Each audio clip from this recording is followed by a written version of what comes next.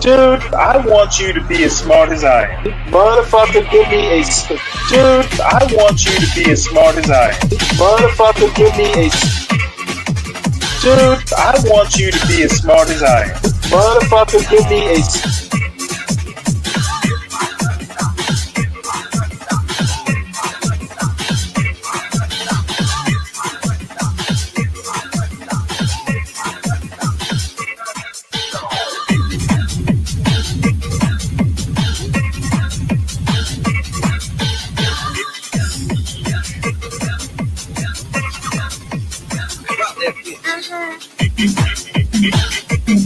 Dude, I want you to be as smart as I am. Motherfucker, give me a specific...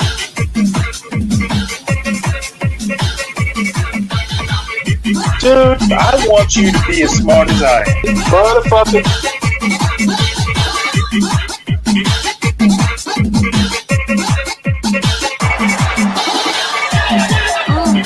Come on out, you rapist!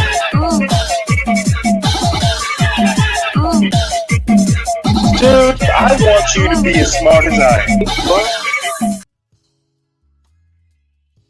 Say, I call upstairs. I'm finna go with my cousin. I call upstairs. I say, Hassan, let's roll.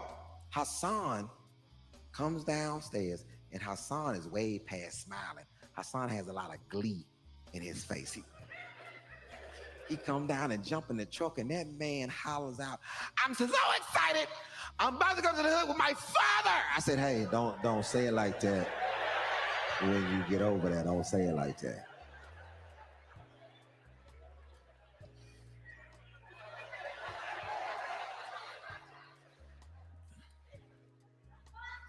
We in the truck, we going down the street, and I know Hassan is very happy. Hassan is very happy. Hassan hollers out, Father, can you play my music? I said, cool, Hassan. Because see, the thing is, I don't have no problem with Hassan's music. Nothing. Hassan is 13. He's only been to one concert. He was 11 years old. Hassan came and asked. This was his request. I'm in my house, minding my own business. Hassan came and knocked on my bedroom door. And that man said, Father, I said, what's up, Hassan? I would like to attend a concert.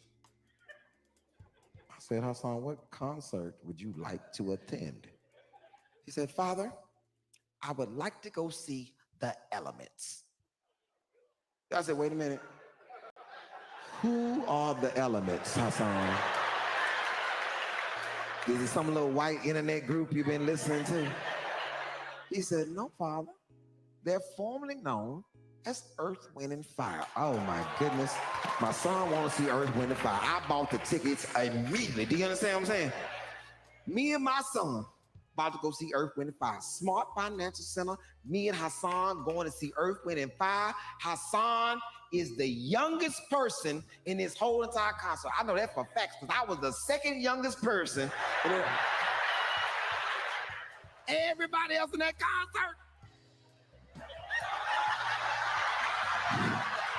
Do you remember?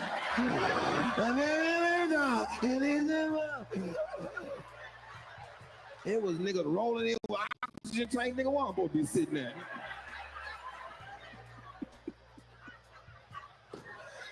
It was so much oxygen, it was crazy, right?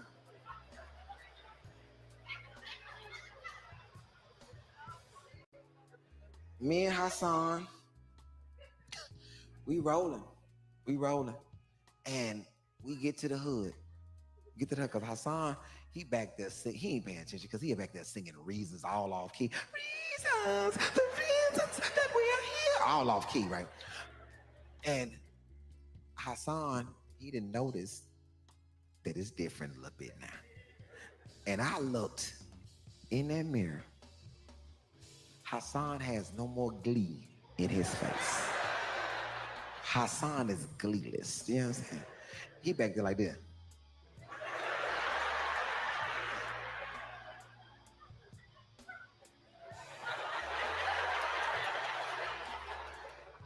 That man said, Father, where are we? I said, this the hood, son. He's like, ugh. I said, hey, man, don't say that, boy. I'm from over here. Don't say that, boy. I'm getting fucked up. Boy, don't say this from where I'm from. He said, Father, this is where you're from. I said, yes. He said,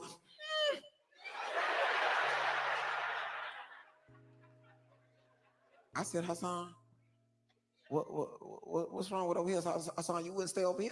Now, I'm not saying that the boy can't answer the question, but I didn't like the speed of the answer. Let me finish my whole damn sentence first. All I said was, Hassan, you was no. I said, wait a minute, boy. I said, Hassan, why wouldn't you stay over here? Now, it's a difference between being bullshit and being disrespectful. I simply asked that man why he wouldn't stay over here. That man said, look at it. I said, did you just do some Michael Jackson shit over my home neighborhood?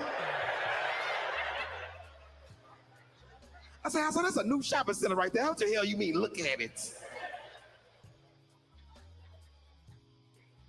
And we riding, and I'm trying to show the boy stuff that means something to me.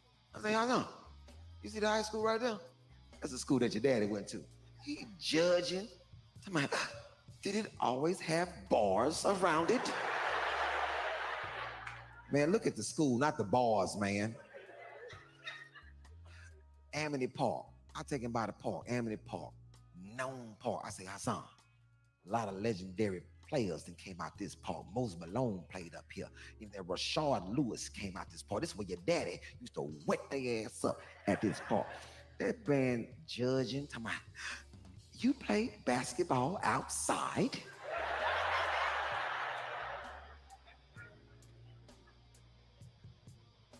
Yes, Hassan, people play basketball outside. In the heat? You know something? Don't worry about it, Hassan. Don't even worry about it. We get to my cousin's house. I don't want to show him shit else. We ain't finna do no more landmarks. I don't. Right. Get to my cousin's house. And we at my cousin's house and we chilling. I'm in there talking to my cousin. Me and my cousin chopping it up. And I gotta go to the bathroom. I'm going to the bathroom. I walk past the boys' room. And I stop because I hear Hassan talking. And I know my son 100%. Anytime Hassan says, so let me get this straight, he about to say some bullshit.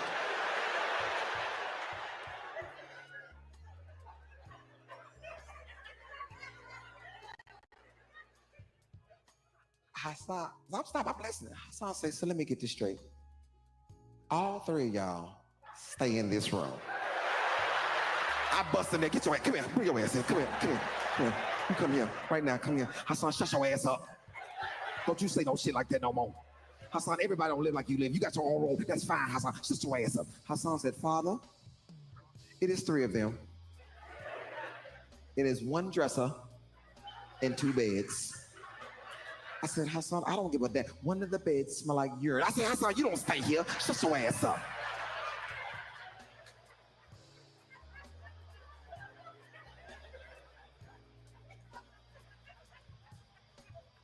Everybody in the hood got a pissy cousin. Shut up.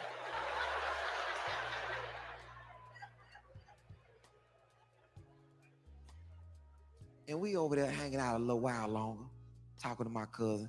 And it's a hallway, right? It's a hallway. And my cousin, it's a hallway. And I'm talking to my cousin. And I look in the hallway. Hassan is in the hallway trying to get my attention. Hassan walk by.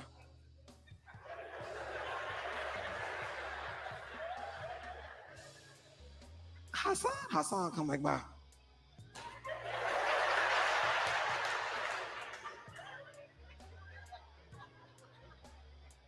Hassan, what's wrong, Hassan? He said, Father, I'm jittery, Father. I said, what? He said, Father, I am jittery. I said, Hassan, what you mean you jittery? To my father, they gave me some red substance, Father, that had way too much sugar in it. I said, oh shit. My son ain't never had Kool-Aid before. It's that real ghetto Kool-Aid. I know how my cousins make it 2 bags of sugar per quart. I know how they make it.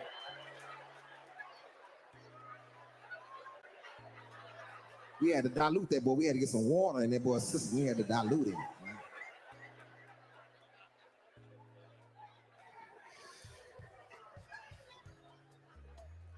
Okay. So we over there hanging out a little while longer. I'm about to go, right? I'm about to go. I said, let me use the restroom before I leave, right? So I'm in the restroom and I'm washing my hands and something comes over me. He said, you know, Lon, I'm gonna let Hassan grow up like I grew up.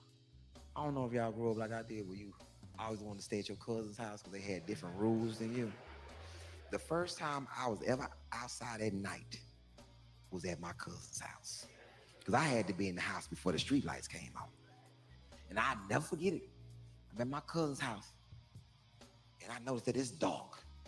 And I ran up to my cousin. I said, hey, man, we got to go. My cousin's like, why, what's up? I said, dog outside. He said, no, we good. I said, we can be outside at night? He said, yeah, we go in, we want to. Boy, that changed my whole life. Now I'm outside, yeah, boy. Night walking, boy, you see it.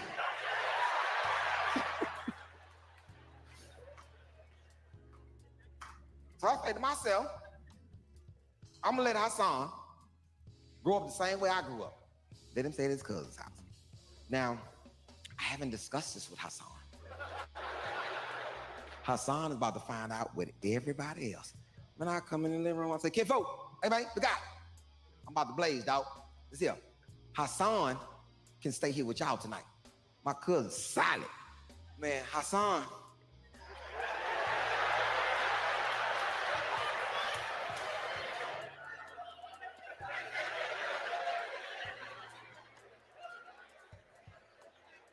Hassan's so bougie, he referring to himself in third person. No, Hassan cannot stay here tonight. I don't know who this Hassan is that you speak of. I said, Hassan, why you can't stay here tonight? I told y'all, it's the difference between being bougie and being disrespectful. That man, all I simply asked that man is why he can't stay here tonight. That man said, look at it. I said, put your damn hand down these people's house, Hassan. Hassan, you are staying. You are staying, Hassan. Hassan is pissed. And I know Hassan is pissed because I'm outside getting ready to leave and Hassan did not come say bye to his father. And I'm outside talking to my cousin and I'm really shaking on my decision to let him stay anyway. I'm already shaking on it. And my cousin, he ain't making it no better. I say, kinfolk, hey man, the guy, don't let nothing happen to my son. He ain't from around here. My cousin, oh man, come on now, boy. That's blood, that's family. Ain't nothing gonna happen to that boy, cause these boys right here know anything jump off, I'm gonna pull my hammer out, boy, and it's hammer time, nigga. Nigga.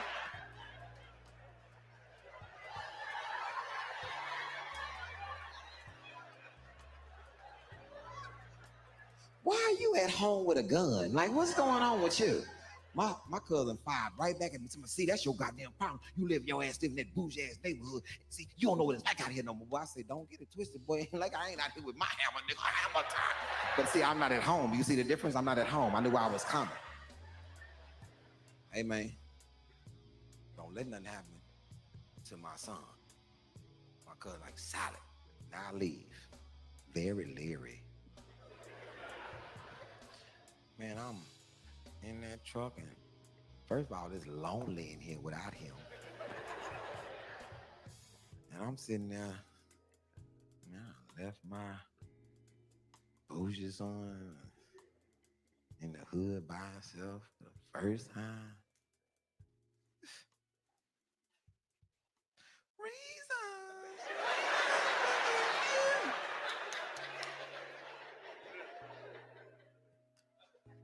I get all the way home.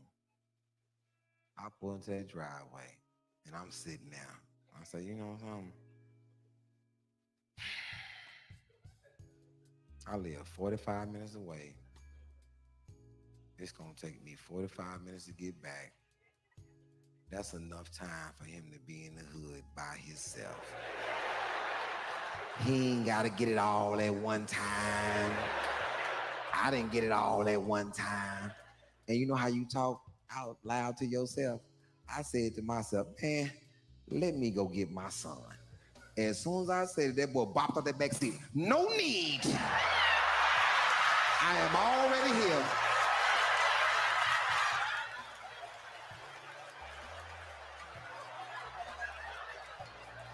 I said, boy, you way more hood than I thought, boy. And you gonna hold your breath for 45 minutes in the back of this truck to pop out the bus. No need. I'm already here. Dallas, y'all have been wonderful, man. Hi guys, my name is Jenny. All right, everybody. Welcome to Stanley versus the World. I ought to play this. I ought to play this video through.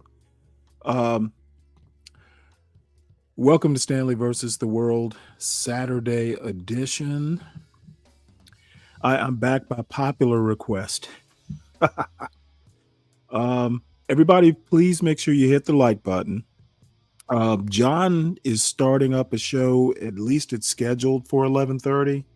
So at some point, I'm going to pull the plug on the Galt station and go over to. Well, I'm already streaming to my channel, but at some point I'll just stream exclusively on my channel. I have a few news stories.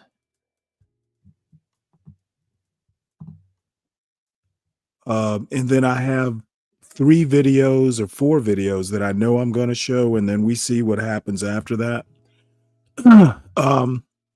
So the first news story, and I figured it would be a pleasant diversion from all Trump all the time. Jim Lovell, Apollo 13 commander, dies at age 97. He's the character that Tom Hanks played. So we'll listen to this little video here. But I mean, he's one of these characters from my childhood. Back in the 70s, you know, the Apollo astronauts, that was like really, you know, they were celebrities. And the Skylab stuff was also, most of y'all won't even remember Skylab, but that was a big deal as well. So, you know, these old Apollo astronauts, I don't know if he's the last one, but he's got to be one of the last. So let's hear this. And today we learned astronaut Jim Lovell has died. At 97, he'd been the oldest surviving astronaut. He flew in space 4 times, but he's best known for helping turn a failed mission into a success story made for Hollywood. Lovell was part of the Apollo 8 crew. Lovell, Frank Borman, and William Anders were the first 3 men to ever leave the Earth's orbit and circle the moon. Sometimes I'll look back and say, you know, how do we ever do that? They snapped this famous photo, Earthrise, as they orbited the moon. And Lovell broadcast from space on Christmas Eve, reading from the Bible. And God called the light day, and the darkness he called night. Lovell wasn't done beating the odds. He also flew on the ill-fated Apollo 13 mission, which had to abort plans to land on the moon after an explosion in an oxygen tank. Houston, we have a problem. Tom Hanks played Lovell in the movie Apollo 13. In an all-time cameo, when Hanks, playing Lovell, arrives back safely on a Navy ship, the captain whom Hanks salutes was played by Jim Lovell. Yeah, well, hero indeed, Brian. One of the good guys. So let's see, what else do we have here? Well, we will start. Zelensky rejects ceding land to Russia after Trump suggests a land swap. Yeah, you know, Zelensky's not having any of this bullshit. It's the Russians who invaded. And Trump needs to remember that. So the follow-on story is Trump and Putin will meet in Alaska next week. That ought to be interesting. So President Trump and Russian President Vladimir Putin are planning on meeting in Alaska, according to multiple sources familiar with the matter. Maybe we can get 12th Man to be our reporter, our on-scene reporter. Mr. Trump confirmed on Truth Social the meeting will take place in Alaska on Friday, August 15th. I wonder if President Trump will basically hand over the keys to Alaska. Wouldn't it be funny if Alaska reverts back to Russia? I would love it. We'll have 12th man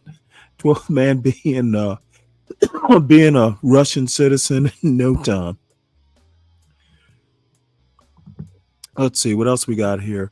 This actually kind of surprised me, but it kind of didn't either. DHS is delaying millions in already approved North Carolina recovery funds, documents show. So they make a big deal of Biden delaying FEMA funds and all this stuff. And then lo and behold, they're doing the same thing. So we're going to listen to a little bit of this.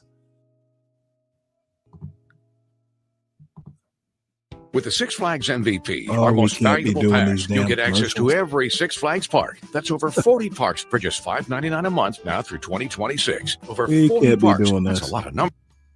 And officials familiar with the process. On July 22nd, North Carolina Governor Josh Stein sent a letter to DHS Secretary Kristi L. Noem urging her to rapidly release disaster recovery funds that the Federal Emergency Management Agency had already approved, which total about $115 million in public assistance grants. The state faces nearly $60 billion in storm-related damages, the governor said. And while the federal government has already provided considerable financial support, unfortunately, much more help is needed to rebuild Western North Carolina.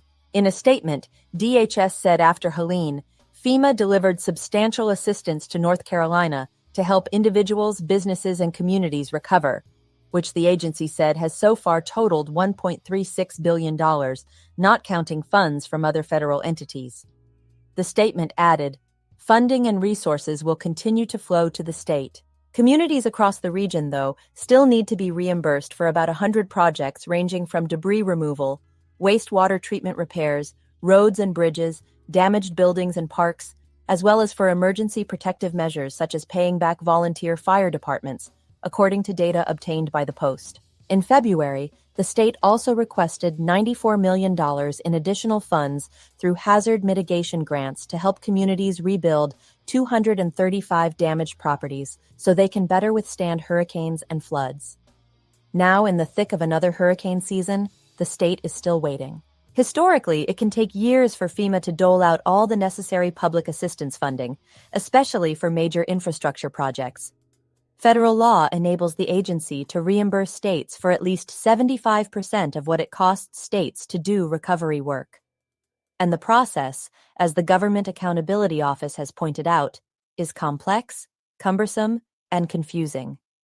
There can also be holdups if the Office of Management and Budget wants to review allocations. But experts and former FEMA administrators, including W. Craig Fugate, say money for emergency and protective measures such as debris removal should have hit North Carolina by now. For these kinds of more immediate projects that have solid documentation, it generally takes about 30 to 90 days for those reimbursements to reach states, Fugate and others said. This administration, however, has been taking longer to approve disaster declarations and hazard mitigation grants, according to researcher Sarah Labowitz, who has been tracking the data. At least 10 states and 2 tribes waited months for disaster funds, as this administration works to clamp down on FEMA's spending and to shift more disaster recovery and mitigation responsibilities onto states. Those that eventually received money, such as Indiana and Michigan, got far less than what governors asked for based on their damage assessments after severe spring storms and floods. California is still waiting for supplemental funding meant to help rebuild homes and small businesses after January's historic wildfires. In mid-June, Noem instituted a restrictive budget process that requires her approval for every expense over $100,000. For an agency such as FEMA, which can spend millions in a matter of minutes, the sign-off procedure has crippled most of its operations, particularly disaster response.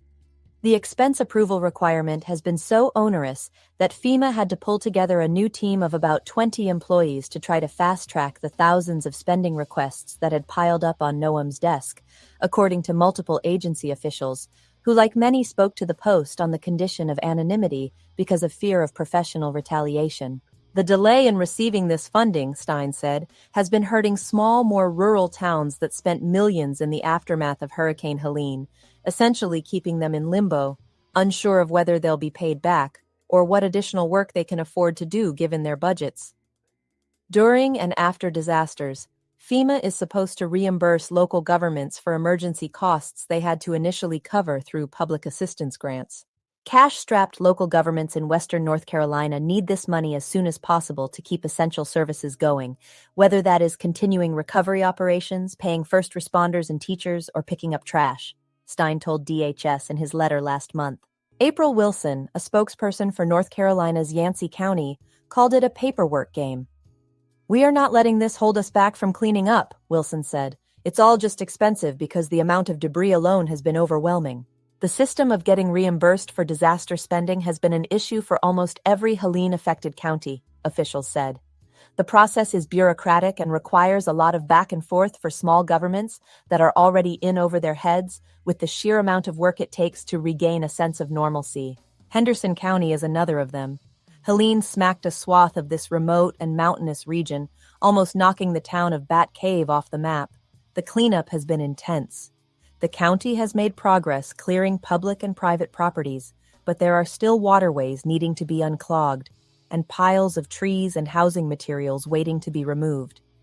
After choosing to pay private crews directly instead of waiting for the Army Corps of Engineers to do the work, the county is out almost $20 million, Manager John Mitchell and other commissioners discussed at a board meeting Monday. "We are furiously pursuing FEMA to return our funding," one commissioner said, sharing a slide showing how much the county has spent. "The county has been spending about $1.5 million a month on debris removal," Mitchell calculated.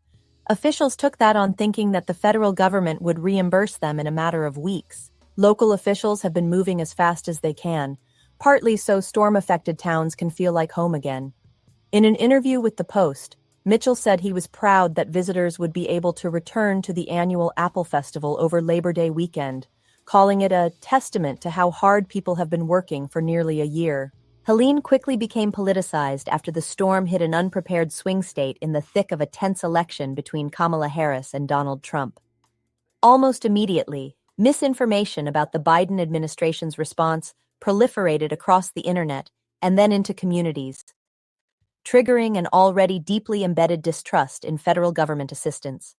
Trump also held up the government response as an example of what was wrong with FEMA, accusing the agency of sending disaster money to illegal migrants and ignoring American people in need, saying once that federal and even state officials were going out of their way to not help people in Republican areas. During a visit to the ransacked town of Swannanoa last October, Trump lambasted FEMA for being too slow, bureaucratic, expensive, and ineffective. He repeated similar sentiments during another visit in January, suggesting it might be best to eliminate the agency. In December, the Biden administration promised to cover all of North Carolina's cleanup costs from when Helene hit in September until March.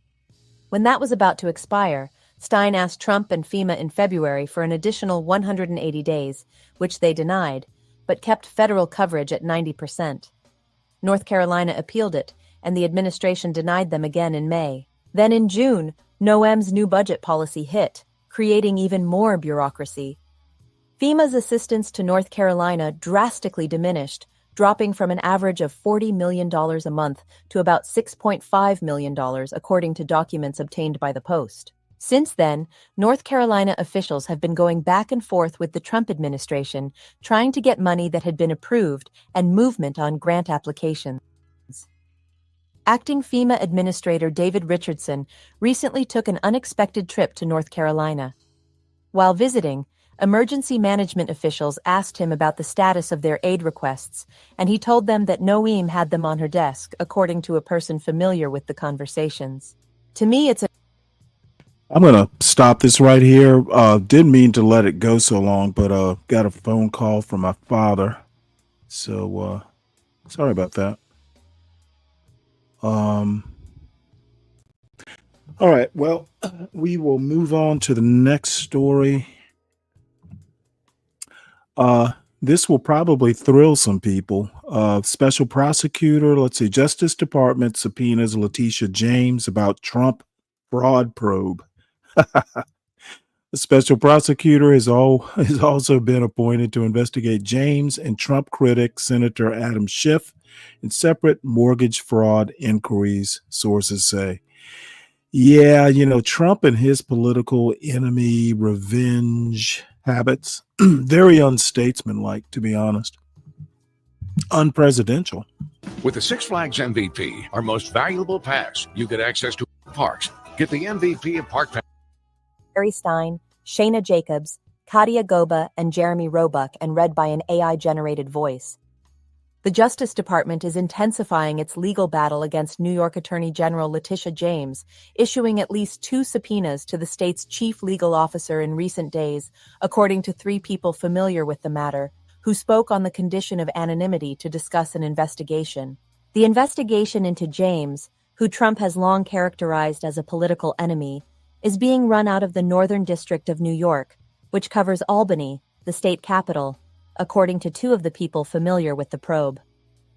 Attorney General Pam Bondi this week appointed Ed Martin, a former interim U.S. attorney in Washington, to serve as a special prosecutor in a separate mortgage fraud investigation of James. In the Northern District of New York investigations, one of the subpoenas focused on James's successful civil fraud case against President Donald Trump and his real estate empire, the people familiar with the probe said. A judge ordered in 2024 that Trump and his company pay more than $450 million in fines and interest. A second subpoena suggested that the Justice Department is looking into James's high-profile litigation against the National Rifle Association, which led to court-mandated reforms of the group, the people said. The subpoenas did not cite a statute under which James is being investigated, according to 2 people who reviewed the documents. The Justice Department appears to be investigating whether James violated federal civil rights laws, 2 other people familiar with the matter said. The probe into James's successful civil fraud lawsuit against Trump involves whether the state attorney general conspired to violate Trump's rights as she brought that lawsuit, those 2 people said. The Justice Department declined to comment. Any weaponization of the justice system should disturb every American. We stand strongly behind our successful litigation against the Trump Organization and the National Rifle Association, and we will continue to stand up for New Yorkers' rights, said Jeff Bergen, a spokesman for the state attorney general. Trump has long decried what he's described as the weaponization of law enforcement to prosecute him and conservative allies during the Biden administration. Under Attorney General Pam Bondi, the Justice Department has investigated several people Trump considers his political opponents, including former FBI Director James B. Comey and ex-CIA Director John Brennan. The James investigation is the first known instance of the Justice Department pursuing potential criminal charges in connection with an official who brought litigation against him. Investigating the fraud case Attorney General James won against President Trump and his businesses has to be the most blatant and desperate example of this administration carrying out the president's political retribution campaign, James's attorney, Abby Lowell, said in a statement. The existence of the criminal investigations does not necessarily mean the Justice Department will indict James. Prosecutors must present the evidence they collect to grand jurors, who will then vote to determine whether the government presented a strong enough case to bring an indictment. But the investigation alone could prove costly and politically damaging to James, even if no charges are ever filed. The latest investigation appears unrelated to the Justice Department probe into James over alleged mortgage fraud in Virginia. Federal officials are investigating whether James lied on loan documents for a house she purchased in Norfolk in 2023. In that paperwork, she said the home would be her primary residence, even as she served as Attorney General in New York. Her attorney has described those errors as honest mistakes. Bondi named Martin as a special prosecutor to lead that investigation. In that role, Martin is also leading a separate mortgage fraud probe targeting Senator Adam Schiff, Democrat, California, another long-standing target of Trump's ire, according to 2 people familiar with the probe. Both cases were prompted by a criminal referral from Bill Polt, director of the Federal Housing Finance Agency. Pult alleged Schiff also falsified bank documents and property records to acquire more favorable loan terms. The senator and his wife, Pulte said, claimed that a property they purchased in Potomac, Maryland in 2003 would be their primary residence, even though they reside in California. Schiff's lawyer, former Manhattan U.S. Attorney Preet Bharara, derided those claims as transparently false, stale, and long debunked, and called Martin the most brazenly partisan and politically compromised person possible to be leading the prosecution. Trump pulled Martin's nomination to be the permanent U.S. Attorney in Washington, D.C., when he was unable to secure enough Senate votes to approve his appointment. He had never served as... Oops, sorry about that. I X'd out a tab that I shouldn't have. But we pretty much get it. Anyway, I can assure you, Deacon Dave, this is going nowhere. So enjoy it while you can. This is a story that I saw someone type in the chat, maybe it was Stan Autry, that there was a shooter at Emory University's Atlanta campus. Let me play this right quick. Joe Gorcho, he is joining us now. Joe, can you tell us where you are located? We know you're just getting to the scene and digesting all of this information. Obviously, we have just had a sad update learning that one officer has lost their life today. Carly, we're by Houston Mill Road where Clifton Road is. You can see behind me, officers have it blocked off. We just heard from Andy Parati. He is reporting about that daycare. We're actually a couple blocks from that building where we're positioned right now, but officers are blocking off the street, not allowing through traffic at this time. In fact, Carly and Blair, just moments ago, I saw an officer escorting a CVS employee past this blockade that you see here and helping her get to her vehicle and into a safe point about a few blocks down the road. She was visibly shaking. You could see distress in her eyes as the officer was holding her hand as he was walking her through this. Again, that CVS is part of that focal point from where we believe this shooting took place. In fact, just a short time ago, I spoke with a mother. I know we have some of that sound. We're working on getting it in at this point for you to hear, but I did speak with a mother whose son is still at that daycare. He's a year and a half old, and she told me that she got a text from her wife that she heard gunshots, that they were in lockdown, and they had to go into hiding and be quiet, so she couldn't even speak with her wife and to know that her child was safe. But you can only imagine the terror that that mother was feeling, getting that notification that all of a sudden you find out that your loved one and your child are somehow now in a situation where they're surrounded by gunfire in lockdown in the daycare. And one thing she told me at the very end of our conversation, she says, this just can't be normal that you send your child who's just a year and a half years old to the point where now you're worrying about if they're going to come home in one piece because of incidents like this. Now we're told that the child's okay and that the kids in that class, we spoke with another mother who said they got a notification from that daycare that every single child was accounted for in their class. Again, I do not know how many classes are in this daycare, how many different rooms are in this daycare, but that mother told me she received a notification that all the kids were accounted for in their class. So both of those mothers, I can see them just from my periphery where I'm standing right here. They're talking to each other. They're trying to comfort each other. They're obviously very anxious and want to get to their children and their loved ones and give them a big hug. I can only imagine what they're feeling right now. I'm getting a little emotional thinking about it if my kids were in that situation. So I can only imagine what they're experiencing right now. And we will hear from that mother at some point throughout the evening because we did speak with her. But Blair, Carly, that's part of the emotion. Some people are curious, wondering why they're seeing all this crime scene tape. What's going on behind us? Is the scene contained? Others know that their loved ones and people they know were trapped in hiding, fearing for their lives when the shooting was going on. So there's just a lot to take in at this moment. Like you mentioned, an officer has lost their life at this time because of this shooting, and we'll learn more as the hours go on. But certainly the feeling of anxiousness and uneasiness is certainly very present where we're standing right here. Blair, Carly? Yeah, Joe, I can't imagine the fear that people had in that area because the estimates of the gunfire, 10 shots, 30 shots, I just can't imagine what people, the fear, the true fear they had this afternoon. Have you gotten any sense from law enforcement when they might give us an update? I know we've been told, and I know it's a very fluid situation, that's how these things work, but have you heard any updates on that? Blair, it's a great question. I have been coordinating with our assignment desk, and our reporter Niamani Watson's actually at this scene working on trying to figure out when they're going to give more information. As you can see, this is a very heated scene. I'm actually seeing people trying to converse with officers here and get information. So it's very fluid. I know it's supposed to be soon. There will be a briefing. We do have crews there, Blair and Carly. That's the good news. So we should be there when they give us an update to give us more of an understanding of the timeline of events as they know it at this point. But right now, there's certainly a lot of uncertainty and uneasiness, people trying to figure out what's going on. And of course, are the surrounding areas safe at this time? The police have done a good job blocking off and securing a good portion of the surrounding campus here in the roads. But right now, there's certainly uneasiness, especially for the parents too. The parents just want to get to their children. They want to get through the barricades. They want to go see their loved ones. And right now, they're being told they have to stay in place for the time being. In fact, they're still trying to get escorted. Those two parents, you see them behind me here.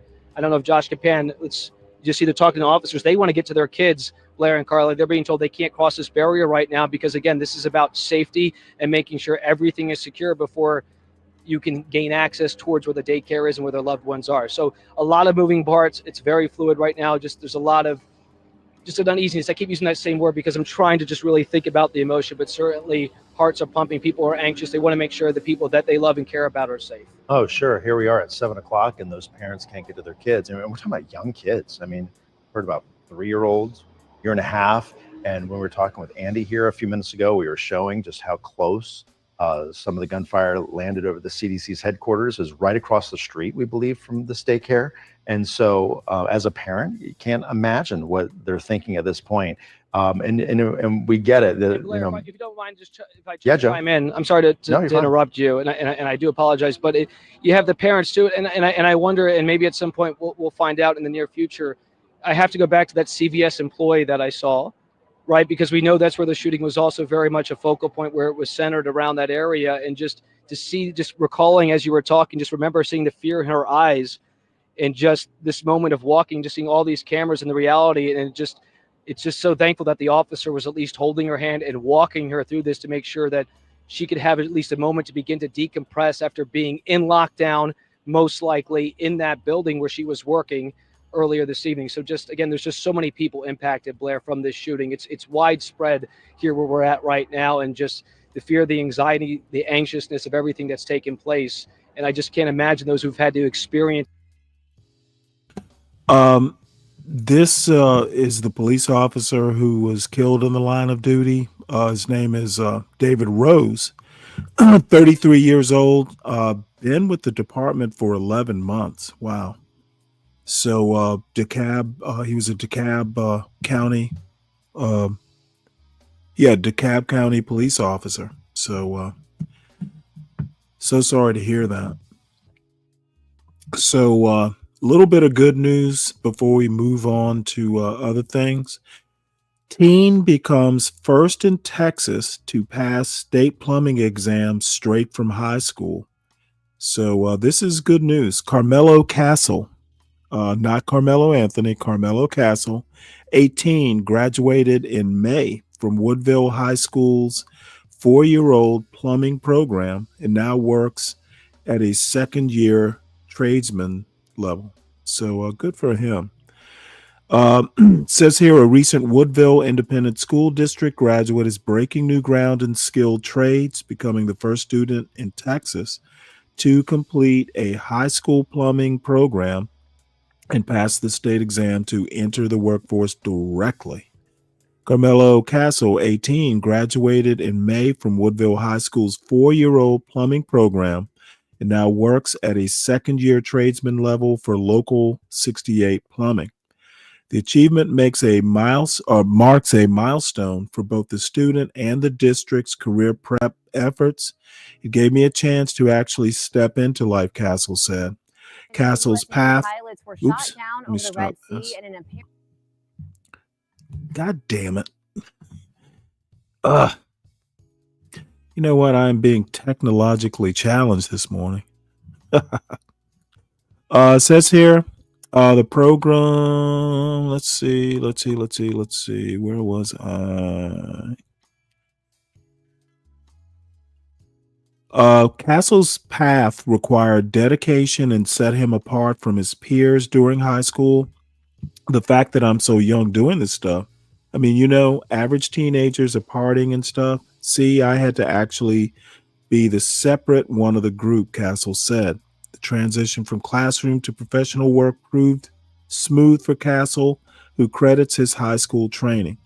I was so used to it as soon as I went in to where like it didn't really affect me. John Bunker, Woodville High School's plumbing instructor, oversees the program that provides students hands-on experience in a dedicated shop area. This is our shop area right here. It's a large shop, but we have this area right here primarily for my class, which is the plumbing class. The program allows students to earn professional credentials while still in high school, giving them immediate entry into the workforce. Man, this is awesome. The program continues to grow with 3 Woodville High students expected to take the state plumbing exam during the upcoming school year. So that is excellent. So that is awesome. Georgia have a clot of poop sexuals. Is that supposed to be a joke? Huh. So anyway, by the way, while I'm thinking about it, everyone make sure you hit the like buttons. Make sure that you subscribe to the John Gall Urban Landlord channel. Make sure you subscribe to Urban Landlord Clips. I do believe John at least is scheduled to do a show around about 11:30 Eastern time this morning. And I'm going to go ahead and drop the link to my channel in the John Galt chat, because at some point we will shut down on that channel and do it exclusively for my channel.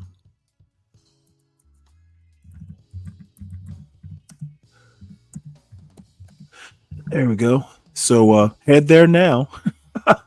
And also make sure you subscribe if you're not subscribed to the Stanley Cross channel, and hit the like button. And congratulations to this young man. Georgia does have programs like that. I don't know the details, but that is good stuff at that young man's former high school. So this is an opinion piece. Trump is a totem for wealth. What happens if the economy crashes? Odd question, but let's hear it. All right, Jamel, I need to ask about the hat. So it says Legubinati, and it's from the company Rancho Gordo, and it's sort of like, you're part of the Bean Illuminati. Wait, you're part of the secret Bean power structure? Yeah. Okay, well, the White House wrecking ball just keeps on swinging this summer as President Trump pursues his passion for undermining key American institutions. Just the past couple of weeks, we've seen the White House fire the head of the Bureau of Labor Statistics, the agency responsible for providing unbiased info on the labor market, because the president was displeased with the jobs report. Meanwhile, and this is my personal obsession, Republican state lawmakers in Texas, at Trump's command, redrew the state's congressional map to give the GOP 5 more House seats. Now, practically speaking, these moves don't seem to have much to do with each other, but they both spotlight just how far this president will go to destroy public trust in vital institutions. And that is what I want to talk about today. So once again, I feel the need to say that we are recording this on Thursday morning. So by the time you hear us, God knows where the chaos will have taken us.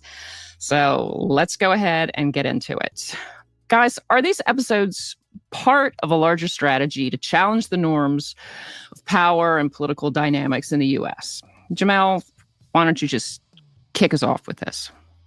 Sure. I think it's always important not to attribute too much intentionality to the specific person of Donald Trump. Do I think Donald Trump is most interested in maintaining sort of maximum autonomy? He wants to be able to do whatever he wants whenever he feels the need to do it. Yes. A byproduct of that is this assault on institutions. But I think it's worth remembering, or this is, I guess, my view, that him going after redistricting in the country, him being obsessed with tariffs, those, I think, in his mind, aren't like related to each other, right? There's no logical connection between them. He's obsessed with tariffs, as he's been basically for 40 years. And he doesn't want to lose control of the House next year, knowing that losing control of the House not only puts an end to his legislative agenda such that it exists, but exposes him to political vulnerability. So he wants to do both of these things. And in the process of doing both of these things, he has no real interest in regular procedures or, democratic give and take or anything. So he's demolishing institutions. And so they're related in that way. But that relation is sort of like our interpretation. I don't think it's something that he himself, envisions. Steve, you think it's all just capriciousness? Well, I think there's an element of capriciousness, but I think there's also an element of intentionality. And I think I certainly agree with everything Jamil said, but I'd put it also in this context, which is the difference between Trump 1.0 and Trump 2.0. Trump 1.0 operated within, vaguely within some set of norms that we're used to. He didn't try to fire the head of the BLS or this or that.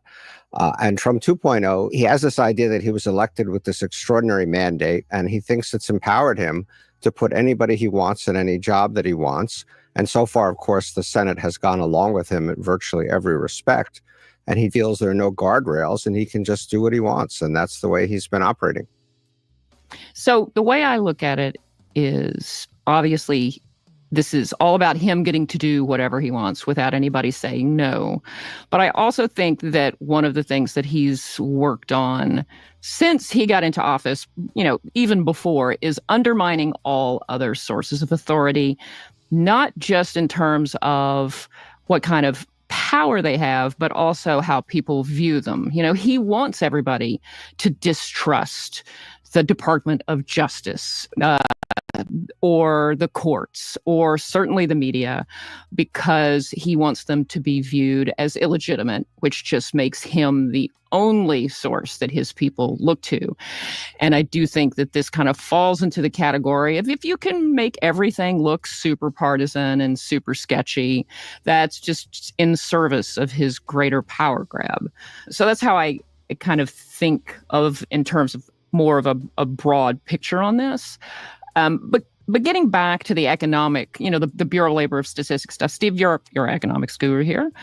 What is your view on him booting the head of that agency in, what sure smells like the politicization of a department that's previously operated above the partisan fray? I mean, our colleague Tom Friedman wrote that of all the terrible things Trump has said and done as president, the most dangerous one just happened on Friday. So what say you to what's going on here? We can debate whether it's the most dangerous thing that happened. It may well be, but it's certainly right up there. It's quite extraordinary that the Labor Department comes out with a set of statistics that it compiles the same way it compiles them every month. It's important, without getting too far into the weeds on this, to explain to your viewers and listeners how this works. It is not the head of the BLS waking up in the morning and deciding, well, this is how many jobs we created last month. This is a process that has gone on like this for 100 years, in which two different sets of surveys are done, compiled by career members of the BLS, and then released to the public. The same process every month, forever and ever. And so it is beyond imagination that these statistics could have possibly been manipulated. There have been attacks on the BLS before. In 2012, Jack Welch, well-lauded CEO of General Electric, claimed that in the run-up to Obama's reelection, the BLS had manipulated the unemployment number to show it going below 8%, and he didn't believe it had gone below 8%. So the BLS has had these kinds of attacks before, but this is certainly one of the most remarkable things I've ever seen, where the president literally just woke up and fired the head of the BLS and claimed all the numbers were made up, which, as I just said, not a single economist, not a single expert, not anybody who's ever known anything about the BLS would have ever suggested that that was possible. Can I just real quick jump on one of my hobby horses here? Oh, please do. Please. Okay. Steve mentioned earlier that the president seems to have this belief that he can sort of fire anyone in the executive branch and the entire federal bureaucracy and replace them with whomever he deems appropriate, kind of irrespective of what Congress has said. And this is like a view that, you know, very conservative legal scholars have. It's part of the unitary executive argument that the executive branch basically is contained within the person of the president. The president exercises the whole of the executive power, and that this gives the president broad powers of removal. And Trump is claiming basically unlimited powers of removal. And part of the argument for this is that it enhances political accountability. The president being accountable to the American people, giving him this kind of broader, almost unlimited removal power, and thus enhances the accountability of executive branch officials to the American people. But you'll note with the removal of the head of the BLS that the issue here isn't that person's performance as it relates to the American public. That person is doing their job as spelled out in the legislative directions given to the BLS. It's spelled out in the accumulated tradition of how one does things at the BLS. The issue for the former head of the agency is that they were not doing what Trump wanted them to do. So she is removed because a lack of accountability, you could say, to Trump and Trump's personal political interests, not those of the American people. And I think that's an important nuance to capture, that this removal power is not being used to enhance accountability to the American public. This removal power is being used to discipline.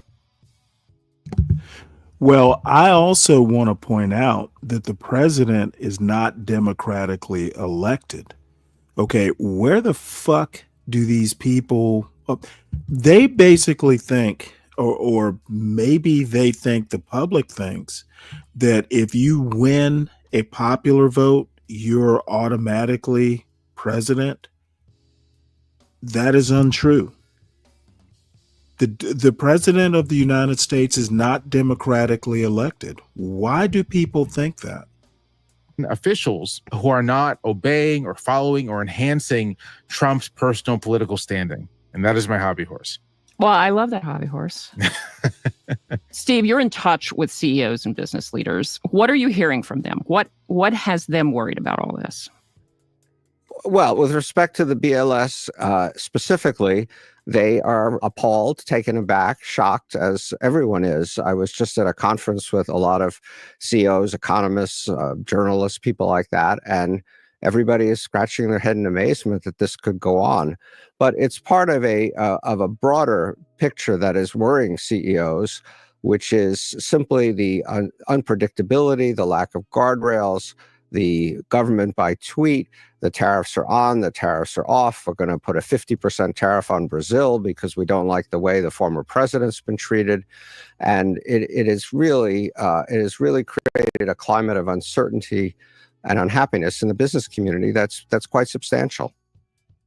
So you mentioned tariffs too. What are the potential long-term, or at least longer-term effects? Because we're talking broadly about power, but you also have very specific, very concrete repercussions. When it comes to the economy, what is the damage that's being done that will outlast kind of this moment, you think? Well, let's talk about the numbers that were actually released before the head of the BLS got fired.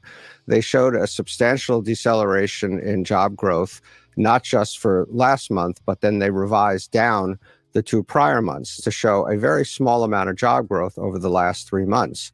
And that is worrisome. That suggests that the labor market is weakening significantly. And if you talk anecdotally to CEOs, they will tell you that their hiring plans have come down substantially. If you talk to any young person who's out in the job market right now, they will probably tell you that the job market has gotten a lot tougher. But I think clearly, as I talk to CEOs, they have all cut back their hiring plans, in part because of the uncertainty around the tariffs and the damage that they believe that tariffs will ultimately do to the economy. And I'll make one last point about this, which is, historically, and I'm not here to tell you I know for sure that this time will be the same or different. Historically, when unemployment numbers have gotten revised one way or the other, up or down, by a significant amount, it can often portend a trend. It can often be an early indicator of a trend. And so the fact that you've had such significant downward revisions for 2 prior months, as well as a poor number for the most recent month, has got a lot of people very, very nervous about the state of this economy. It's also, I mean, the president doesn't understand this. His advisors are too sycophantic to really, I think, make the argument to him. But this is also detrimental to his own political interests. There's the phrase, the aphorism, the map is not the territory, right? You can change the numbers they report to make you look better, but that doesn't change the underlying reality of what's happening in the economy, or the underlying reality of what's happening in anything. If you're going to change the number, to juke the stats, if you will. And so the president can put pressure on the nation's statisticians to make him look good. But if the underlying conditions are actually on the downturn, if things are actually getting worse for people, then the only thing he's done is made it more difficult for his government to respond to whatever is bubbling up from the surface. Well, that's what I was going to ask you both, is that this move by Trump sort of spotlights his panic about what's happening. Certainly how it will impact his party's fortunes and whether he keeps a death grip on the government going forward. I think our assumption has always been that no matter what the numbers say, if people start to feel some pain, it's going to come back, and then you will start to see some pushback. I mean, do you think that the tariffs and what we've got coming and the softening job numbers are the beginning of what Trump has been worried about, or at least what his party has been worried about, in terms of people actually being able to see what's going on? I think that the perception of economic growth and prosperity is basically the thing that holds up Trump's public standing, right? People don't actually like Trump that much. And you see this in the polling whenever he gets back into power. People really do not like his general thing. But what they accept in this sort of trade-off is that, okay, Trump may be terrible in X, Y, or Z way, but he brings prosperity. He's like this totem for wealth, right? If it turns out that under Trump, there is a significant economic slowdown, if there is a recession even, I think that is a moment where the bottom could really fall out from under his administration, his political standing. Now, what this means in practice, you just have to see what happens. But I do think that that's like a real danger for him, that in the absence of any other compelling thing outside of his particular cult of personality to keep him buoyed up with the rest of the public, he just doesn't have that much. Well, I'd suggest that's actually already happening. In other words, if you look at the polling data, as you said, Jamel, he is unpopular himself. His job approval ratings are terrible, plus or minus 40%, depending upon which poll you look at. But people's perception of the state of the economy has not improved at all since Trump came back. His big, beautiful bill act, whatever you want to call it, polls. Oh, that is not what I want to call it. Yeah, I have many more names for it. All right. The big, ugly bill polls quite negative.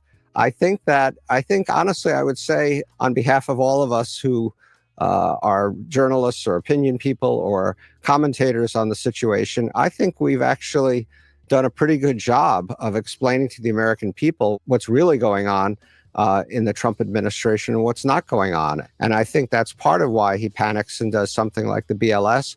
But when you see polling data on that, I think you're going to find that even that has backfired on him, and people are simply not going to believe that the data is manipulated or that he did the right thing in firing the head of the BLS. Okay, so the topic of political danger is the perfect segue into the second part of this, which is I have been following the Texas redistricting drama for weeks, since well before the new congressional maps were posted. And this is all about Trump panicking about what's going to happen in the midterms. So asking state lawmakers in Texas, which is led by Republicans, to redraw him a congressional map that finds the party 5 more seats before the midterms next year, which they've done. And they have put them out there, and it has exploded. So this week's hot new development is that Republicans have drafted the FBI to help them track down and arrest Texas Democratic lawmakers who fled the state in an effort to bog down this power grab. Democrats at the national level are spoiling for a fight. They're looking to push back. Blue states like California are threatening to redistrict in response. Democrats I've been talking to, including House Minority Leader Hakeem Jeffries, understand that they cannot take the so-called high road any longer, but are going to need to dig in and punch back hard. So I am very interested in where all this is going. Jamel, I want you to look at this, because this is far from the first time Republicans have done this. This ain't their first rodeo, as they say. But this has happened in your backyard in North Carolina. They went through it in 2021 when that legislature redrew the maps. And at the time, you had suggestions for how Congress could address this issue. Do those still apply? Kind of what have you been thinking watching all this? So my thought watching all of this, and I believe my suggestions way back when, was just that Congress should pass a bill ending partisan gerrymandering, which is well within Congress's power to do. And I still think that. I still think that there should be a national ban on partisan gerrymandering. I think that the country should move away from single-member districts, which sort of necessitate gerrymandering, and move towards multi-member districts, which could open the door to more viable third parties in the American system. Having said that, I do think that one cannot bring a knife to a gunfight. One of the things that's worth saying is that gerrymandering is something of a gamble. So in Texas, if they're going to squeeze out 5 more Republican-leaning congressional districts, this necessarily means spreading Democratic voters across other already Republican-leaning districts, and these new districts may be only modestly or slightly Republican-leaning, and prior districts from which you're moving populations may become a little less Republican-leaning as well. And what you're counting on is a certain baseline level of partisan swing. If you get above that, what can actually happen is that you lose all of those seats, right? A wave can wipe out a map in that way because you've sort of lowered the barrier. And so part of what's funny to me about all of this is that it's clear that Donald Trump has a vision of what gerrymandering is, which is just that it's a generic way. Well, what Jamel is saying here, if you dilute the Democratic vote, you also dilute the Republican vote, and there are thresholds. That's what people like Donald Trump don't seem to understand. Gerrymandering is a zero-sum game. But Trump's not that bright. To get more seats, and there's no cost to it. So of course, why wouldn't you do it? But the reality is that there is a cost to it. And the cost is that if you find yourself in a situation where there's a broad public swing against your party, you can lose all the seats that you may have gained with gerrymandering. The other thing I'll say here, just in terms of, fighting fire with fire, whatever cliche you want to use, is that there aren't that many high population Republican states, right? The typical Republican state is population-wise a little smaller, a little more sparsely populated. And so, yes, in Texas, you can maybe net a few more seats. In Ohio, you might be able to net a seat or two. California, Illinois, New York have actually a lot of room to really severely gerrymander their maps. And so if you do get into this game of tit for tat, you might end up in a situation where, in fact, what you've done is made the map lean a little more Democratic than it otherwise would have been.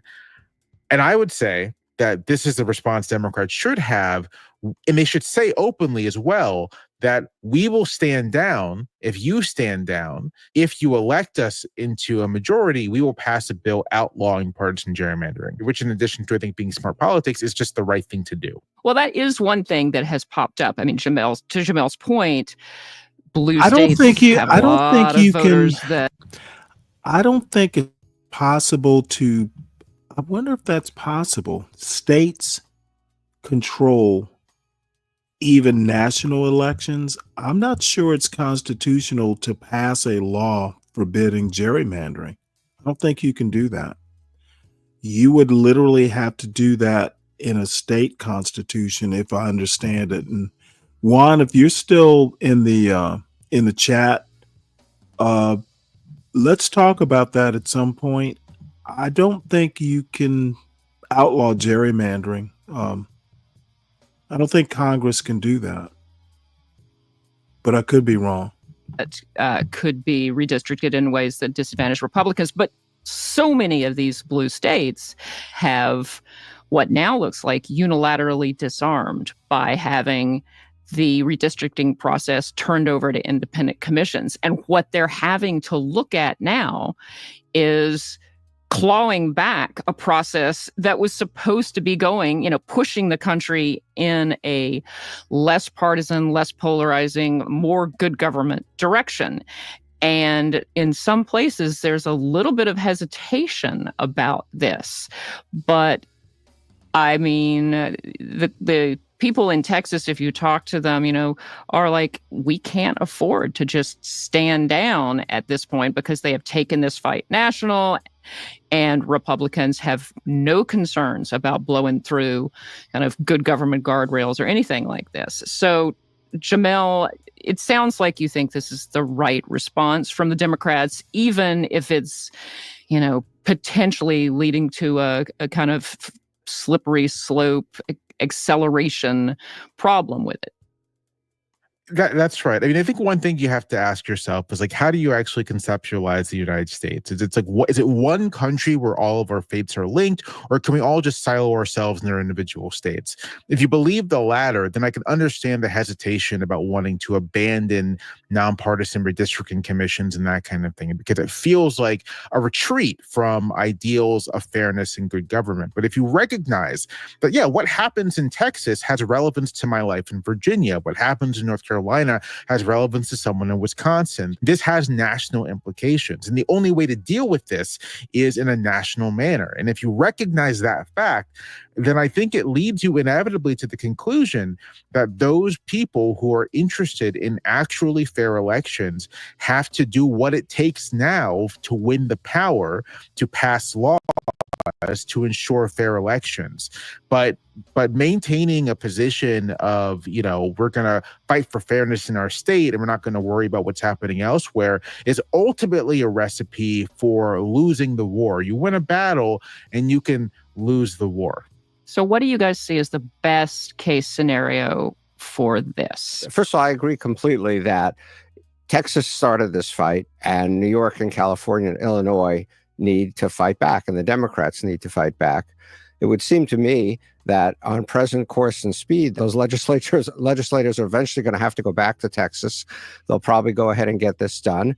And then I hope the big blue states will go ahead and do what they have to do. And then hopefully, as Jamel said, if we Democrats, and I'm a Democrat, can get back in power and can pass some laws to bring this to a better place, then that is the most optimistic scenario I can see.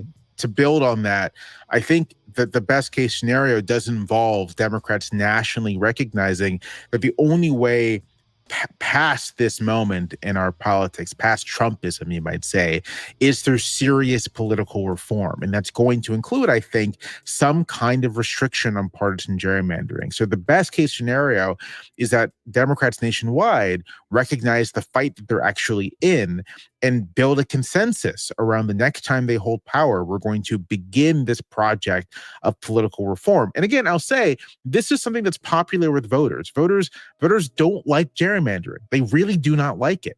And so this is an opportunity to make a promise that you can deliver on, and also a promise that you can deliver on that will, in the long run, make our politics better. So I want to jump on that because I actually spent some time down in Austin, and I've talked to a lot of the Democrats who've been watching this sort of thing down there for a long time. And they do have this situation where you need public pressure. You need public attention. It's not going to be the lawmakers alone that save you or some redistricting commission. This is one of those things that the Republicans are counting on people sort of caring about, and let's be clear, for the hearings that they were holding on this, the people were lining up and in the Capitol to testify, in the other arenas where they were having these things, people were lining up online to testify. They had overflow rooms. There was a lot of local pressure. But what Republicans sort of count on in these situations is that people get really fired up, but then they don't really follow through, or they don't press hard enough for Democratic lawmakers like Gavin Newsom or Kathy Hochul in New York to feel like it's a must-do.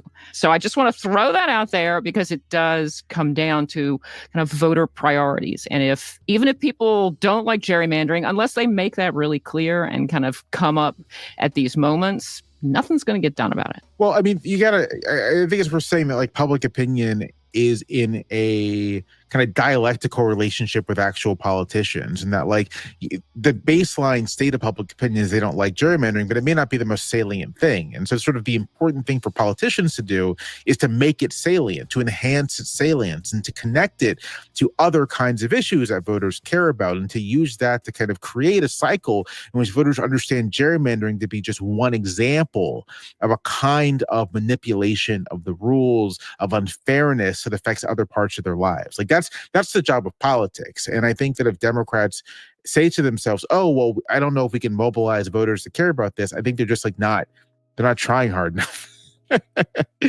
I think it's a tough issue for the American people to understand and grasp. I think, sure, there's a headline, partisan gerrymandering. I suspect if you ask the average American, they probably think both parties do it. It's just part of the sort of seamy side of politics. Eric Holder's been working on this issue since the end of the Obama administration and obviously hasn't made a huge amount of progress.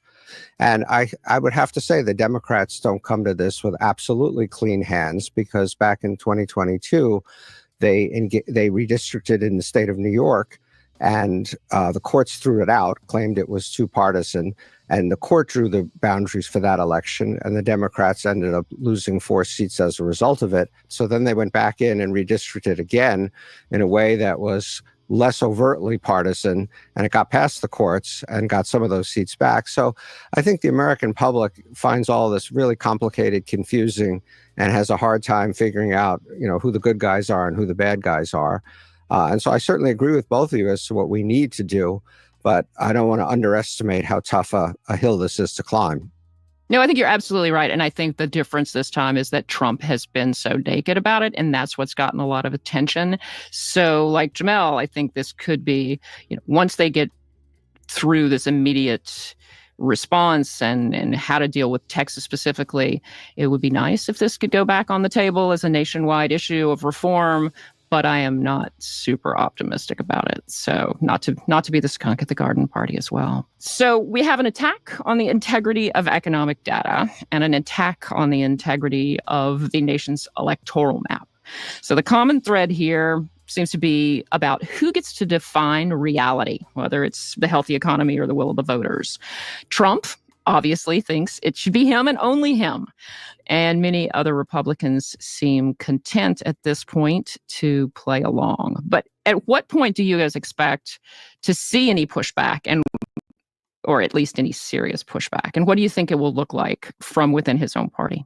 I have to say, I've been around this stuff for a pretty long time. I started my career at the Times in the Washington Bureau, and I have never seen a president have this kind of a hold on his party.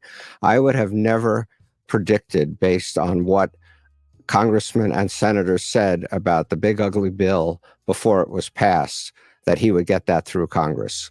It was just, I couldn't imagine it. You had people like Josh Hawley saying, I'm never going to vote for these Medicaid cuts, right before he voted for the Medicaid cuts. And he has this incredible control. This conference I mentioned, which was under Chatham House rules, so I can't identify the people, it was bipartisan. There were a number of very senior former Republican legislators there.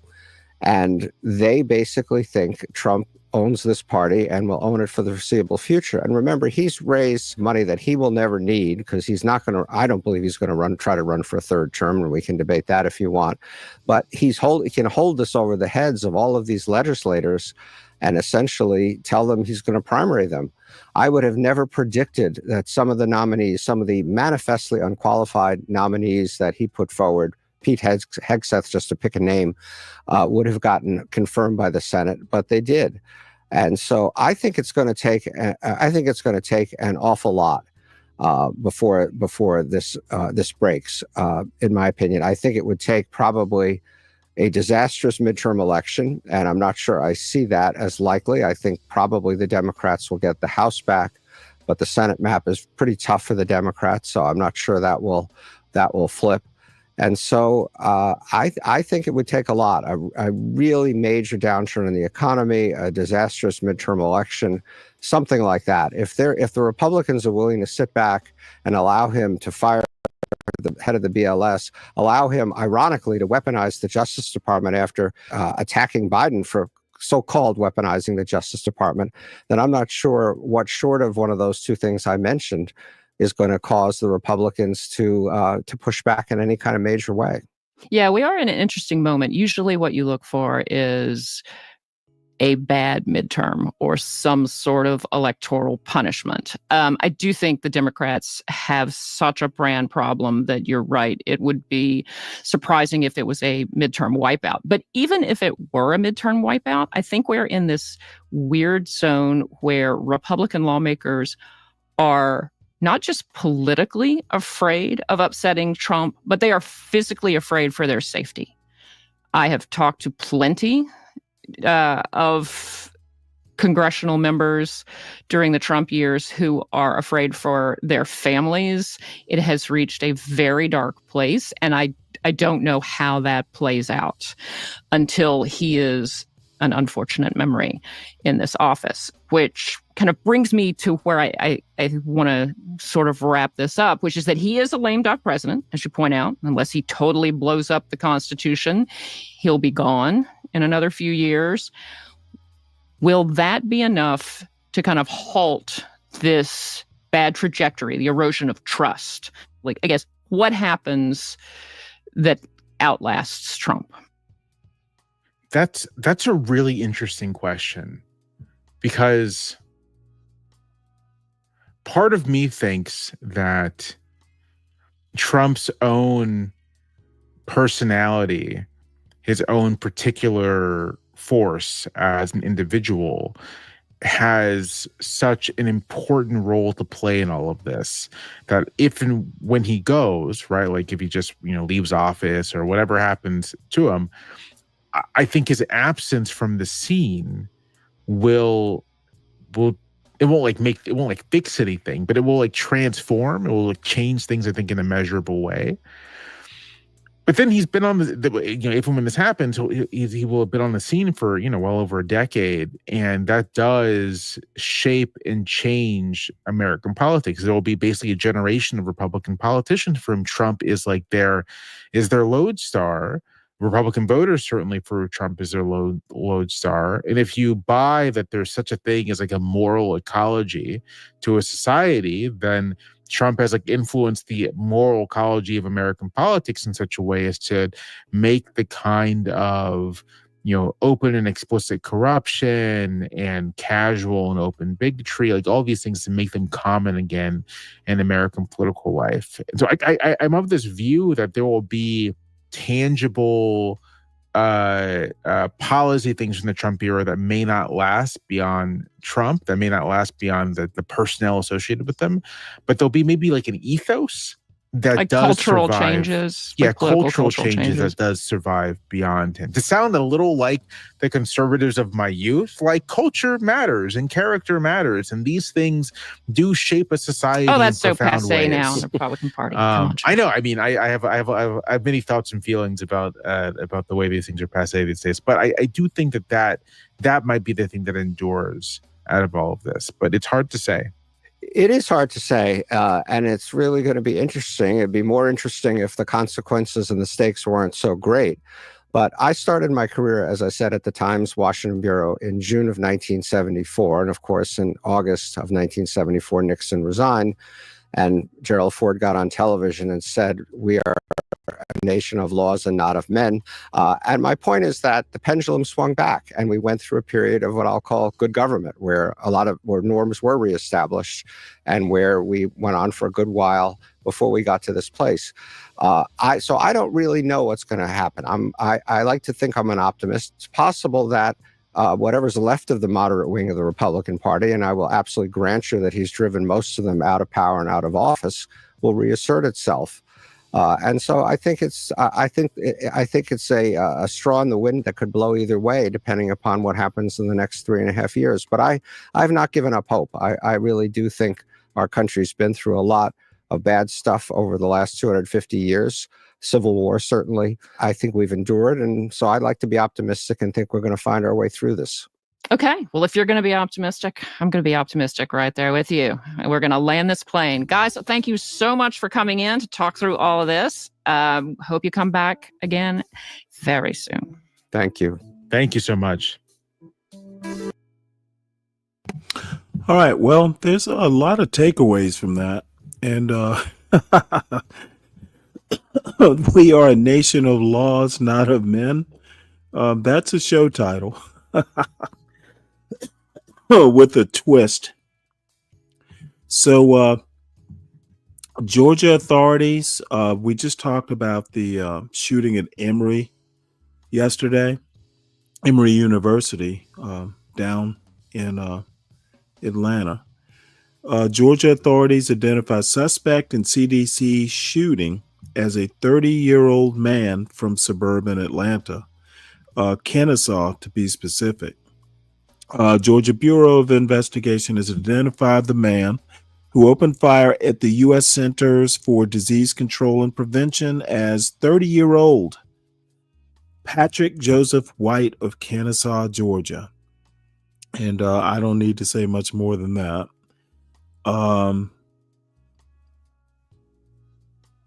Outside of CDC headquarters, I didn't realize it was on Emory's campus, but it doesn't surprise me. They've got an excellent medical school. Ooh. The police officer who was killed, former Marine who served in Afghanistan, graduated from the police academy in March, quickly earned the respect of his colleagues for his dedication, courage, and professionalism. A real fucking shame. Mr. White of Kennesaw.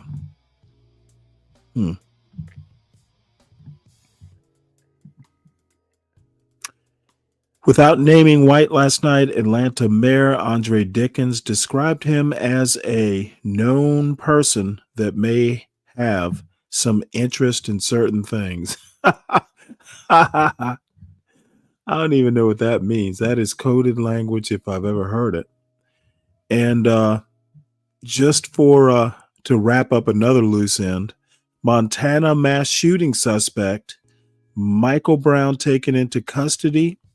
Michael Paul Brown was taken into custody on Friday after a week-long manhunt for fatally shooting 4 people at the Owl Bar in Anaconda, Montana, August 1st. And I'm just gonna stop here. These are 2 mass shootings. Well, the Atlanta one probably doesn't count, but the Montana one does. These are 2 stories that will not be covered on the Be Brave and Think show for obvious reasons. Be Brave is a motherfucking moron who has no grasp of his own argument, and the picking on blacks for being violent is blatantly ignoring other parts of the country. And the argument that it doesn't happen as much is a bullshit argument. It happens. Therefore, it is serious. Be Brave is a moron. And someone needs to do it. And that someone would be me. So let us get on to other things. Let's go with Deacon Dave's favorite grandmother. Was me. These three women, from left to right: Brigitte Macron, First Lady of France; Michelle Obama, former First Lady of the United States; and Kamala Harris, former Vice President of the United States. These women have been demonized by some in the public, and not only demonized, but masculinized. People are saying that these women were born men. I didn't even realize they were saying that about Kamala until I started doing this research, and her name kept popping up. And I was like, I didn't even realize they were saying that about Kamala. But that is what they're saying about these women. These women are influential, they're ambitious, and they are in powerful positions with powerful men.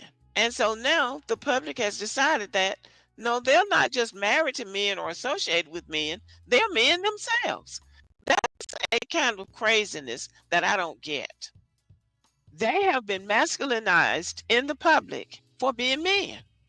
Now, who knows where this started? But people have been on a campaign against these women, especially Brigitte Macron and Michelle Obama. I didn't even realize they were saying that about Kamala Harris until I started doing research on this. And they're saying the same thing about Kamala Harris, that she's a man. What is this obsession? What is this sort of misogyny that people just cannot let people be? Now, of course, part of it is people not wanting to see women in high places. They don't want to see women as the president or the president's wife in the case of Michelle Obama. And then in the case of Kamala Harris, they didn't want to see her being president. Now, I don't know what the obsession is with Brigitte Macron, but people have come against her too in France and now in the United States in the form of Candace Owens. When Candace Owens first came out with the Brigitte Macron is a man, I didn't know what to make of it. So one day I listened to her for over an hour, and she made the most compelling case that this woman was born a man, and she had pictures showing a young boy in the picture, Brigitte Macron's brother. Candace Owens claimed that that young boy grew up to be a gay man, and over time he decided to switch identities and went from being a male to being a female, became a school teacher, and that is when she came into contact with Emmanuel Macron, who is now the president of France. He was her student. Now, that's not a pretty picture, but that's how they got started. She was a married woman with 3 children when she got involved with her student. The affair escalated. She got divorced from her husband, married Macron, and that's where we are now. Her ex-husband passed away in 2019 at the age of 69. Here is a picture of Brigitte Macron and her 2 daughters. One is a lawyer, the other is a cardiologist. Here is a picture of her son and his family. He is also a lawyer. All of this information is documented, but the rumors persist that Brigitte Macron was born a man. Candace Owens has taken it out of France and brought it to the United States, and she is the champion of the Brigitte Macron was born a man. So I guess it was in June or July, the Macrons filed a defamation suit against her. So now Candace Owens is talking about trying to get DNA. So I asked the co-pilot, if under the circumstances, would Brigitte Macron be required to give DNA evidence proving that she was not born a man? And this is what the co-pilot said. The co-pilot said, no, Brigitte Macron does not have to undergo DNA testing to prove she is a woman. The idea that she was born male is a baseless conspiracy theory that has been thoroughly debunked. Now, this older brother that Candace Owens is claiming that Brigitte Macron transitioned from into a woman is still alive. That's him circled in red in the photo. So if the Macrons go through with that lawsuit and Candace Owens has to appear in court to prove her claim, she's most likely going to lose. As a matter of fact, the Macrons have asked her to stop. It's embarrassing. It has to be embarrassing. Even Donald Trump said he had met with her when he went to some kind of summit somewhere. He said he called Candace Owens and told her that he had met with her and it looked like a woman to me. That's what Donald Trump told Candace and asked her to stop doing this claim that this woman is a man. And Candace Owens basically thumped her nose and she's continuing to do it, saying she's waiting for her day in court. And it's going to be very interesting to see how that turns out. Because if these white people decide to gang up on her, they could ruin her for Folks, real. I don't know how having she has some the nerve to do technical it. And I honestly difficulties don't here. understand why it matters. I don't Let understand me why she's stop doing it. this right But quick. maybe I'm we going to shall duck out and come right back. Give me 1 sec here.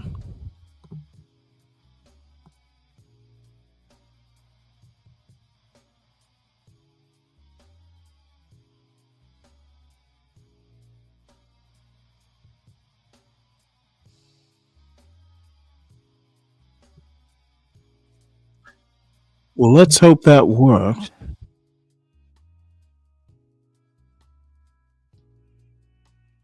I'm going to be very annoyed if it does not. There we go. understand better by and by. Now, Michelle God Obama is a damn it. different case. Now, Michelle Obama is a different case. Now, Michelle So Obama is a frustrating. different case. A lot of what's being said about Yeah, her is StreamYard on sucks. Twitter and in some of these dark places that you stumble upon, but nobody has taken her on in the same way that Candace Owens has taken on the First Lady of France. Michelle Obama was born Michelle Yvonne Robinson on January 17, 1964 at Providence Hospital of Cook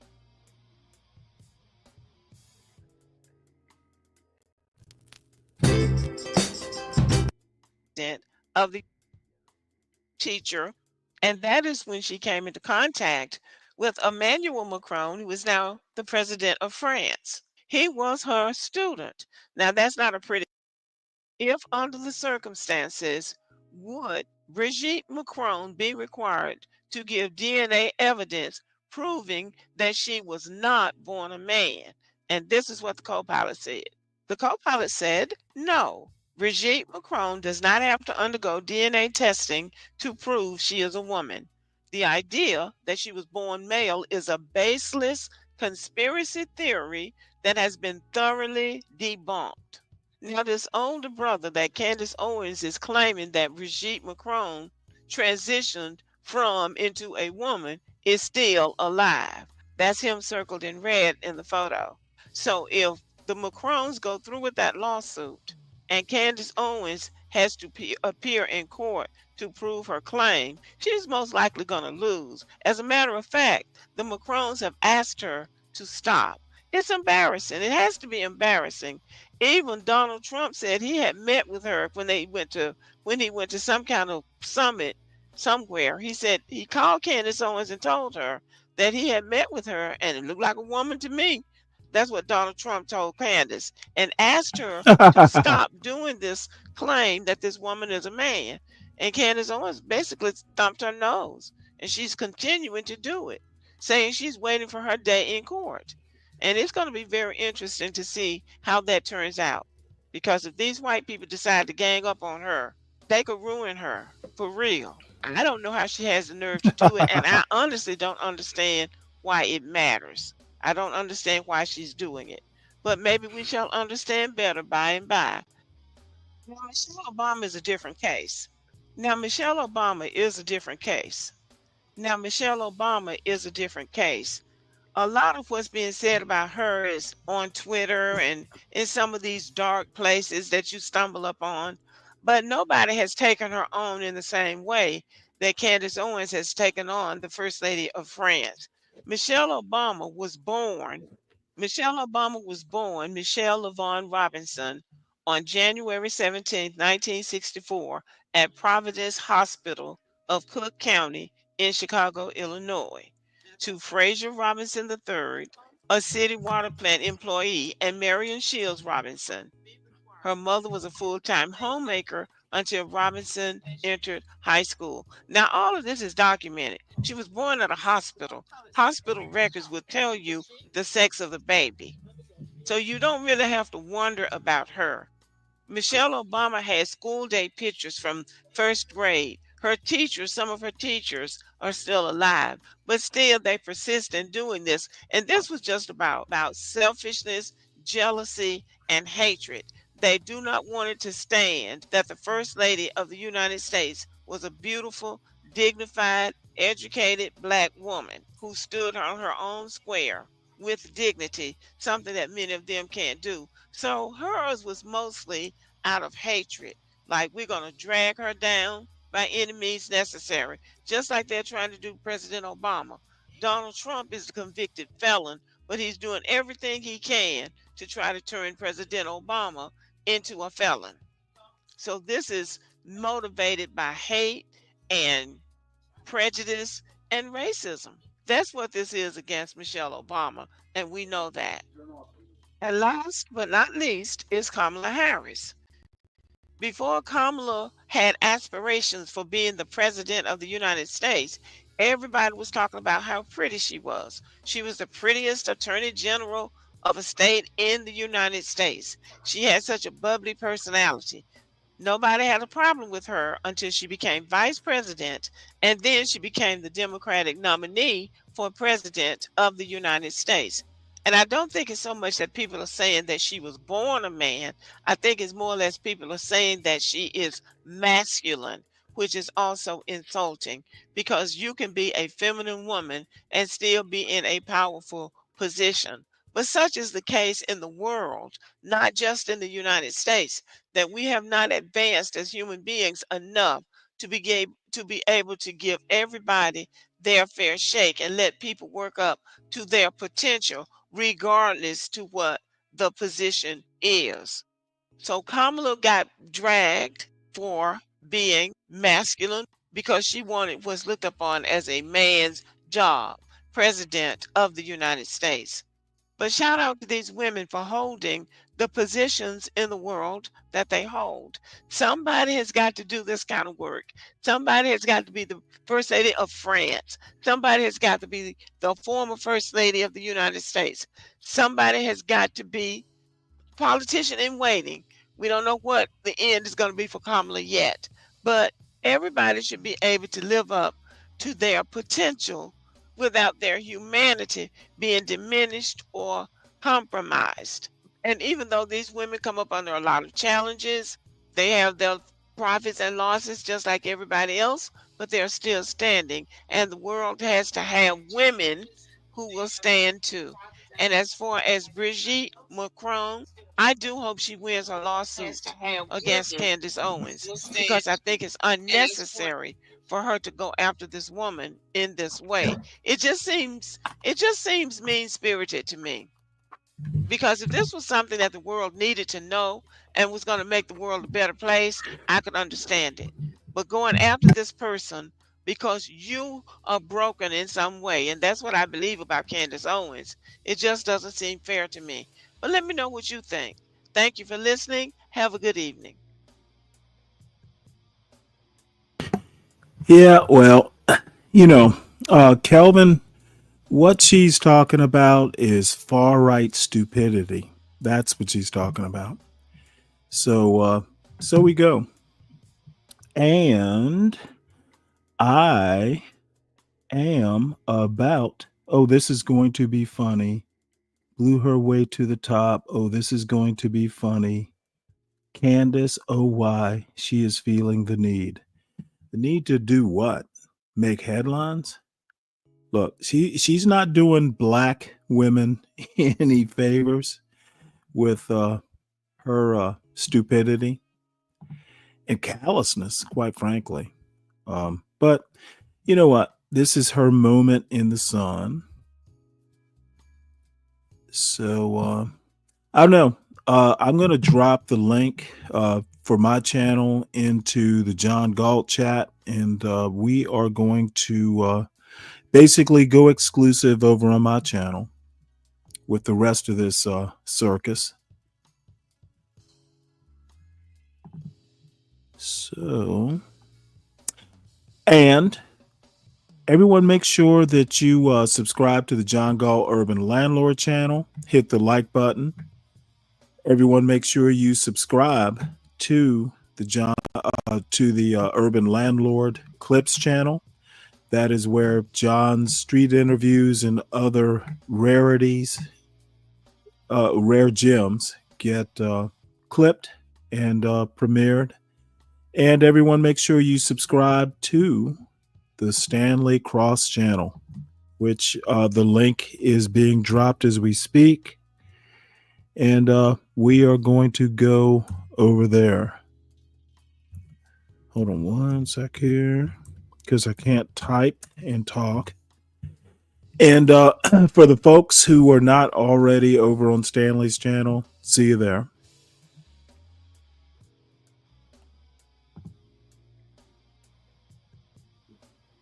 Interesting.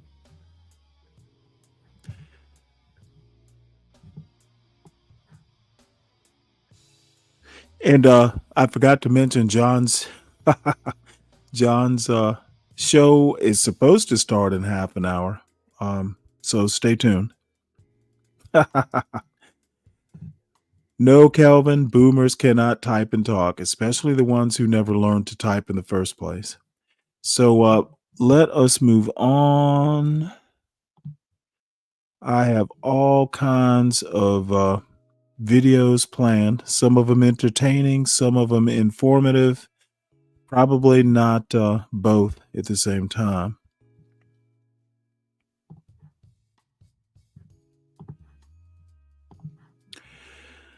Good morning, Ms. Ponder.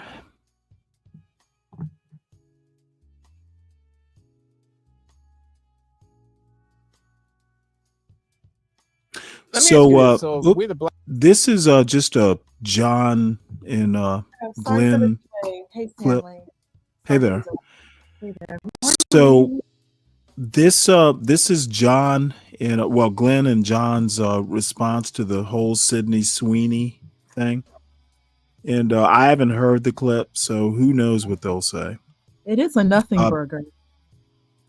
No, I disagree that it's a nothing burger. It's just, not a Big Mac. Black guy. We used to be the black guys at bloggingheads.tv way back in the day.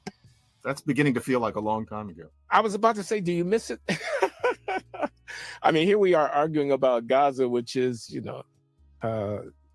like pulling teeth. I mean, it's not exactly the most pleasant enterprise in the world, but it seems like our kind of reason for being subject has become passé. Sydney Sweeney, is that the latest controversy? Actually, that one, no. Yeah, that is what it is. I mean, I haven't heard the names of the people with three names in forever. Here's what I think it is. We're sitting here talking about this conflict that we have no significant connections to. I mean, I live a very Jewish adjacent life, but still, I'm not. But we're Americans, and America is tied at the hip with Israel in this project. Yes, so it is. We have an interest to the extent that we have an interest in Ukraine, or we have an interest in Taiwan, or we have an interest. I mean, you're right. It is like pulling teeth. It's hard, and I'm always worried that I'm overstepping some line or something. You undoubtedly are. I know I am. Yeah. Whereas the race issues, if I take your point, and this is a theme lately, go back, say 10 years now. What is it, 2025? 10 years now, and we're talking about the rise of one Ta-Nehisi Coates. And both of us are thinking, well, what's so special about him? And look at what he's promulgating. And it was a challenge then, because I had never seen anything like that happen before. The way he suddenly was Jesus Christ starting in about 2014. And especially given that he also was fond of dissing both of us in print and online. Well, the reception of that book, Between the World and Me, what did David Brooks wrote? He wrote a column. I mean, there's just one indication called Reading Ta-Nehisi Coates While White. Oh, yeah, I remember that. Yeah. I mean, And A.O. Scott says that it's like the book is as essential as breathing. Essential, like water or something. Air, right. Yeah. No, that was annoying, but it was challenging. But then once, you know what happened again, already you can see this. Ta-Nehisi Coates happened again in the form of Kendi. Well, that wasn't as interesting. You know, I knew right then, okay, this is going to crest. And, you know, Well, I knew Ta-Nehisi Coates. Ta-Nehisi Coates, if you might believe me, Ibram X. Kendi is no Ta-Nehisi Coates. Yeah, you're right. Yes. That's paraphrasing whoever it was. Benson. Lloyd Benson. Lloyd Benson, the vice presidential candidate on Dan Quayle, when people tried to compare him to JFK. I don't know if I'd go that far in this particular case of Kendi and Coates, but I don't. But Glenn, if you say the same league, the race thing, as in the contrarian race thing, is getting old. Yes, you're right. And so, for example, every week I get to do. Nichelle Norris taught me to say that. Not I have to do it. You get to do it. Get to do my Times piece. And I kind of think, well, there's language, there's race, and there's music and culture. And I kind of try to alternate. I must admit that lately it's gotten to the point where when I think of race, like if it's kind of time, there's a bit of me that's thinking, oh, shit. You know, well, what new am I really going to say about that? Yeah, we're in a kind of a trough on that. But then again, that was also true in the early 2000s.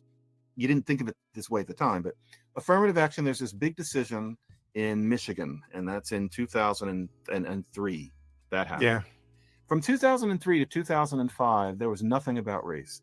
You had to write about whether hip hop is bad or Al Sharpton ran for president. Nothing happened until Katrina. And then once we're finished talking about Katrina, a year later, Obama comes along. There was a lull. Who knew what was going to happen? I think we might be just in one of those lulls. I wonder how many, if any, young black men are being killed by police officers. How many have been killed by police officers under dodgy circumstances in the last year, the last 2 years? Something tells me the number cannot be zero. And yet we haven't had, big demonstrations and big remonstrations about that feature, that unfortunate feature of the American social landscape. And I can, again, only conclude that that's because those events have not attracted the same attention in media and social media. And I wonder if that is not an indirect sign of the times. You know, you're right. There hasn't been one of those in like 2 years, I think, that got national attention. And then you had the ones that just don't fit the narrative. And I think, for example, I hate forgetting the names, but there's something, Tyree Nichols in Memphis, and he's basically beaten to death, but it's 4 black men. And so, you know, what do you do with that? And it shows that what we're dealing with is cops rather than. Were they acquitted or convicted, those guys? I think in between, they were not punished as much as we would want, but it's clear what they did. And we still don't know why, but it shows that happens when you're in a uniform. You don't have to be white to do something like that. Well, what is the tenor of the race conversation amongst the younger people? I wonder. I mean, it may just be that we betray not you, John, not you. No, it is me. I was going to say, passing I don't of know. years and I disconnect from, whatever. I just wonder what the chatter is like and what the habits are like of, what's rectitude. And when you were talking earlier about Jewish students getting blowback because of Gaza, but I was just watching this film. I wonder if there's any kind of intensity or like that around any other issue. I was just watching this film, The Coddling of the American Mind, that 2 filmmakers have made about Jonathan Haidt and Greg Lukianoff's book. Yeah. There's a documentary. Okay. And it does identify, the years like 2014, 15, 16, when stuff, really started changing, and social media plays a big part in it. But these kids are telling their stories on screen, and they're getting, castigated for deviating in the slightest way from, and they're getting blasted on social media. They're different kids with different stories, but they have that in common, that they are really oppressed and depressed by the pressures for conformity and insistence upon affirmation of rectitude and this hyper focus on microaggression, on having been given offense to, and all that kind of stuff. It is. So I wonder what it's like now. I'm sorry, just to conclude my question, what the comparable sensibilities would be today. Ask me in 6 months when I've gone back to school and been around people, because talk about we're too old.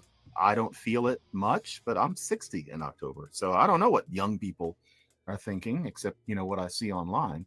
But I definitely know from when I was last at school, and it's not like I've never been on campus since, there is a powerful orthodoxy that there was not when I was in school, when the leftist tilt was painfully clear. I hung out with hippies and artists and musicians and everything else, but it was nothing. I was talking to somebody I went to school with a couple of weeks ago. It's nothing like this. And, sometimes I almost feel sorry for the white ones, the pure, what a terrible way of putting it. Well, talk about Sydney Sweeney, but the ones who are just, white bread. Plain vanilla, they don't fit into any of the marginalized communities. No boxes or anything. And they feel such a responsibility to show that they're aware of intersectionality and racism and sexism. This Maybe comes that's through not in the the worst film thing in the world. that I was mentioning. Excuse me. I just want to. They capture this sense that if you don't have a category, you're kind of defenseless in the suffering Olympics. Oh yeah. Or for example, this Sydney Sweeney jeans ad where she's blonde and pretty and she says, I have good jeans. And then it turns out she's talking about her pants. I wrote a Times piece where I said, oh, come on. If somebody says they have good genes, okay, you could interpret it as, something some white nationalist says, but I didn't know it meant that. I didn't hear that resonance, and I'm not the most unsensitive person in the world. And I just said, come off it. She's saying that she has good genes because she's attractive to look at, not because she's white and blonde. And then she makes a little pun about jeans and then blue jeans. I'm pretty sure. I actually had one of my students who I'm, closer to, he's one of the majors, who wrote something. Yeah, this is from the guy who says he lives a Jewish adjacent life. How about you come off it, John? To me once where he didn't say it straight, but he implied that a lot of my pieces offend the other majors, and they just kind of put up with it. I'll bet that piece did not go over well with many Columbia undergraduates. With this moron, and John is a frustrating character.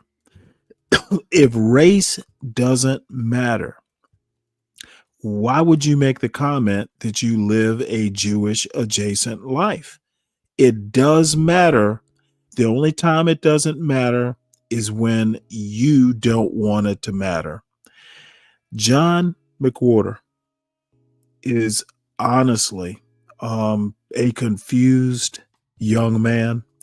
And I'm 6 months older than he is. He's just a confused young man. I'll bet that they think that was a really tacky piece. And I don't know, in 1985, nobody would have blinked twice.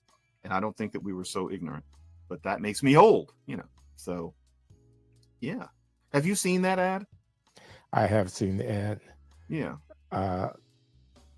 No one commented on the fact that she says the jeans make her butt look good. Does she say that in one of them? That in the ad that I saw, she sure did. I only watched 3 or 4 of them, but okay. But that has nothing to do with I race. only watched 3 or 4 of them. It had nothing to do with race whatsoever. It had to do with the culture, though, and the sexuality and the fact that. What's up, Lupin? How you doing? Subtle shifts of tone. I am well. Wet-ass pussy, not to put that on. Sydney Watching Sweeney. 2 old men making a ridiculous analysis. I thought, actually, I tell you what it made me think about. It made me think about when I was in grad school, people used to say that Larry Summers had good genes because he had 2 uncles, Paul Samuelson and Kenneth Arrow, who were both mega star Nobel laureate economic theorists of a mega order. Yeah. And on the mother's side and father's side, siblings are, Nobel laureate economists, so he had good genes. That's what I thought it meant. And my kid Glenn is articulate. It has been commented, very, very articulate. it has been commented in our presence that we have, the genes. It's the genes. So come on.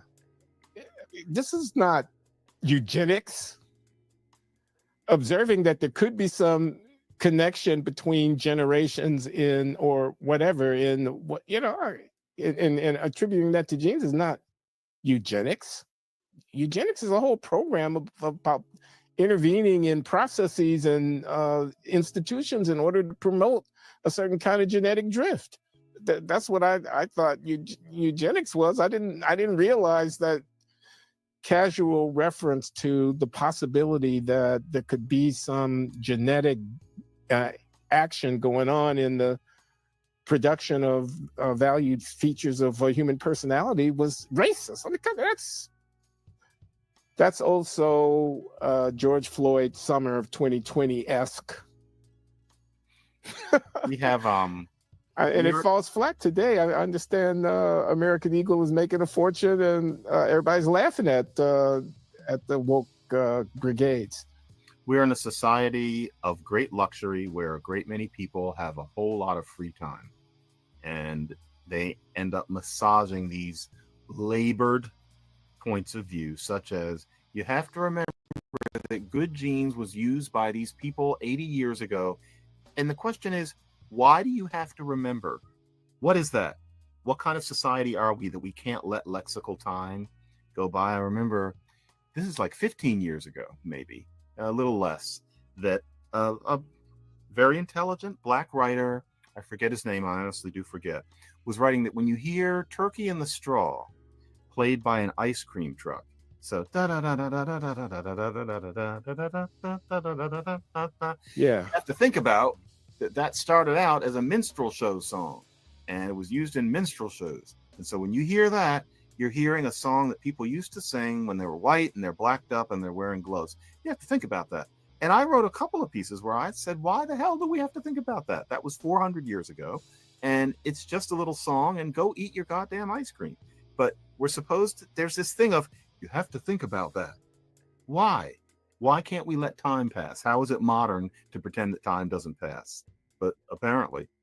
So yeah, good genes. I didn't know it had that resonance. I'm glad to know, but I think of it as kind of a nerdy thing to know. Today we say good genes because Larry Summers is brilliant, which he clearly is. Yeah, and he's not going to be doing any jeans ads, I assume.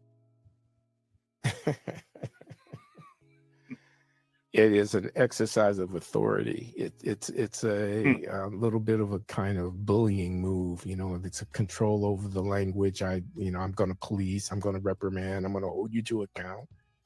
Who arrogates to themselves the authority to pronounce on these matters? That's something that interests me.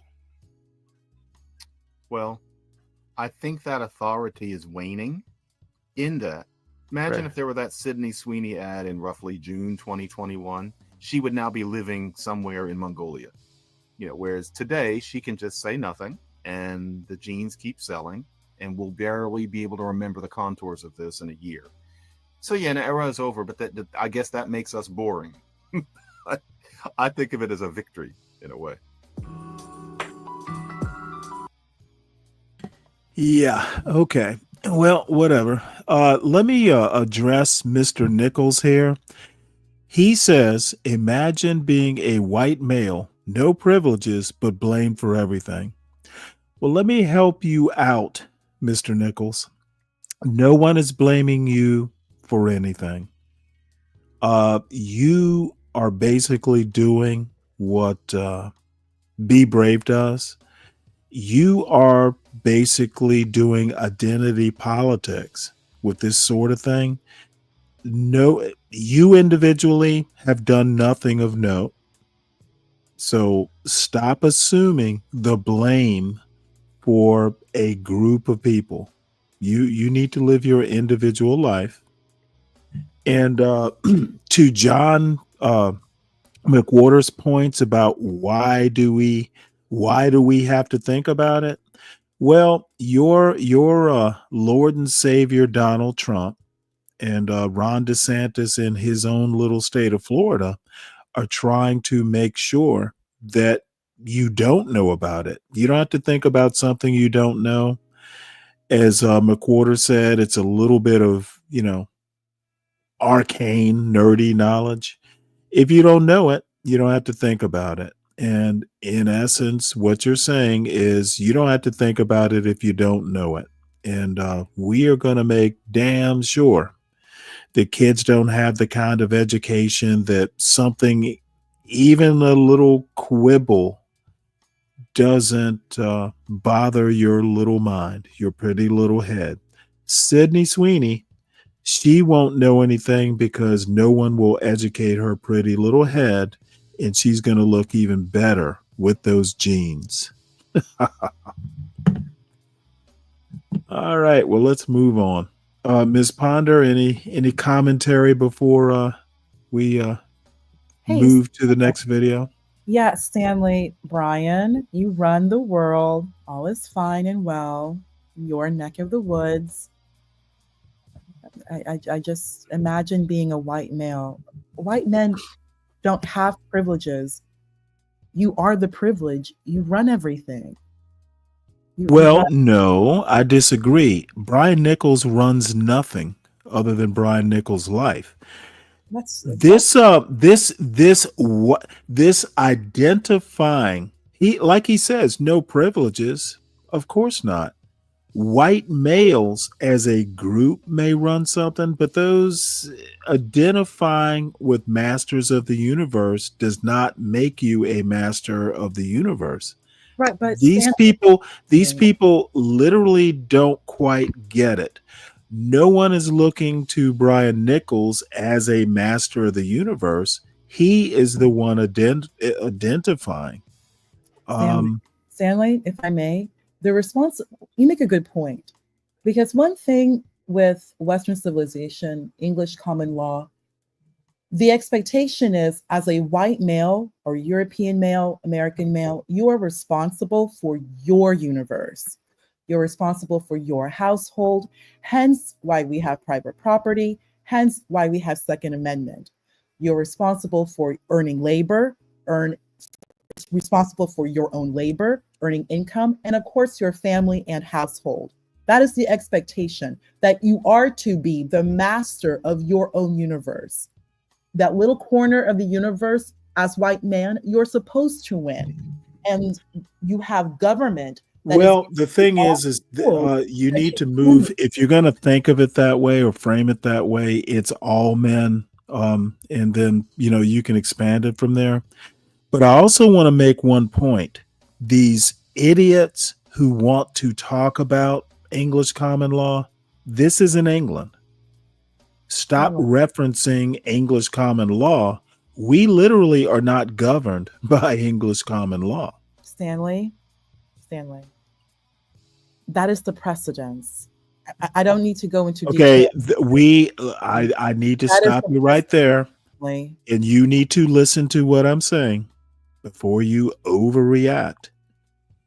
It is a precedent. It is a reference. We are not directly governed by English common law. Stop the silliness. We are not governed. We are not governed by references.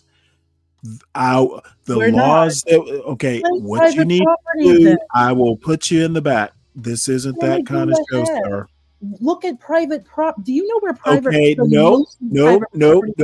You're a philosophy major. You need to be able to understand references are not laws. The laws. Okay, private property. We're gonna have to put you in the back.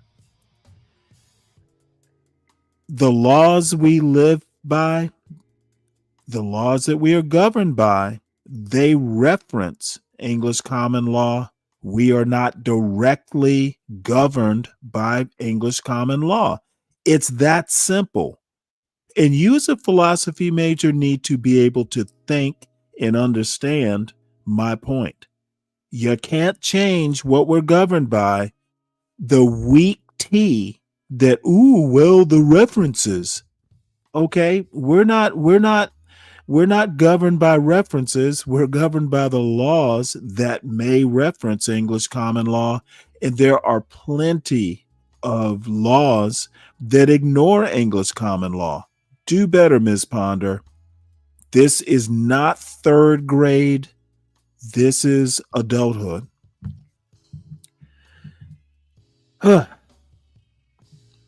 So anyway, folks, anyone who actually can think, go ahead and hit the link. Cleanse my palate of this sycophancy.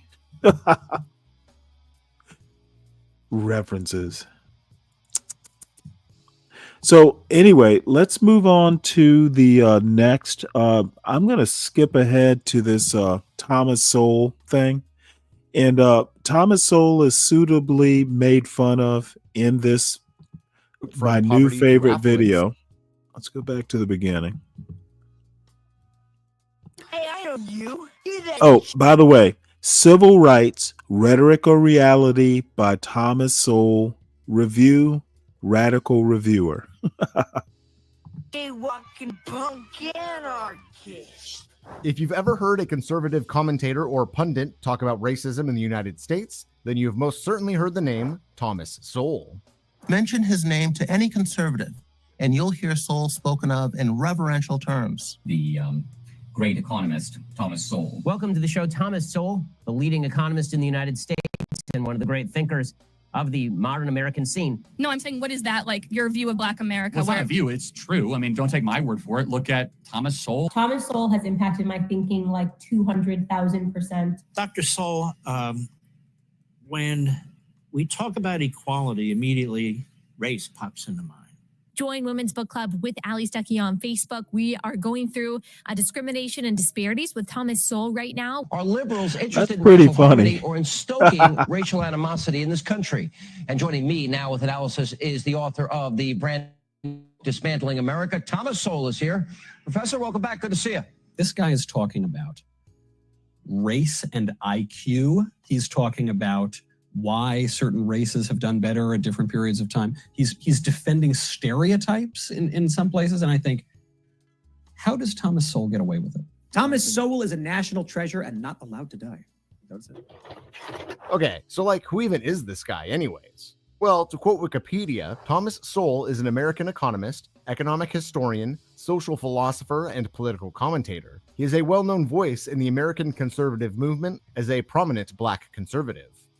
Okay, so it seems like his specialty is in economics, but the YouTuber Unlearning Economics already did a video on Sowell's book Basic Economics, and besides, I always hear Sowell brought up in regards to race relations anyways, so let's have a look at that, and try and find out why conservative commentators and pundits are so eager to reference Thomas Sowell when discussing race relations in the United States, by taking a look at Civil Rights, Rhetoric, or Reality by Thomas Sowell, William Morrow and Company Incorporated, 1984, how Orwellian.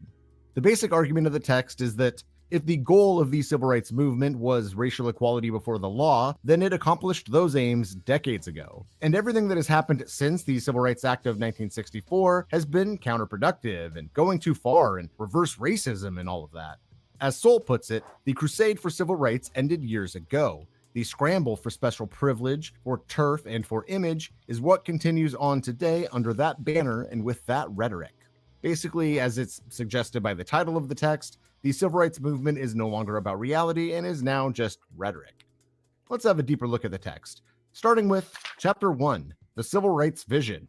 To start, Sowell identifies what he sees as the three main tenets of the civil rights vision. He states, one of the most central and most controversial premises of the civil rights vision is that statistical disparities in incomes, occupations, education, etc. represent moral inequities and are caused by society. Essentially, in the civil rights vision, if we see statistically significant differences between racial groups, that means it's likely that there is some sort of systemic racism there, something to examine and address. A where there's smoke, there's fire approach to racism, if you will. For example, let's say that Black people were 14% of the total population, but only had 8% of the car loans. We might ask, why is that? Are banks discriminating based on race? Are dealerships discriminating based on race? What socioeconomic factors are at play that are causing this disparity between the size of the Black population and their underrepresentation in car loans?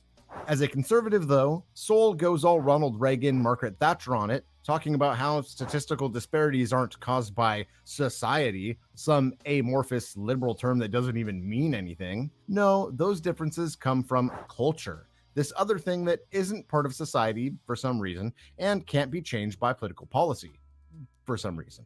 So for the car loan example, Soul would probably just wave away the disproportionately low number of car loans owned by Black folks and simply claim that Black people have a cultural reason for not taking out car loans. They just want to drive hoopties and be ghetto. There's no systemic problem to be addressed there with policy. No. Only individual initiative and gumption can solve this purely cultural problem, which is straight up victim blaming. Like, look at that classic study where they showed that two identical job applications, one with a Black sounding name and the other with a white sounding name, and the result was that the white sounding name was more likely to get a call back from a prospective employer. This is obviously systemic racism at work on the part of the employers making assumptions about people based on their names. But if so-called culture is to blame for systemic inequality, then Soul would probably consider Black-sounding names to be part of that culture which Black folks should change if they want to avoid unfair treatment. It's not the bank's fault that they denied a car loan to Marquise and Monique. They should have changed their names to Mark and Monica if they didn't want to be racially profiled when it came to getting a car loan. Soul continues. Another central premise of the civil rights vision is that belief in innate inferiority explains policies and practices of different treatment, whether expressed in overtly hostile or in institutional policies or individual decisions that result in statistical disparities. Basically, according to the civil rights vision, everything from racist individuals to policies and institutions are fueled by beliefs around racial inferiority. This is just flatly wrong. One of the key features of the term institutional racism is that beliefs around innate inferiority are not an essential characteristic. Let's look at an example of this that an anti-labor union conservative like Thomas Sowell would have probably appreciated. Let's say that there's this country where for decades, unions would only admit white workers, a policy that is then made illegal under a Civil Rights Act. But then, even after this Civil Rights Act is instituted, the union maintains a policy where raises and promotions are based purely on seniority.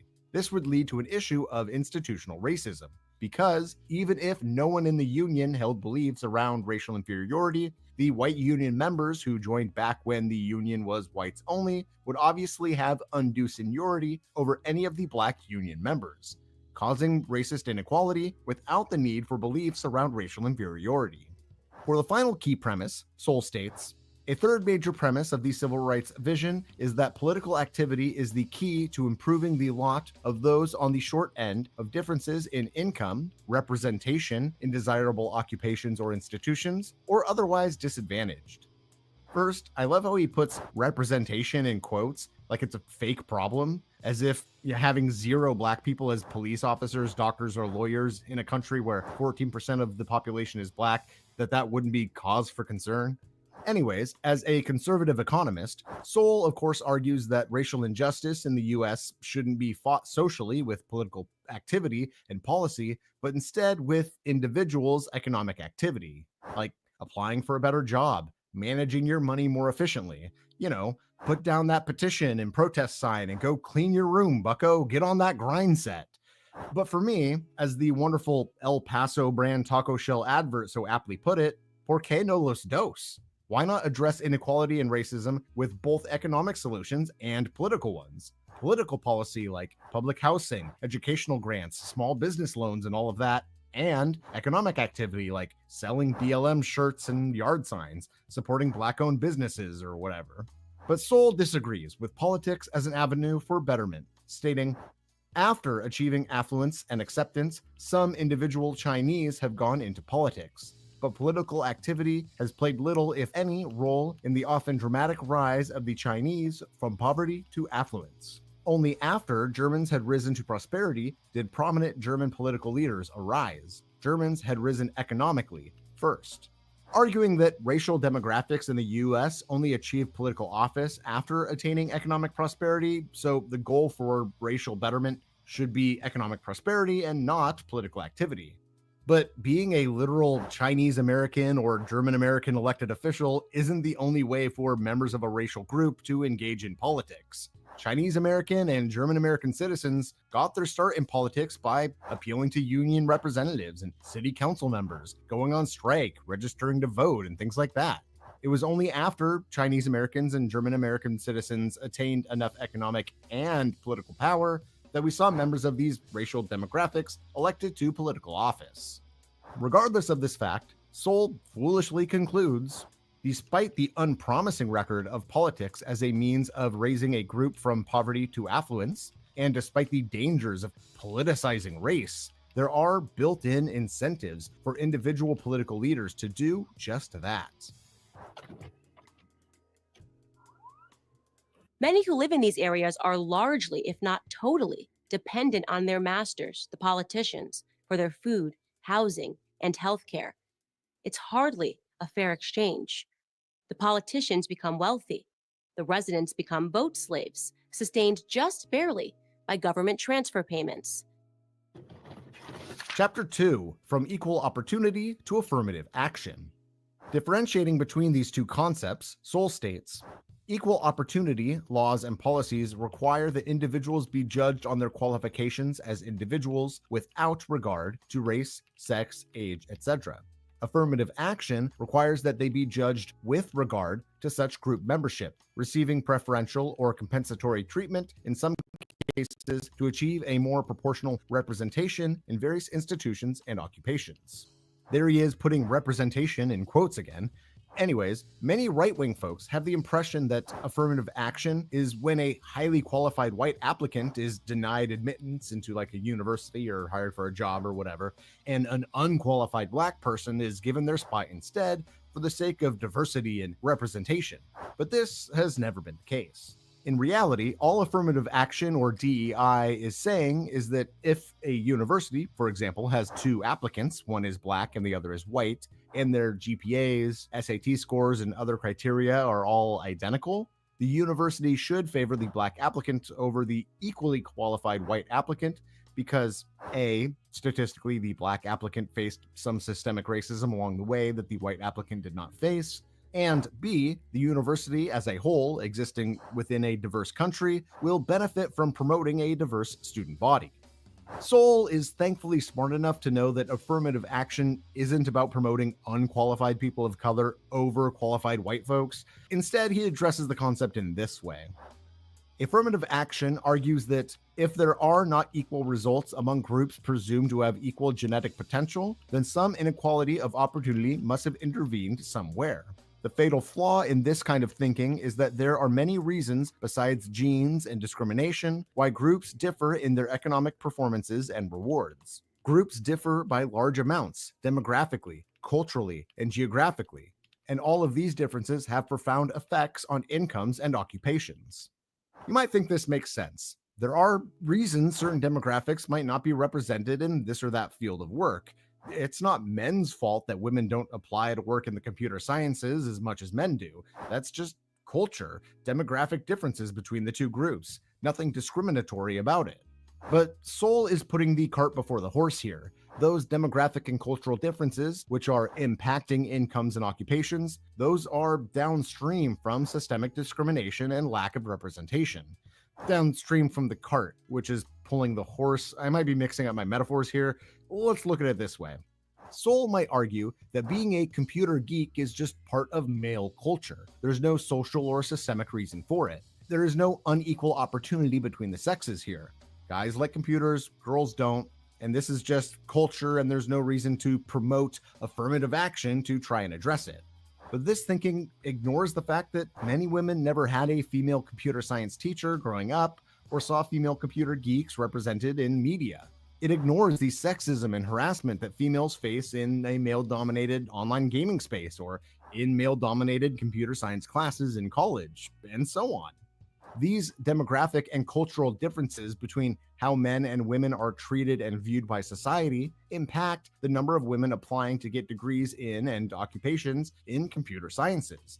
This is systemic discrimination at work, and this can be addressed both politically and economically. Grants and scholarships that focus on attracting women to the computer sciences in college, and TV shows and movies depicting women computer geeks, online computer game companies making steps to address and Okay, Lou, you and Tyrone are acting a fool in this chat. Hit the link and I will help you understand that politics, economics, etc., are actually downstream of culture, but it's kind of a feedback loop. If the culture basically says that women don't like computers, well, you are literally going to raise your little girls that girls don't like computers. Why are you even trying? I honestly don't understand why people just don't get that.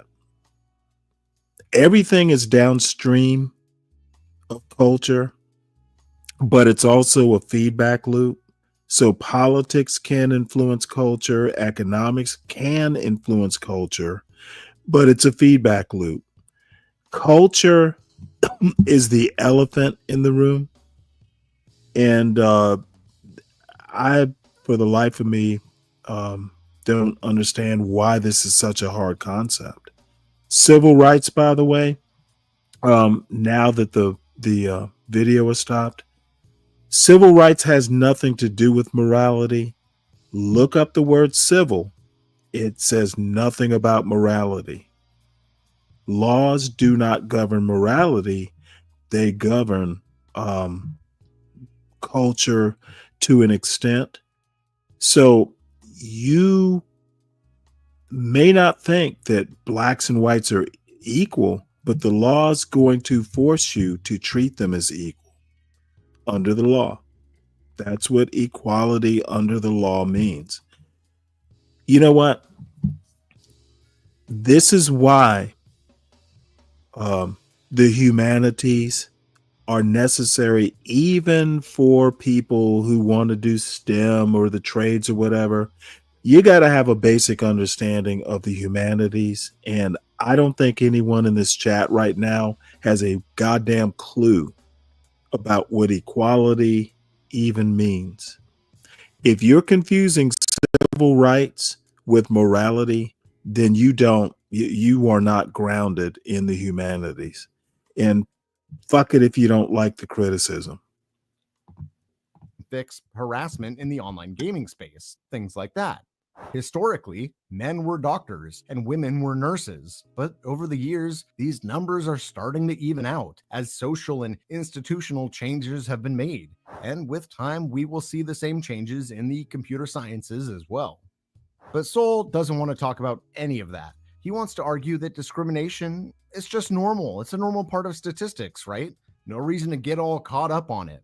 As Sol posits, imagine that you are the employer who ends up with 8 employees from one group and 2 from another, even though both groups are the same size and no different in qualifications. And even though you had been unbiased in selecting, try explaining to the EEOC, the Equal Employment Opportunity Commission, and the courts that you ended up with 4 times as many employees from one group by random chance. You may be convicted of discrimination even if you have only been guilty of statistical variance. Sol continues. Any individual or organization contemplating a lawsuit against an employer can arrange that employer's statistics in any number of possible ways that will present the employment pattern in the worst light. Shopping around for suspicious numbers is by no means difficult, especially for a federal agency, given statistical variance, multiple groups, multiple occupations, and wide-ranging differences in the characteristics and choices of the groups themselves. Hey, Tyrone. What's going on, Stanley? How you doing? Pretty good. How are you? I'm good for the most part, Stanley. I got a couple hours I can invest today. All right. What you got? I just want you to go back to where you said what you said about civil. Yeah, And civil me not rights understanding had what the nothing to do definition of with civil is. civil rights really had nothing to do with morality. It was seeking to change laws, discrimination laws, Jim Crow. Look, you can't change how people feel. You can't change what people think, but you can uh, have everybody equal under the law. You know, you cannot not hire someone if you think that black people wouldn't make a good hire. Now, the law can't cover every little detail, but if you have a black person that is qualified on paper, uh, as much as other types of people who are candidates for hire, you know what? If you never hire blacks over a period of time, it is fair to go and ask the question, which the law will, why aren't you hiring blacks who are equally as qualified? But there were other ethnicities as Okay, I don't care equally about any qualified of too, that. Stanley. I need you to concentrate. That's Oh, why so I you want didn't. to concentrate on the Okay, Negro? no, Okay, we can concentrate on the Negro. I didn't say blacks versus whites. I said blacks versus other types of people. Okay, Other types of people. Anything I just said. I intentionally didn't use black versus white. I said black versus other types of people. You don't have to. No. We know exactly what you're saying. Let me set it up for you because you seem to not get my point.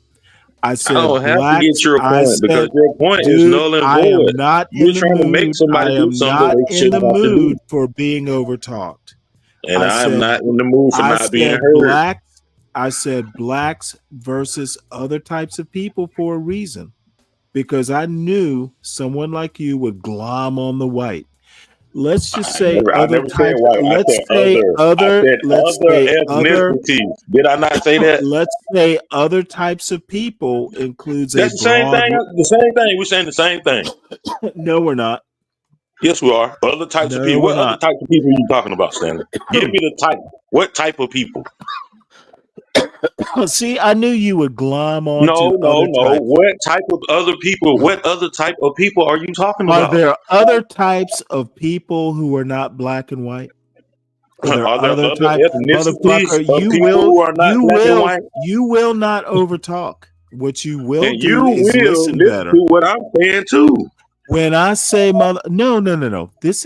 This isn't equality. Since you want to talk about I just equality, want equity. I this don't is want not equality. that I am I don't not want going to equality. grant I you want equity. I want you to be fair about it. I'm gonna discriminate.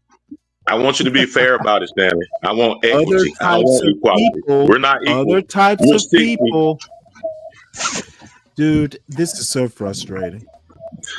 It is frustrating because you try to hem people up and make Oh, people sound absolutely. like they're dumb when they're not dumb, Stanley. I try and take a stupid rope that you handed me and hang you with it. Yes, of You course hanging I want to yourself. trip you up. You're hanging I'm yourself not because going to you're give still. dude, You I'm not still going to didn't give answer you my question. okay, see, you What want type of people? equality, What other type of people? non-black people. And what is non-black? It literally can be white, Asian, it can be anything. Okay, so what are other ethnicities? Okay, motherfucker, you're over 40 years old, right? I'm asking you a question. Can No, you you're answer it? asking me a stupid question. That's not stupid. It's absolutely Well, if you don't stupid. want to answer it, And that's fine. no, I But don't. that I doesn't want make it you. stupid. No, I don't want to help you. I want you to answer it. I know what it means. You know what it means.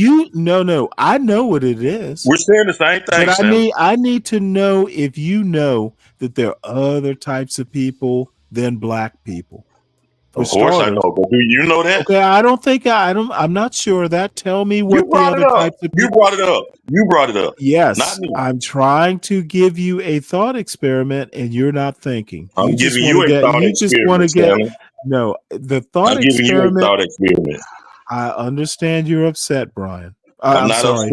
Did I Not call you upset, Brian? Stanley. I thought you were Brian Nichols for a Brian, minute. why would me or Brian be upset I about it? thought Man, you come were on, Brian Stanley. Nichols. You know I come up here just come on, man. Stop that, man. Look, the Upset about bottom line, YouTube? It's my entertainment. the bottom line is civil is not moral. They're two different Civil things. is being Stanley. No, Stanley. no, no, Can no, you no, can no, you no. okay? Have Explain to you me ever what heard? civil is. Since I don't Have know, you ever? explain to me. Well, hold on. Let me help you out. Have you I ever want heard you to. that you? Have you ever heard that you can't legislate morality? You can't legislate civility either. You can't force somebody to be civil to you. Okay. I get what you're saying. You are confusing civility with No, I'm civil. not confusing it. Yeah, Because if you you go are. to somebody and you Yeah, force you them to are. hire See, somebody, you don't you under. force them. Let me You're help you out. forcing them, Let Stanley. me Let me help you finish. out. Let me finish, Stanley. You're forcing them to hire someone who they may Nope. not want to Nope. hire Not in their forcing business, anybody. Stanley. Not That's their forcing right, Stanley. anybody. Now, morally, you would think as a person, you would be thinking, well, morally, they would want to hire them. But morally, they might want to help their Can you brothers see the first. screen? Yes, I see the screen, Stanley. Can you read it for us? Why don't you read it for us? Well, I was hoping you could read. Come Can on, you Stanley, read read? it. Read all of it. Read all of them, not just the top one. Oh, Civil, adjective, of, relating to, or befitting a citizen or citizens, of or relating to citizens and their interrelations with one another or with the state, of ordinary citizens or ordinary community life as distinguished from the military or the ecclesiastical. Now, let me ask you a question, and don't fuss at me. Where the fuck does it use the word moral? moral is all in that. Motherfucker, there's not the word M-O-R-A-L That is in moral. there. You're asking somebody. Listen, Stanley. No, see, I knew you were going to fuss. Moral, You won't let me get a word in. moral or morality, three different definitions.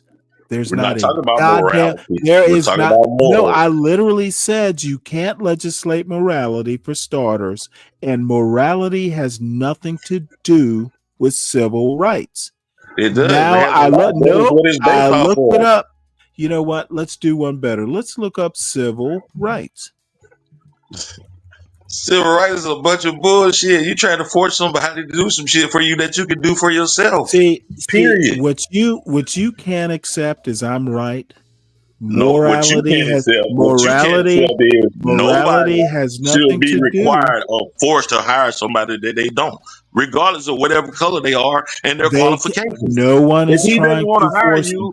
it's Okay, you know it's what? up to him. It's his You know company, what? Stanley. We're just gonna have to go back because you and I just simply cannot agree. We're not going to agree on that I because that's a prove bunch of I bullshit. prove it to you, and you won't accept the proof. I have to meet you where you are. Stanley, can I ask you something? Oh, please do. How did this civil rights movement start? What caused it? What does that have to do with my point? Can you answer the question, please? Well, it started because the laws were not treating everybody equally. The laws weren't treating everybody equally. Equally as far as True. what? Jim Crow was not equality under the law. Okay, what was the problem with Jim Crow? It wasn't treating people equally under the law. It wasn't treating people equally under the law. Correct. So that doesn't have anything to do with being moral, right? Because a Nope. moral person Has will automatically know how to treat someone. Yes, it does, man. It has a lot to do with it. No, I'm afraid you're wrong. Morally, you would expect someone to treat Dude, someone I right, understand. I regardless of understand. color or whatever. I Morally, understand. you would expect people to do that. No. Why do you No, think why do you think the First Amendment separated church from state? but church and state is not separated. Actually, they are. No, they're not, because you have politicians that go inside Oh, the you church. know what?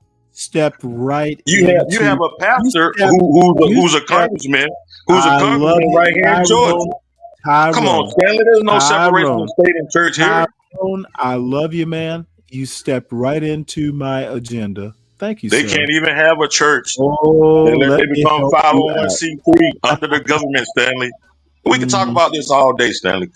Go ahead, Yeah, whatever and you angle will you want be. to try to come. Hey, I love that you love being wrong all day. Yeah, okay, come on in. Go where you're going. Hold I'm gonna on sit one and sec. listen to Stanley again and smoke me Hold some on one weed. sec. Here we go.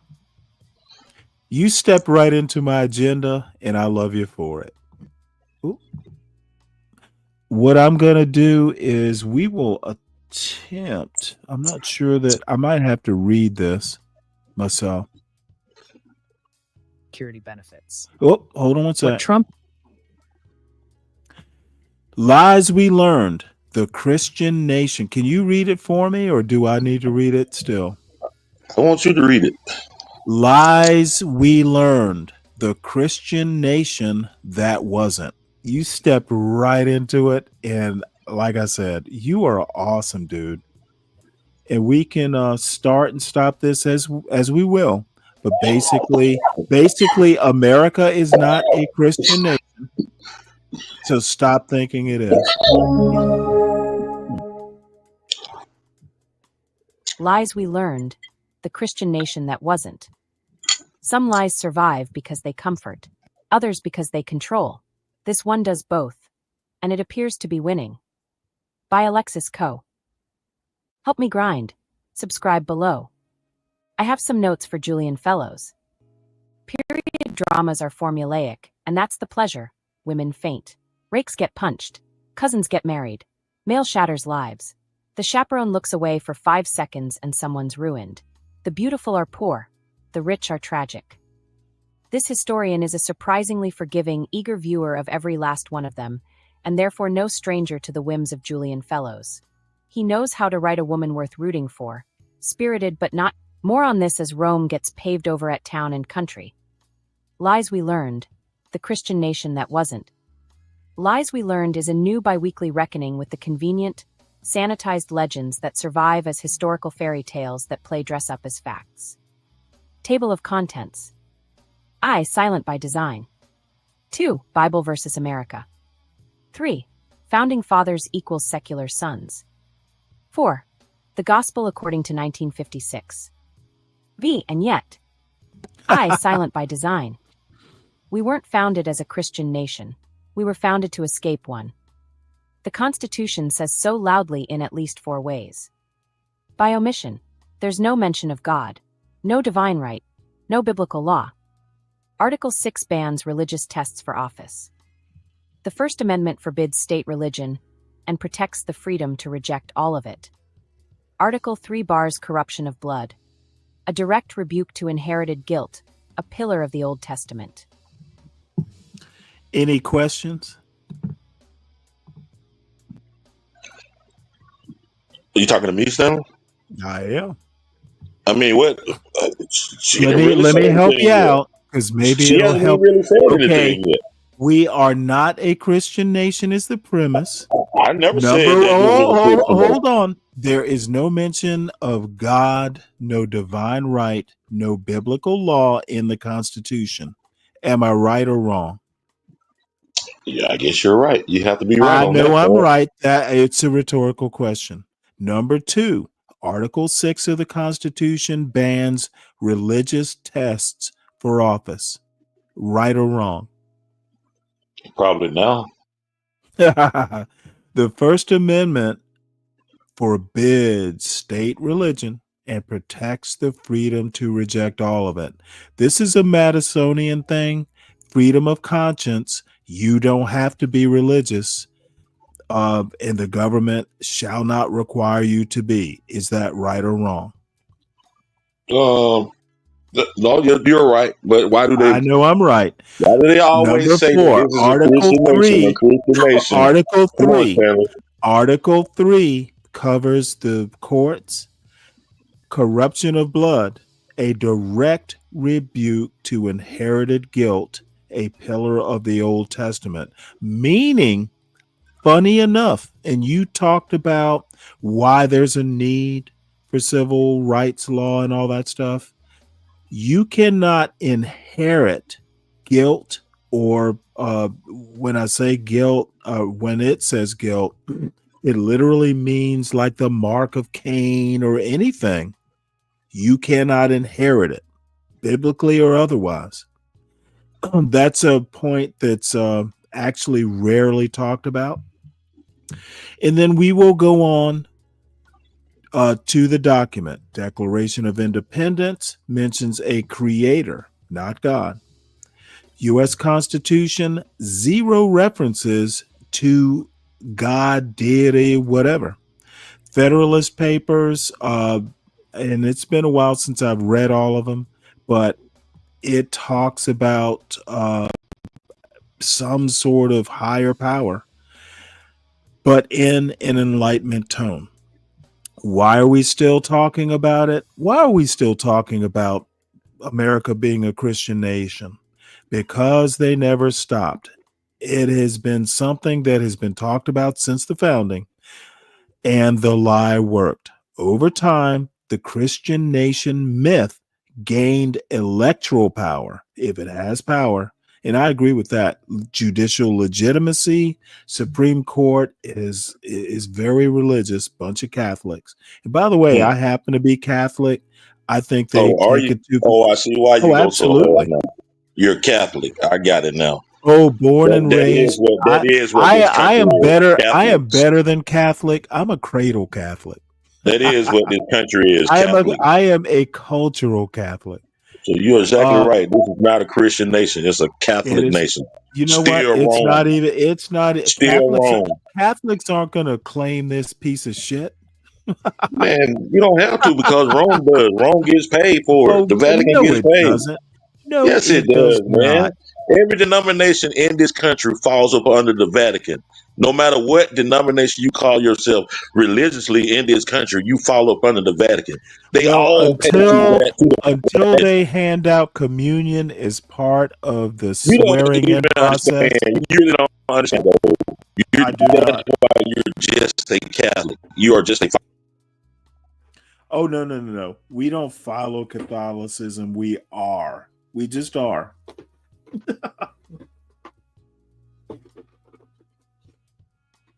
So anyway, you I gotta drop you for still I gotta you drop still for a second. think you I'll still be right think. back. All right. Well, then we'll go back to our little Thomas Sowell video until Tyrone goes back or comes back. And then I still need to prove that morality has nothing to do with civil rights. And to my surprise, Sowell gives several examples of this in action, just naming court case after court case after court case where employees were able to easily and wrongfully sue employers for discrimination, making tons of money and putting all of these companies out of business, causing a snowballing effect that ended up tanking the entire economy through this flood of cry bully discrimination lawsuits, thus destroy. Oh, no, wait, never mind. The chapter just ends. 0 evidence given. Okay, moving on. Chapter 3, from school to segregation to busing. Like with the equal opportunity and affirmative action chapter, Sowell takes the reactionary view that civil rights has gone too far. We used to have the equal opportunity of desegregation, and now we have the affirmative action of forced busing programs. Sowell states, in the case of Green v. County School Board of New Kent County, according to the Supreme Court, there was now an affirmative duty to eliminate dual school systems. In other words, statistical results defined segregation. This is interesting because the equal opportunity versus affirmative action argument might seem salient in regards to private industry. You know, like it's a dog eat dog world out there. Any person of any race or gender is allowed to apply for a job. That doesn't mean they're going to get hired. Only the best applicant will win. No one is promised equal opportunity of outcome in the job market. That's communism. That whole standard conservative argument. But public education as an institution is a totally different beast. It's supposed to help every student reach an equal playing field, providing every student, regardless of background, the education needed to become an effective and productive member of society. That's its goal. So certainly, in regards to education, desegregation with a goal of equal opportunity doesn't just mean banning segregation. It implies integration, right? But Sowell doesn't even want to fight on those grounds because he's skeptical that integration was even beneficial. He states, "The most casual knowledge of history shows that all Jewish, all Chinese, or all German schools have not been inherently inferior. The more general question is whether, 1, ethnic minority youngsters in general perform better when scattered among the general school population or when concentrated in their own schools, and 2, whether the educational disparities found between segregated blacks and whites are of a different magnitude than educational differences found between other ethnic groups living in the same neighborhoods and going to the same schools." Well, for one, I don't think the argument is that racially homogenous schools were inherently inferior, more that as a diverse country, our public institutions should reflect that diversity. You know, like students should familiarize themselves with the races and cultures and histories of their fellow citizens. It's a social and civic win-win. But I get it. For Thomas Sowell, he needs to see that the benefits of integration are so good that busing is justified, and that the gap between white majority schools and black majority schools isn't just a reflection of the overall socioeconomic status of white majority and black majority school districts. Well, Thomas, I did a little research for you. The article, "The Effects of Segregation on African American High School Seniors' Academic Achievement," found that desegregated learning environments benefited the academic performance of Black students who experienced them. The article, "The Courts, Social Science and School Desegregation," found that achievement scores of Black male high school students who attended schools receiving federal desegregation aid were 1/2 grade level higher than their peers in other schools. And as it's written in The Effects of School Desegregation by Braddock and Idle, quote, "There appears to be growing agreement among researchers that the opportunity to learn with and from people from different racial and ethnic backgrounds can, under the right conditions, enhance students' academic achievement and cognitive development, increase cross-cultural competence, and promote dispositions and behaviors that will have economic and social consequences for individuals and communities." So that settles that question. Yes, desegregation is preferred to segregation regarding academic performance. Now, regarding that second question, on whether the educational disparities found between segregated blacks and whites are of a different magnitude than educational differences found between other ethnic groups living in the same neighborhoods and going to the same schools. To this question, Sowell, you might be right. Perhaps students of all ethnicities who are attending a predominantly white, predominantly upper class school will do better than students of all ethnicities in a predominantly black, predominantly lower class school. But to me, this doesn't point to desegregation being a failure that should be abandoned, only that desegregating schools hasn't been enough to address America's history with racist economic discrimination. For example, in the article, "The Racial Achievement Gap, Segregated Schools and Segregated..." Yeah, I want to make a point about that, and I'm going to rewind this a little bit. Look, this has been the huge problem with Thomas Sowell and a bunch of folks who think like Thomas Sowell or have been influenced by Thomas Sowell. If one idea doesn't work, then that means the whole thing needs to be scrapped versus modifying it, actually getting granular. Did it work a little bit? Did it work in certain circumstances and not another? And I'm not going to even blame Sowell that much. It's really just a function of bureaucracies. If this idea doesn't work, you don't ask why it didn't work. You just scrap it because it didn't work. That's essentially what they did with affirmative action, and they did it on purpose. It really wasn't something we wanted to do in the first place. It didn't work. Let's scrap it. Let's not ask why it didn't work. Let's just scrap it because it didn't work. That is literally systemic racism. We didn't want it to work, and it didn't work, so let's scrap it. Literally systemic racism. And I'm sorry if the dumb fucking anti-black blacks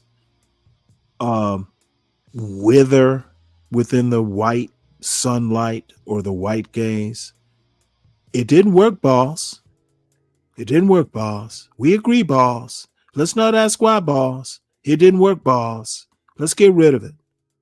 And it's the blacks' fault that it didn't work. Literally systemic racism. To desegregation being a failure that should be abandoned. Only that desegregating schools hasn't been enough to address America's history with racist economic discrimination. Hi, For Miller. example, in the article, The Racial Achievement Gap, Segregated Schools and Segregated Neighborhoods, a Constitutional Insult, Richard Rothenstein writes, social and economic disadvantage, not only poverty, but a host of associated conditions, depress student performance. Concentrating students with these disadvantages in racially and economically homogeneous schools depressed it further. Education policy is constrained by housing policy. It is not possible to desegregate schools without desegregating both low-income and affluent neighborhoods. So yeah, the goal of desegregation is good, but a true solution would be found in revolutionizing the U.S. educational system with economic desegregation. Chapter 4. I want to make one quick point. Richard Rothenstein, this motherfucker has been neglected, in my opinion, intentionally. He wrote a book called The Color of Law. And if you are an anti-black, you need to motherfucking read this book. This dude is like if you have not read him and you want to talk about redlining didn't exist and all this motherfucking shit, this dude has written a book or two, one of them with his daughter, oddly enough. This motherfucker provides the data. Redlining existed and still does exist. And this is the guy. You cannot say redlining didn't exist or have an impact without reading this dude. Economic Policy Institute. I'm pretty sure he's an economist, or was. I think he's still alive, actually. Was an economist. If you haven't read him, then you don't know what the fuck you're talking about as far as redlining goes. And I'm going to be blunt. The anti-blacks and the anti-black blacks, they don't read. They just hear a soundbite on Fox News and they just call it truth. The same dumb argument that morality has something to do with civil rights. You can connect the dots, but in the end, if you sever the connection, they actually have nothing to do with it. And the crux, you cannot legislate morality, but you can legislate behavior. Behavior has nothing to do with morality. If the two can be severed. The law can dictate how you behave in a civil society. And if you're not smart enough to figure that out, if you don't have the command of the English language, if you come on my panel, I'm going to trash you. And I'm going to laugh when I trash you. Motherfuckers, y'all better know what the fuck you're talking about when you come up here, because a lot of the times I do, not every single time, but most of the time, I won't bring up a subject. I fucking, I fucking, what's the term? I rigged the game. I will rig this game. So I win an argument. I will manipulate. I will mock. People complain that I use ad hominems. Oh, Stanley, it's so unfair that you use ad hominems. Motherfucker, ad hominems are a part of my debate strategy. I'm going to trash you. I'm going to put you back on your heels.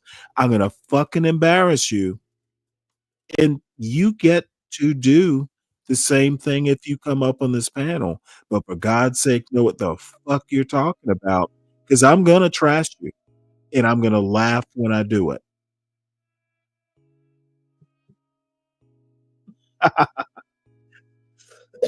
Well, Lou, and I'm also going to say this. Excuse me. Free Zone Lou and Deacon Dave and SKC, you know what? They enjoy the game. And you know what? If they come up here and they fucking trash me because I'm an idiot, it's all part of the game, folks. I commend the Free Zone Lou's and the Deacon Daves and the SKCs and the John Galts. These motherfuckers know the game. They know dude, it is no holds barred. However, you can trash an argument and mock the person who deigns to make this horrible argument. And you know what? I don't trash people. I don't think they can take it. And if you can take it, dude, we live to trash. I will be trashed tomorrow because Free Zone Lou is right or Deacon Dave is right. You know, Deacon Dave keeps score, apparently. This motherfucker just comes up out of the blue and goes, well, Stanley, I'm up. 5 for Deacon Dave and 0 for Stanley. and I'm like, what the fuck are you talking about? And, you know, Deacon Dave pretty much says, Stanley, you're too stupid to even know you're losing. So, you know what? I can respect that. I'll catch up one day, Deacon Dave. So, let's see, what does Kelvin say? If you ad hominem, you lose the debate. Fuck that pussy shit. Where the fuck who is the woke person at LSE who taught you that? No. Reverting to ad hominems, I consider it a shortcut. You might be able to alert the person that they're losing. Do you really want to be teased? Do you really want to be ad hominem? Dude, it's a shortcut to end dumb arguments, in my opinion. Now, you're not totally wrong. Sometimes if you pull out the ad hominems, you actually it's a delaying action, but not all the time. It's not a hard and fast rule, I guess is what I'm saying, Kelvin. So anyway, y'all need to be reading books. If you want to talk about redlining, Richard Rothstein is the person you need to at least be familiar with. He does have videos. As a matter of fact, we might just watch. He's got YouTube videos. And I'm not going to do it today, but come Monday, we're going to have to explore some Richard Rothstein. The motherfucker's brilliant, and his daughter's kind of brilliant too. So anyway, sorry for the diversion. The special case of blacks. Soul's main argument here, he believes, is his best argument against the concepts of civil rights and systemic racism in the United States. He's using facts and logic to destroy the woke civil rights agenda and arise victorious. So to really get into all that, I'm going to quote a huge chunk of the start of this chapter so that we can really see what he's getting at here. Soul states, blacks may all look alike to racists, but there are profound internal cultural differences among blacks. Insofar as racism and discrimination are directed at blacks in general, the incomes and occupations of those blacks who differ culturally provide some indication of the effect of other. And Lou, let me make a point about the color of law. This is where I hop off the short bus when Tyrone wants to tie morality to law. Morality and law can be connected, but they don't have to be. And when you talk about colorblind law, like the Constitution is colorblind, you literally divorce morality from law. Okay, it's the conservatives like Clarence Thomas who actually divorce morality from law. If it's colorblind, then it does not consider history or why you should have just laws. It literally is just words, and we don't care about the results. Colorblind law is literally anti CRT because the results are an act of God. As long as the law does not consider color or mention color, that's literally devoid of morality. And I just do not understand why the Tyrone Slides of the world come up here wanting to fight this quixotic in this quixotic style. You're tilting at windmills and you don't even understand your own argument. Because if you did, you wouldn't come up here talking about morality and civil rights. They can be connected, but they don't have to be. As a matter of fact, morality can justify racists. Being a racist can be justified morally if you use the Bible as your guide for morality. Why the motherfuck don't people understand this shit? It is so frustrating. So I'll stop whining, but goddamn, folks, fucking know your own arguments. Factors. In short, we can compare people of the same color and different culture, as well as people of similar culture and different color. Both comparisons provide clues to the relative weights of color and culture. If accent, birthplace, or place of schooling are responsible for the West Indians' advantages in the marketplace, then those West Indians lacking such obvious clues for American employers would not be expected to have comparable advantages over other blacks. Diametrically opposite predictions regarding second-generation West Indians derive from the theory of cultural differences and the theory of employer discrimination as explanations of black income below the national average. Basically, arguing that racial differences in the US are not fueled by racism, but instead fueled by cultural differences. Because if a second-generation West Indian black person in the US lacks the accent and birthplace of their parents, thus making them, in the eyes of employers and such, virtually indistinguishable from a black person whose family lineage dates back to slavery, and yet the West Indian... This is a very good point. Justifying racism on or attributing it to actual culture is literally what a Be Brave does.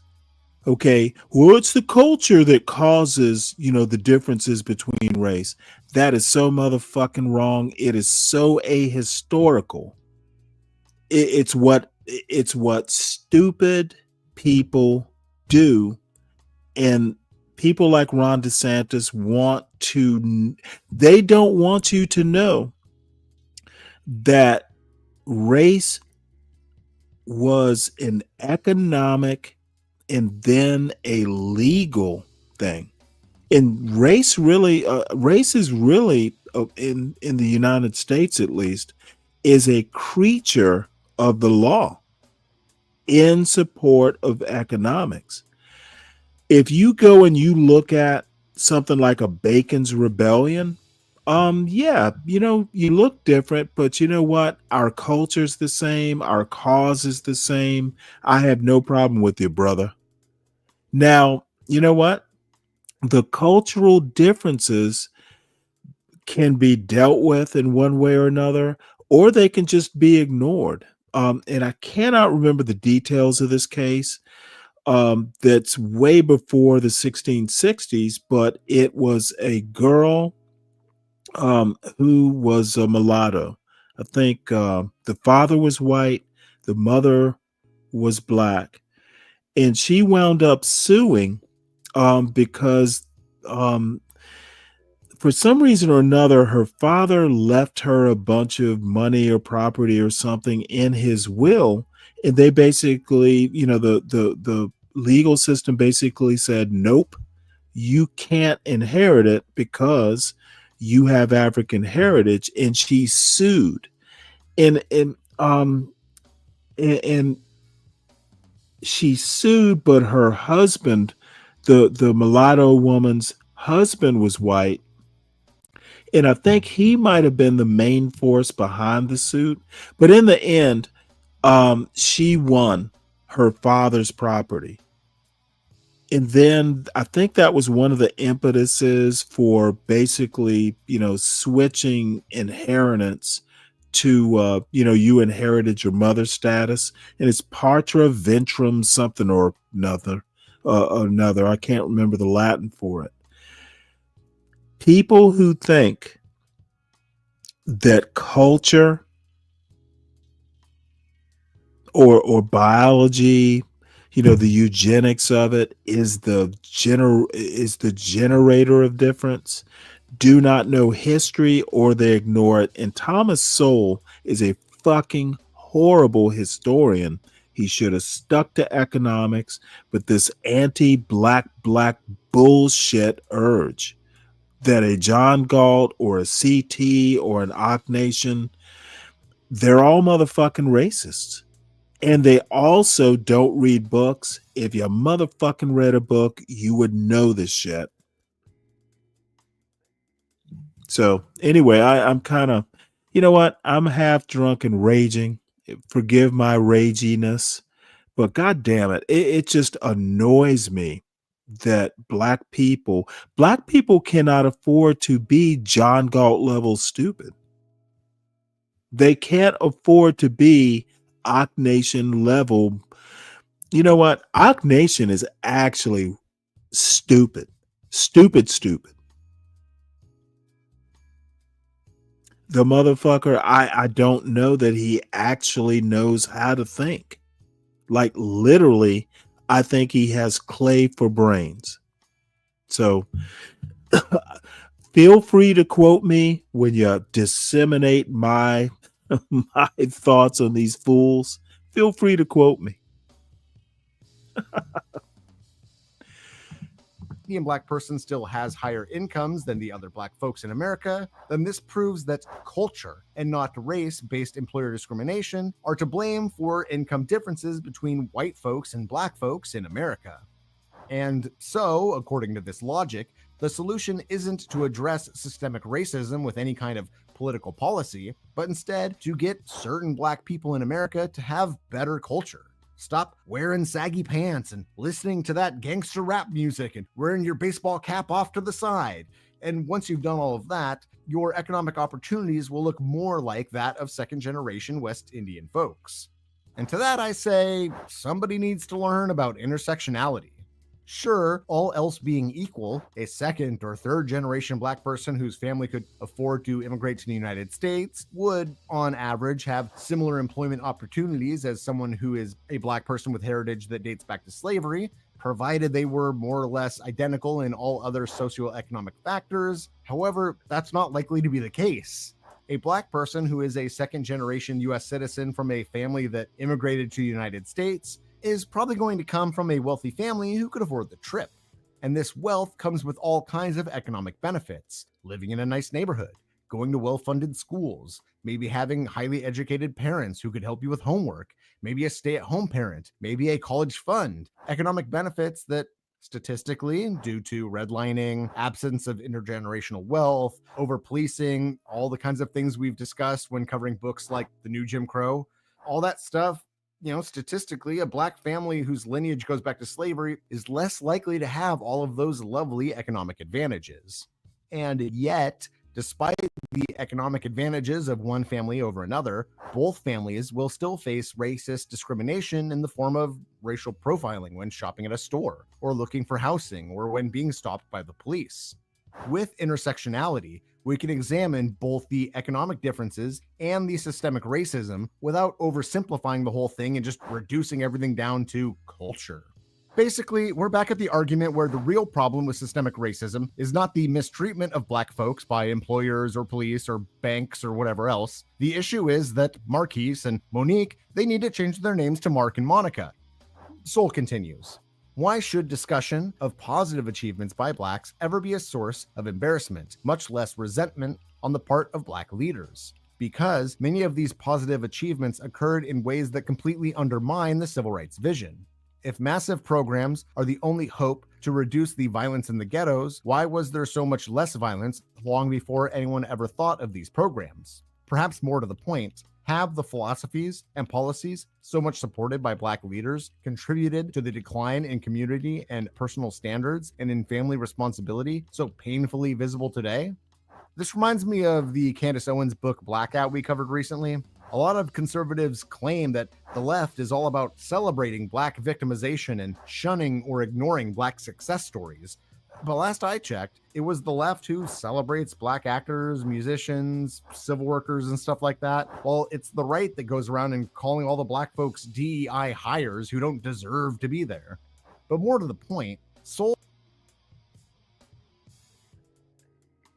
Let me make a point here. Lefties love intersectionality, and Kelvin, righties, or whatever the fuck you call yourself, ignore intersectionality. I think that I liken the recognition of intersectionality to be something like having three-dimensional it's three-dimensional space. I encourage you to actually rethink this sort of one note thinking. And I would think as an LSE graduate with African heritage, you probably understand intersectionality better than I do. You just want to associate it with lefty, whatever the fuck that means. Kelvin, one day you'll hit the link.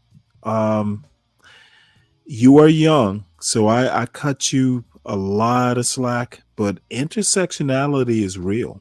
If you can't understand that being black is one facet, maybe if I call it a facet instead of intersectionality, you might understand it better.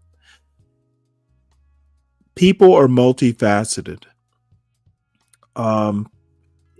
You need to figure that part out. And when you do, or you want to talk about it, you're always welcome to hit the link because you are smart. You're just young. And I give you that kind of grace. It probably is a media strategy.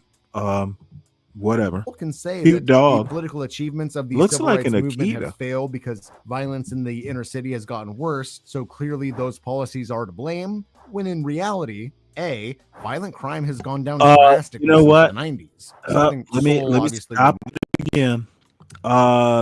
Kelvin, I don't think you understand that intersectionality actually has nothing to do with crutches. Much like morality and civil law, they don't have to be connected unless you want to connect them. And it seems that you want to confuse or connect crutch with intersectionality. Once again, you betray your lack of knowledge, and maybe it's a lack of experience, but son, you don't know enough to make these sort of pithy comments. You literally don't know shit. No, writing this book in the mid 80s, and I'm sure he reversed his opinions since then, but I could find no evidence of that. But also, B, blaming the civil rights movement alone for not stopping violence in the inner cities ignores all the deindustrialization, rise in policing, the prison industrial complex, the move from manufacturing to a service economy, and all those things which have so greatly impacted the American landscape in the years since the Civil Rights Act was passed in 1964. Chapter 5, The Special Case of Women. This is Soul ignoring intersectionality yet again. Yeah, this is Soul acting like women can't do things. It is amazing that someone, but you know what? Economists, and I've said this before, and no shade necessarily on Kelvin.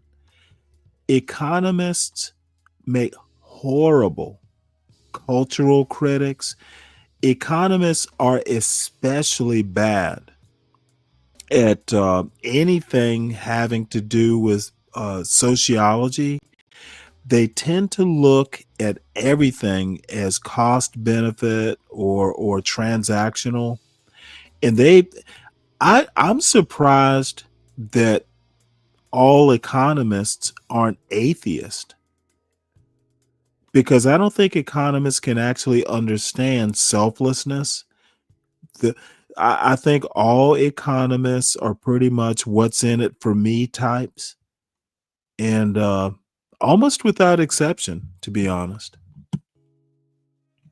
And asking why women get minority and oppressed status through the logic of the civil rights vision. He states, because women have historically earned lower average incomes than men and have been less well represented in many high-level occupations, their situation has often been analogized as that of racial and ethnic minorities. But women are not only not a minority, statistically, they constitute just over half the population of the United States. Their incomes and occupational patterns are also quite different from those of low-income racial and ethnic groups.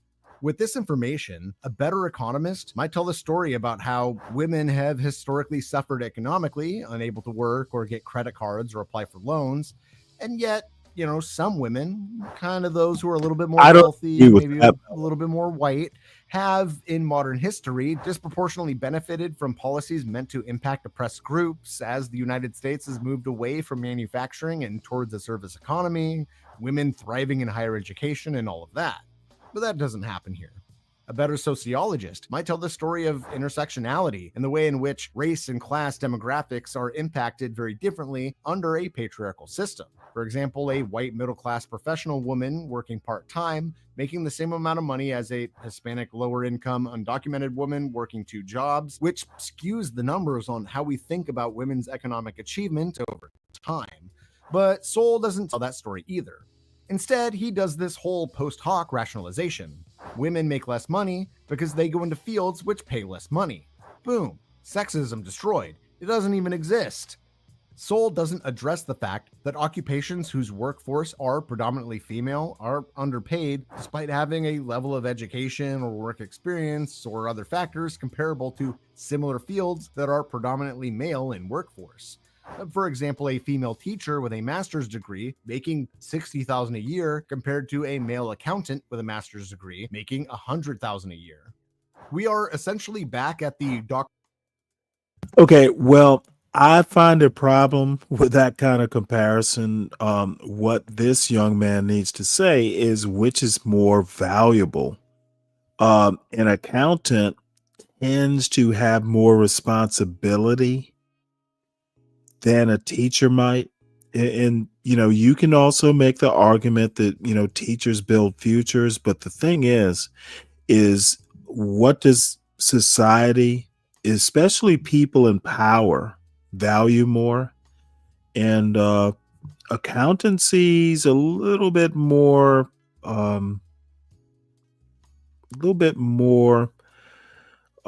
challenging, I would say, overall than, you know, being a math teacher. And he should really do better with these comparisons. That's a weakness. Doctors are men and nurses are women argument. Yeah, men have historically been doctors and gotten paid more, and women have historically been nurses and gotten paid less, but those trends are changing. Soul states, in the civil rights vision, it is employer bias and stereotypes Okay, that cause Yeti. women as a group to That's have a lower good point. annual incomes than men as a group. And he goes on to argue that the real culprit is women working part-time due to That childbearing actually might or be being his show stay-at-home title. moms. He puts That's funny. stereotypes in quotes like it's a ridiculous culprit to the problem, but haven't we seen this play out historically? Like seeing a rise in stay-at-home dads as stereotypes around work and gender are deconstructed? Referring back to the female teacher versus male accountant example, Soul thinks such comparisons are impossible. He states, a senior librarian is considered to be of comparable worth to a senior chemist, and the fact that the chemist is paid more is taken as indicating sex discrimination, since the chemists are predominantly male and librarians predominantly female. There is no way to add apples and oranges to get a total of fruit. And I would, of course, agree that you can't just compare any job or career to another willy-nilly, but he acts like the idea of comparing various occupations is like totally impossible, when it's quite easy to do so. Look at the workload of the different jobs, the level of education required, licensing, physical demand of the job, the climate and the onerousness of the working conditions, and so on. We can use that criteria to see that teachers, for example, get paid little when compared to similar careers. Again, a teacher versus an accountant, for example. Anyways, finally, Chapter 6, Rhetoric or Reality. To start, Soul states, the battle for civil rights was fought and won at great cost many years ago. We have strayed from the path, Soul states. Civil rights has long since been accomplished, he argues. It's gone from reality to rhetoric, he cries. To quote him directly, equal opportunity now means preferential treatment. Voting rights now include preferential chances to win. School desegregation no longer means the right to attend any public school, regardless of race, but being forced to attend where you are told according to race. Equal justice for all now means compensatory benefits for some, usually the more fortunate of those who share the political label disadvantaged. Soul destroys this idea of a disadvantaged group by using facts and logic and a little old economic understanding. He states, to say that women receive only 59% of what men receive for doing the same work is to say that employers pay men 70% more than they have to get a job done. No businessman can spot his competitors that large an advantage and hope to survive in the economy. From an economic point of view, to say that any group is systematically underpaid or systematically denied as much credit as they deserve is the same as saying that an opportunity for unusually high profits exists for anyone who will hire them or lend to them. He's wrong, of course, but he's kind of getting close to getting it, to be honest. Yes, Soul, employers pay their employees as little as they possibly can, so there isn't likely to be a situation where certain demographics are paid artificially. Quick comment here. So keeping track, Mela asks, so keeping track of money is more valued than the well-being of children? That's messed up. Yes, it is more valued. And I'm not, well, it is messed up, but that's the way, American capitalism works. Artificially high compared to others. But there are cases where certain demographics are paid artificially low, not by one or a few employers eking out a little advantage to themselves, but by the economy as a whole, due to a whole host of socioeconomic biases and discrimination. For example, because women have proportionally less bargaining power in the economy, because they tend to be economically dependent on others, tend to be physically weaker and smaller, tend to be more agreeable when compared to men, they can expect to be paid less than a man for the same work. The same reasons women can expect to pay more for a car at a dealership is the same reason they can expect to be paid less than a man for doing the same job. It's stereotypes and discrimination. Soul's argument here reminds me of when we discussed For a New Liberty by Murray Rothbard, where Rothbard argued that discrimination against redheads wouldn't make any sense in a capitalist economy because that would mean there's a pool of economic advantage someone could be exploiting and getting rich off of, ignoring that we literally have a history of segregation to draw from where this took place, where employers benefited economically off of racist clientele by refusing to hire Black employees or serve Black customers. Referring back to the quote I referenced at the beginning of the video, Soul again states, the crusade for civil rights ended years ago. The scramble for special privilege, for turf, and for image is what continues on today under that banner and with that rhetoric. Again, reactionary arguments. The fight for progress is over. Now it's time to stop. But more than this, Soul insists that there's a danger for pushing for progress, that it's all reverse racism. It's going to cause a backlash. He states, already there are signs of hate organizations growing in parts of the country and among more educated social classes than ever took them seriously before. Many racial policies continually add to the pile of combustible material, which only needs the right political arsonist to set it off. Fascism has historically arisen from the utter disillusionment of the people with democratic institutions. We are not yet at that point, and our course need never take us there, though that is the direction in which we are currently drifting. I like how it's people fighting against racial injustice that are the reason why hate groups do the things they do. Yes, blame the victim. Ignore all the statistical evidence of systemic racism. The Black Lives Matter movement is to blame for promoting racial tensions in America. Ignore the statistical evidence of sexism in society. The Me Too movement is to blame for promoting tensions between men and women. If we could just get rid of that pesky old victim, there wouldn't be a victimized. Problem solved. Why are we trying to change anything? The status quo is king. Thank you, Thomas Sowell. You have solved racism in the United States. Conclusion.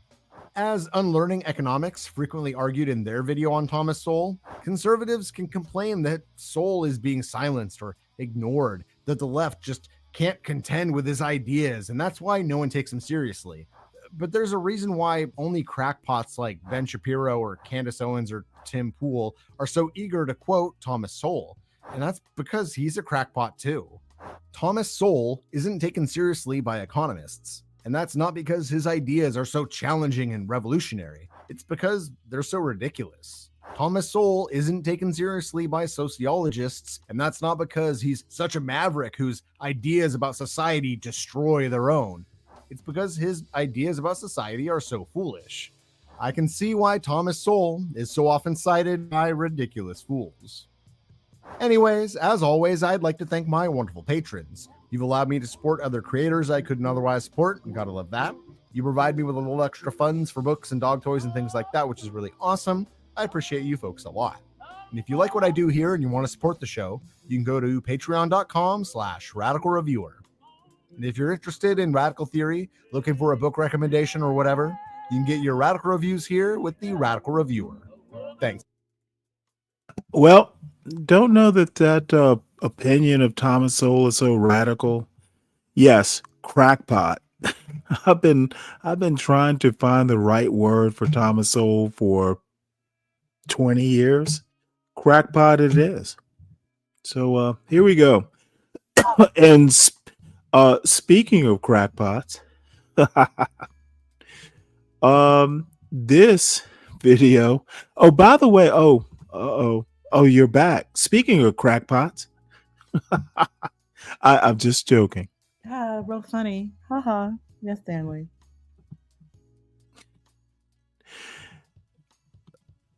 Yeah, I get So it. you've rejoined us. Mella, why don't you hit the link too? Might as well have all the crackpots report in. You were not digging my jokes. Oh well. Well, this next video, Brian Tyler, what is it? I can't even remember his name. Cohen. I was hoping Tyrone would come back. I'm not done with arguing with him, but Jasmine Crockett drops bomb, and I Tyrone think needs to go home, Stanley. I think it was you who were talking about her district being sacrosanct. Is that Her true? district is sacrosanct. Yes, it is.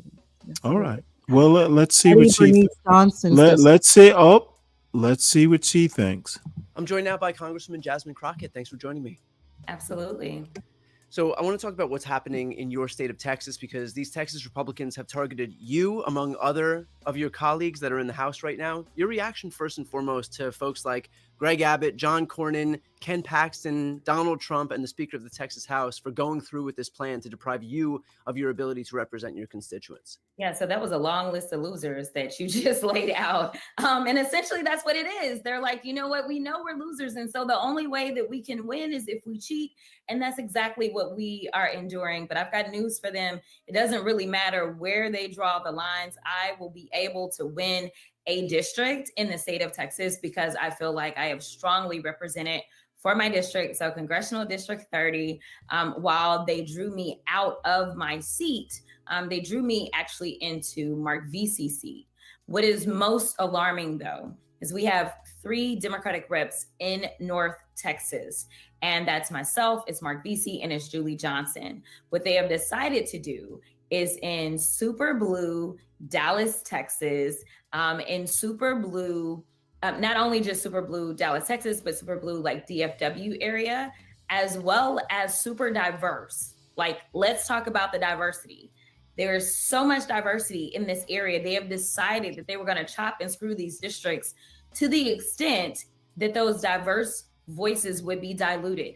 When we did the math, if you are an African-American in the state of Texas, and Texas has more African-Americans than any other state, then your vote only counts 1/5 as much as an Anglo in the state of Texas. Yeah. You are Latino, your voting strength is only 1/3 that of an Anglo in the state of Texas. And that is what we are talking about. We are talking about the fact that Republicans are now saying, you know what? We don't trust those diverse voices because we know we have a white supremacy agenda. So therefore, we are going to make sure that they don't participate because they are not going to go along with this anti-diversity, equity, and inclusion agenda that we have that is defunding healthcare, that is defunding access to capital for small businesses, that is defunding education.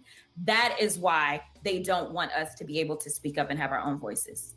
Do you have any confidence that other Democratic governors like Governor Newsom in California, Governor Pritzker in Illinois, that them pushing back might have something of a deterrent effect? Or do you think that these guys are just, blinders on, continue going and there's nothing that's going to stop them at this point because Trump said jump, they say how high?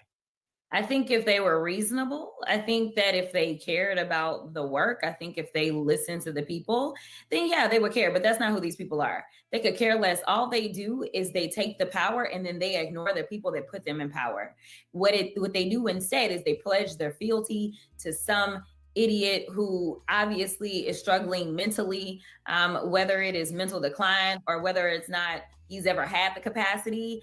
They have decided that they are going to do whatever it is that he wants them to do instead of doing what's right for Texas.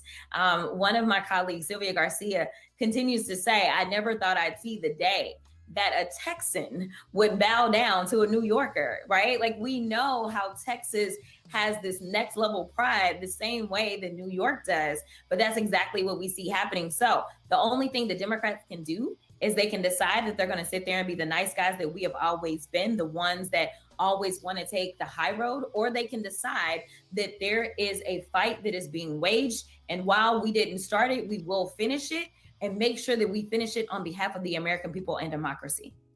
What's your message to those state reps who've fled the state and look, who are getting fined $500 a day, even though their salary is $600 a month, who are right now living in not exactly optimal conditions and contending with bomb threats right now as this last line of defense to stop this special legislative session from moving forward?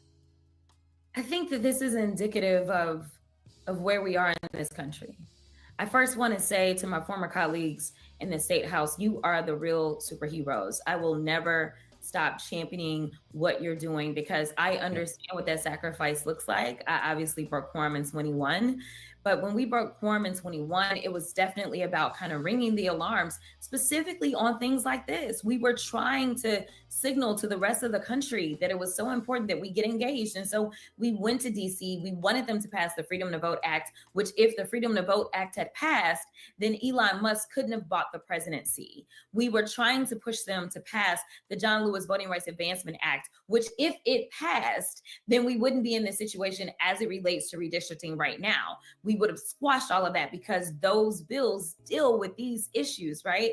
And so we were trying to ring the alarms at that moment. But for a lot of people, I think that they saw the fight as like, oh, this is over voting rights and it's a Texas issue and that kind of stuff and whatever. But the fact that these Texans decided that they were going to leave their homes, that they were going to be bullied by cowards who want to arrest them. I mean, they are going harder on elected officials that are simply trying to make sure that their constituents' voices are not minimized. Then they're going on, say, getting the Epstein files. Like, we know that y'all know how to move, clearly, because y'all done called in the FBI and everybody else trying to go after not pedophiles, right? Because we know that seemingly the commander-in-chief has a soft spot for pedophiles, because next thing you know, we know that Ms. Maxwell was transferred to a cushier existence in a federal system, penitentiary system, right? But now you want to go after lawfully elected people whose constituents are not upset with them at all, because they dared to do what democracy says we should do, which is to represent. So for those that don't understand, in our Texas Constitution, it specifically provides for breaking quorum. And this is one of those circumstances. And they're not doing it because they are the ones whose districts are on the chopping block. They're not doing it because they're concerned per se about individual congressional members. They're doing it because this country is on fire, and it is time for people to see that we have a fire in our belly. There are Democrats that are willing to wage a ridiculous fight if it means that we're going to protect democracy. So I love them, I thank them, and I stand with them. Perfectly put. You know, I think what you said about the fact that these Republicans are showing us that if they want to get something done, they can. You've got the Speaker of the State House issuing civil arrest warrants. You've got John Cornyn going to the FBI. You've got Kash Patel saying, yeah, the FBI is at your disposal. You've got Greg Abbott and Ken Paxton going to the courts to try and deprive these people of their seats, to vacate their seats. And so if there's a will to get something done in the GOP, clearly these people are showing that they are not, that there's no stone that they won't leave unturned. And yet when it comes to the Epstein files, something that they themselves have been barking about for years and years and years. Hold on. When they finally have the chance to substantiate what they themselves have been saying, their hands are tied. There's nothing they can do. They're not even willing to hold Pam Bondi to account, even though she said the files were on her desk. And so it goes to show when they want to get something done, they can. And when they don't, that's a conscious decision that they're making too, which I guess leads me to this question here. The Oversight Committee has compelled the release of the Epstein files, and that should be done within 2 weeks. How confident are you that they're going to comply and that these files will be in your hands by the time that deadline approaches? I'm pretty confident. I mean, this is a subpoena that came from the Republican chair. There was a bipartisan vote in one of our subcommittees on oversight that is led by the amazing Summer Lee out of the state of Pennsylvania. And so when they thought they were getting everybody out of DC in time, again, I tell people all the time that they may have the muscle, meaning that they have the numbers, but we definitely have the brains. So they are all brawn and we are all brains on this side. And so we were able to outmaneuver them because that's what we do. We actually think. And so, you know, this is a subpoena that then the chair of the entire Oversight Committee then had to send out because there was, you know, the vote. And so this is coming from Comer. So this is coming from another Republican. Now, you know, whether or not DOJ, you know, gives us a trickle down or, you know, how they treat it and that kind of stuff, who knows? We know that they are spending so many man hours on redacting Trump. I wouldn't be surprised if they come up with some trumped up reason to explain why any of the documents that have anything to do with him cannot come out. I mean, they will make up law. They will go to the courts that belong to them. Like, they will do a lot of things.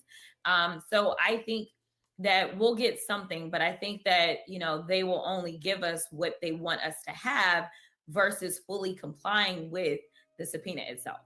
What's your message to those Trump supporters who stake so much of their support for Donald Trump on this idea that he's going to finally do what so many other politicians wouldn't do, which is to expose this deep state cabal of elites who are above the law, who can operate with impunity and do heinous, vile things, who now very much seems to be entrenching the very system that he promised to expose?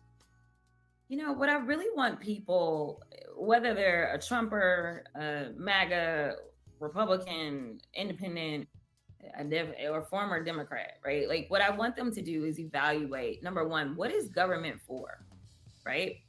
And evaluate how it is that we are choosing our elected officials. Government is not for enriching the people that are elected, right? This is why it is wildly popular to stop.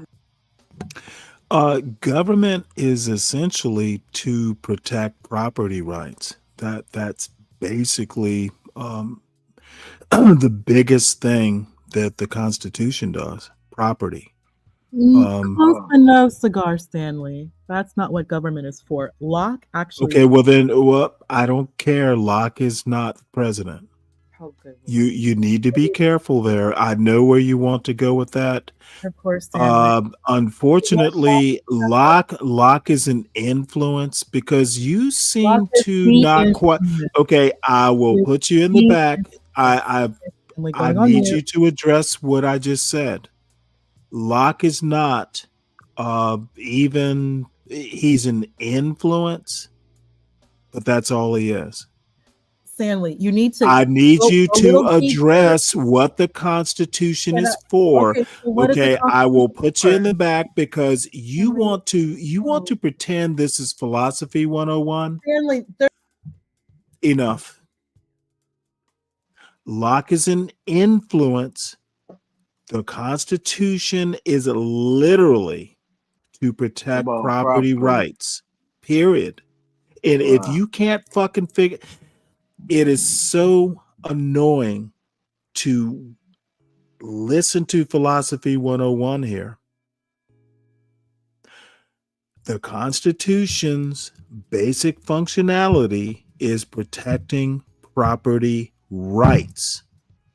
Locke is literally not the writer of the Constitution. Influence is not the writer. Influence is not intent. The fuck? Why do I have to deal with this philosophy 101 student here? philosophy are you talking about? You, as a philosophy major, talking about Locke as an influence. Okay, no. Literally, my response is Locke did not write the Constitution. I literally have told you what the Constitution is. Its function is to protect property. Stop the goddamn cap. See, you think you're going to be able to out-argue me? And I love the window dressing and the gift wrap and all the fancy highfalutin shit. What you don't understand, young lady, is I understand the gift wrap. I also know what the gift wrap is wrapping. You said Stop. Highfalutin, Stanley? Say that word again. Highfalutin. Highfalutin. Thank you. I gotta steal that one. Highfalutin. I think I can spell falutin too. Falutin. And there might be a G, so put an apostrophe or whatever afterwards. Falutin. The Constitution, capitalism is what it was written for. It's property protection. So everything And now, if anything else gets dragged into being protected, that is a benefit. The Constitution is property protection. So you get, and Miss Ponder, you can respond, but you need to keep it tight. Stanley, you need to. You're saying that's the origin of it, right, Stanley? No, I'm not saying it's the origin. I'm saying it's the purpose.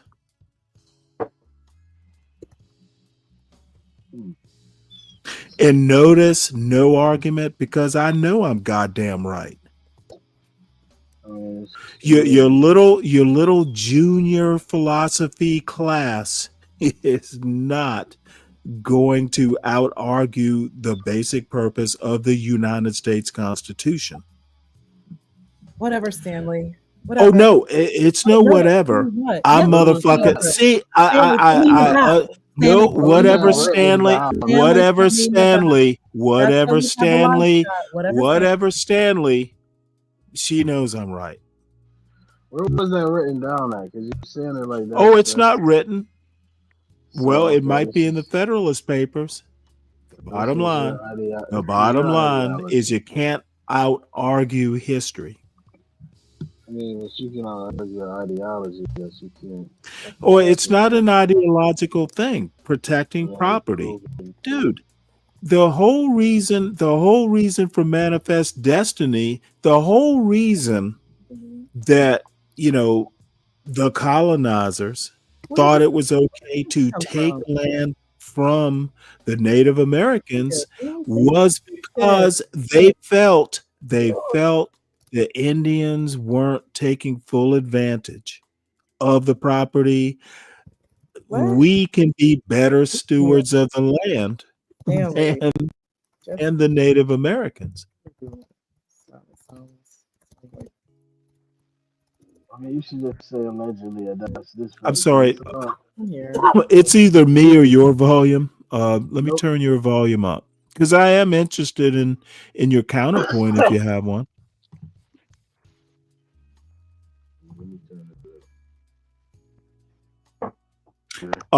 Ignat, your volume's a bit low. Can you hear me now? I can. Okay, yeah.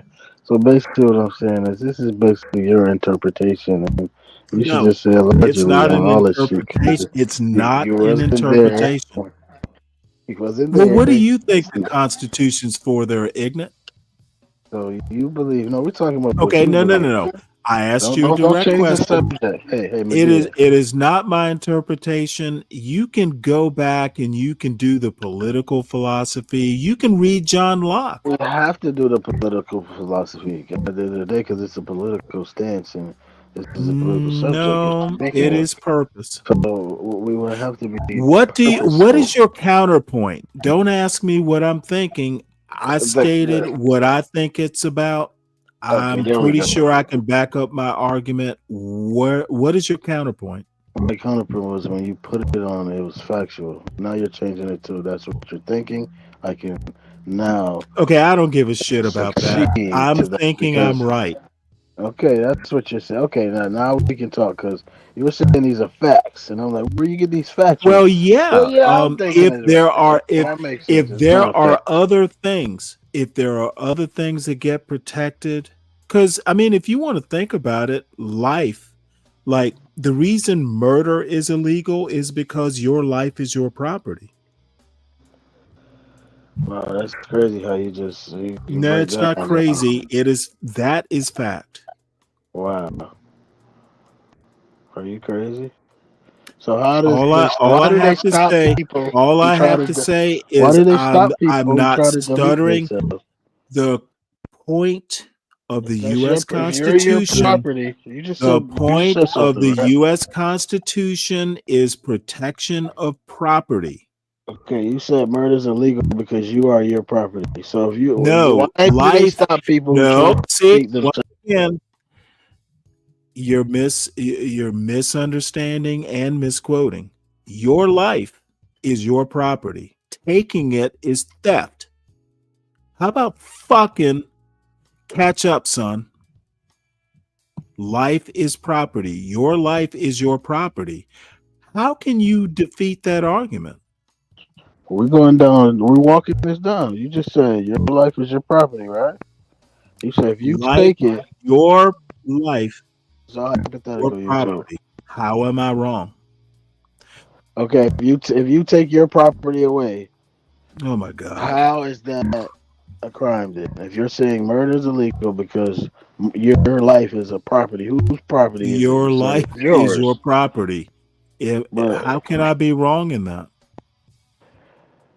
It's easy, Stanley. Like if you burn your car in your yard, that's your property. Nobody can fault you for that. In certain states, you can do that. But You can now. You have an argument. If you take your own life, how are they going to prosecute you? They can't. It is your property to take if you choose to do so. but if you attempt to and you live, you're going to jail. Nope. Yep, you're going to jail. Yeah. Okay.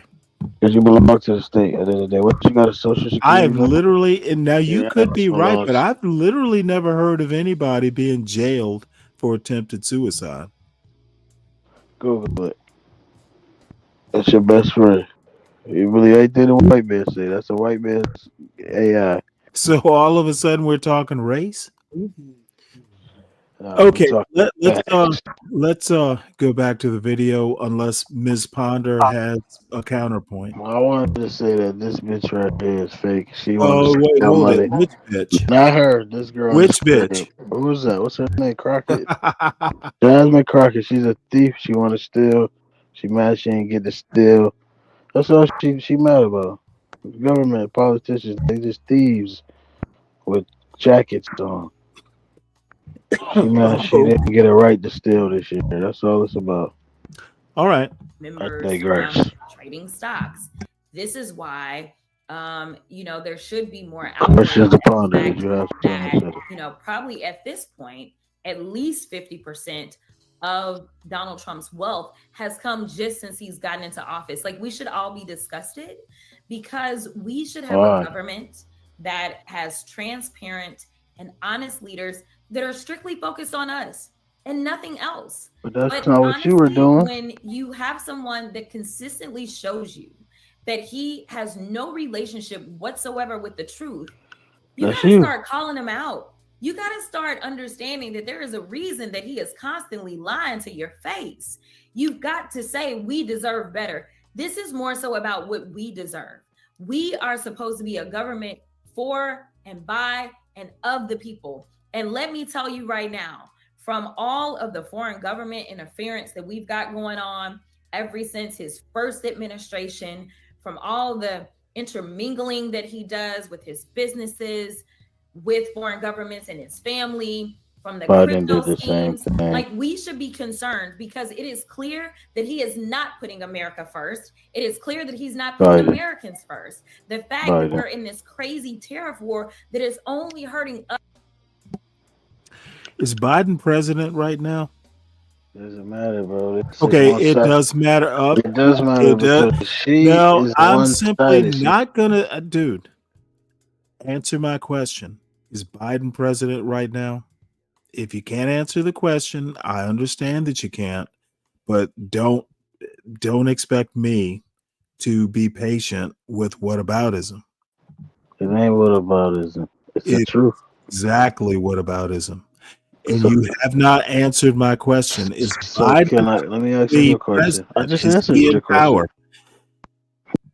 Dude, don't waste my time.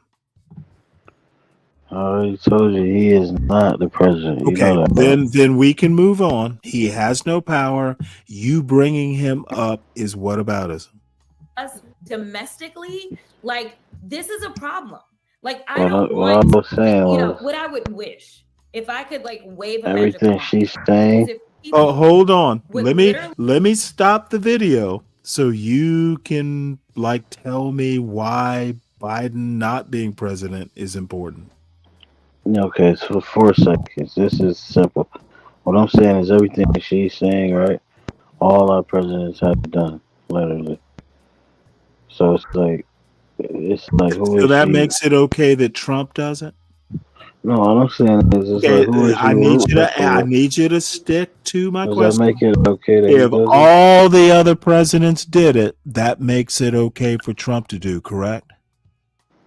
What the fuck does that got to do with what I'm saying? Yeah, I didn't think you could answer the question.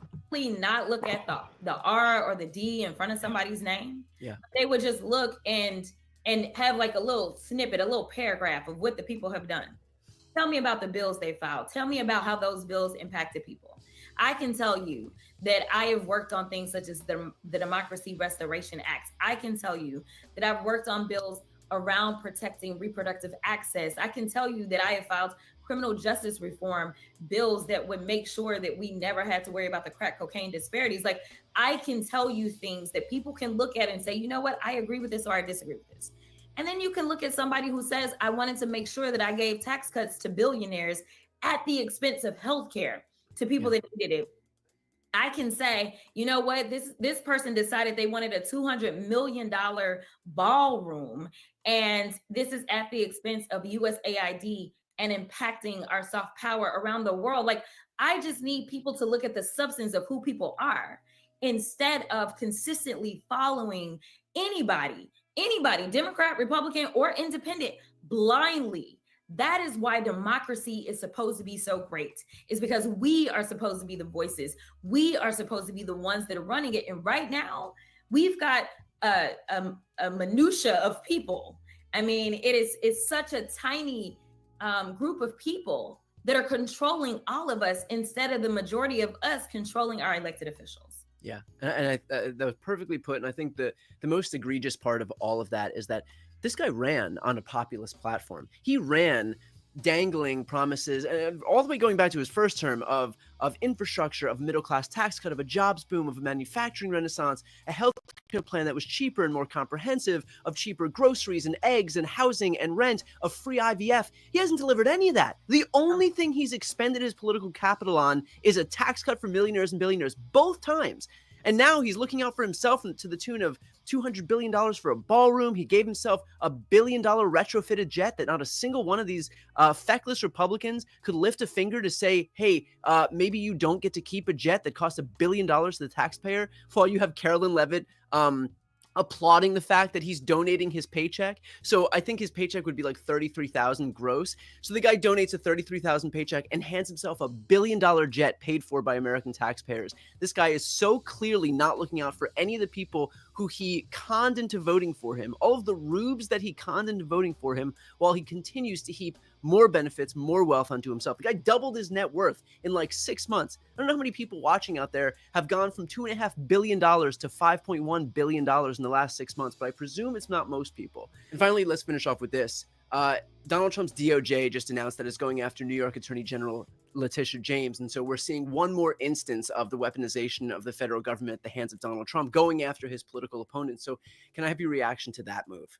Yeah, I mean, you could see this a mile away, right? Like, even a blind man could see it coming, because we know that this is a guy that campaigned and said, I will be your retribution. And that really translated into him seeking his retribution if he were to get into office. And what is so frustrating is that we have a guy that decides that he wants to say he's all about law and order. But if anything, he is the most lawless person that we have ever had. And this is not by any stretch of the imagination, considering the fact he is the only president we've ever had that has been convicted of 34 felony convictions, on top of the fact that he had so many other outstanding cases. So to have the audacity to believe that he should go after someone who is duly elected, who has never been accused of a crime, who truly you are trying to trump up charges on, that's all we're seeing. The same thing with going after Jack Smith, right? The same thing with firing all of those that participated in the legal and lawful investigation of his wrongdoing while they were at the DOJ. Like, people that are following the law, they're following the evidence,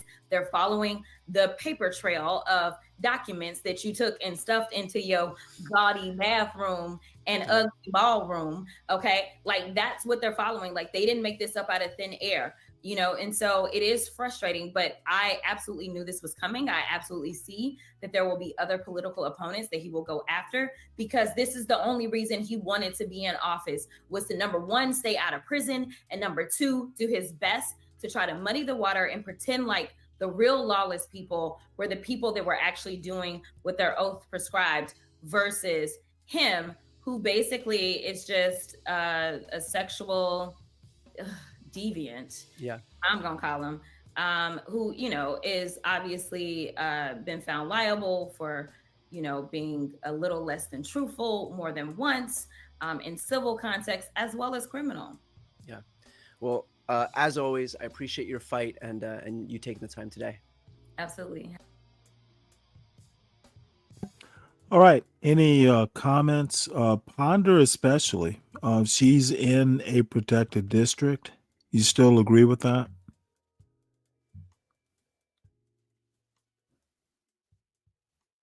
Well, apparently she's fallen asleep. Any comments there? Who fell asleep? Who? I already made my point, Stanley. Okay, well, if you've made it, then let's skip on over to Ignat.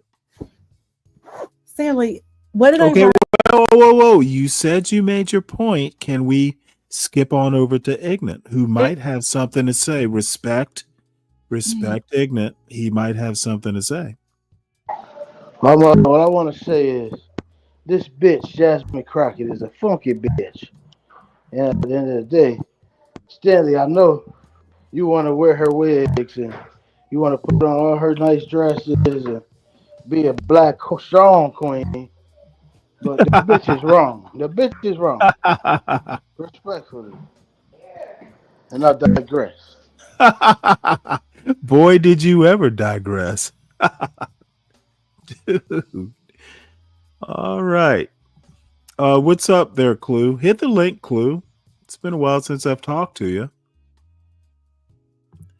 So, Can I now, Stanley, since hold it. You got more to say? Please do.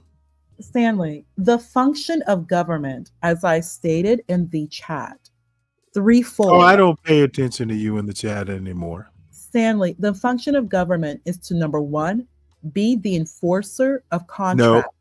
That includes private property. That literally talks about, dude. Okay, let me put you in the back because you are literally finding a different way. Yes, protect property, enforce contracts, protect property. Thank you, Questions to Ponder, for being so clever, except protect property is part. All you're doing is finding a not so clever way of trying to be right and get the last word in. Protecting property covers the contract part. Thank you, ma'am. No. How do you, what the fuck? Oh my God.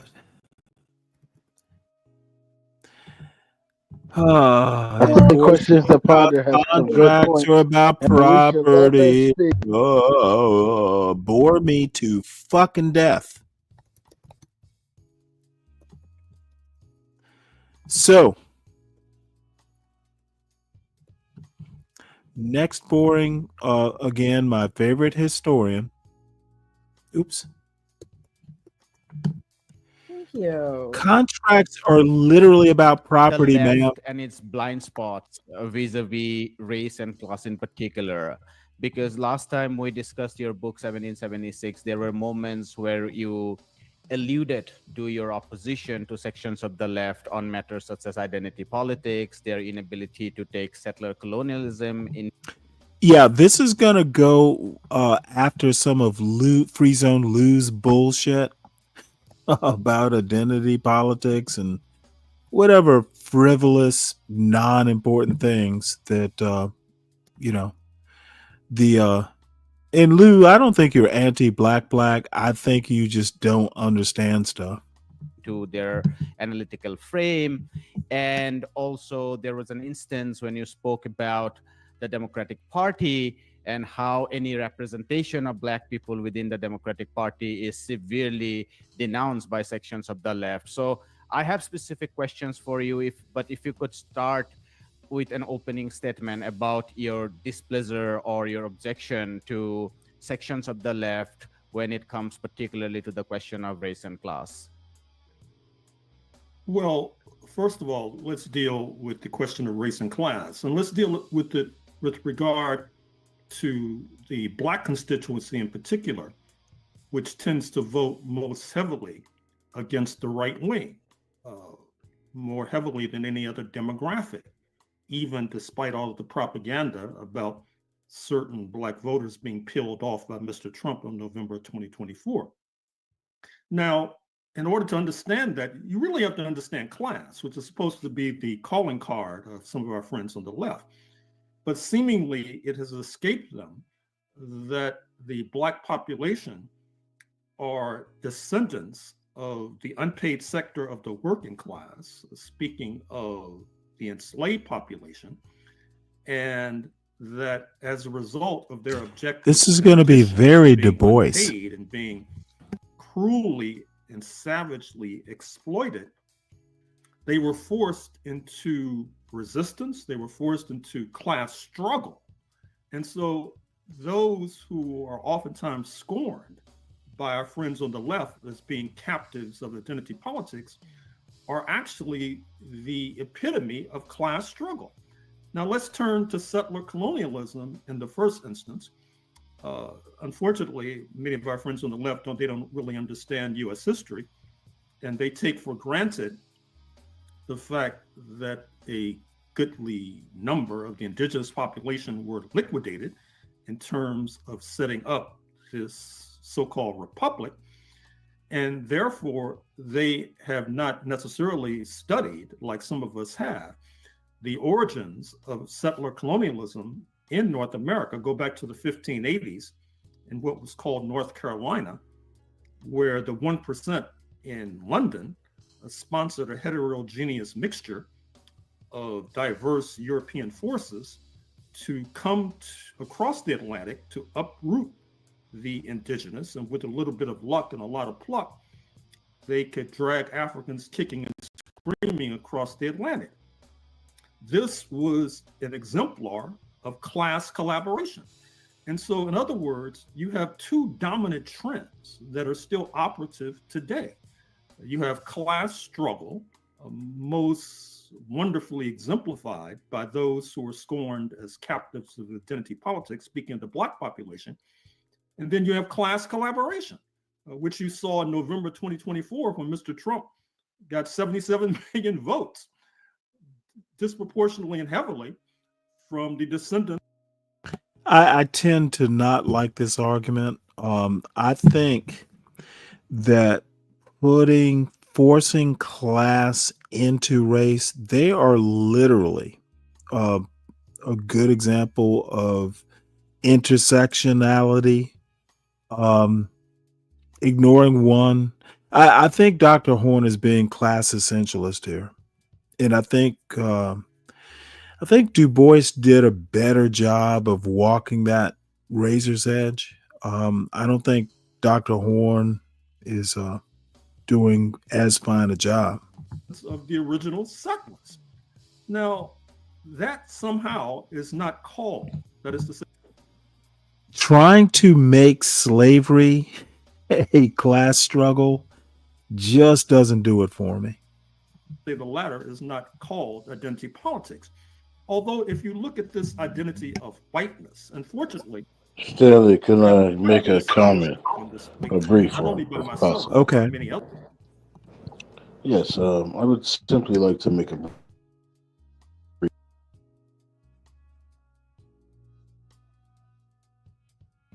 You still there? We can't hear you.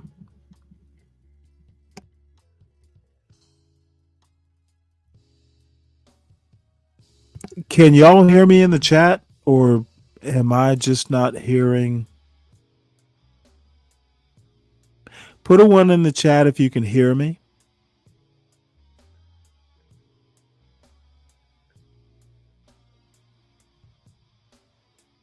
Oh, God damn it. Who knows what's happened here? Can you hear me? I can now. Can you hear me? I hear you. I got a call. Sorry about that.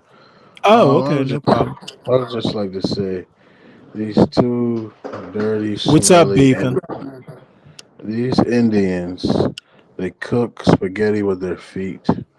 They smell like onions. They do not wash. They believe washing up is a sin. Just like the caveman, they believe the same thing he believes. They're smelly. If they see a woman with leggings on, they will touch her unwarrantedly, which in America is sexual assault. They do that daily over there. Those guys are freaks. And I'll digress on that note.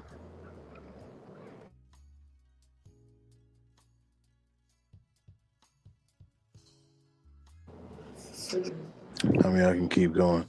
Aladdin right here looks like he sells children porn online. This old man right here looks like he buys ladies' farts online for $20 with. I mean, come on, these guys, they ain't black. That's the thing. Black is really Oh, wait, hold like it. Which guys? both of these are Indians. They not black. No, Gerald Horn is blacker than you or me. Nah. Yeah, his parents were part of the Great Migration. He was born in St. Louis. Yeah, I think he is literally blacker So than he's a you and me tether. combined. He's a Sorry, tether. son. Sorry, He's a son. tether. Sorry, son. Son, he's a You tether. do you even know who Gerald Horn is? Do you even know who No, my no, no, no, balls no. I are? need you to answer my question. Do you even know who Gerald Horn is? Do you know who my balls are? Do you even know who Gerald Horn is? Can you spell homosexual? See, I didn't think you could. You want to give me spelling lessons when I ask you. Instead of yes or no, you just want to go into that weird, perverted. Dude, this isn't John Galt's panel. You can't, I'm simply not going to chuckle, oh, ignorant. That is such a funny distraction that I'm going to follow up and ask you, well, how do you spell it? No, ignorant, this isn't that kind of panel. So I agree if with you you. can't answer a question, I said I don't know, Grandma. if you cannot answer a question without asking me how to spell homosexual, I know not to take you seriously. So let's move on. That's feminine of you. And we see that this I'm gonna concept have of to treat whiteness you is a like a totally first made-up grader. identity. You sound like my It- old it's sort lady. of a way You know to what? Your old forge lady mutuality is up with more and than I have. collaboration between those who had been warring on the shores of Europe and the That's what she English said. versus Irish, English versus Hey, Scots, you know Irish what? versus Welsh, She is a British versus saint. German, German versus Pole. I've talked about this many times, but when they cross the Atlantic, they're rebranded as white, and it's a war-fighting identity. It's a class collaborationist identity. It's an exemplar of identity politics.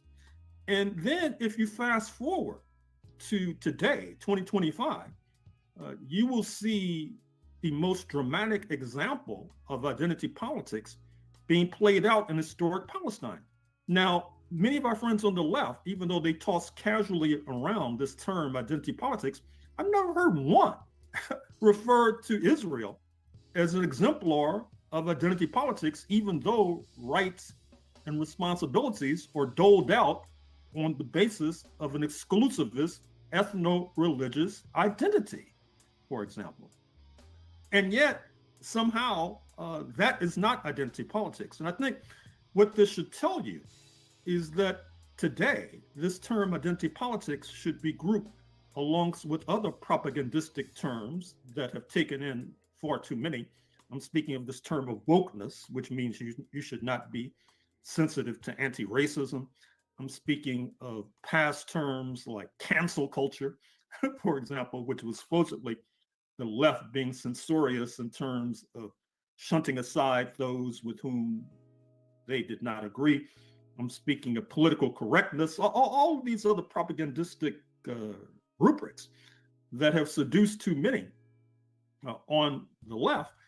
And you can add identity politics because what we can fairly say, given my last example about how identity politics is not applied to Israel or even to Zionism, which is probably exhibit A in terms of identity politics, we should see this as a way for some on the left to disparage those without power, those perceived without influence, while turning a blind eye to the Zionist billionaires who, of course, dominate the discourse on Israel and dominate the discourse with regard to the slow motion genocide unfolding in Gaza.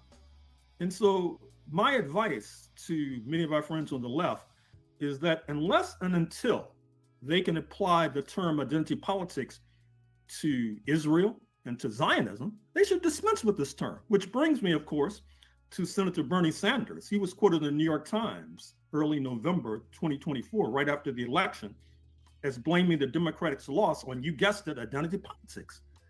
Now, part of the problem with this term, it's so vacuous. I mean, what was he referring to? Was he referring to the fact that Black people voted against Mr. Trump generally 8-2?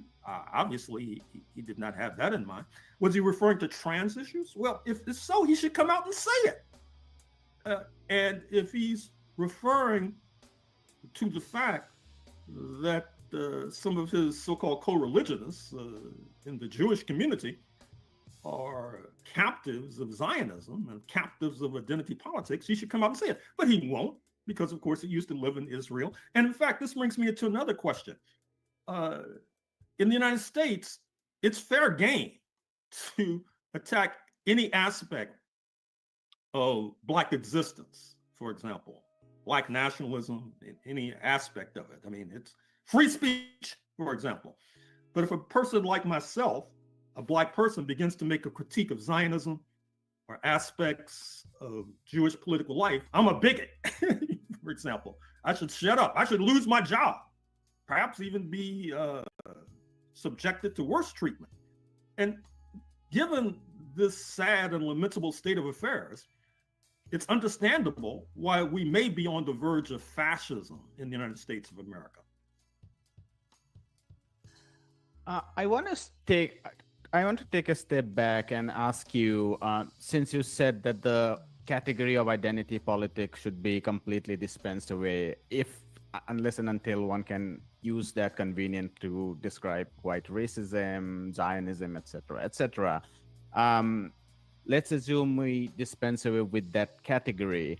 I'm wondering what would be the category to be used when, if and when the left has to critique a section of the Black tradition, which it doesn't see as a radical tradition. And I'm asking this because so much of your work has been on the Black radical tradition and how that has been suppressed and eventually broken. Of course, it's not been eliminated, but it has been weakened significantly since the 1960s and let's say 70s.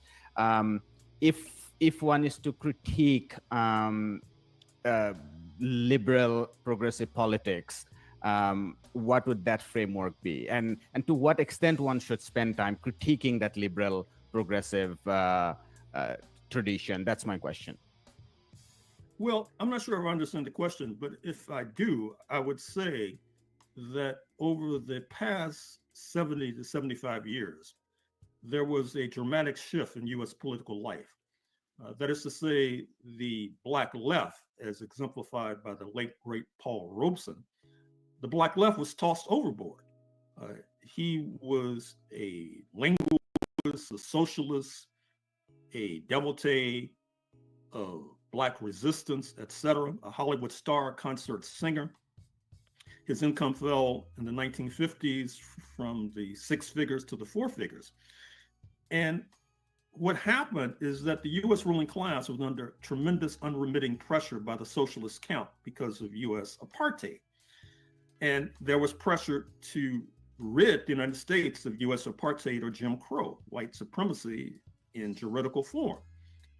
But instead of unilaterally seeking to rid itself of this pestilence, a deal was cut whereby the internationalists were tossed overboard. And this not only happened with regard to the Black movement, happened with regard to the labor movement in particular. Some of your audience may be familiar with Harry Bridges, the leader of West Coast Longshore, that is to say Longshore, the dock workers from Seattle to San Diego, actually out into the Pacific and to Honolulu, led the San Francisco General Strike of 1934, born in Melbourne, Australia. There were repeated attempts to deport him. Alas, in the 1950s, as the Red Scare was heating up, he and his union were ousted from the House of Labor.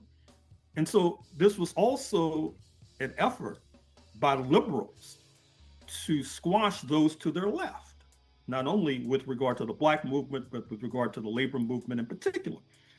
And as a result of that particular transition, you had the rise of other trends, which theretofore had been marginal. I wrote a book on the relationship between Japan and Black America, pointing out that many Black nationalists were quite sympathetic to pre-1945 Japan. For example, many of them went to jail in November 1942 in East St. Louis, Illinois, right across the river from St. Louis. You had Black people drilling, anticipating a Japanese invasion that they were going to join with Japan. And these Black nationalist forces also, they call themselves Asiatic. In fact, they did not necessarily call themselves African because they identified with Japan. But of course, with Hiroshima and Nagasaki, the atomic bombing, the imprisonment of many of these forces, they were squashed.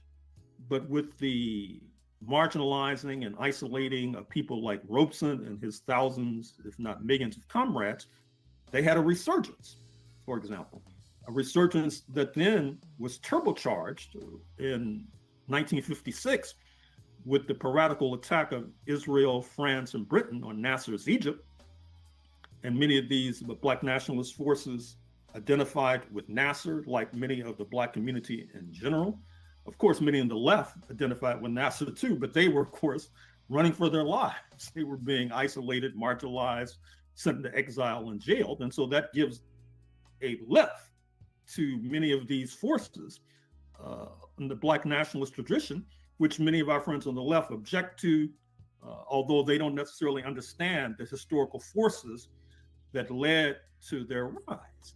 So it seems to me that if you're going to be a scientist of society, which is what many purport to be, you should have a scientific analysis, a comprehensive analysis of how certain ideological forces, how certain political forces rise and fall. And it does little Hey, good I want to just interrupt this right castigate quick because I see Hood Conservative is on Sean Bracey's channel. So this will give me a free chance to trash Hood Conservative while his little acolytes are in the chat. Can never resist an opportunity to trash Hood Conservative. So like now the image of the American military is some skinny little white girl defending her lesbian mother against terrorism or something like that. And so a lot of young men. Real quick, I know people like you. Let them finish. Go ahead. A lot of young men, they see this advertising and they rightly assume, well, joining the military isn't for me. They must not want people like me in the military. So let those people defend the country, right? And so now you have a completely different shift. We're not doing any more of that kind of rainbow outreach. They're directly advertising the young men, and they're saying we want young men to serve in the military. And the numbers are going up. And I'm specifically countering what the lady was saying about they don't want black, brown, or whatever. No. They just want men, period, in the military, because the numbers are the numbers. They need men to do these jobs, and they need combat-ready men. That's why Head says he just banned transgenders from pretty much every level of the military. So a couple of weeks ago, you might have found transgenders in uniform doing TikToks. You know, the transgenders doing their makeup in uniform and stuff like that. He kicked all of them out of the military because, like, it's a simple logic. If you are confused about your gender, then maybe you don't have adequate mental health to actually hold a rifle. And so this is a really simple thing. Like, men should be in the Army. Transgenders shouldn't be in the Army. These are really basic ideas. And so for the sake of... Can someone in the chat tell me if Hood Conservative has ever been in the military? I'm going to guess he hasn't. How the Army works, bro. Okay. I know AR wanted to jump in, and I'm pretty sure MJ wanted to rebuttal that as well. I got you, Young. Thank you for your patience. Go ahead, AR. Yeah, I know people like you, Hood Conservative, like to only address women when you're on a panel instead of addressing men. I made a pretty valid point to your first argument, you just completely sidestep. You didn't even address it at all. You act like I didn't even speak. I know you can hear me because everybody keeps on talking about how my voice sounds. So I know you can hear me. Or I know if everybody else can hear me, you can hear me. Two, I don't think you're in the military. I don't think you're a senior leader. I don't think you're a recruiter.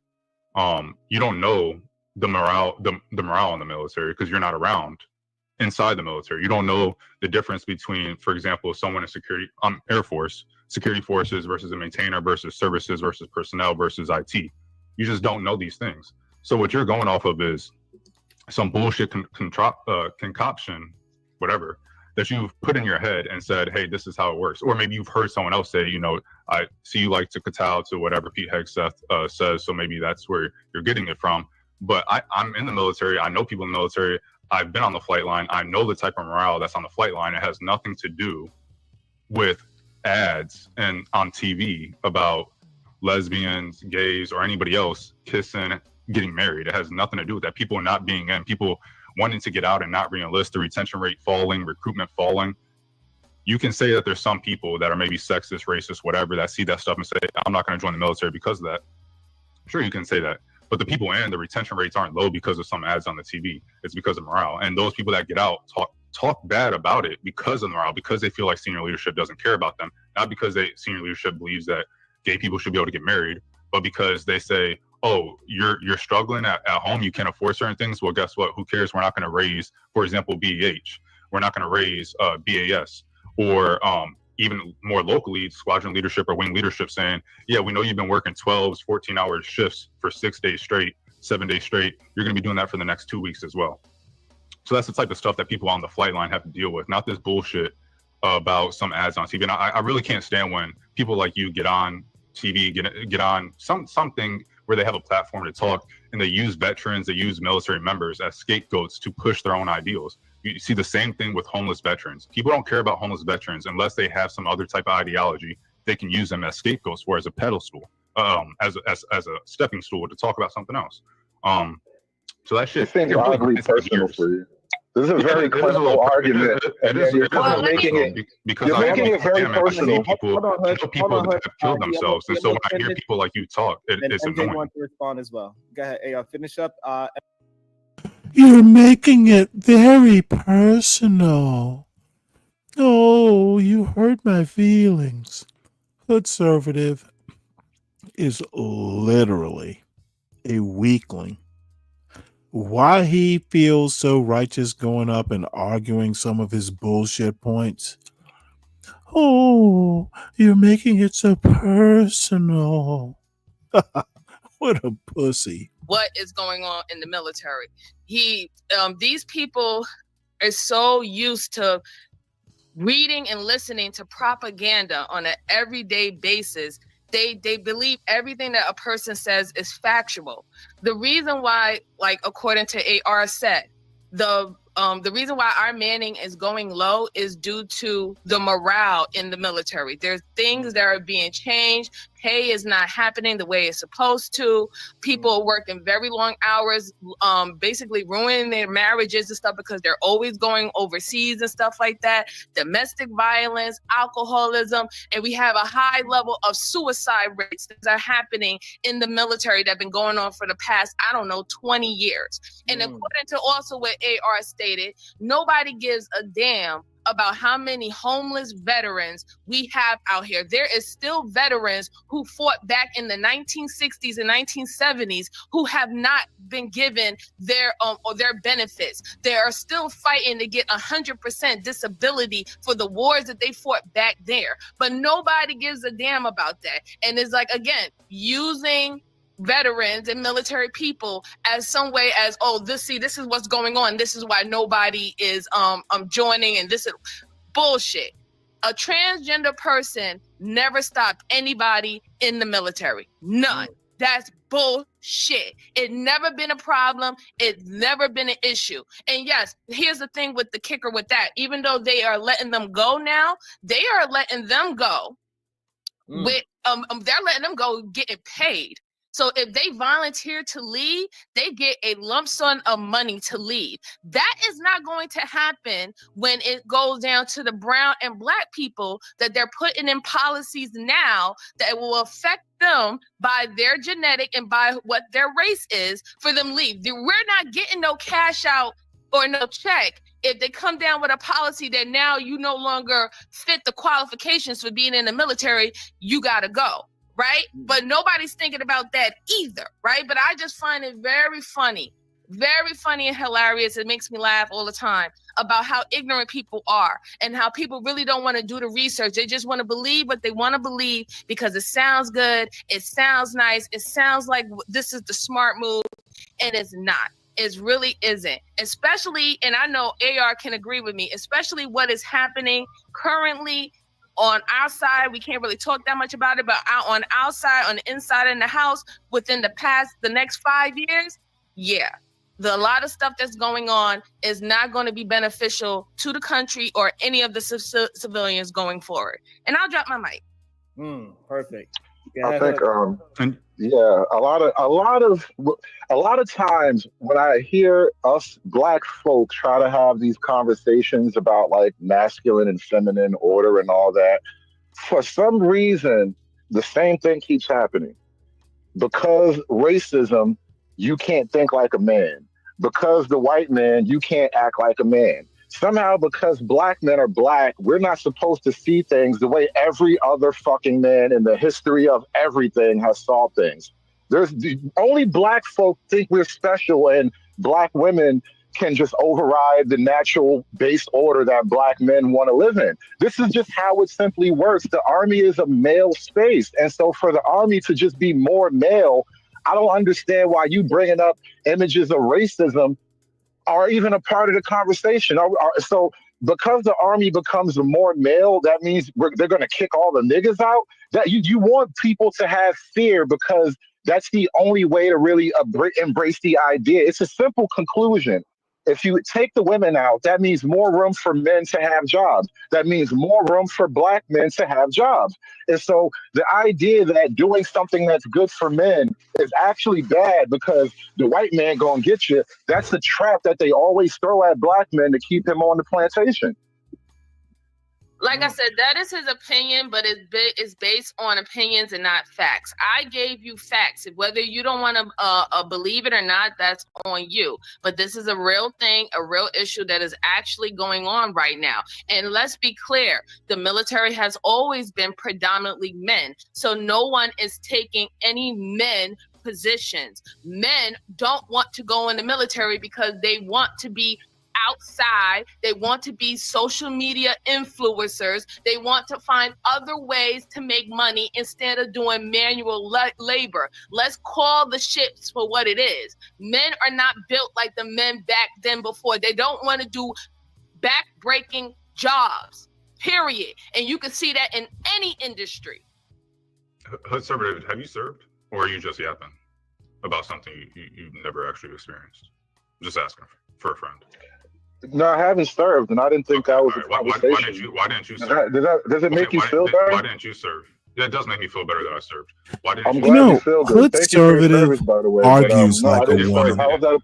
Why is that relevant? He didn't even make Why a is that point. relevant to He the topic, wanted though? to talk about Why does it race. hurt your Well, feelings you so know what? much, bro? Good Why are you so conservative is a desperate to make fucking this a girl. personal He fight? argues like a 16-year-old girl It was a at an conversation. I all didn't use girls veterans as anything. I spoke on debate. actual facts. When did I use a veteran for anything? Be specific. When? What did I say about a veteran? that people aren't serving, or people don't want to serve and don't want to stay. That's recruitment. That's recruitment. That's recruitment. That's not veterans. Those are recruitment. But why didn't you serve? Why didn't you join? I didn't want to. Okay. So Look at this pussy making it all about him. When did I say it? When did I say it? To MJ's point, they have the option to join and they pussy. don't. This is a common, unknown thing where when the economy is doing decent, doing well, people don't really normally join the military. It's a lot more frequent, or retention, or not retention. Well, retention too. Retention and recruitment goes up as the economy gets worse because it's such a high job security. There's so much job security with the job. So bringing up, But the issue is men and women, though. You're bringing up stuff that's personal to you because you're again, triggered. you have not This is served, so you about don't men and know. women. You again, you have not. Yeah, but you keep on saying men and women. This, If he men and wants to women limit in the panel military, to and you haven't veterans, that's served. his You call, haven't bro. served. If he wants to limit the panel We're to not limiting veterans, that's anything. his call.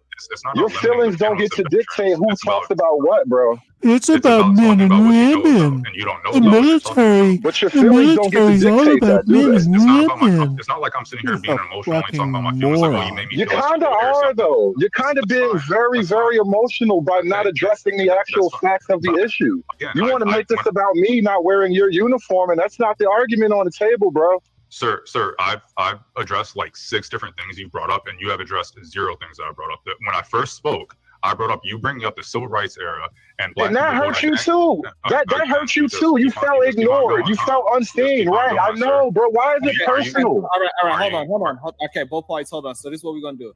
Hey, y'all, try to ask him one question, and we're gonna give him a chance to answer that one question if he likes. Go ahead, answer one of the questions that you had brought up earlier.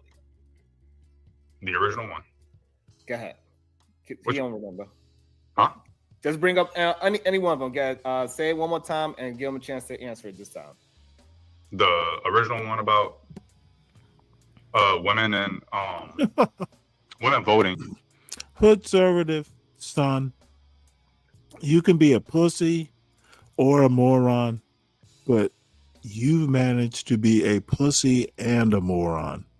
How does that work, son? Essentially, what white women were voting well before then. So white women were voting well before the civil rights era. It was fine. Then it seems that based off your argument, civil rights era happens, black people vote, and now you see that wealth gap. So why is it that your argument is about women not being able to vote and not black people shouldn't be able to vote? Perfect. Go ahead, Hoodservative. Well, I was bringing up a slightly nuanced argument about the civil rights era. Oh, it's women across the nuanced. board were voting It's before the 60s. nuanced. What I mentioned in 60s, what I brought up the 60s to highlight, and I'm talking about the economic, the income gap between black and white America, it started to really go crazy around the 60s. And what the significance of the 60s is that basically one of the efforts to solve racism of that time was to also promote women. And so we started to get women's promotion in education, women's promotion in the job force, and that coincides with that spread in the income gap. And so I'm arguing that you know what? the whole And once again, that Thomas Sowell is taking a fucking moron. No, the income gap got crazy after the 60s, but it pre-existed the 60s. Not an argument, pussy. reason I even brought that up is that we always assume that doing things for women is always a good thing, but we never question the negatives Okay, of it. what the fuck? Okay, so why is this an argument about women? This motherfucker is a one-trick pussy. So there was a lot of things that happened around the civil rights era, and you seem to be only focused about.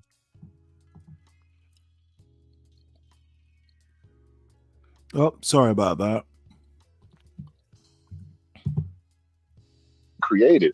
When you put women in that job, you don't necessarily Why create are we that family talking about unit. women? And that's kind of what we're seeing the numbers bear One out trick over the pussy. years. Like One putting trick men in pussy. positions to actually provide for a family. Yeah, I'm gonna have to get a therapist to figure out why that. Putting women in positions Why that I'm will attracted actually to that comment.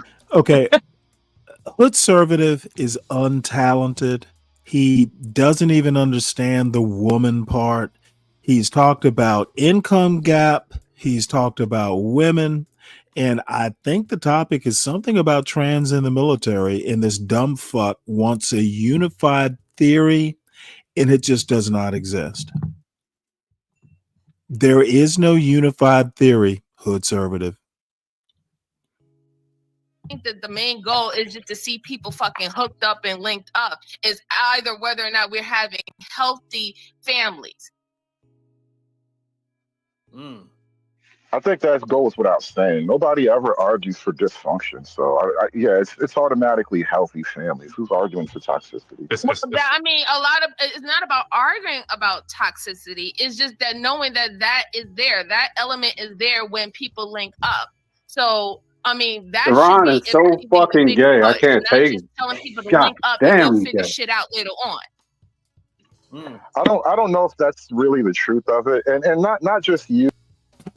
You know the problem is so is Hoodservative. Hoodservative is literally arguing about women when he's a woman.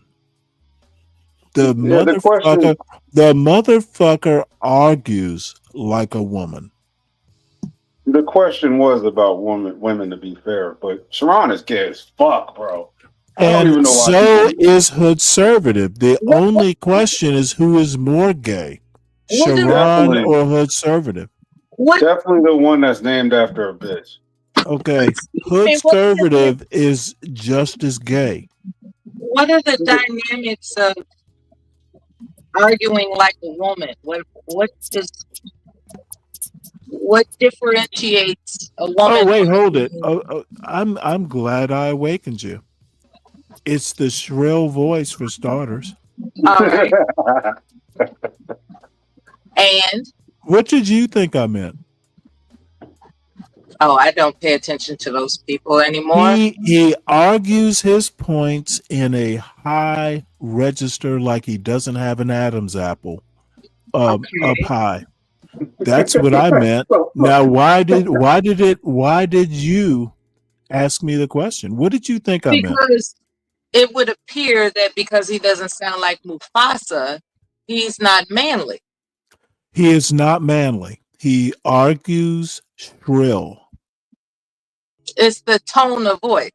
It is literally, he argues these points in a high register. Okay. Now, do women have the same voices as men? Yeah, they do now. They got the new 4100 volt. Well, the question And a was to 5. Mela. No.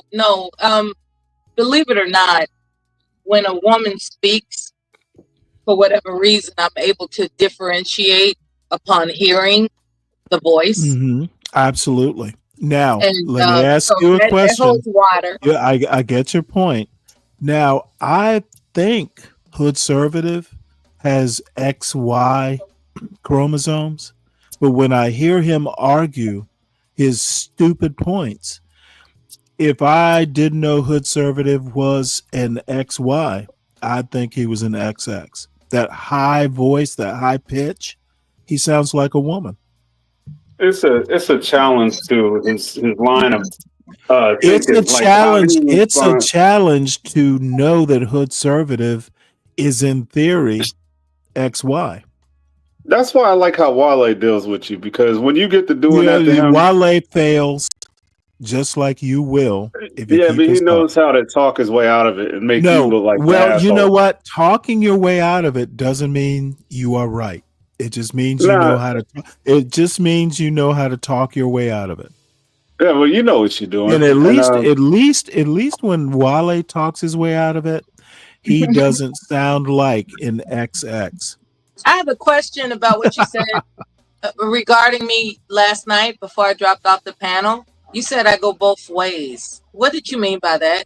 Because I dropped exactly what off. it meant. Wait, I said that or did Dave? Yeah, I expressed good Did night I greetings. say that or did Dave?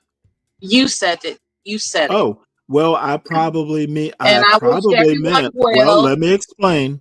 All right. You are unable to choose a side. All right. As long as that's what you meant. Okay, that's literally what I meant. You hear an argument and you'll go, well, that's right. Or That's you'll right. hear a counter argument, you'll go, that's right. Yeah. Right. Yeah, she anticipates You being need on the to right side of the fence. you need to choose a Yeah, side. that's not Actually, cool. I'm actually all right with my whimsicalness. I'm cool with being whimsy. I'm cool with being eccentric. I'm cool with Well, that. let me tell you. I understand that you're okay with it. Now I know not to take you seriously. Yeah, and the I never asked perception from anybody to everybody take else me is seriously. flippant. And you know what? I'm glad you didn't, because I'd have to lie and say I did just to humor you. It's cool, honey. I know it's cool, honey.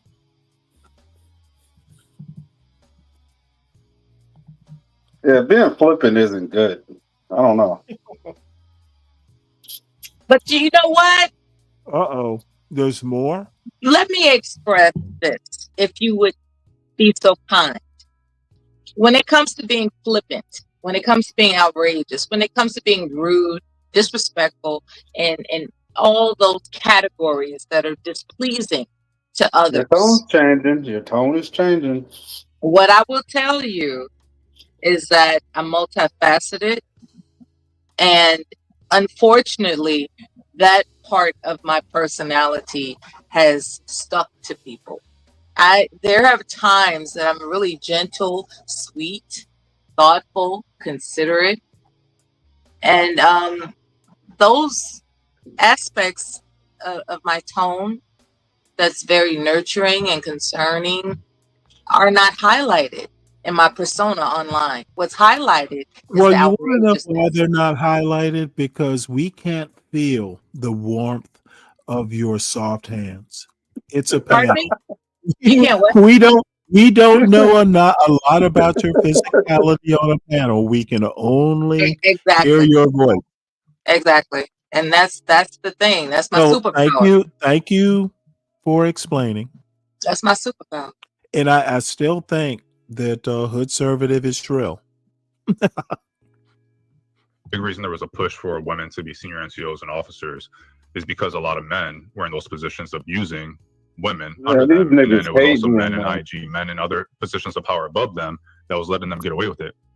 Even today, officers get slaps on the wrist for the things that they do to enlisted or to other officers. I mean, granted, they get an LOR and it's kind of a career ender or whatever, but they still get to retire. Like, they're still going to retire, man. It's very difficult for an officer to get hit, specifically if they're like a lieutenant colonel, colonel, general, to get hit with something that to get hit with a dishonorable discharge. Like, it's usually a reduction in rank, but they get to retire. So if you're a general, you get hit maybe down to colonel, you retire as a colonel. You're still getting those retirement benefits. You're still getting great things. So that's one of the reasons there was a big push. And the same thing and again, these same arguments can be made for Black people. Like, it's very weird to hear someone supposedly Black to talk like a white person as if white people don't say the same thing about you. It's like the same arguments are said by racist whites. Oh, the military has gotten worse ever since we started letting Black people in. When we started pushing them to be in positions of power, that's when readiness and all this stuff started degrading. That's when those things started happening, when Black people got into power. So I think that's a weak argument, to be whites that aren't honest. really as sexist as you are. So like, they're gonna blame the stuff on the Black people, not the women first. And the same arguments you use against women will be used and are used in Why their are they minds against allowing you. themselves to So listen yeah, to him? I'm not a fan of people using the military as scapegoats. Listen to who? AR or The Hood person that was Conservative? just speaking all that nonsense. Well, I'm going to be honest. They don't know any better. Okay.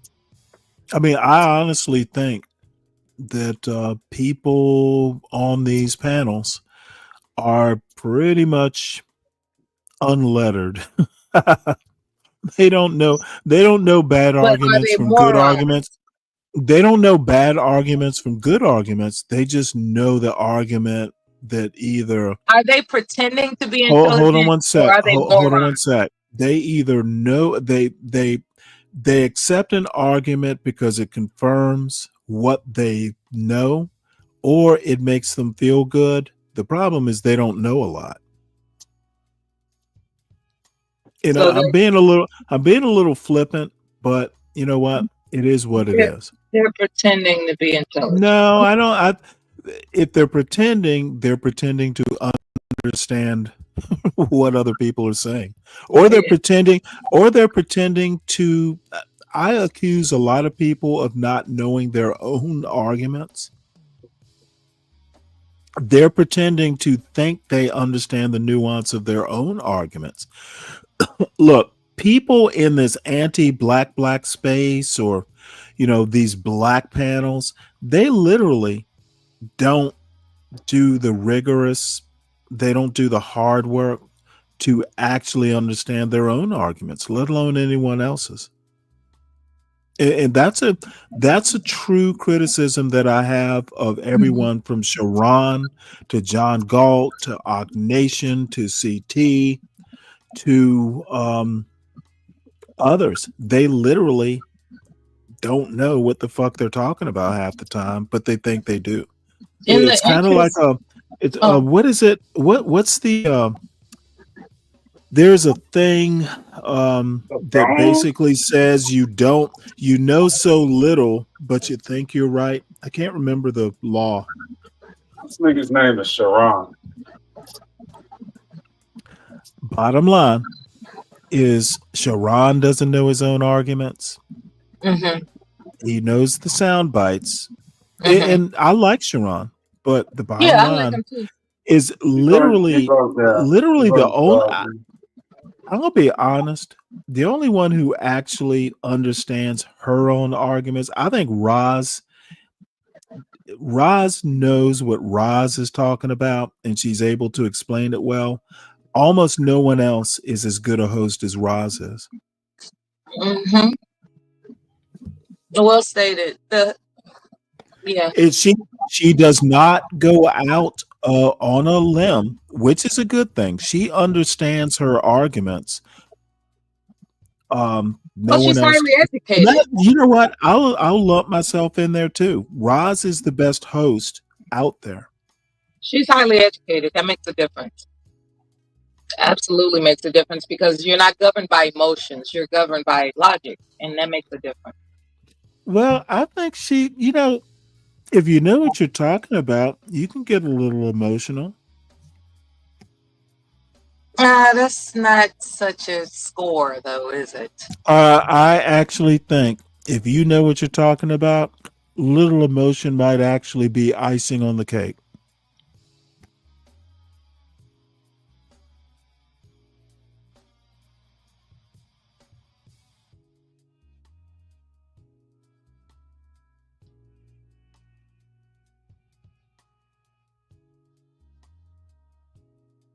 Than 1% of women who have been able to pass, like going to Sears training, going to Ranger school, and things of that sort, right? It's not a lot. So again, if it was about taking positions from men, there's not. Even majority of the men can't even pass those trainings on their own. So again, it's assuming that every man is fit for the task and every man is not fit for the task, but automatically believing that there is no woman that's fit for the task is just kind of crazy. And to piggyback off of what AR said, is not only with the Kirks, the Israeli have a whole women unit too. So we got literally other countries who are having women in their military and they see it as a benefit. And then you got men in our country saying that it's not a benefit and wants to lower our manning already when we're already decreasing. It's just beyond stupid to me.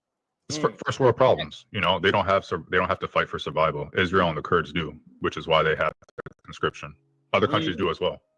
And shout out to Microphone Check with the $10. He says, what about the women, even NCOs, punished for prostitution and manipulation from sexual relationships, fraternization, and false allegations? There's BS on both sides.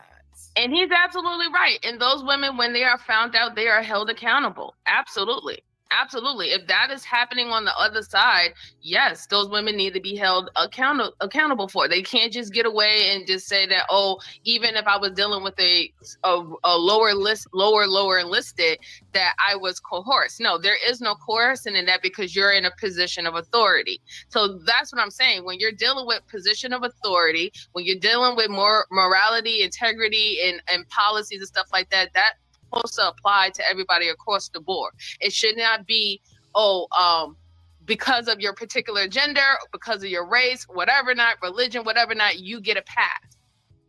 I like it. All And- right. Go ahead.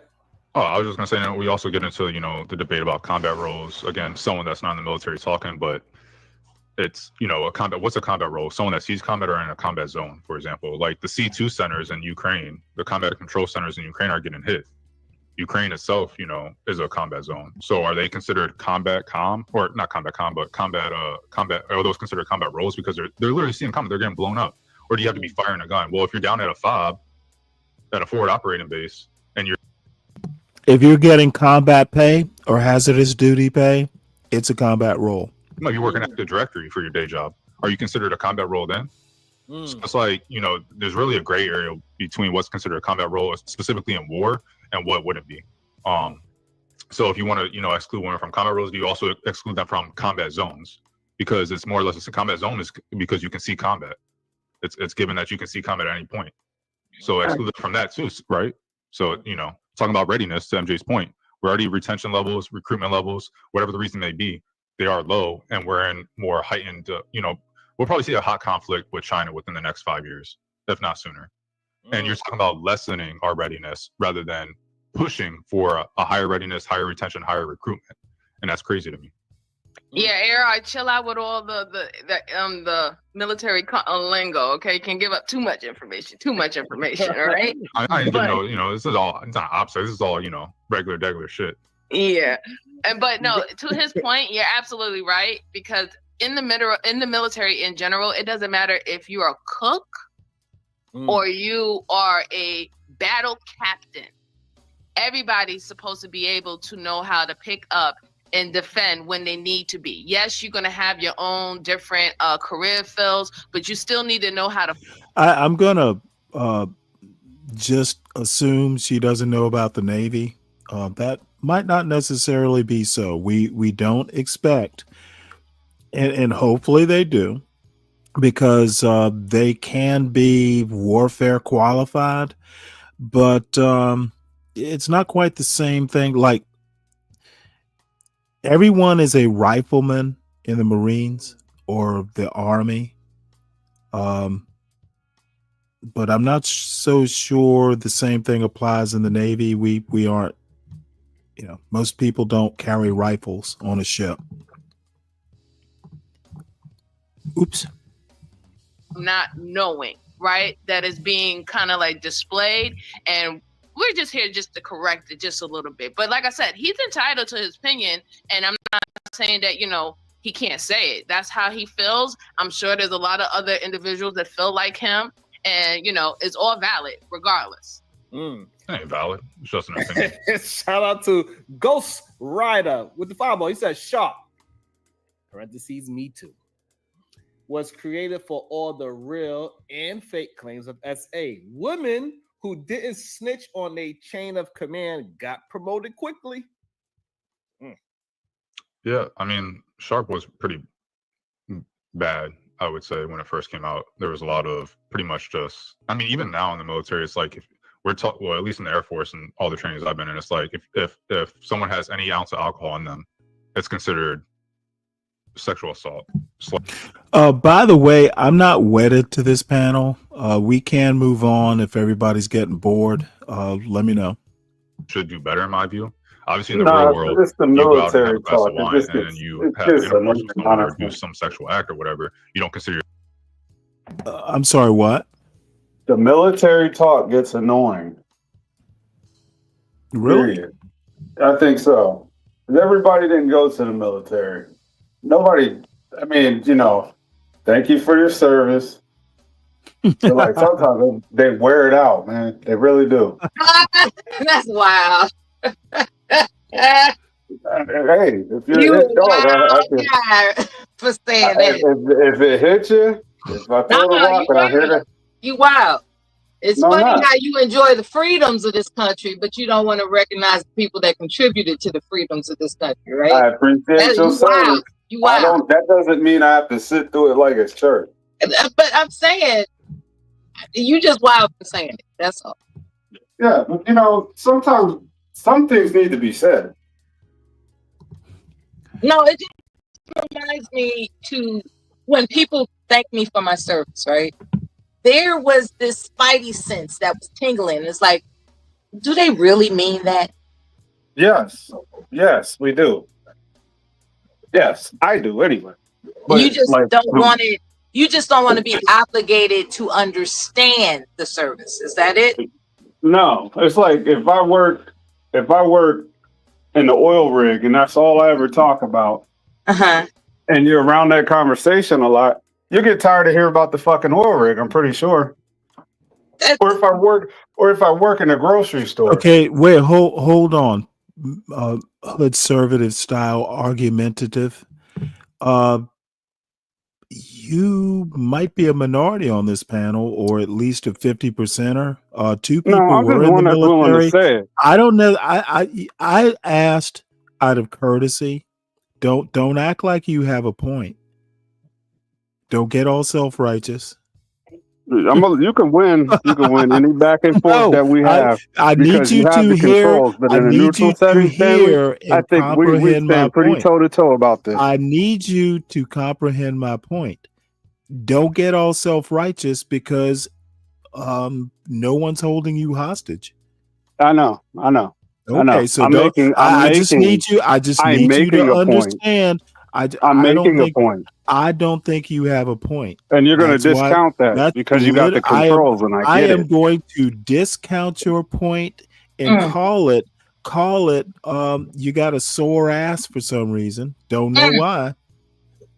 No, But no, it's just like it's when I not all about. speak. It's not If all I was about to speak you and your anti-black, but it was the soft. truth, you Your would be soft. hurt.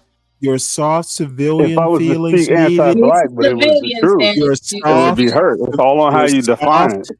Your soft civilian feelings needed soothing. That's why I said, "Hey, we don't have to watch it." Hey man, you got it. You got it. If y'all want to sit up here and talk military talk all day, that's fine. There's We other weren't channels. talking. We were listening, sir. We weren't talking. Yeah, but I was just making a point. You know what? And I know that you think you have a point, and I'm not. You know what? I'm just not going to go any farther. I just It was doubt you had a personal. point. It was personal. Yeah, and That's why it's are you making it for all you. about you anyway? You took it personal. Oh no, I don't take. Hey, I'm sorry. And I expected Miller to I take it didn't take personal. it. I Let took Miller it so speak for you. personal. I took it Let so Miller speak for personal. you. I took it so personal that I offered, hey, I know this soft ass civilian is probably getting bored because he doesn't understand our ways. So Absolutely. I think you got it right there. You hit the nail on the head. Yeah, I thought I had. You Yeah, you literally could have just said yes or yeah or something like that, but you had to put some extra lettuce, sauce, pickles, onions, and tomatoes on. Yeah, because all this military talk is getting on my fucking nerves. I mean, thank you for your service, but damn, like you didn't have to do that for real. That's how. Nah, the more I'm You around, know the more what? you'll see I'm like that. Would you call that response saucy or spicy, Mella? It's dusty. Dusty. I appreciate that. All right, well let's do something that's more your speed, Dave. Here's Yeah, I come up for the bullshit, Stanley. You know. here's the white trash brigade. There are standards. Yeah, he probably loves blonde hair. It's fake blonde hair. Firsthand to be a witness. That's what It it's doesn't called. matter A to him. witness, not a. I bet he likes salt and pepper Otherwise, like Johnny Depp could have had 5 million witnesses who He likes him. anyone that won't say no. Right. It has to be relevant to the case in some way. Yeah. So, I mean, it's so ridiculous. Now, see, I'm triggered by watching this white trash, so I'll be working on finding something the only finding person who I something better. think could be a witness for him would be your mother. I'm getting If she could Karen say- vibes.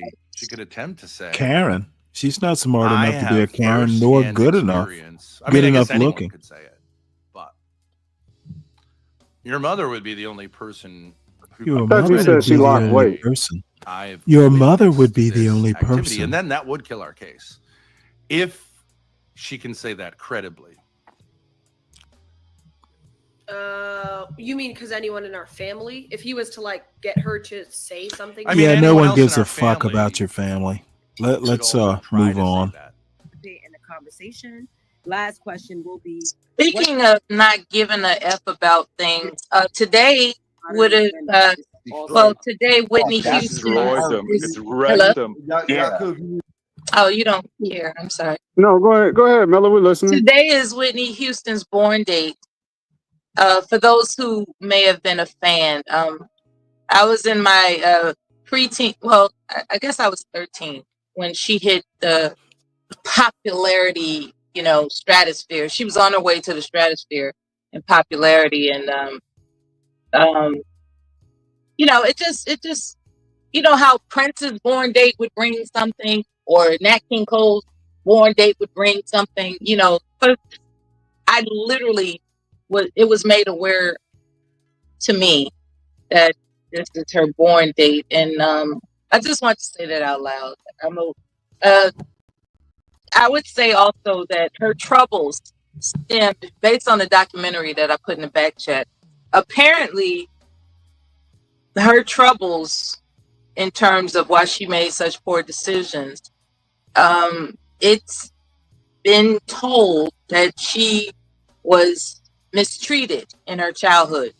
When I say mistreated, I mean touched inappropriately by a female family member, because her mother, being a part of a popular gospel singing group, she left her children behind to tour with the gospel singing group.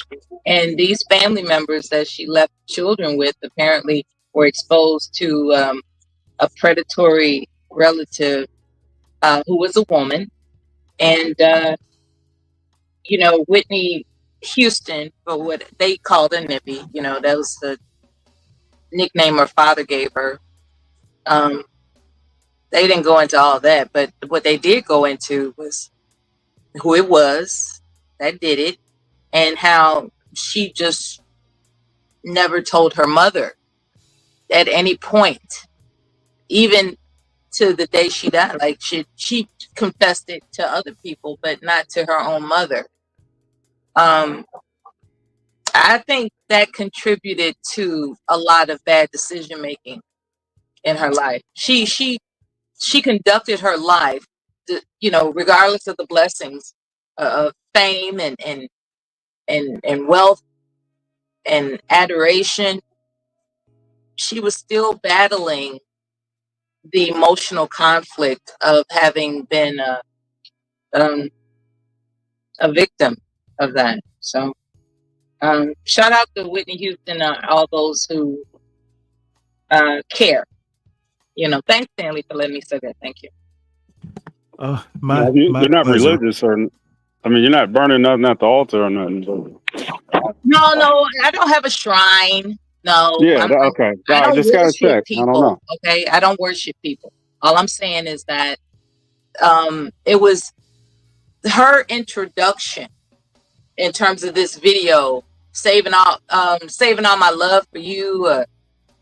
Like she was in some. I was spending the night at a high school friend's house, and it was very accommodating, very safe, and they had cable, for goodness sakes. We're talking like the mid 80s. They had cable, so I was like, yeah, we're up watching MTV, and this woman with this yellow jumpsuit on, is singing. And when you're a teenage girl and you're entertaining the thoughts of romantic entanglements, but you really don't want to cross that line because you'll disappoint your father, but you're entertaining it with these love songs. And that was, I remember that being an impactful moment. And I had hoped the best for her, but it didn't turn out that way. So God rest her soul. That's very interesting that you said that the music kind of teased it out a little bit for you. But do you think that it? Yeah. Do you think it ever encouraged? Yeah. Do you think it ever encouraged any lines like it took it a step further?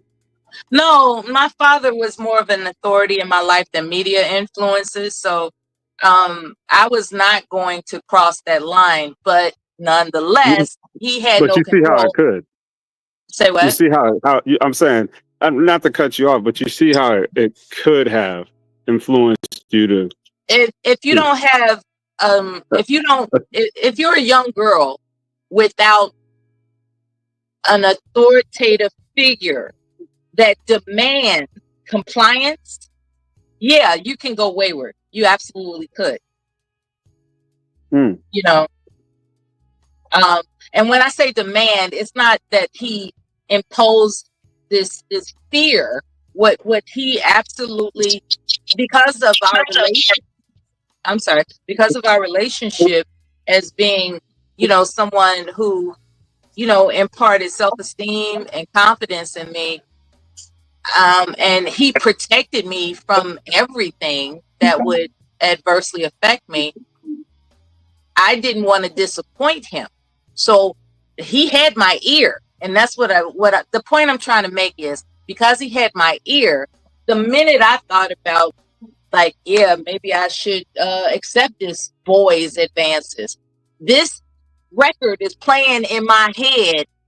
My father saying, I know you're not thinking about losing your virginity. You know what I'm saying? It was just like, I could, like, as soon as this boy that is captivating and it's like, yeah, you know, there's nothing, what's wrong with love? You know, I'm having all these thoughts, these romantic thoughts, but I'm telling you, his voice in my head, I know you're not thinking about losing your virginity. Because as soon as I would introduce interest in a boy, that's the voice that played in my, I know you're not thinking about losing. And he said it in his Mufasa voice, of course, and you can't get that out of your head. So in the interest of not disappointing him and believing that he could feel, you know, predict or sense that I was betraying his expectations, I just didn't cross that line. And you know, there are a lot of boys that of course drop me off, like, oh, she ain't with it, you know. And you know, shout out to my father, God rest his soul. He did me a favor. Just imagine if I was just the person that just went wherever with whoever was attracted to me. I would have been a slut, you know. So shout out to my dad. You know, Yeah, do you think that there's people who don't have that voice in their head? somewhat. Like they don't have an authority figure. That I would I'm say not a that social scientist, but it is a good assumption to think that there's no governance regarding their purity. That's a good assumption. My father was my governance. You know, my mom, she explained that very same thing of how my grandfather's voice was in her head when she was thinking about doing something wrong or had couldn't get out of my opportunity. mind. Couldn't So get. I tried. yeah, so what you're saying, I'm very familiar with.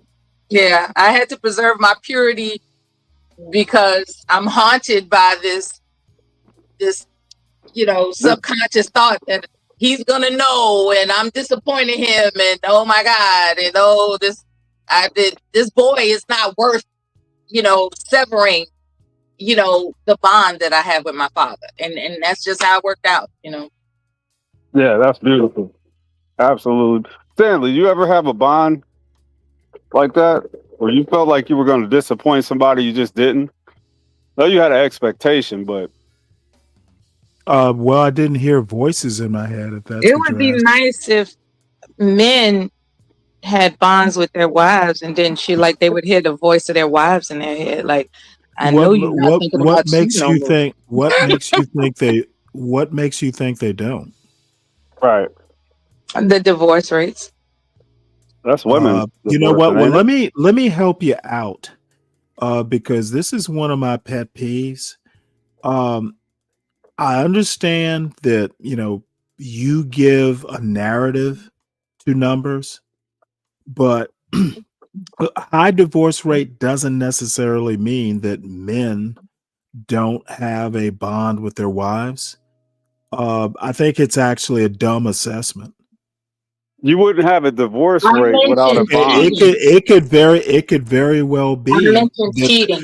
okay, it could very well be that people are marrying people they shouldn't be, and divorce is inevitable. It has nothing to do with bonds.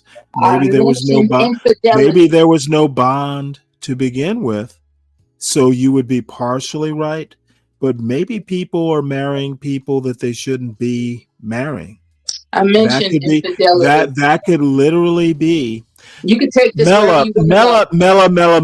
Mela. And I've been fucking having to deal with this all day. Okay. Just because you think something does not mean it is gospel truth. Okay. I don't agree with your interpretation of the divorce rate. But you called Okay. it dumb. No, I'm calling it dumb. I haven't changed my All right mind. then, that's an insult. Okay. Well, it's meant to be. Don't Well, get me wrong. I wasn't being nice when I called it dumb. Well, Stanley, What you I'm wouldn't. what I'm saying is that you give it your narrative. It is your interpretation of why people are getting divorced. And you know what? I'm not going to say you're wrong. I will say I don't agree with it. So don't treat your opinion like it is the only opinion or the only narrative about the divorce rate statistics. That's really all I'm saying. Yeah, I should be more careful with my. You really should be. Yeah, because I'm really influential. This is not Bomb Cherry's panel. We don't all get drunk, and the sisterhood gets influenced by one Yeah. opinion that sounds good. Yeah, a lot of people take me seriously, so I have to be careful with And what you I know say. what? I'm glad I don't.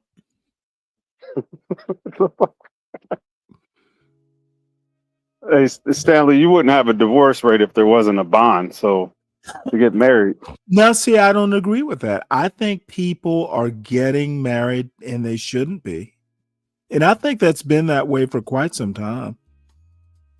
You know, outside where do you influences think the don't term change a where do person? you think the term shotgun marriage came from?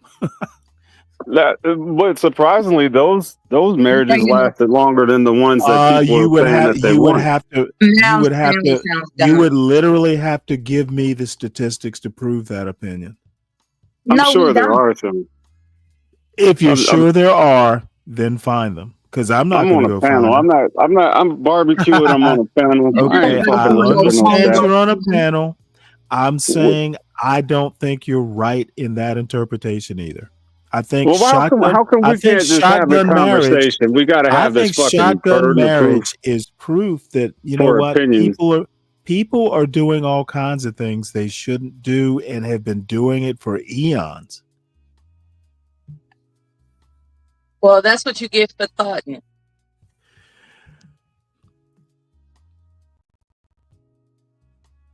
Dumbass. Yeah, Dave. Hold on. I'm sorry. What? I didn't hear what she said. Huh. That's because you haven't formed a bond. No, I have a bond. Make another bond. Yeah, I could literally imagine. Oh, I'm mute. Am I mute? No, we can hear you. I was going to say, yes, you are. I was imagining any attempt to disappoint my father is not allowed. So it's not like when I expressed, I heard his voice in my head. Specifically, what occurred is the imagination that this would disappoint him. This would hurt him even. Well, wait, did you think that we thought it was his actual voice in your head? You mentioned that. You said I didn't hear voices in my head. Yes. You made the assertion. Now, what are you assumption. Are you assuming and that you called me dumb? Are you assuming that? Oh, I didn't call you dumb. You're I called slick you. dissing I piece of called. shit. I called your point dumb. Now, if you want to take it and internalize it, You're I encourage you to do it. Okay. I just didn't go that far, but Where's you know your what? decency? If you want to go Where's your farther, decency? I'm going to encourage you to do it. Where's your decency? Hey, that voice in your head was your conscious, but using Something your is dad's wrong with voice. Stanley, man. And people ignore that voice. You know, They do you whatever the hell literally they want walk to do. into this stuff, Mella. Who cares? Well, apparently you What we're don't. not going to do is Apparently, no. Don't tell me what we're not going to do. You I don't get will to tell make. you. You don't get to make those kind of rules. You And save we that don't- kind of attitude for Bomb Cherry's panel. We don't do homework for losers. No idea What would be the point of chasing statistics for you? Of all people. You know what? You know what? I see Let what me you tell did you. there. Let me tell you. Let me support that statement. What would be the point? there would be no point. You like getting roasted. I don't have to take you I'd seriously. rather get it from That is voluntary. literally you don't want me to Voluntary take you. roast better than you. You do not want me to I take don't you want you. seriously. See, you want to talk every time I talk, and that's just unsustainable. There is no point for you to chase down statistics. You encourage me not to take you seriously. So no, why would you support any point that you make? I told you I'm cool with my whimsy. I'm cool with being eccentric. You're the one that you said, "Oh, now I know not to take you seriously." Can I ask you a Everyone question? takes me seriously. Do Everyone. you think that I think You're you're the only eccentric? troll that doesn't. Oh, I'm the only one who will tell you the truth. You make it up as you go, Stanley. No, I don't make this up. I don't. When I said your point was dumb, I wasn't making it up. Yes, you were, Stanley. Okay, well, you know what? If your father's voice in your head is telling you Stanley was only kidding, I encourage you to listen to that voice. Sir, my subconscious is not a voice in my head. Oh, I bet and this is where what you have said As is a dumb. matter of fact, the subconscious where voice what in you your have said head is dumb. is the voice you're using right now. This is Admit it. where you have Admit it. said Admit it. something I'm dumb. listening. I am listening to your subconscious right Sir, now. I dominate you, not vice Yeah. versa. Yeah, you go ahead and keep thinking that if that makes Yeah, you feel honey. better. Honey. I encourage you to indulge in your fantasies. Well, thank you for the opportunity. I am nothing if not providing opportunities. We have to help the downtrodden. There's nothing left. And how do you explain Building 7? That Oh, that no. went down in a free fall too. Yep. The And all fuck you is- got to do is look at it. Just look at it. Just look at it. All you got to Yeah. do is without knowing any of this information, just look at it. Right? It's weird as You hell, yeah. cannot tell me that wasn't an implosion. You can't Nope. tell me. You can't tell me that wasn't a demolition job. You can't tell me that. Oh God, are they fucking talking about 9/11? Fuck that. Why? It's time to change the channel. These motherfucking experts are talking 9/11. It's a conspiracy conversation? You know what? I'm not going to find out because if I listen People to are it, still talking about that. Yeah. if I listen to this, I'm going to be encouraged or be forced to hop in their chat and roast their dumb asses.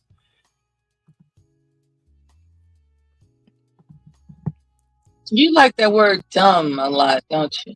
You know, it when I'm talking to you and listening to Bob's No, not panels, to me. when I'm talking to you and I'm Not to me. listening to Bob and listening to Bob's panelists, yeah, Not to dumb me. pops. You know, the voice in my head says dumb a lot. Yeah. I think you hear your deceased wife's voice in your head a lot. You know what? Keep thinking that, and you would be wrong. And I encourage you. I encourage you to not be taken seriously. Wait a minute. You don't hear a voice in your head at all, Stanley? Okay, honey. I hear my voice. Okay, honey. I don't know. That- Okay. That's good, honey. I put a link in the back for you. Just try it out. Let me know what you think. Oh boy. All these links. Black people from 10 cents a day. Let's smoke signal. Isn't that this isn't the conversations of Pete Hegseth and company, is it? No, but this is where you can get your real anti-black headquarters. To allow me to finish my conversation. Is this live? Yeah, it's live. Go ahead, hit the live button. Oh, okay. Seen them celebrate Juneteenth. because I have the access to do so. And I'm not going to argue, and I'm going to get what I want to say out without being cut off by someone who has nothing to say. So when you as a Pan-African and you as a man in general should learn how to conduct yourself when men is speaking. When somebody is speaking, let's pass the $40. And in order to fully address what he got to say, you got to listen to what he got to say. You can't listen when you're talking. Okay, No, it's actually not him. I guess I heard the wrong voice in my I ain't gonna even head. lie to you, bro. And us as black men, we got and us. Hold on, brother. Can I talk, please? You know what I'm saying? And us as black men, bro, we got to do better, bro. Native I looked American, up and one day African John was on American, this channel. goddamn, wherever the hell. We got to do better, bro. You was being disrespectful to me. You disrespected the OGs, slandered the OGs, brother. That ain't how a man conduct themselves, bro. Now go ahead. I never once disrespected you. I disrespected your ideology. And since you have an emotional attachment to something that you didn't create, but that you believe into, when I attack that, you feel like I'm attacking you. But brother, I never once attacked you. Damn, that's a nice point. Dr. Ben. No, it's not. I've said that before, Stanley. No, it's not. That's what the fuck you just did. And I attacked Leonard Jeffries and Because a couple the of your word other feelings OGs. They was call me the interjected Pan-African into OG killer because I point out the hypocrisy and the opposite. You know what? corruptness that these people were doing That's since the the old beginning. slick dumb That's all. shit that Stanley do. No offense.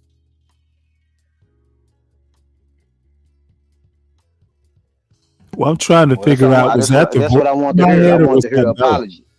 No, it's not an apology. The But I man never once said disrespected he was you. disrespected. Yeah, you did. You actually That brother turned it actually you into did, bro. feelings. You was That brother you was turned it calling into names. feelings You was doing and then all that. called Look, him shit, emotional look, for it. kitty shit. Agent. He's a You was CIA. throwing That's you that was arrogant throwing little shots up in bullshit. there. I heard you. You know, I'm from the streets. I know fighting words when I hear them.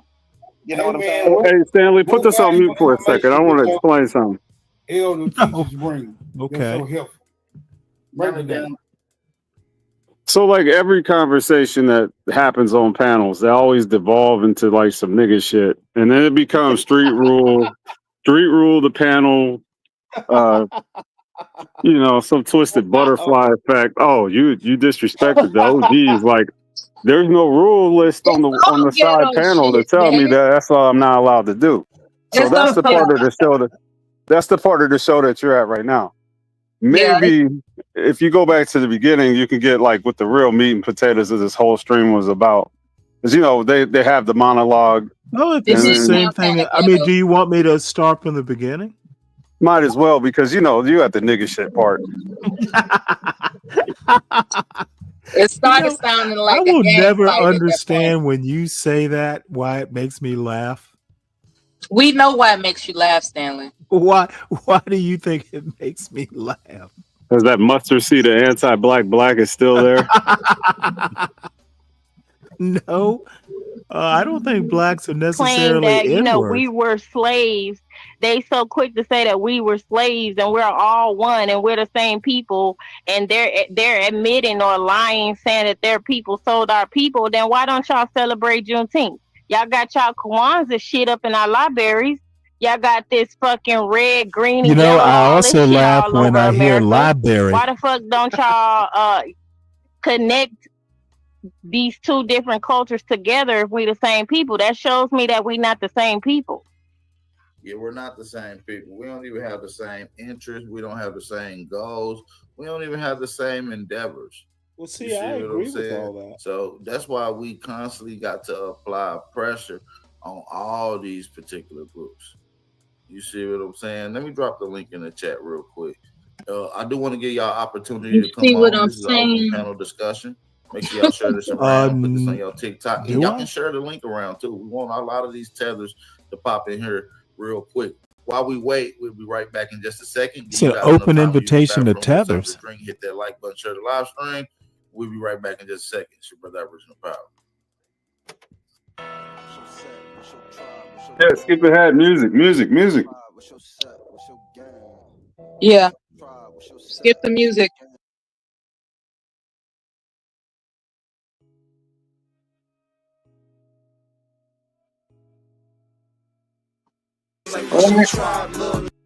Learn how to protect your channels.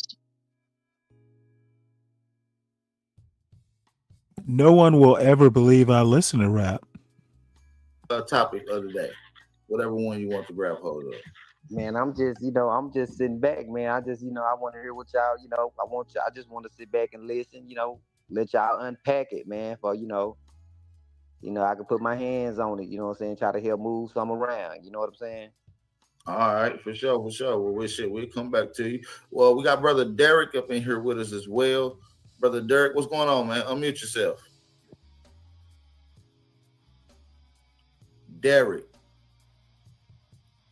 you're going to have to unmute yourself. If you don't say nothing, we're going to get you up out of here. So unmute yourself. We'll give him a little time. Maybe he's not acquainted with this format here. All right, Derek. Going once, Derek. Going 3 times, Derek. All right, we'll see, Derek. Maybe you got to come back. But yeah, man. Shout out to everybody that's in the building, man. A lot of these people cosplay us, but then point the finger at us as if we don't got no culture. We're lazy. We're divisive. We start the bullshit. When these guys been having these derogatory terms for us for so long, like going back to like the 80s. When you go watch that movie Sugar Hill with Wesley Snipes, they was doing business with the Africans. Like, I can't do business with y'all. You know what I mean? We can't do business with Kata, with you cotton picking ass. You know what I'm saying? That's pretty much the connotation that comes from it. You see what I'm saying? So the vision has already been drawn. We was the But why? But why, when they come to us and they proclaim that we the same people, or we all from Africa, they have to throw that slave shit in there to make themselves feel better than us?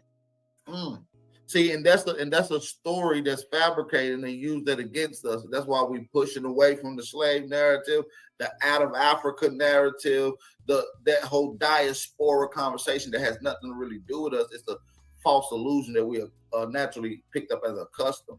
You know what I'm saying? So they use that, oh, you guys were slaves, you was cotton pickers, to feel one up on us, as if we're beneath them or as we're some. But if they saying that we the same people, but they have Any comments on this out of Africa narrative? Nonsense. It's nonsense, Stanley. Well, yeah. You know what? The thing is what they don't understand is, well, y'all, if you want to take it at its word, well, my family was never a slave. It means you're more evil because you sold us. These sorts of dumb arguments are really easy to throw back at people. Then your family is cursed. And the proof of that is the slave makes more than the slave seller. The average salary of an African American is quite a bit above wealth too. So y'all stayed back in Africa feeling all high and mighty, and now your motherfucking asses are poor.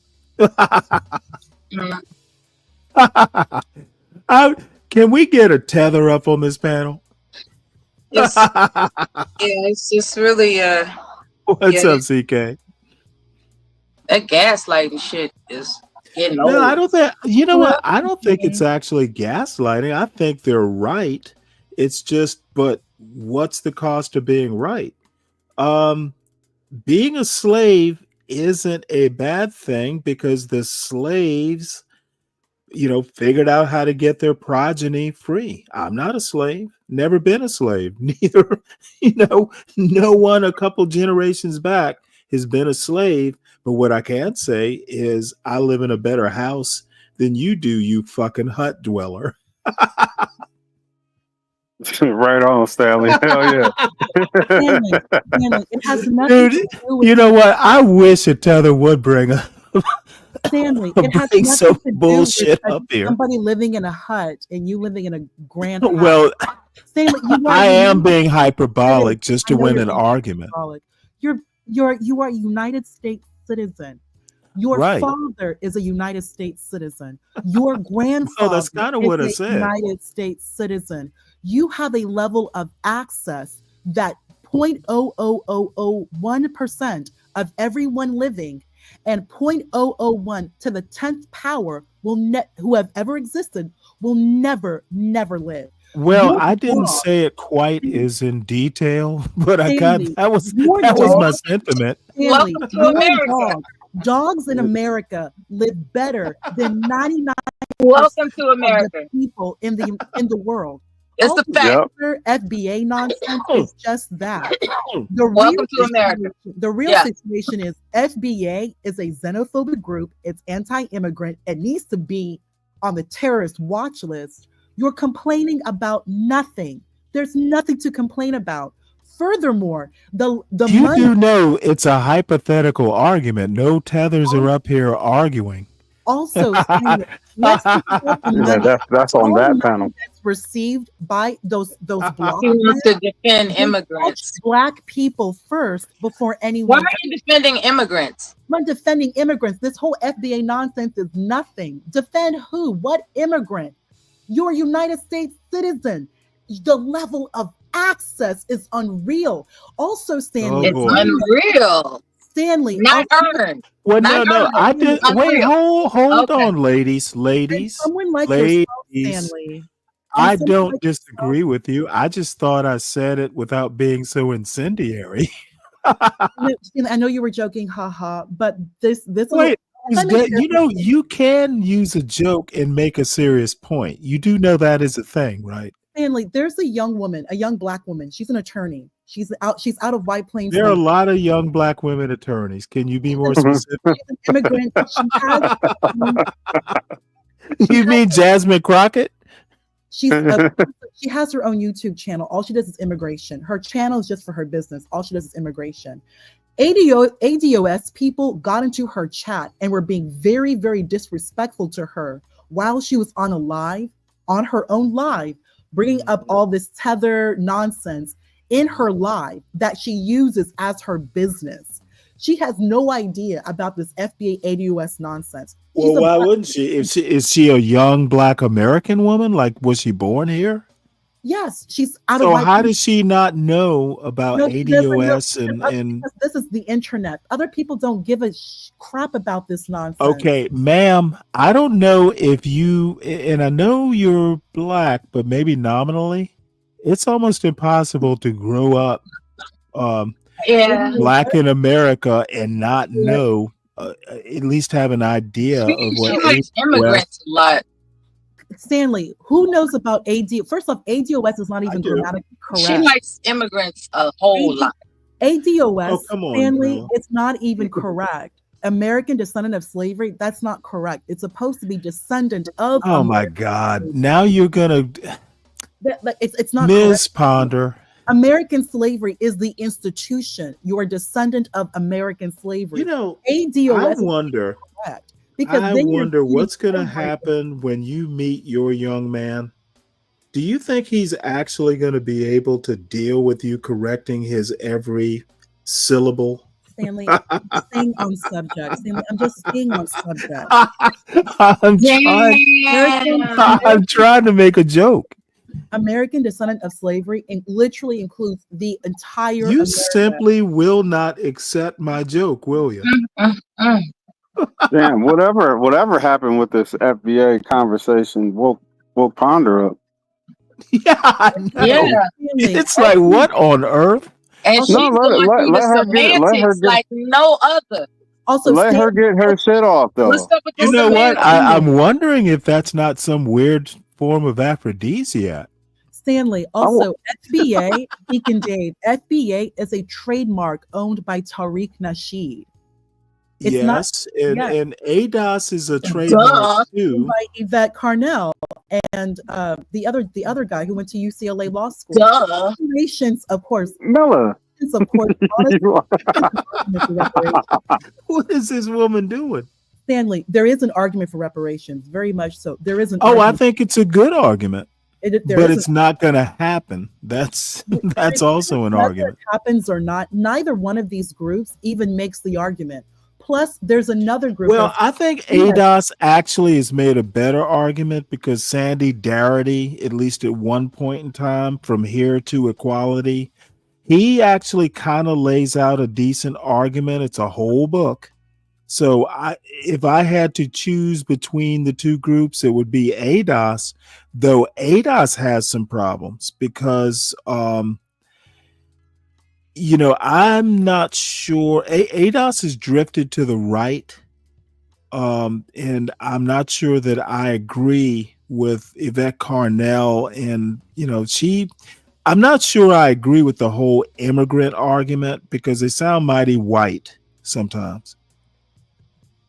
The focus, one thing about ADOS and this FBA, the focus is not immigrants. The focus is reparations. Make that argument. No, you need to keep up with ADOS more. You need to visit their website. What's their website? I've been watching Yvette Carnell for like 8 years. Okay, I know who Yvette Carnell is. She actually lives in Decatur, by the way. I know who Aramiose Frimpong is. I can't remember the UCLA guy. I know who they are, Ponder. In California. And I also know that, as a matter of fact, maybe just before the election, a couple months before the election, I was on their website during my show. We were looking at it. She had a whole spiel about stuff she wanted to add. I'm talking to Yvette Carnell, wanted to add to the citizenship test. She thinks that there should be more Black history on the citizenship test. I know what they do. I keep up with them every now and again. I know who they are. I know what they do.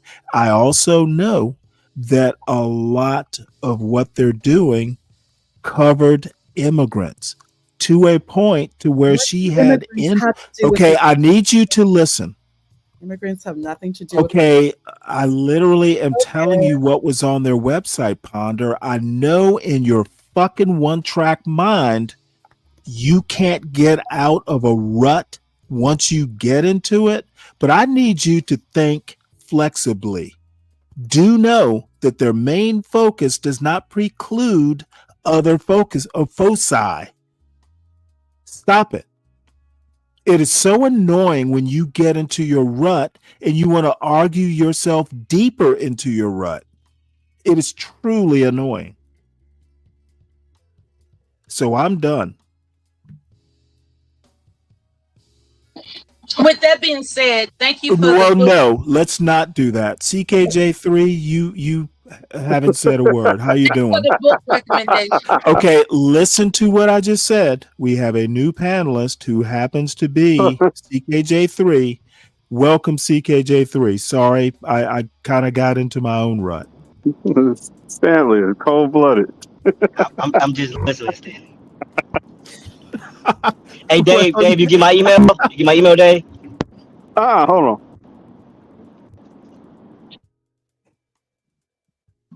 We're waiting. For what? Yep, I got it. Stanley, keep up with that group. Oh no, she's just are you gonna fuss at me more? Appreciate that, CK. God damn it. You know what? I'm gonna find you and marry you. You fuss more than my wife ever did. Tariq Nasheed went before the Reparations Council in California. He made a totally. Oh my God! How many years ago was that? How many years ago?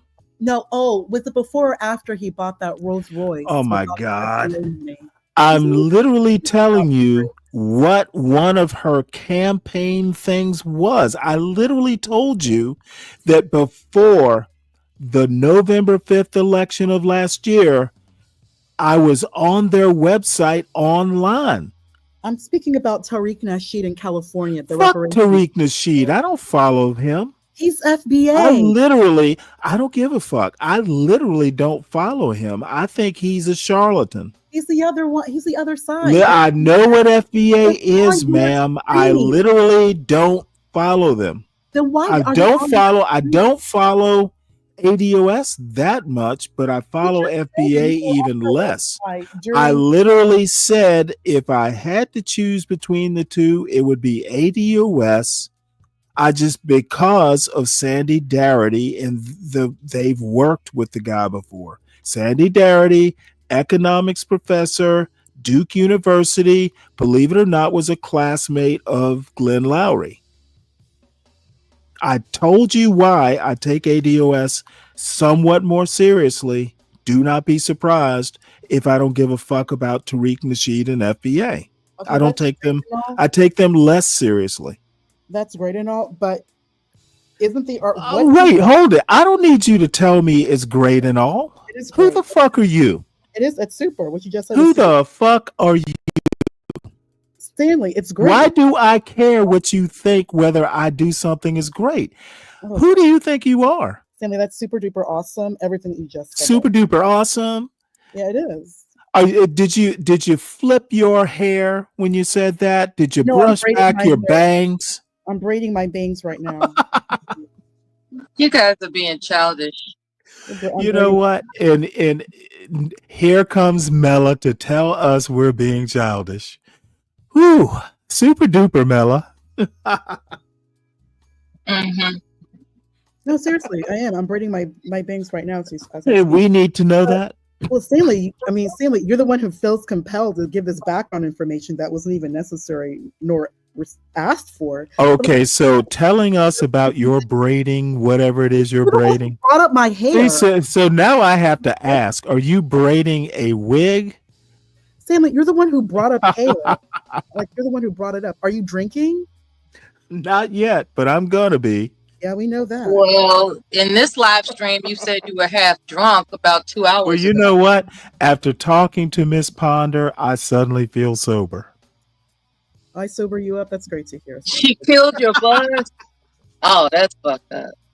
That's good. That's She probably is. She is a fun sponge. That's probably for the best, Stanley. She soaks up all the fun. So CKJ, please say something. Stanley doesn't drink imports. He only drinks American beer. I've asked you, Stanley. What's wrong with being what's wrong with drinking American beer? No, there's nothing You wrong. so commie or something? I just thought that you don't drink imports. I'm just assuming. you don't. no, And I'm proud to drink American. Well, at least I know I'm buzzed. And I don't have to investigate imports to find out what it is. I gladly stand up. That was funny. That was funny for the American first. booze today. That was kind of funny for the first For couple. this land, God bless the U.S. liquor. I just wanted to bring some lightheartedness to this ridiculous exchange. And of that you fancy. sure, and that you surely did. CKJ3, what you got?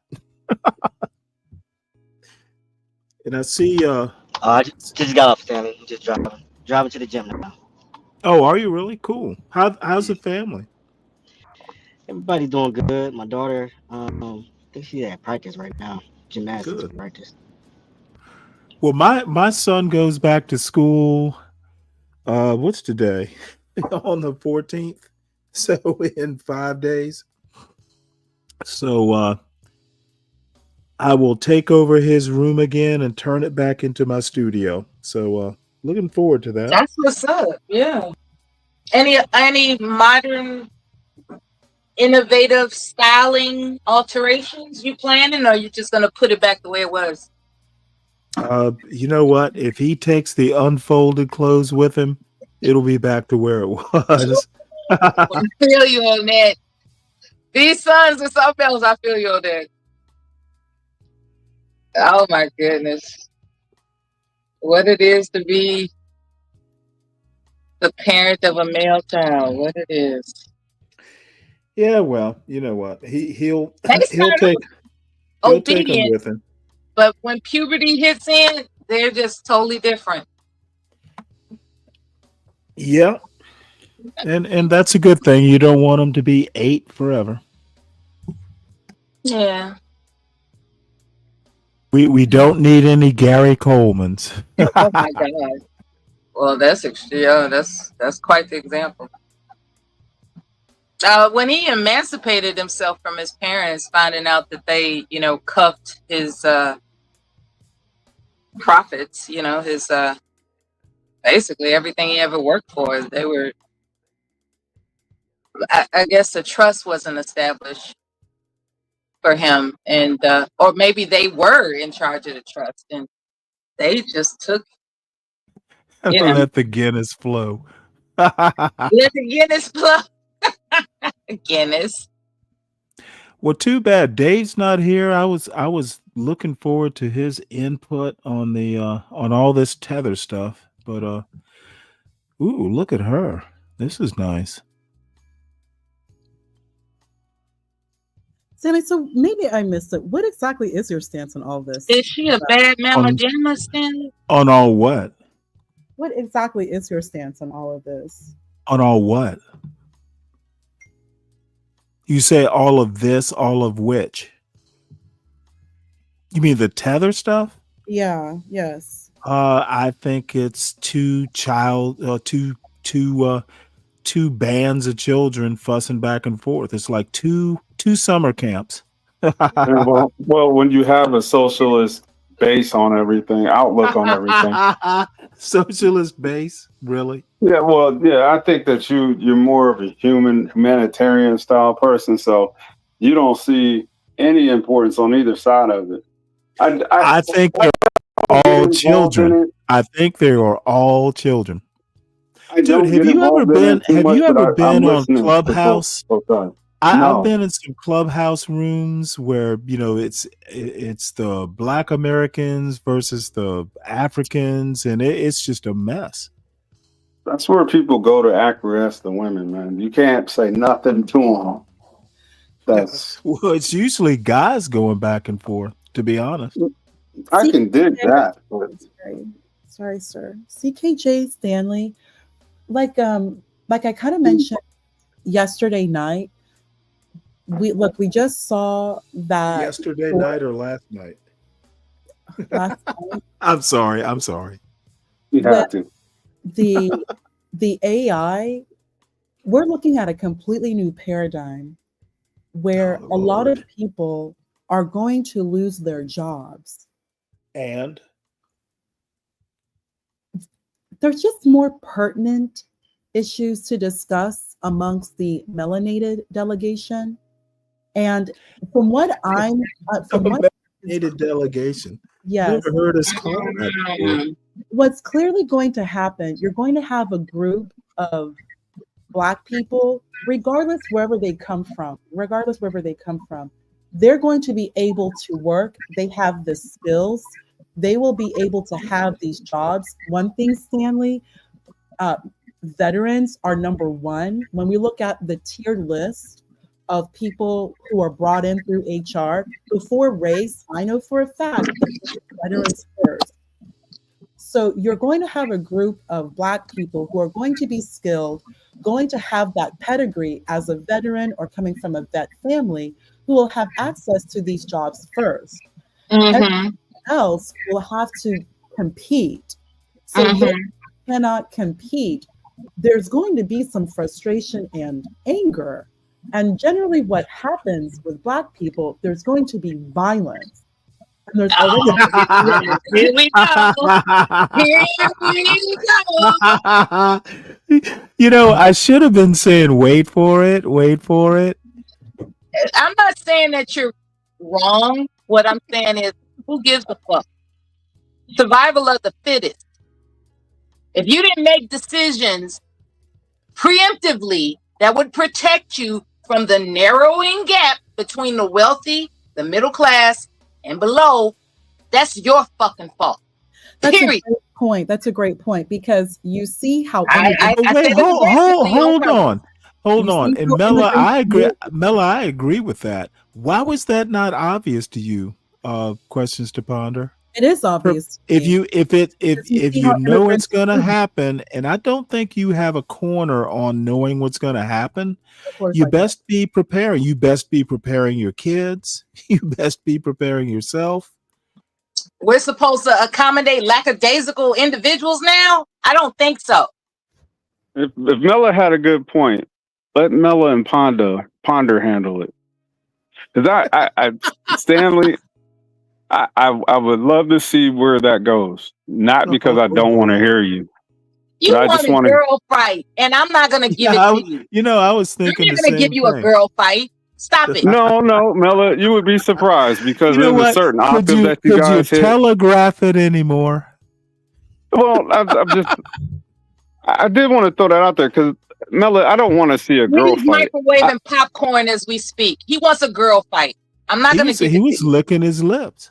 The whole idea that women have a hive mind, and then we got two actually discussing some real shit. It's not Women that. have a hive mind. Oh my I lord! certainly made a point, and I said it at in an amplified way, and that's it. I have the utmost respect for Ponder, the utmost trust and believe that. Well, you don't have any for me because you think I want to see. I have a bloodlust. I don't. Nonetheless, I can disagree in a passionate way, and I hope she forgives me in the event that it was shocking that I amplified my voice. I'm very passionate about people making their own opportunities. I'm very passionate about that. And that is the reason that I amplified my voice. I just refuse to entertain the concept that we as human beings with self-will cannot develop seeing a way out. Like, you can see the forest for the trees if you choose to. You can, unless you're like mentally. Now, I will say this in terms of being a compassionate person regarding humanity. For those who are authentically unable to cognitively, Well, now you're backtracking. that's a different that's a different thing. You couldn't stand 10 I have tones compassion down. for handicapped people. I want to say that out loud because I just realized how I sounded. I sounded woke. So anyway, I have compassion for handicapped people, but if you're not handicapped, man, like, you got to get it. You got to go out there and get it. You know what? I'm just gonna have to let that go. Yeah, take a step back. That's what you mean. All right. Well, Stanley, it's great to know that because that's across the board. The Pew Charitable Trust has already made it very clear that the United States population will only be sustained through immigrants. Furthermore, you see how these immigrants are moving. And it's not just these Africans, tethers, whatever you want to call them, the Indians, the Koreans, the Chinese, these Asians. Asian men are number one income. They make figures, the median, 30. Okay, what's your point saying they're the top? Is there a point? Survival of the fittest. Survival of the fittest. That includes. Okay, well, you do realize survival of the fittest is okay. Don't confuse. Hold on one second. Don't confuse highest income with survival of the fittest. Stanley. They're almost like separate concepts. Stanley, if you cannot appropriately. Okay, if society goes to shit, your income isn't going to matter. Stanley, capitalism is very, very competitive, as we all. Oh my God! You are a muddle. Sometimes it doesn't care whether you are FBA. Okay, capitalism collapses. Capitalism ain't gonna help you survive. Capitalism is not collapsing. You have to know how to compete. Okay, hey, God damn it! You said survival of the fittest. My point is that having the capital isn't necessarily equated with survival. Can you compete in capitalism? You know what? You make a dumb point, and you stand 10 toes down on it, and I admire that. You are obstinately stupid. The economy is capitalism. You are stupid, and you're sticking to it. So stupid. George W. Bush. You literally sound stupid. You literally cannot figure out that survival of the fittest is not necessarily directly connected to how much money you make. Asian men are not necessarily going to be the one to outlive everybody when we go all Mad Max. Mad Max? What the hell are you talking about, Stanley? Now you're using like brain. Survival of the fittest. You don't get it? That's the movie reference. You know, this is literally what I mean by not only do you get into a rut, you dig your rut deeper. So you get more into it. Well, she has the right not to watch Stanley, sci-fi you're movies. using this dystopian example, which Brave also did, which you Oh know. my God, you said survival of the fittest. You don't see the No, I connection? was responding to Mela. I was responding, and she's correct. You have to know how to survive in this system.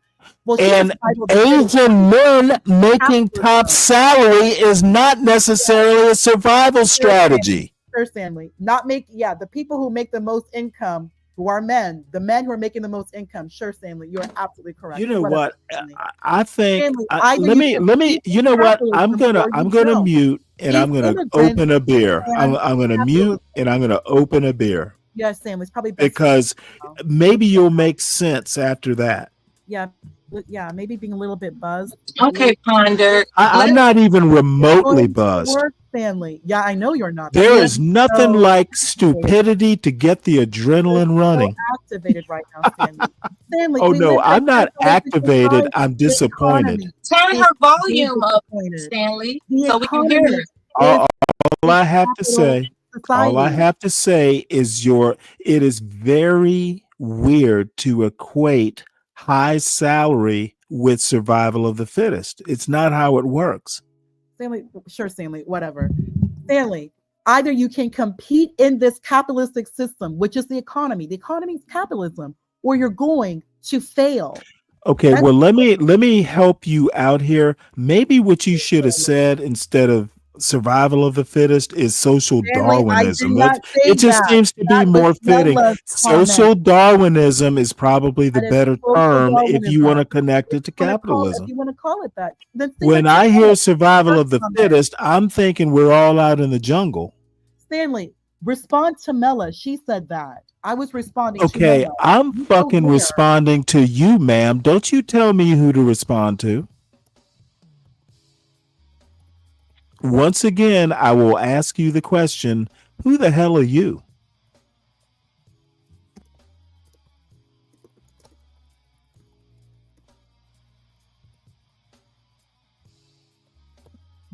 I'd like to say something, please. No doubt you do. I had a very entertaining concept. Let's, if you will, entertain the idea of playing Pick the Date.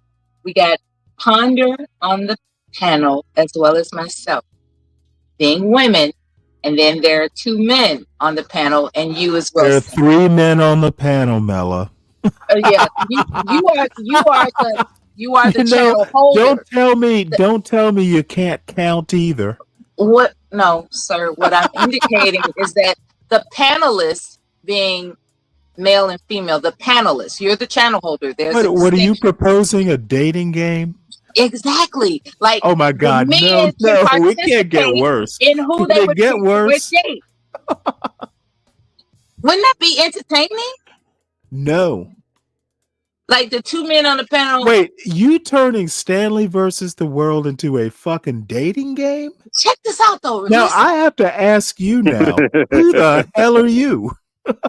I'm a producer. I'm producing entertainment right now with the concept based on the numbers in front of me. We have two men and two women who are your panelists.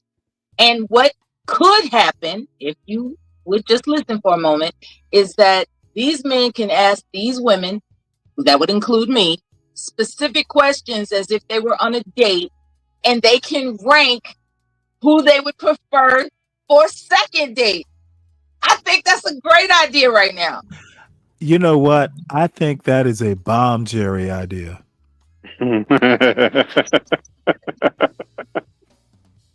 You haven't even consulted your sister panelist, because I When hope did she do that?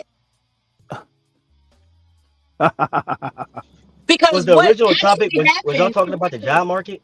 what actually happened, since you brought Yes. it up, what actually happened on her channel where people were engaging in all types of different exchanges of communication, but including karaoke, everything was all inclusive.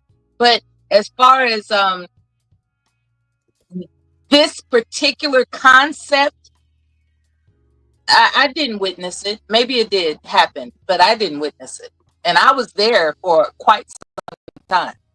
Yeah, you being there and not witnessing it doesn't surprise me.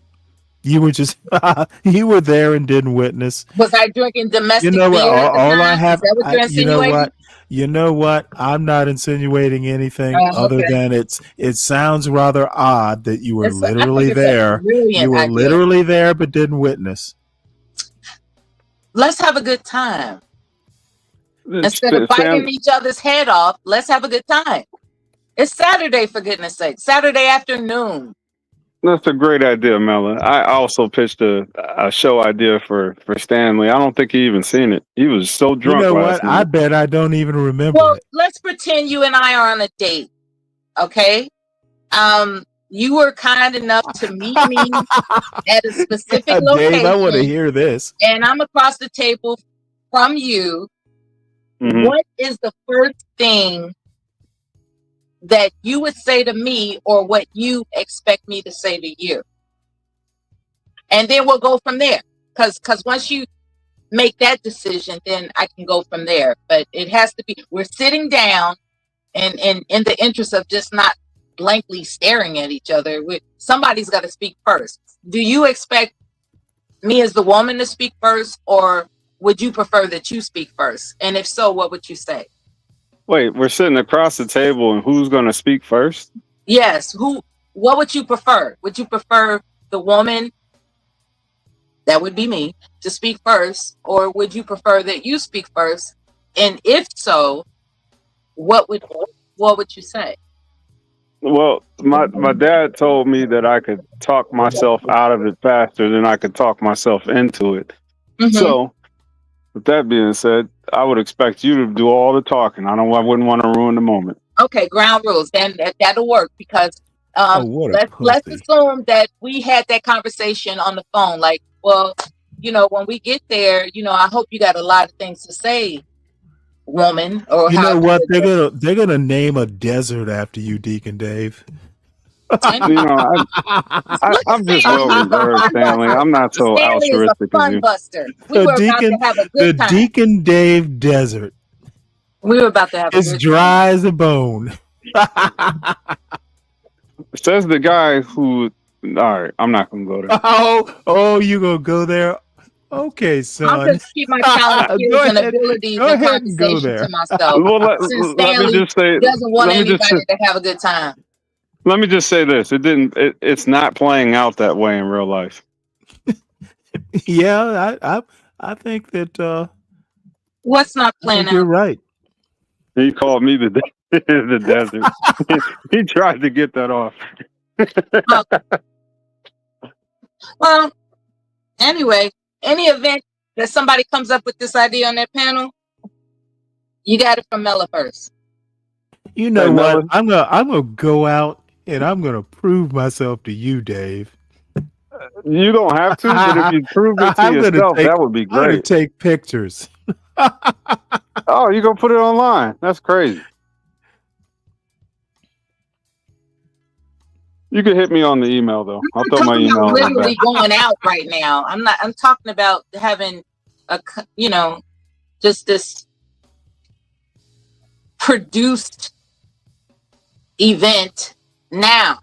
Like, Oh, you talking about like Pop the Balloon panel edition? no, we're not talking about visualizations. We're talking about exchanging for the audience to hear a practice run of an example.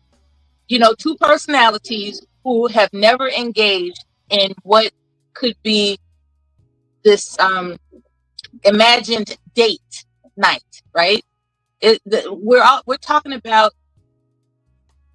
at least I am referring to this right now process as an exercise in examples through imagination of how people could conduct, a first time dinner date. For Man, you know instance, what? you It's been a said, long time since I looked up and seen you on Platinum's panel. yeah, well, Let's, I do well over there and sometimes I don't. But meanwhile, with you right now, sitting across from you in my She wants to do imagination, well with you, Dave. what I heard her. what I would say is, so I hear you you like to go on Stanley's panels. What do you discuss there? I'm just kidding. I would say something else, right? But You would probably be really fun on a date, but I don't know how that plays out online. I am a great time, like non-sexually, of course, but I will make sure that it's respectful, engaging, and delightful. And I might even try to teach you something, Oh my I would like to Lord. see that. Probably CKJ3 is a better person to play that out with. Because I Yeah. know that guy right there, man, he don't miss. Why me? And I promise you, I won't order any cocktails. Now that's a plus. Beware of women who start ordering drinks when she's on a date with you. She really is just there to entertain To run up herself. a tab. Yeah. She don't want to Yeah. get to know you. She want to entertain herself. Okay. I don't Yeah. have to worry about dating. I'm married, so. Well, we're not gonna. This is not something that leads to sex, right? In terms of this exercise that I'm introducing right now, I'm talking about hypothetically, two strangers sitting down over a meal, what they would discuss. That's all. I'm married too. I'm separated, but I'm married. I'm not interested in fucking around or anything like that. You just said, hey, you want to catch a bite to eat? I know this place that I like. Maybe you'll like it too. Sure, why not? I'm separated. Fine. And we just sit down and have a meal. This has happened to me before, where I've been invited someplace and, at a conference, and I've been invited. They're married. I'm married. It's not going to lead to anything. We're just having a meal. The burden for me was to make it worth his while that he's,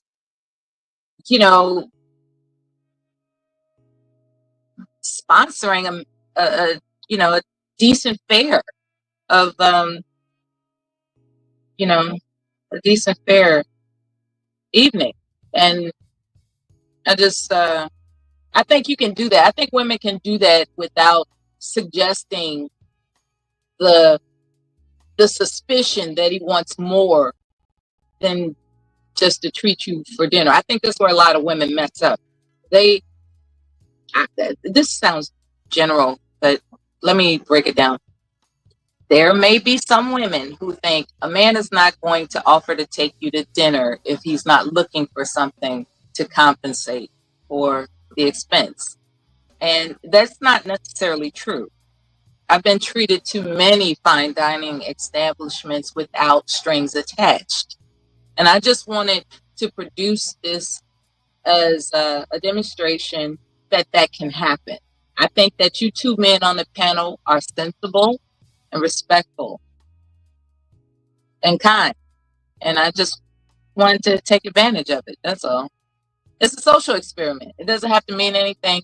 Thanks for listening. I'm going on mute.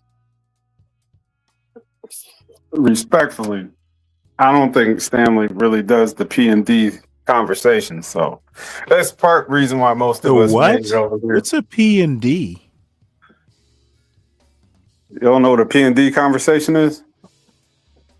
Oh well, I mean, I guess I We can wouldn't guess. have a P&D conversation. That's my point. We can actually sit down, rather men and women Well, can we sit shouldn't be doing it at the dinner table. men and women can sit down and have an exchange of conversation that doesn't include P&D. And I'm just assuming what P&D is. You haven't told us, but I'm assuming what it is because your mind apparently goes there. And that's not where my mind is going. Women, Well, see, there's well, this that's whole a shame. debate. There's this whole debate about whether or not men and women can be quote unquote friends. And I believe it can. I think it's possible with boundaries. Like, Yeah, I don't. And I'm You know what? I'm completely on inclined one to side of agree that. with Dave. I mean, you can't. I mean, you can be like casual acquaintances, put out and get but out. I mean, like, no. I actually like. I never considered my wife. You know, you always hear that. Oh, my wife's my best friend. No, she wasn't my best friend. She was my wife, which to me is kind of a higher order. But I Okay, think so I would. men basically I see think I women. would tend to agree with Dave. I mean, you're not going to be. Oh wow.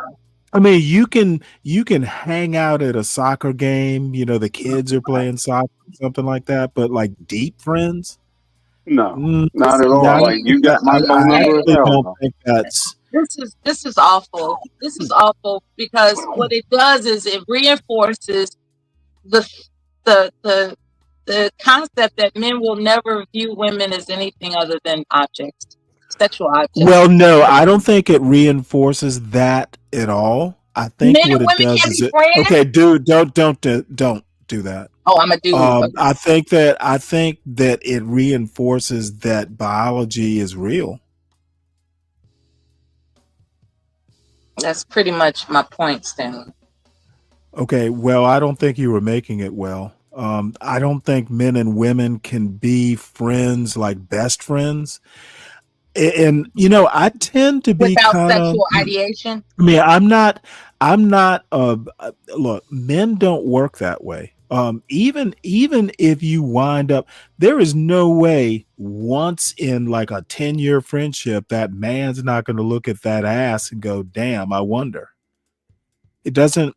Men don't operate like that. I'm glad you said it. Well, I'm why glad you wouldn't said I it. say it? It's the truth. Yeah, I'm glad you spoke the truth. Live. Now, some on men the may channel. have I'm glad you said that. some men may have more self-control than others, but that doesn't mean they don't think it.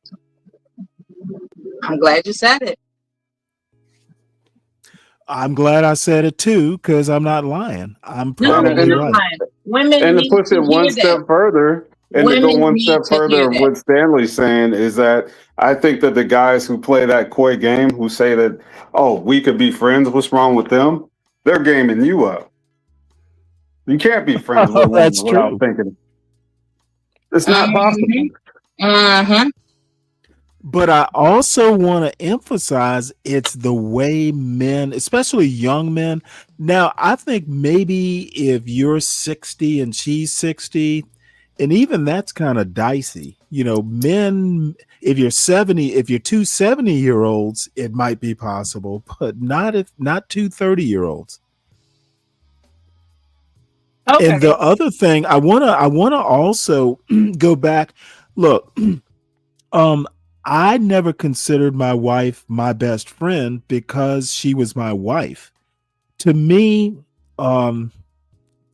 family is not friends.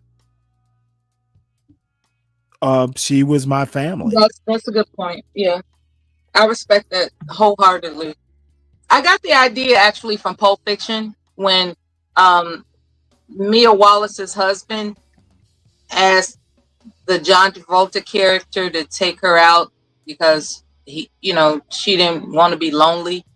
And I was looking at that movie like, is that a thing where you ask some guy to take your wife to dinner while you're out of town? And the whole excuse, like, so Samuel Jackson was saying, man, you setting yourself up. You know what happened to, the other guy. What are you doing? He was like, no, it's just good company. That's all. She just wants good company. And it just didn't rub me right. It, as you said, Stanley, biologically, it doesn't make sense for him to sit across Well, the I'm table not saying, from look, an I'm attractive just woman saying, and not idolize I her think sexually. there is such a thing as self-control. Okay. But let me tell you a Yeah, story. he had This to is, talk to himself in when the I mirror. was years ago, I was maybe 24, and I just, some friends of mine who were, fellow young black officers, they had a thing about, oh, we're going to run to New York. Or, I lived in Newport, Rhode Island. So, it's roughly, you could run to New York City or you could run to Boston. It was fairly easy to do. And I was actually working on my ship. So, I was hanging out at a bar on Friday. There were some girls, there were some guys. So, the girls and guys run off to wherever it was they were going. There was one girl left, me and this girl. And you know what? I'm like, and I honestly, my intent was good. Look, I'll run you home. Maybe we can get a cup of coffee. Nothing, no big deal. I'm tired. I actually do want to go home. Well, damn if we didn't wind up, a whole weekend. And it really wasn't my intent. She wanted it. So, women can have desires too. And I'll be Yes, damned they if I'm going to can. go. I'll be damned if she makes the first move. I'm going to go, oh, I'm tired. Got to go. I really don't think two young people who are relatively attractive, I think it's more the exception than a rule that you Yeah, can just be friends hormones like are that. raging. Yeah, hormones are raging, and they must be satisfied. Absolutely. Um, and that is the biology that you speak of. It's a fact. I was hoping to have that demonstrated, but I'm glad we got to this conclusion in a more concise manner. It's No, And by the if you way, run it, Ryan, I'm a widower too. So, a lot of it depends on age. So, I feel you, bro. But, yeah. Also, I kind of get what you mean, I guess is my point. yeah. Brian Also, hit the link. I had a I someone mentioned Platinum's channel earlier. One of the stories, because I tell a lot of stories from my past over the past years of experiencing panels online, and one of the stories was the time I'm gonna bring up my father once again. Got arrested. So when my father saved my purity, right? Um, the example was being naive. I didn't know what an after party was. So there was this gathering of all these people who were having a good time, consuming spirits, and just sitting around, and people were just touching my hair like, is this a wig? Is this your real hair? I'm like, it's my real hair. Like, leave me alone. And I didn't really mind the attention, but then it was time to go. And I wasn't ready to go. I had an espresso. I wasn't ready to go. And it was like, well, there's this after party. You're welcome to come. You know what I'm saying? I'm so naive. I didn't listen to the inference, right? And so I get a lift to the location of the after party, and I walk in there. There's like a handful of women and more than a handful of guys there. And there's this music, and there's these stuff on the television. I've told this story before online many a times. And what happened was eventually these guys started aggressing themselves toward the women, like, you know what it is, let's get it, let's go. People started, following these women to different rooms of the house. And I'm sitting there, at the kitchen, island, like, where's everybody going? Like, what's going on? It just so happened I used to carry a deck of cards in my purse. And so this guy, he came up to me with, sharpening the knife and forks of his hormones. And he was like, so you think you just gonna sit here all night? And that was very intimidating. That wasn't like, so do you like what's going on? Or no, it was none of that. I'm concerned about whether or not you're having a good time. It's like, why are you here if you're not gonna get down? Type of, thing. And I looked at him like, what are you talking about? Oh, you knew. And he said, you already know what it is. Yeah, you knew. And so I had to make a decision. I was like, do I hit the panic button or do I figure out a way out of it? And I was like, do you like coon cane? He was like, you play coon cane? I was like, yeah, my father taught me how to play. He's like, you don't know nothing about no coon cane, because I swear he was like 3 seconds from unbuckling his belt. Okay. So he just started getting it together. He sat down. He was like, okay, let me see what you know about coon cane. I started dishing out the car. I started playing the game that my father taught me, and that kept that horny ass brother off me. Period. We sat there and I drank coffee until I was able, because I didn't have a ride scheduled to pick me up, for like an hour. And I just had to sit there and entertain this guy to take his mind off of, whatever predatory advances he had in mind. And that is another story of how my father's love for me saved my life, because I definitely would have had to kill that motherfucker. Definitely. Wait. He was making advancements to you. He was coming aggressively suggestive.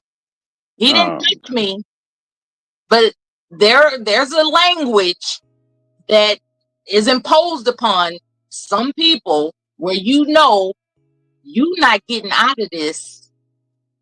But I am physically more powerful than you. You interpret that. It's like, I see what this is. It's like, this guy's physically more powerful than me.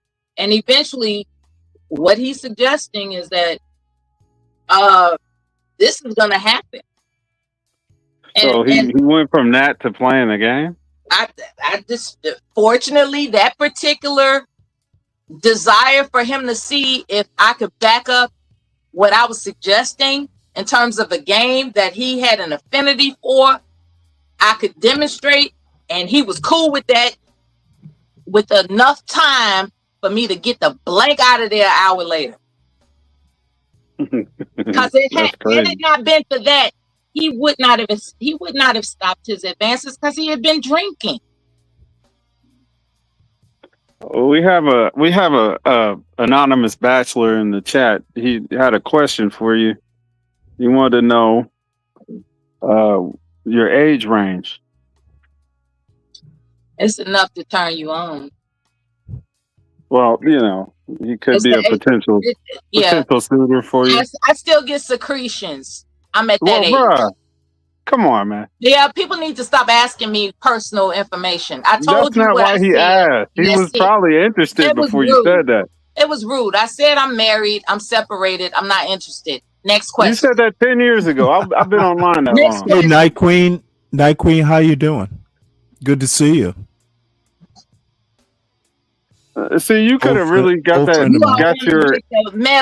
The mellow that you're looking for, don't you? The mellow the menace, I see. You want to get the mellow you're looking for, don't you? Asking me these personal questions that are unnecessary. I told you my story. That's it. All right, no. It wasn't for me, that's for sure. I was trying to play Love Doctor. You're not the only one that's tried to pair me up with somebody. It was uncomfortable. Do you know, since he wanted to mention Bomb Cherry's channel, I had to pretend like I was, in the interest of how could we put this? We were co-hosting her channel, overnight, right? I mean, she was experimenting with 24-hour live streams. So we veterans We decided to back her up. It's like, yeah, okay, that sounds like a good idea, because you never know, people might want to hit the link in the middle of the night and talk to somebody about whatever. So we was cool with that. I was like, I got time, and you got time, let's co-host. Next thing you know, people are assuming that we got something going on. And I was like, you know what? To keep the audience entertained, let's pretend like we got something going on. And, you know, it was a falsehood, you know? It was entertainment purposes only. This is why I'm talking about this story. I've said it many times, along with other stories. I'm not here soliciting future relationships. I don't know how many times I got to Oh say my that, God. but that's what it is. Well, you know what? You don't have to say it anymore. No, but you suggested that we play along with that, with the dating scenario. Who's trying to date her though? It don't matter. She Oh, suggested shit. that we This had the about to go scenario south. play out What? It's a social experiment. What's wrong with that? because we had a good contestant for your social experiment. That's like social play with fire. I know It's how like to a, behave. it's like a social game of chicken. I know how to behave, if that matters any. I know how Nah, to that's over with. Don't worry about it. So you Okay, were then. cosplaying a rug muncher. What'd you say? Can you hear me? The conclusion Yeah. is that men and women can't be friends. That's the conclusion. And said that was so- the purpose so- of the Well, social I'm experiment. never gonna say never, but I think it's highly unlikely. And look, I'm not saying men are nefarious. I'm just saying even to, well, you know, Mela, you are special. All men are nefarious to you. Even someone who has good intentions. I mean, look, it is especially if you're young. I think it gets easier the older you get. But I was in the Navy, and the month I got off my second ship, my last ship, was the month women came on. But the summer before that, we had a bunch of Naval Academy midshipmen, and there was a whole group of like 10 females riding the ship. And I knew then that you get 19 and 20-year-old kids on a ship that is roughly 350 feet, Lord, and they can't go anywhere. Dude, it was like a reality TV show. Lord, have mercy. All those hormones, all the water. And you know what? There was one midshipman who was just fucking gorgeous, and I know I could have fucking taken her out. I know I could have taken her out. Where? had You're on my a way boat. with her. But well, no. We weren't at A sea the date whole in a time. We submarine? weren't at sea the whole time. But what I'm saying is, there were some Yeah, other. me too. You're not gonna wait till the ship dock to go. I'm There were taking her some out. other officers who were mingling, and you know, it's really not that cool because these are like junior high school or college juniors. It's really not that cool if you're like an 02 or 03, you know.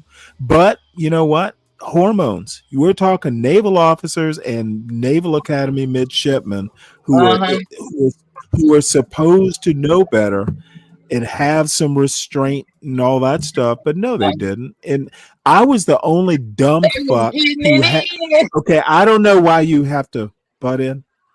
I was the only dumb fuck who had restraint. I was the only black officer on the ship, and I knew as soon as me and this midshipman get together, I'm gonna get caught. I'm gonna be the only motherfucker to get caught. He blamed So it you on know the what? black. I didn't do shit. Like the last night she was in town, we went out to dinner, and I know I could have. Look, she was attractive. I You was, coulda you know, what? at least she seemed attractive to Afraid to me. get caught. Attractive, I don't know. Black. dude. I'm a motherfucking naval. I'm a motherfucking naval officer. I'm not going to risk that over some pussy that, you know, won't last. If you're out You to ain't sea for black. what, 6 months No, at a no, no, no, time? no. Yes, I you will. literally said we weren't out to sea the whole time. What makes you think she was gonna give you some? Uh-oh. A man knows. Yeah, right. A man Okay, Mella. imagines. Let man me tell you something, young lady. You Tighten her talk up, a good Stanley. game. I'm gonna be blunt. You give it to me. Okay, don't be talking. I am confident. I tell you No, what. I am confident in my game. I tell Back in you the what. back in the day, no, you let me tell you what. You talk a good I would game. be the Mayweather of your life, brother. You talk all kinds of shit. I would But be the Mayweather. I don't doubt my abilities, ma'am. That you are protesting too much. Now, I'm not saying it's 100%, but I motherfucking know I would stand a shot and probably win it. So don't talk shit to me, young lady. I Like know my shit. 70%, Stanley? God. You know what? I don't He care to dropped put it a down percent. for purpose, right? That's right, because you want to talk shit, and I'm not talking shit. I'm talking truth. Oh, she jumped down for real. Holy fuck. No, I put her in the back because she just wants to be all sloppy and talking. Oh, my bad. I have no doubt in my abilities, especially when I was in my fucking 20s. You'd have given it up willingly. You'd have offered it. You'd have been knocking on my door. Bullshit. Bullshit. I do not mince words, and I am extremely confident in my abilities. I have a type, He and was you holding ain't his it. nuts when he said that. You know what? You have a type right now, but you wouldn't have back in my 20s. I'd have been your type. Yeah, right. He said that with so much confidence. I believe him. Dude, who else is going to have confidence in me if I don't? Me. If I don't have confidence in me, who will? Hey, you got to give Mella a standing 8 count for that one. He thumb thugging me on the panel. And I look, I know it sounds overconfident and all that, but you should have known me back then.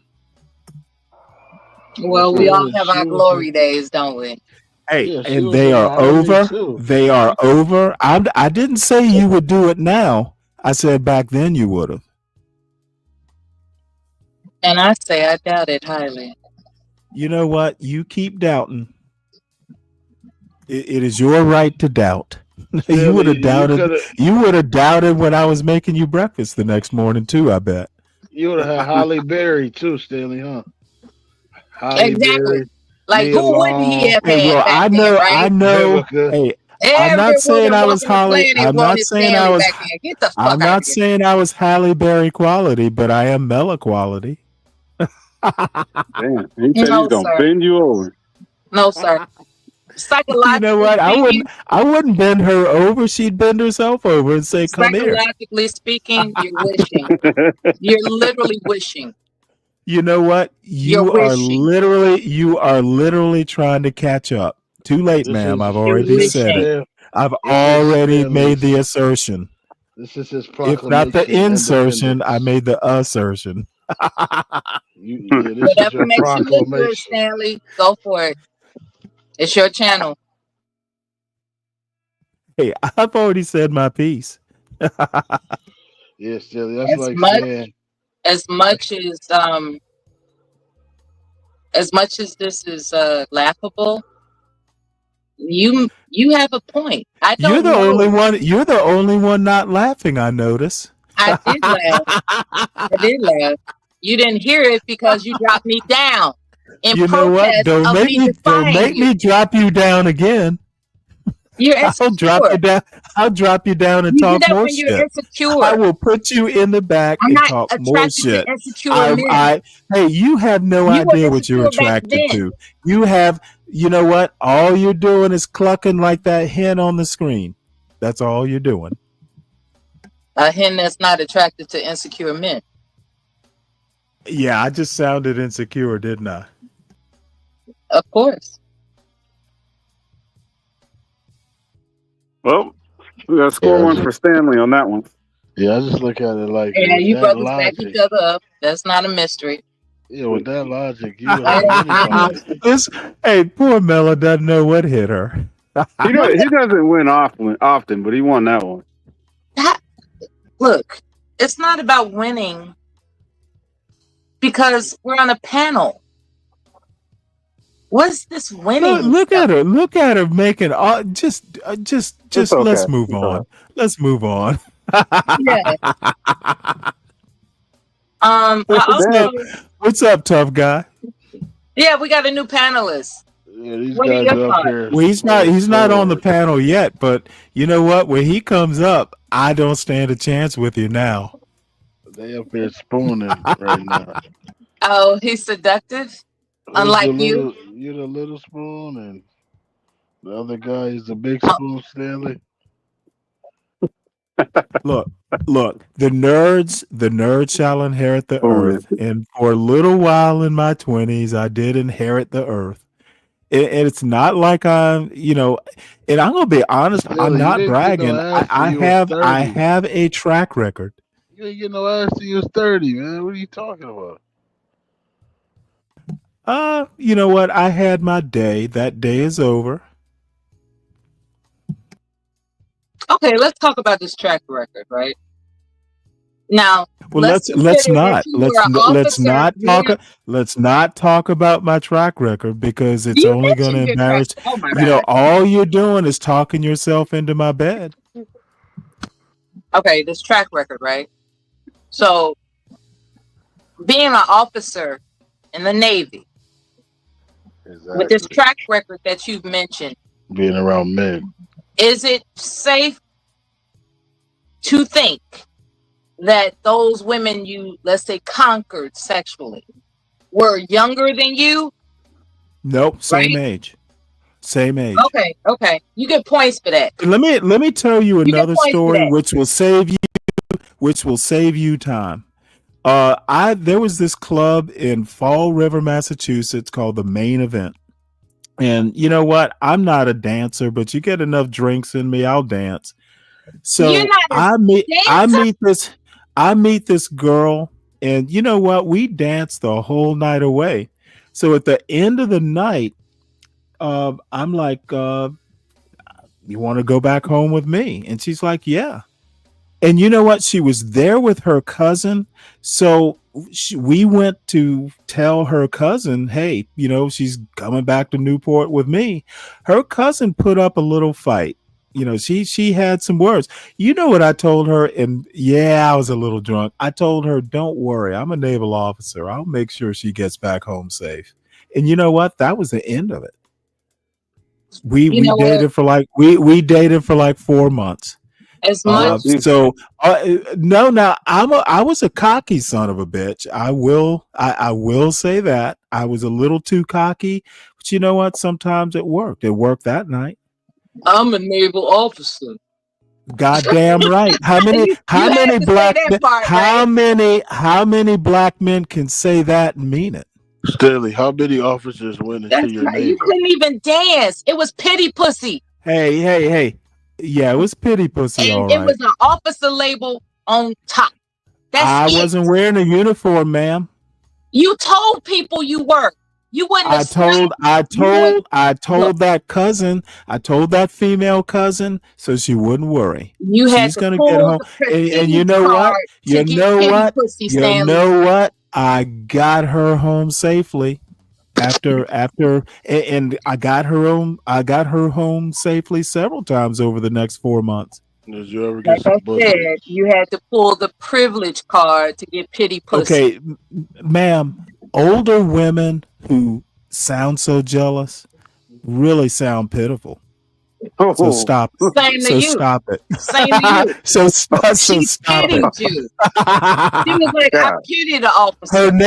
Her name was not Mella. Just because you a trick don't mean you got to flaunt. Oh, he had to pay for it. He was a trick. Hey, all I have to say is And he's bragging about being a trick. She told me, my name is Corathon. It means heart.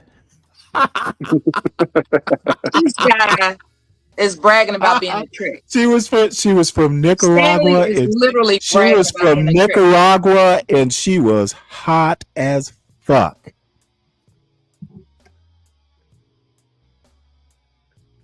So all I have to say, it's a story. No, You know, I'm not in my 20s I hope anymore. you got a flat rate. Those days are over. But I needed to point out to Mela that I was the real deal. How much you give her? I $2 hope a you night. got a flat rate, Stanley. Flat rate. That's All I have to say is it could have been you had you been there. Was it $3 a night? Flat rate. Sure, it was $3 a night. You sound as butthurt as Mela.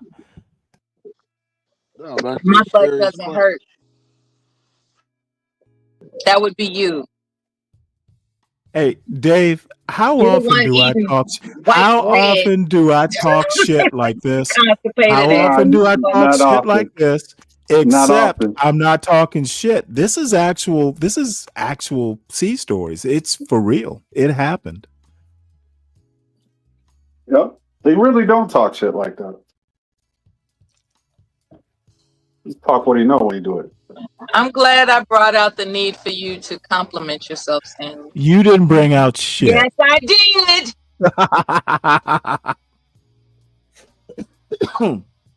I just want you to know that when I hear you clucking like a hen, It's a I competitive spirit. go back in the day she would have been quiet. Do you realize how sad it is to compete with a woman? I told my little story, and all of a sudden you're inspired to compete. That's sad. Sad Stanley.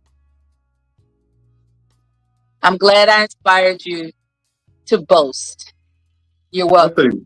I think both of you are sad for not moving on. And I think you're sad for interrupting. I had to. The It needed fuck to be business said. isn't of yours to give an opinion. You ever notice Sit that I down. always say what Black needs to be said? salute. Mello, you may not have noticed, but I always say what needs to be said. I think you have other needs. You have other needs. Look at her. once you get back, I'll take She care of sounds them. bitter, doesn't she? Tad bit. I'm assertive. What's the problem? No, nothing. You good. Absolutely. Don't be scared. No, I'm just gonna have to roast. I'm gonna have to roast that old girl. Don't be mad because you want me. Yeah. I'm real mad, Mela. Yeah, you are. Yeah, I think he really wants your clothes. He wants to wear your clothes. More than anything. He wants the book cover on my avatar. That's the title of a book, by the way. My avatar. Maybe you should talk to someone. It's authored by a therapist who was notating everything in their manuscript about needing therapy for herself. It's interesting. Therapists need therapists. That was an interesting concept to me. So I'm not technically savvy enough to change my avatar, so I've stuck with this one for a long time. And people have tried to coach me through changing the avatar into something that they would find more appealing, but I think if it's not broke, don't fix it, you know.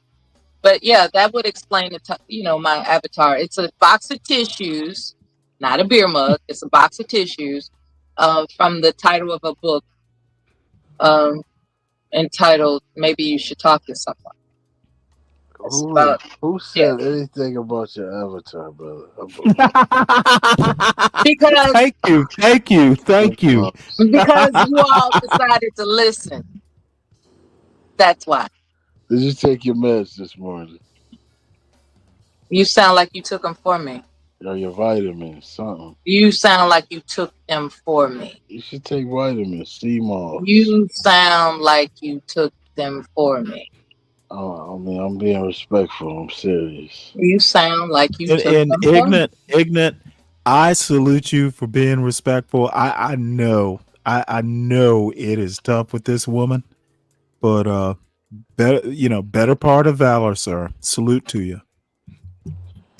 I mean, she just went left, but it was interesting. Is What that your sleepy ass want to talk about? What your sleepy sounding ass want to talk about? For real. okay? You Let's sound talk about. Ma'am, Did you mop? don't sleepy on stop. the pen. Did Oh you shit. mop Do you know today? who ignorant is, right? I think a Mella? woman should have mopped her floors by Even now. I'm gonna feel sorry for you when he's done. It's 4:00. Did you mop He yet? sounds asleep. It's his phone. I'm He in a sounds asleep. I'm in a tunnel. Like you literally ought not be driving right now or something. Yeah, You I'm in a sound tunnel. asleep. Pep it up. So, mother, is you on menopause at this moment? What is What do you it? mean? Caffeine? Menopause. You know what I'm talking about. No, I think you mean caffeine. Hot flashes. I think you mean caffeine You're because 60. How old are you? 69 now, or 69 is an interesting number, isn't it? you're old? Funny I you know. should bring that up. Let's see. How old are you? Is that what you're envisioning? No, let's talk about Okay. your mental health. Why in the hell would you bring up the number 69? Because you're old. That's your age. And that's your fantasy. My fantasy is 69 with you. That's what you think, Grandma? No, it's the woman that won't give it to you. You Who's missing that? that in J-Lo? your life. You're J-Lo? missing that in your life. And that's why you specifically suggest that number. You're missing that in your life. I'm missing a 69. Wow, that's interesting. The way Why you think, would you bring that number up? the Why? way that you think is very Oh, now, okay, peculiar. now he's awake. And He's like, wait a minute. How does she know? No, it's very Yeah, astounding whatever. that Yeah, you can yeah. Get excited. correlate word numbers. Get Do excited you believe in because guess who gematria? can't get excited? The woman you're thinking about who won't give you that number you're looking for. Okay. Do you believe in Okay, gematria, you need to sweetheart? hush. You need to hush. Sweetheart, do you believe in I gematria? am totally undefeated with this thing, Did you brother. mop You the need to floor? hush. Are you supposed to mop your floor by now? Do you got dirty dishes in your sink? Let's be honest. I can tell how you talk. You got dirty You dishes. can't tell anything. You got dirty dishes. You're the sleepy dwarf in Snow White. You can't tell You didn't anything. mop your floors this morning. You got Are up you here. serious? On You didn't Saturdays, that's the GI party day. listen. Are you serious? You know I'm an Air didn't Force veteran, clean your right? An Air Force dentures. Gulf War veteran. You know you gotta clean your dentures every day, right? Okay, That's I'm an not Air weekly. Force Gulf War veteran, and you are making assumptions that can't be So you proven. really old. How desperate do you have to Golf get? Force? You really Seriously, old. You how old. desperate? So Yeah, you was around when and you're Hitler. entertaining me right now. I'm So so old, you're entertaining me. So you went against Hitler. I'm so old, you're entertaining me. No, I'm just figuring this No, out. you got to figure it out because you're interested. You got to figure it out. Okay. When I was talking about the cover of this book, that's my avatar. You was like, "What this got to do with my sexual urges?"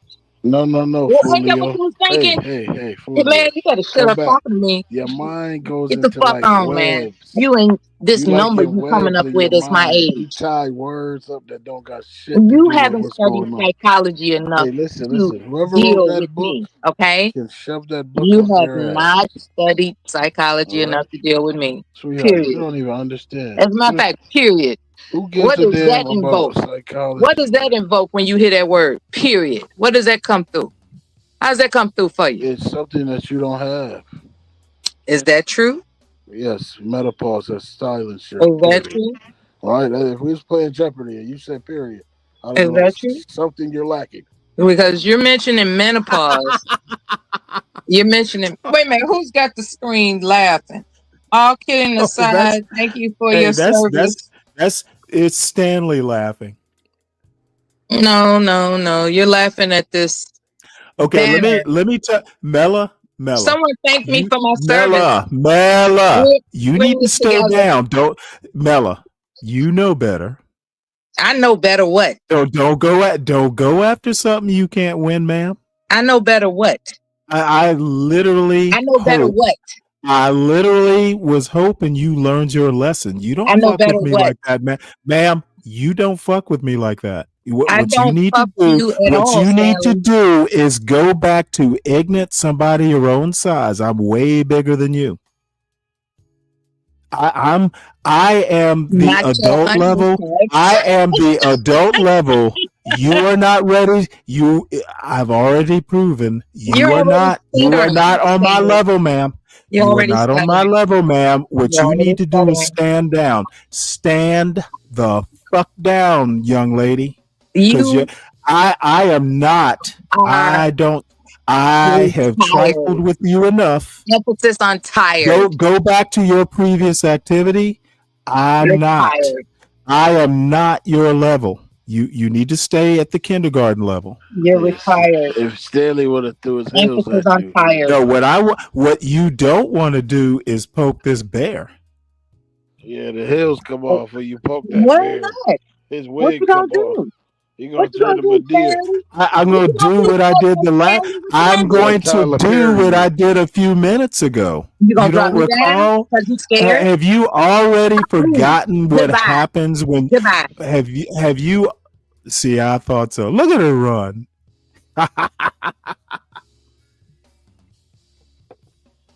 All right. I don't think her best is there yet. She ran.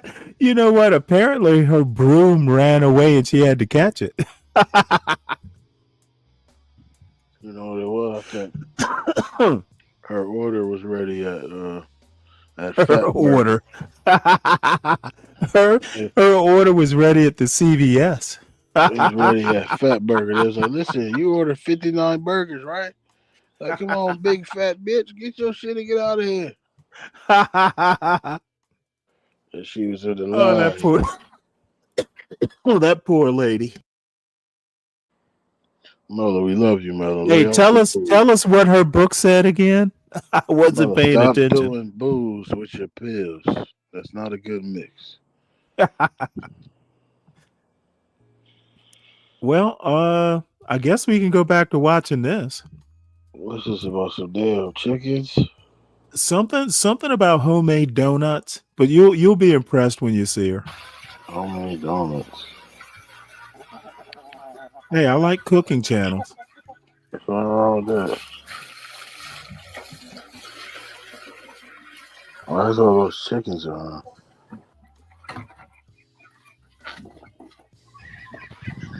This is dedicated to Dave. She ain't got no ass. You know what? I bet you'd find one though.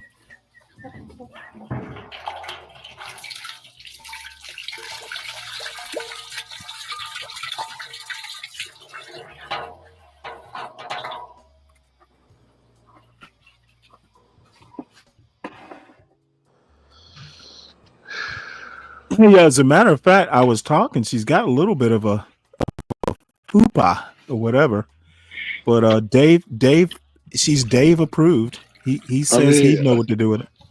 I mean, I'd crack her ass open, but Healthy farm girl.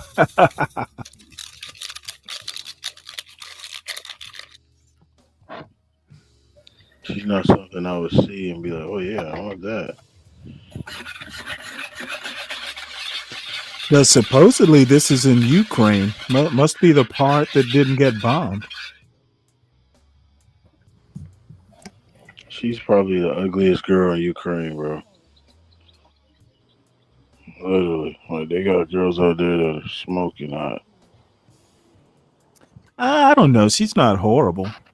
That's what I'm saying. She's like a 2 in Ukraine. They got them bitches out there that's just beautiful.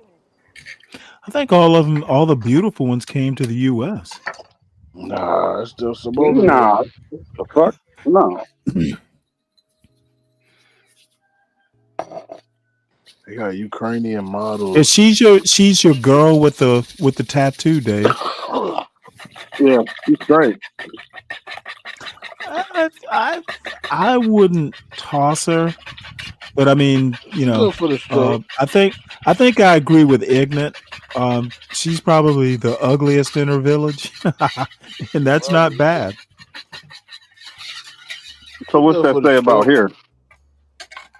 About what about here? That's ugly over there. Yeah, over there. I Talking think about he's over kidding. here, She's she gonna be she's bad as hell. attractive. Over here, she's like a 6, probably a 7 if she put on makeup. But what does that say for the overall here? It says Not a lot nothing. of natural It's beauty. over here is a different country. Yes, it's not a lot of natural beauty over here. You know what I mean? It's not too many bitches that's proud of their natural beauty. That's true. It's like, but even her, like, what she right Okay, now? well, she is wearing makeup. She She she got does on have makeup and shit. fingernail polish. She's not in her au natural The totally. fingernails don't change how her face looks. So the only thing I'll say is the makeup. So she might not even look like that. I have a feeling she'd pass muster. At least for a little while. Oh You my think God, that are those ants? you think they age like the ones here? That's the white ignorant. I don't know. That's a white. That's American man. Well, I am going to tell you this. I don't.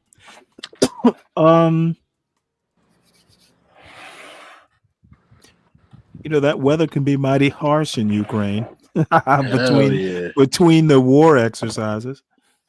No. Bet you they got a longer shelf life over there than here. That's because it's colder longer there. You heard? So the sun will age less melanated people or more. You know what I'm saying? So over there is less sun type shit. Snow in the snow, huh?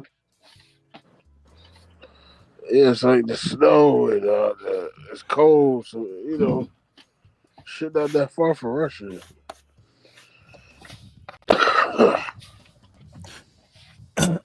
What are they doing in the chat? Why are they spelling out Nigger in the chat? They do that every time. Every time ignorant on the panel. I mean, I got a lot of Oh, fans. is that they're talking to you, ignorant? Yeah, I got fans, man. I'm gonna send some signed autograph, sign my cock on a piece of paper, and I'm gonna email it to all these guys. Inward towers? Is that what they call it? Yeah, they follow me around. They call me Inward wow. towers. Okay. You know what's crazy thank you, about this, Richard. though? We she made looks you a really moderator good. for a reason. You can translate this shit. She looks really good, but I bet you she hasn't showered in 3 months. You know what? I just don't have a problem with her. And, oddly enough, I'm not that much into blondes. But she The white looks women don't shower. Look, I like farm girls. They gotta wash that pussy. She looks clean to me. Shit. You crazy as hell. White girls is nasty. They don't clean. I don't know why. They be wanting to get trains ran on them. Yeah, bring more of your friends. Oh my How many God. guys? How many friends you got? Oh yeah, it's about 15 of us. All right. You guys got a motorcycle too? Put that in my pussy. Yeah, these white bitches, these white beasts. She's a beast. It's unbelievable what they can do. Man, you would have a field day. She's holding a field day with truism. She holding her stomach, yeah. Oh yeah, that would be fun. Having ignorant and truism up on a panel debating white Oh girls. hell yeah, that shit would be funny as What the hell. hell is truism? The opposite of you. Oh, that means he believes in what, like good shit, I guess. So I'm like an asshole. So truism like a good guy. He's a good dude. Good dude. That's my brother. That's what's up.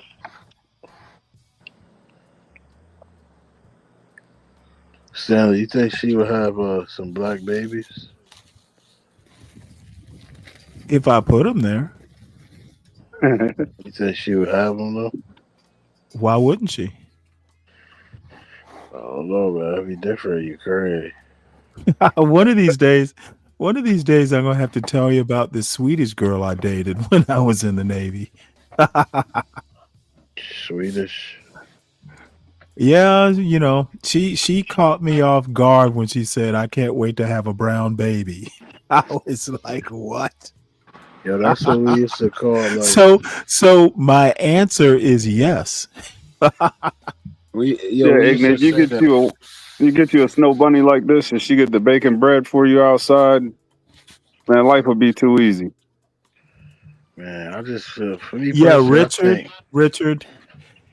She had it. It was so funny. She really had no concept of race in America.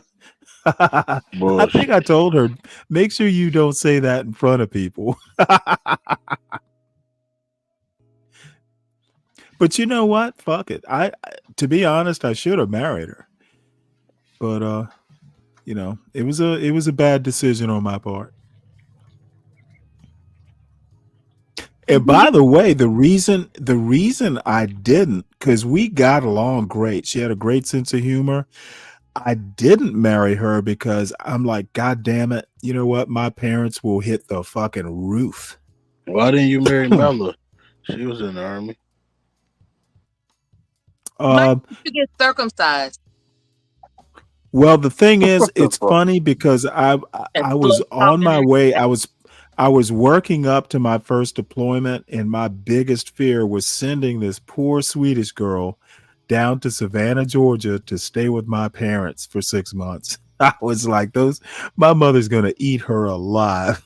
Would have been the best experience of her life. No, I could not do that to someone I love. It's like, you've not heard me call my mother Hurricane Dolores? It's like, oh but she was shit. nice to your wife, right? The mother of your son. She was nice to her.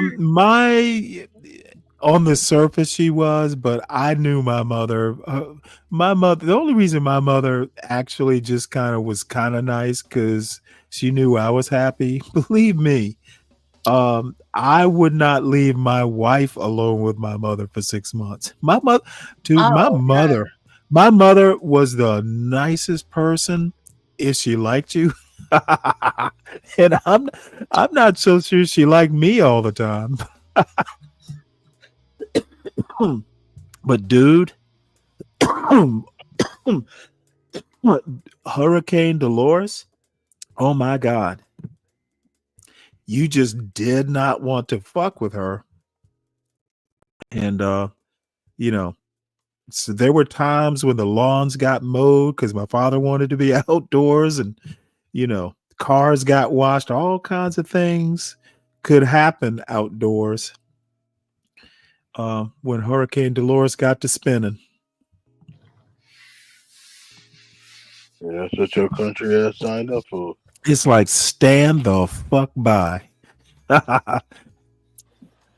And you know, she didn't get pissed off for no reason. You know, half the time, like, oh shit, God damn it, I fucked up. You said this lady is from Ukraine? Supposedly, yeah. Luba. It's called the channel is called Luba from Ukraine. Yeah, man, she could get it, bro. She's got a little bit of a gut. How much would you pay for one night? Probably 35 bucks. What's the Ukrainian dollar? I don't know, but I know the American dollar gets you for about 35 bucks. Hey, I bet the Ukrainian shit. How much you want to bet the Ukrainian dollar is called a Luba? A Luba from Ukraine. That shit ain't nothing. I think like she's named after the Ukrainian dollar. I don't know. I'm hearing two different You voices. give her 35. You just gave her 3,500. Probably 35 to me is 35. That's true.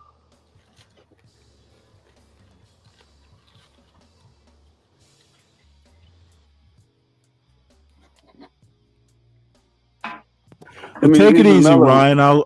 Ryan. I'll see you next time. All right, Ryan, be cool. What's Even up, Mello Ryan? could say she a pretty girl.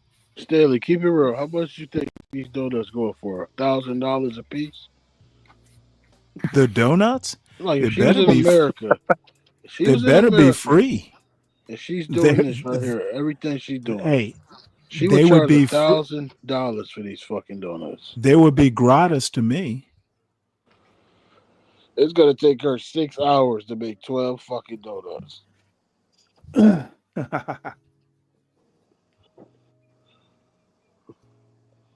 She probably want $2 for these donuts in Ukraine. Well, I'm pretty sure you would eat one if she gave it to you. I'd eat her ass if she gave it to me. Oh my God! I thought she said she needed a shower. I make sure her dog smelling ass get in the shower. All right, this pig skin dog smelling beast. I make Hey, sure to Ponder. get her Ponder. questions to ponder. That's an interesting At your name. service, how may I help you? Have you ever been out the country? Yes, I have. You're not military, are you? No, I'm not. I have a U.S. passport, of course. Well, where have you been anywhere on in the east? My bad. Have you went east yet?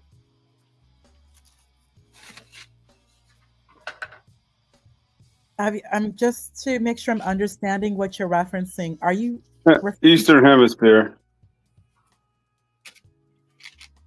Have you crossed the Atlantic? I've been to France. I've been to the UK. I've been to Germany. That's cool. That's cool. So I know you lived. You got some life experience. It's beautiful. It's beautiful. Oh, and I've been What to do you? Italy with school. I've been to Italy with my school. How did I forget that? That's not east. I've been to Italy. So that's where I've been. Just to let you know where I've been. What do you think of society in Italy compared to the United States? Well, Italian food, that's one thing I learned was that American Italian food and Italian food in Italy are very different. I actually was with my school, the school that I attended. So I stayed on the school's campus in Italy. So it was very regimented. Some of the younger students, they actually received their first communion in Italy. It was very lovely. So it was a very Catholic experience. So I was still very, very young. Oh, you didn't go as an adult anywhere, have you? No, I've gone as an adult. That only to Germany, the UK, and France. Italy, I was like a teenager. I was very young. I was about to say, well, a lot of people's schools send the kids to Italy, and they said that the Italy people love black women. They love them some black women. Well, I was young, so yeah, I was not ready for that. But Yeah, 'cause I was gonna ask you if you've been hit on when you was traveling abroad. You know, was yeah, you even be interested or open to that? Open no, to that idea? no, just for safety reasons. Plus, you don't know if they're looking for an American passport because I've dealt with that here in the United States with all of the illegal aliens going on. I've dealt with that, so I'm very apprehensive. But if I were to marry a foreigner, I would go there and bring the foreigner here. But now I'm mature, I'm an adult. But in my younger years, I didn't feel comfortable. Plus, that's not what I was there to do. Not to Was you on a mission? Excuse me? Was you doing like a? Doing missions? Oh, are you? Yeah. Christian? Are you? Look at you. How did you know about that? You must be some Christian. Yeah, missions. No, but I mean, I get that from you. I've never witnessed you say anything personal. Not keep to myself. But I have traveled Yeah. and I have done missions. I have done missions, yes. Oh gosh, yeah. I have done missions. But I have traveled. And it was mainly for like school learning, looking at the sites, just stuff like that. But So there was There was no sex tourism in your. Germany is very very no trips to some of you may, Africa. some of you may think her donuts are burnt. I like donuts just like this, but some of you may think these are burnt. But I like my bread cooked. I like my bread extra cooked. Yeah, cough that out, Stanley. Watch how you talk to me. What's the, yeah. Well, you know what? You know what?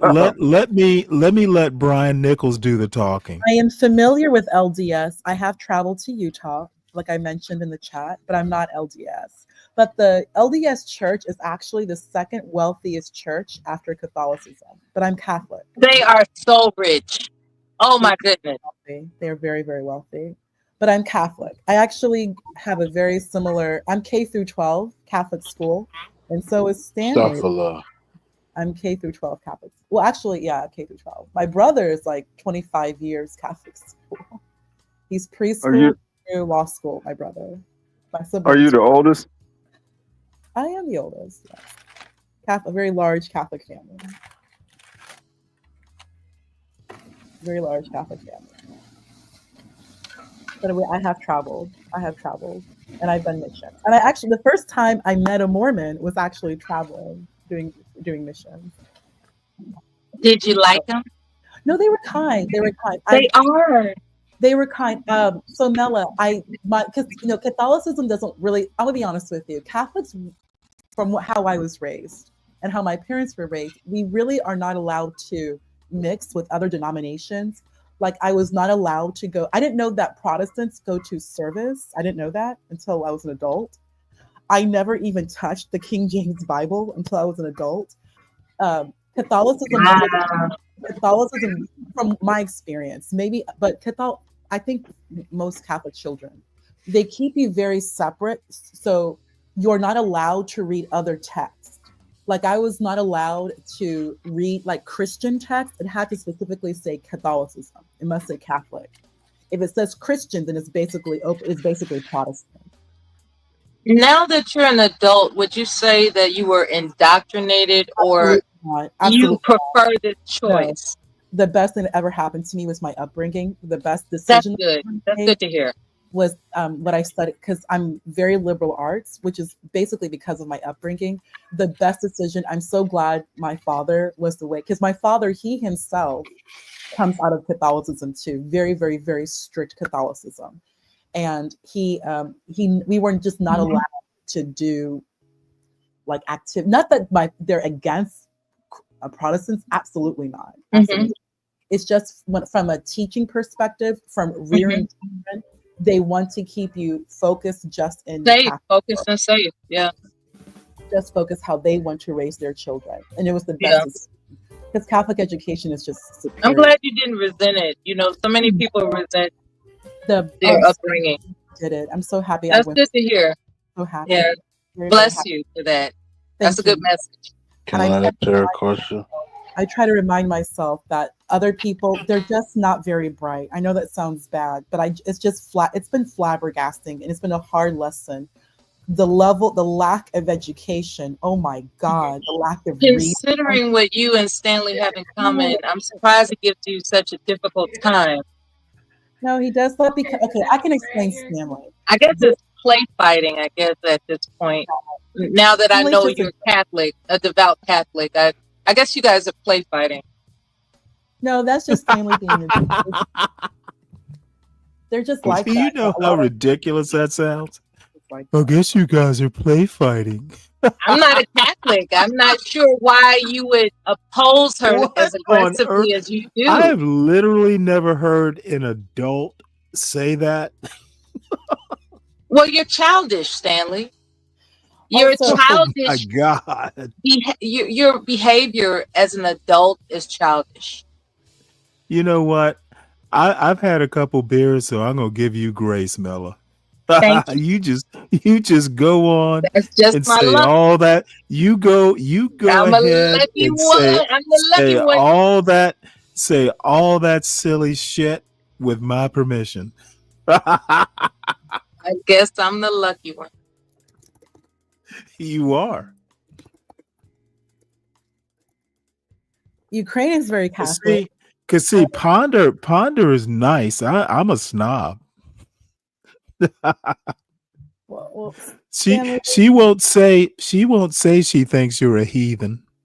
I will. Things like that. No. And Stanley, Vatican II pushes to Catholics to come together, focus on the similarities we have with Protestants. With you are a blubbering heathen, Mella. Focus on the similarities. You don't focus on the differences. That's just religion. That's just your religion talking. Fuck the similarities. I just need to That's roast. your religion talking. You don't mean it. That's just your religion talking. And Pope oh, you know what? I haven't been. Anyway, I haven't been to church. So Stanley, you've gone through John 23rd. I haven't been to church since my mother-in-law's funeral. You've gone through. So my son is 19, so I haven't been to church in 19 years. So don't give me that bullshit. Did you put him through full rites though, your son?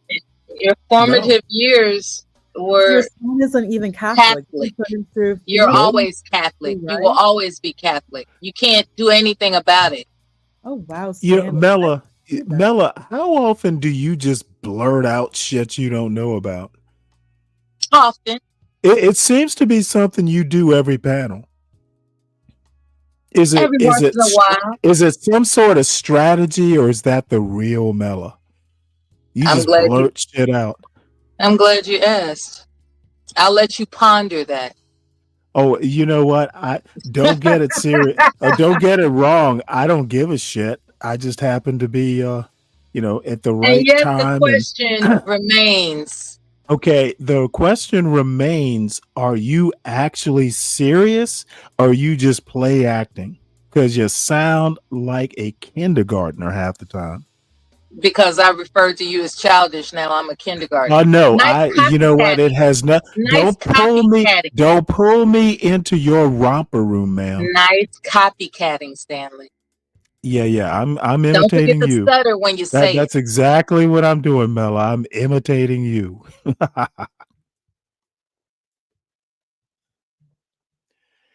So anyway, let's listen to some real black women. Yeah, dog happy meal. It's gonna be. I'm gonna tell you what it's gonna have. It's gonna have 2 chicken nuggets, quarter pounder fries, and they have a McDonald Land shake, which is gonna be blue and pink. Oh, and stop being a prude, Ponder. Old characters like remember, I think it was Ronald McDonald, not Ronald McDonald, but remember the one that had the white and the black, Stanley, the white and the black. Stanley.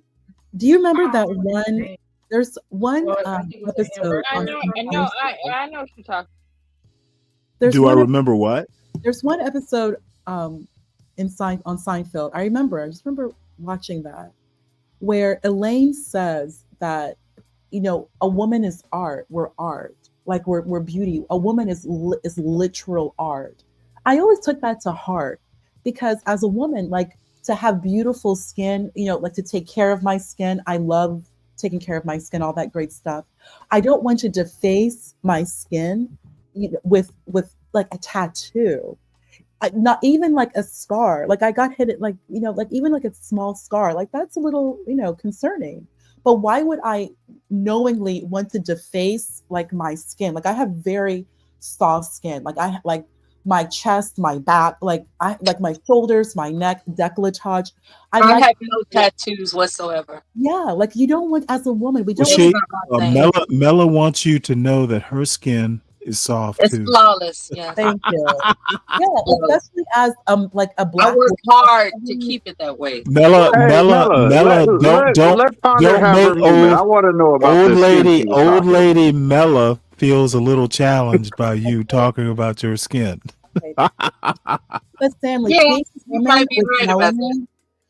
a woman with melanin is the fountain. No one said your skin was all wrinkly, Mella. So you want to protect your melanin. You don't want to deface the melanin. Like Mella doesn't care about any of that. A big part of being a black woman is the melanin. Like the melanin is so soft, and it makes us, like, a guy told me that when you put lotion on, that sound when you put lotion, guys like that sound.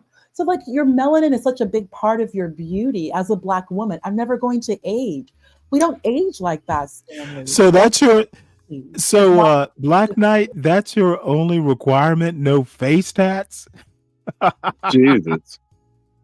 But you don't want neck or chest or, like your arms, I guess, or even your back because I like to Look, wear. no I like one to who has asked you or wear- proposed you getting a tattoo. Let the woman tattoo her own skin, and you Yeah. shouldn't even worry about it. Yeah, but the thing is that other women know what I'm saying, and it is an indication of a They woman do? in a state if she's getting all these tattoos. It's like in actuality, when a woman is getting a tattoo all over her body, she's trying to keep men away. Something has happened. Is to that her. right? Yeah. She's not trying to keep Black Knight away. Something has happened to her inside. It's reflecting outside. Like a lot of women, they cut themselves, like they scar themselves. We don't do that. We're not men. I can understand like a culture that's their aesthetic for their women, their beauty. But we're in the United States. Like we don't do that. We don't do that. Like it doesn't even matter what race you are. As women, having beautiful skin is a big part of being a woman. Beautiful, flawless skin, regardless of race. And those of us who are melanated, we have the softest, most beautiful skin. Shea butter. We have all these products to keep that smooth, beautiful skin, glowy skin. Why would I deface that with a tattoo? Ew. Ew. Yeah, Ugh. these bitches, they put tattoos everywhere nowadays. Men can Crop- have tattoos. Men can have tattoos. You all can put tattoos. I find it very attractive, actually. And for me, it's like almost like you're a warrior. Like, I don't know. I have my own reasoning why I like men with tattoos, especially buff men, like even the neck tattoo, all that. But that's men. Like it's me. It's hyper masculine. As a woman, no, don't do that. Don't. Oh. And then eventually, women want to get the tattoo removed. It's just a headache, and our skin is way more sensitive than a man. Like remember, we have more collagen, we have more body fat. It's just you don't want to put that ink on your body as a woman, especially above your torso. It's not. We don't want that. We have to be careful. And then can Polynesian women have tattoos? That's their culture, Stanley. Even if they live in the United States? Stanley, a Polynesian woman, she's not going into some retail, like these strip malls with, Well, how do you know? What? So Polynesian women don't go into retail? I'm talking about a strip mall. This is part of their culture. It's like part of You their know what? religion. Now you're talking as much shit as Mela. No, I'm not. This is when a woman. Yeah, you are. So Polynesian women don't Your work in religion. retail stores? They don't work in strip showing malls? A woman engaging in traditional dance. A Polynesian woman. A woman. That's ancestral art. Your ancestors, ancestral art. Your tribe. Would you learn Polynesian dancing if you I'm had not the chance? Polynesian, Stanley. No, I'm asking if you had the chance, would you? Is that what you want me to do for you, Stanley? Is this what you Oh want? my Lord. I Clearly, didn't Stanley. mean that, but sure, why It's on not? your screen, Stanley. Sure, why not? You're looping it around. Do you want this, Stanley? I can do this without the tattoo. This is You what know what? Let me consider it. Okay, you have those thoughts, Stanley. Now, these sorts of things do pop up in my in my just happen to algorithm. have the algorithm, Stanley. You just happen to have No, them in the actually, I have no idea why they show up, but I hear it's good exercise. Now look at her; she's got some nice tattoos. No such thing. You know what? I kind of will echo. Yeah, they're all dance classes. They do like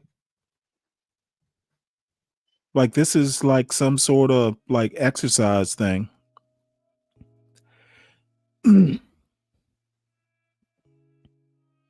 Now, if I married a Polynesian woman, I might make exceptions for tattoos. Stanley, that's her tradition. That's when she's And just that's why I say I might make the exception. So anyway, the whole reason I started watching that was the topic of tattoos. Plus, yeah, I kind of like Polynesian women dancing. Like, look at that. She has that tattoo on her chest. What the hell? It looks gross. Look, why are you being so? Why are you being so judgy? It looks. I don't want black women. Why you're wasting good melanin with this disgusting ickiness? Well, I will agree. I don't And then she needs tattoos to wear a on bra, and she needs to tattoos lose on weight. dark skin, especially. No, Nah, it is a waste of She ink. has her bra strap shown. She needs to redo these braids. Oh, Why are come you on. Come like on. this? Get your act You know together. what? I You swear, look sloppy. the man who marries you is going to have to basically be a priest. The man who marries me, I'm going to look good. You protect me. I'm going to stay in this house and look good. I'm going to work out, keep the skin on point, and read my books and read to you at night. And I can make You a know good what? That man is going to ask you to get a cross on your chest. Stanley, what is your problem with standards? Anytime somebody comes up here expressing Look, I don't standards, have a you problem. do the I don't Stanley have a shit. Okay, well, you misunderstand me. I don't have a problem with standards. I have a problem with people who are judgy. That's part of standards.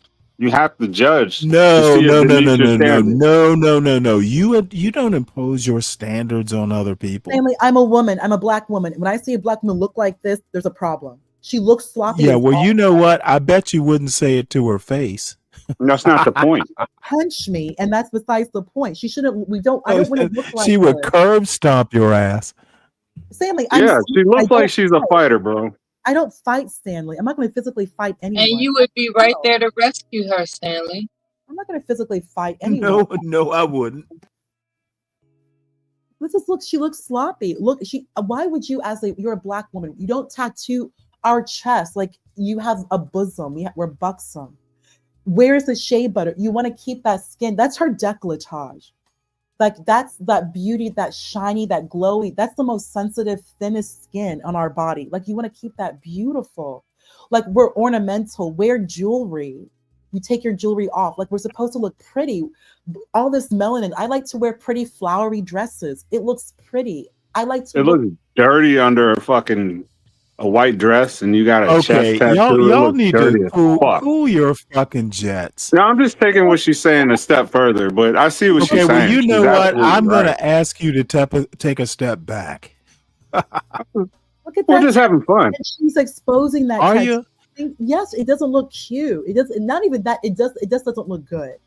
You have to face Look, good all I melanin. have to say is stop being judgmental.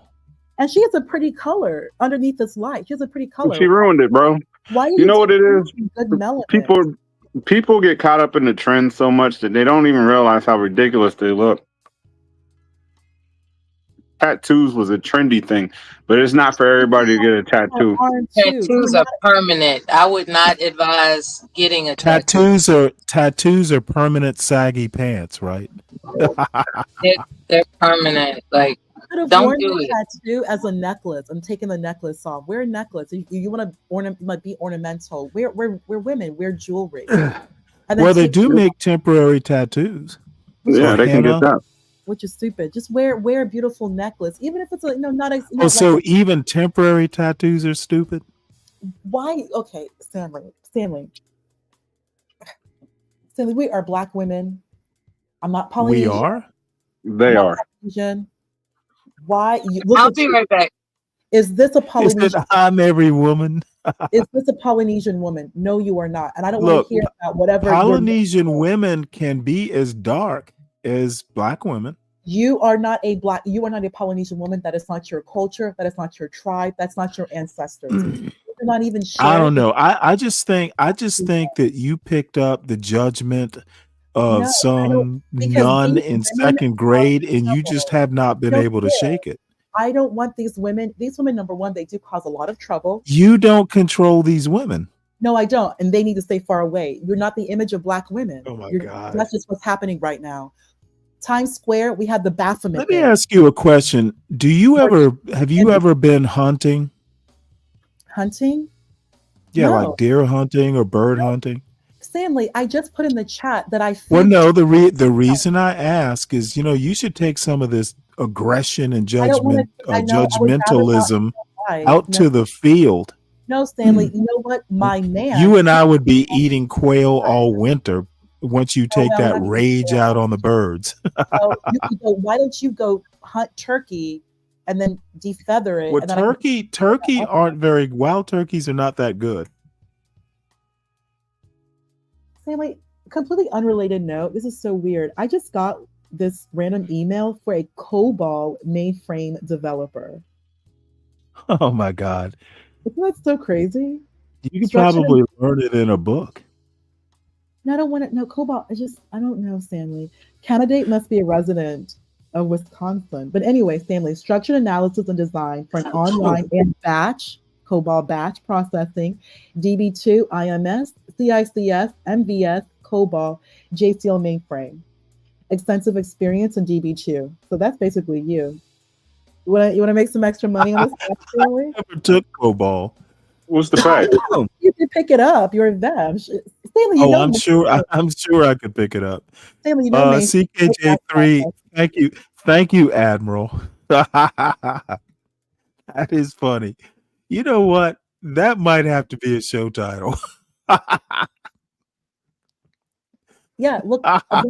Okay, That's gonna be a damn show title. Are we not the oldest race? We've mapped the human genome. You know what? Race did not really exist before the 14th century, or maybe it's the 13th century. All right, Black people. Okay, I'll just But don't ask about the oldest race. Those of us of African ancestry, those of us of Negro ancestry. Again, you are thinking post 13th century thoughts about something that didn't exist a million years ago. Until the 13th century. Sure, Stanley. Stanley, they have literally the 13th century. Race was pretty much invented. I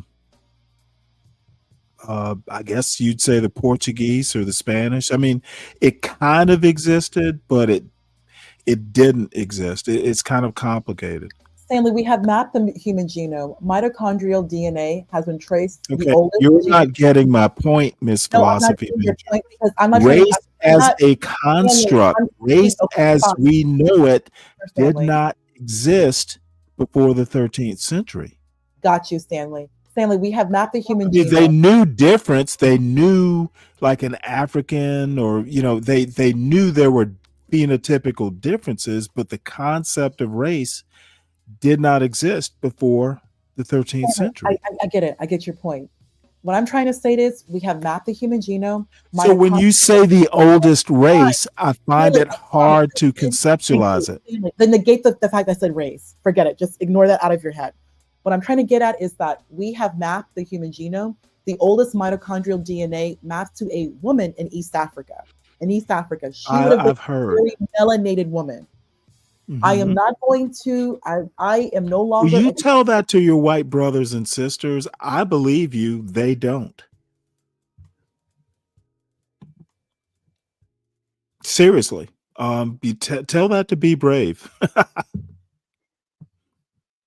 Tell Be Brave he has the mitochondrial DNA of a Black woman.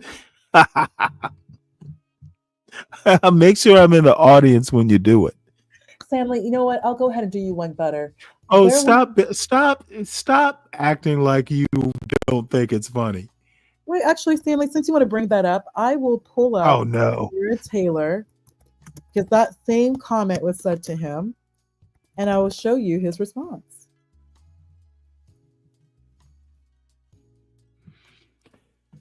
Yeah, but mitochondria is actually rather interesting, Richard. It actually has DNA, or is it RNA? I can't remember now. But it is literally traceable because it's only kids inherit their mother's mitochondria, if I recall. That's really fascinating. It is.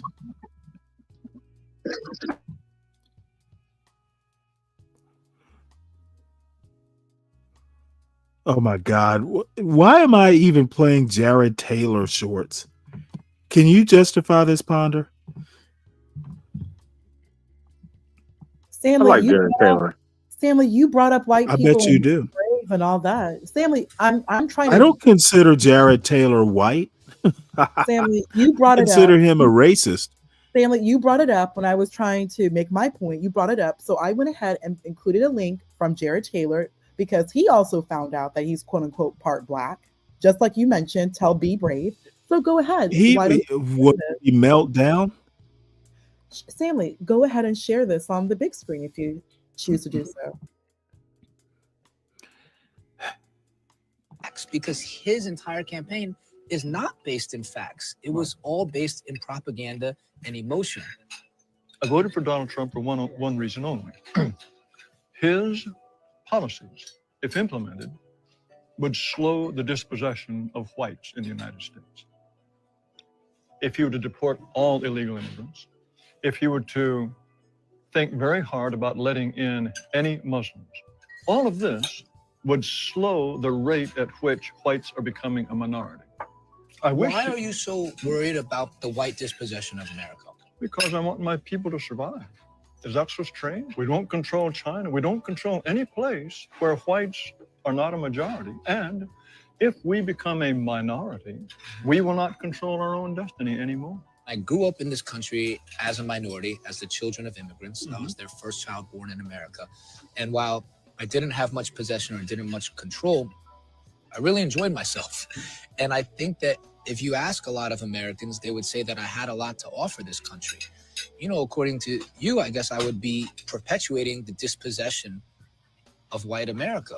That is true. That is true. Would you say that you wouldn't want me in this country? At some point, when my ancestors built this nation, He said at some point. with giving it away to Mexicans or Chinese or Haitians or to anyone else. Do you consider, you keep saying your ancestors built this country. You Right. consider that a fact? Who else built it? Black people, Native Americans, Chinese people who came and built the railroads. Do you think none of that could have been Italian achieved? people. But they're Europeans, aren't they? But you believe in evolution, right? Evolution, I think, explains a great deal.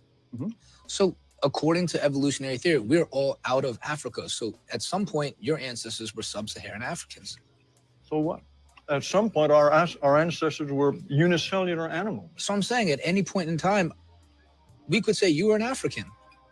So So you're what? choosing to pick this point in time and say you're a descendant of white Europeans. Why do you think I'm choosing this point of time? Because it's in favor of your politics. It's because I'm alive now. Come But on. my issue with you is that I And there it is. There it is. Not because I don't like what things are now. It's There it is. Well, I hesitate to ask. There, what is? The self-centeredness of now, right? Oh my God! You're supposed to have some pride in who you are. No, I'm serious. Like listening to this guy, I believe it or not, hypothetically speaking, in his shoes, as a self-centered person, wanting my Does he remind you of yourself? Right. I was gonna say the in same some thing. way, yeah, in some way, yeah. The I recognize the self-centeredness. That's my point. So yeah, thanks for allowing me to be concise. Yeah, that's my point. I recognize the self-centeredness. Thank you. All right, hit play. You know what? Ebony and ivory, baby. It's that I have hope and belief in what they could be. Look, How it is you don't let voted it for frighten Donald you. Trump when you're so into facts, because his entire campaign is not based in facts. It was all based in propaganda and emotion. Every liberal man says For one that. reason only. His policies, if implemented, would slow the dispossession of whites in the United States.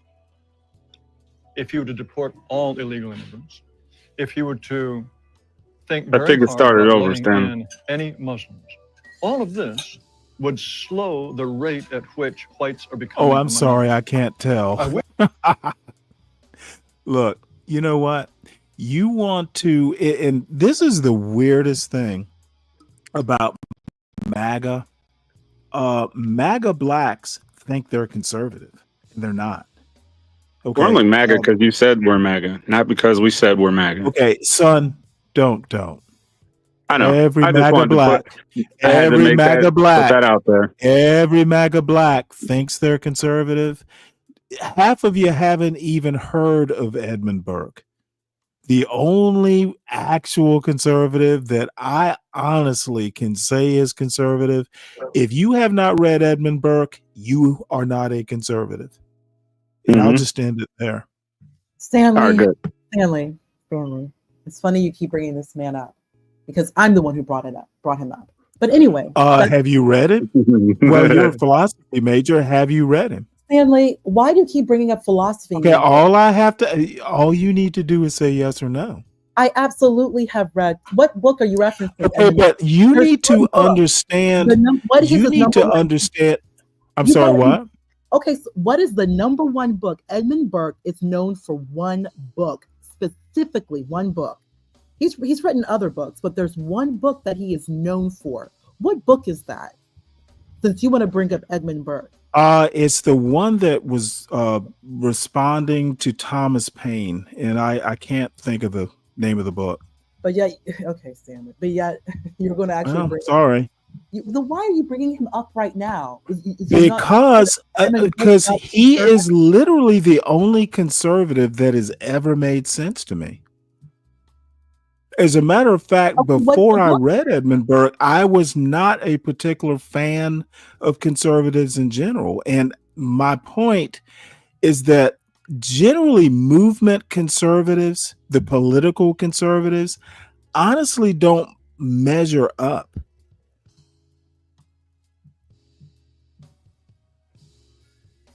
Stanley.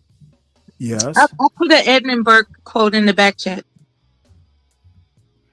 That is his most famous quote, Mela. This quote right here is his most famous quote. Stanley, Edmund Burke is known for writing tales from the French Revolution. He wrote this book specifically. He was 100% in favor of the American Revolution, and he explained why. No, he wasn't. Well, you know what? It's funny. He was in favor. Hold on. He was in favor of the American Revolution, but not the French. No, he was not in favor of the French Revolution. Exactly. He was not. And why is that, Stanley? Since you want mainly because the French Revolution actually went too far. The American Revolution was really a revolt. The American Revolution was really a revolt of the elites. Okay, the French Revolution. The French Revolution was actually a populist revolution. That is nowhere the reason why he supported the American Revolution and did not support the French Okay, well, tell me why. Educate me. I love it when you guys talk history. And then on top Educate me. I just asked you to educate me. I'm not fussing. Educate me. Go ahead. No, Stanley, you know what? I don't want to interrupt. You go ahead. I don't want to interrupt. Mela, I literally asked you to educate me. I told you why I think. Mela, that is Edmund Burke's most famous quote right here. This one you put in the back chat is his most famous quote. Fuck all that. That's goddamn platitudes. He asked me to respond, Ponder. Mela, I literally have told you why I think Edmund Burke supported the American Revolution is because it was not a populist. It was not a grassroots evolution. Revolution. Stanley. That's not why. That's not why. Yes, it was why, Mela. No, it is not why. Did I call you Mela? Okay, well then tell me why. You seem to know why. Tell me. I'll tell you why. Stanley, first off, I'm a philosopher. I've asked you several times. I'm going to tell Stanley. Please stop interrupting, or I'll just be quiet. I'll just go back on mute. You know what? Feel whatever you want to feel. All I can do is interrupt you. Okay, you're gonna interrupt. That's okay.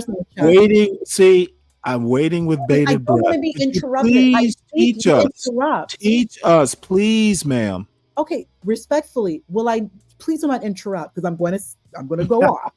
Just don't interrupt since you're asking. Yeah, don't interrupt. Don't interrupt. Okay, great. Thank you.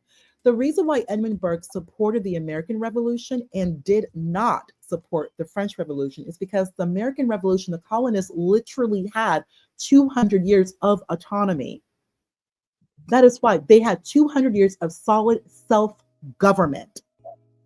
French Revolution, no. French Revolution literally, I mean, and I'm speaking, hypothetical. Well, it was batshit crazy. They went from one to the other overnight. They had no period of not only self-government, they had no. Well, one of the reasons. And you're okay, interrupting. you're pretty much just reinforcing my point. I'm not reinforcing your point. You mentioned you are. Government and autonomy. No, okay, the monarchy, the system that stabilized, you have had your say. You didn't even mention the system that stabilized France was a monarchy. He did not want. Edmund Burke did not like. What are you talking Edmund about? Burke did not like social structures overturned or cultural Burke in 1790 and the people toppling the monarchy was why. You're right about the self-government, but no book response to Thomas Paine. I don't like my lessons being interrupted by surly. You interrupted me. Soulless nothing. Well, you aren't the moderator of the panel, ma'am. I have to pull rank. I have to pull rank. Political science history major. Okay, and all those degrees, all that stuff you studied, and I still know more than you. Stanley, I am sorry. I am sorry that you cannot read between the lines of your education. Always some BS. Like I said, you reinforced my point. Stanley, you don't know. It's not your background. I actually do know, Ponder. I told you it's you that don't know. Hey, you literally cannot. God damn it. Maybe it's a function of age. Stanley, again, stop thinking that you're right. The populist movement in France that toppled the monarchy. Movement. It was a populist revolution. It was a grassroots revolution, the revolution in the United States. You talk about the governance for 200 years. It was the elites who fucking ran the government. It was nothing to do with anything. The American Revolution was elites getting pissed off that they weren't being treated like elites. What you're saying is not contradicting what I say, it's reinforcing it. God damn. How about take some of that rote learning that you have and reading some nuance into it? Fuck. What's up, Stan? Nuance equates you do not read. You're not familiar with the background. Simple as that. Neither are you. Yeah, sure, Stan. Of course, Stan. Hi, Stan. Hey, salute, Stanley. What's up, Hey, Stan? everybody on the panel. Hey, man, I'm just enjoying the show. I got my popcorn. Where else would you hear debates over Edmund Burke? Yeah, nowhere on the planet. But hey, I'm enjoying it. Oh, I'm that's enjoying funny. it. I'm enjoying Hey, it. Stan.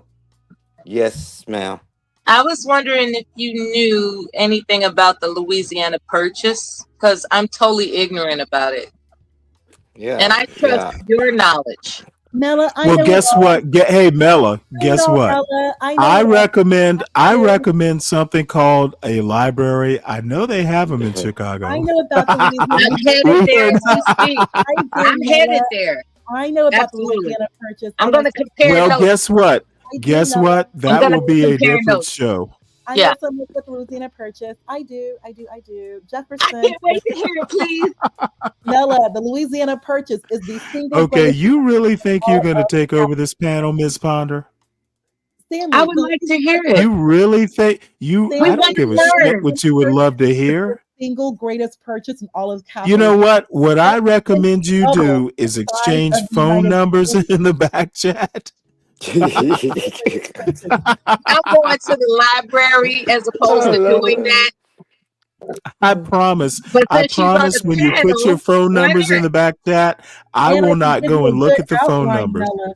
Stanley doesn't know. There's so many things he just doesn't simply That's doesn't. his slick ass way of trying to get our No, phone there number. are so He want many. our phone Hey, number. That's there what he are wanted so to many things. There And are I'm so a many political things that science I know major, better than. and I am a See, history major. you're History still major, young. liberal arts See, you family. still think You the cannot American critique Revolution this. had I nothing know to do so much about history, political science, and no, philosophy, no. 5,000 What you years. don't You cannot understand, critique it. Ms.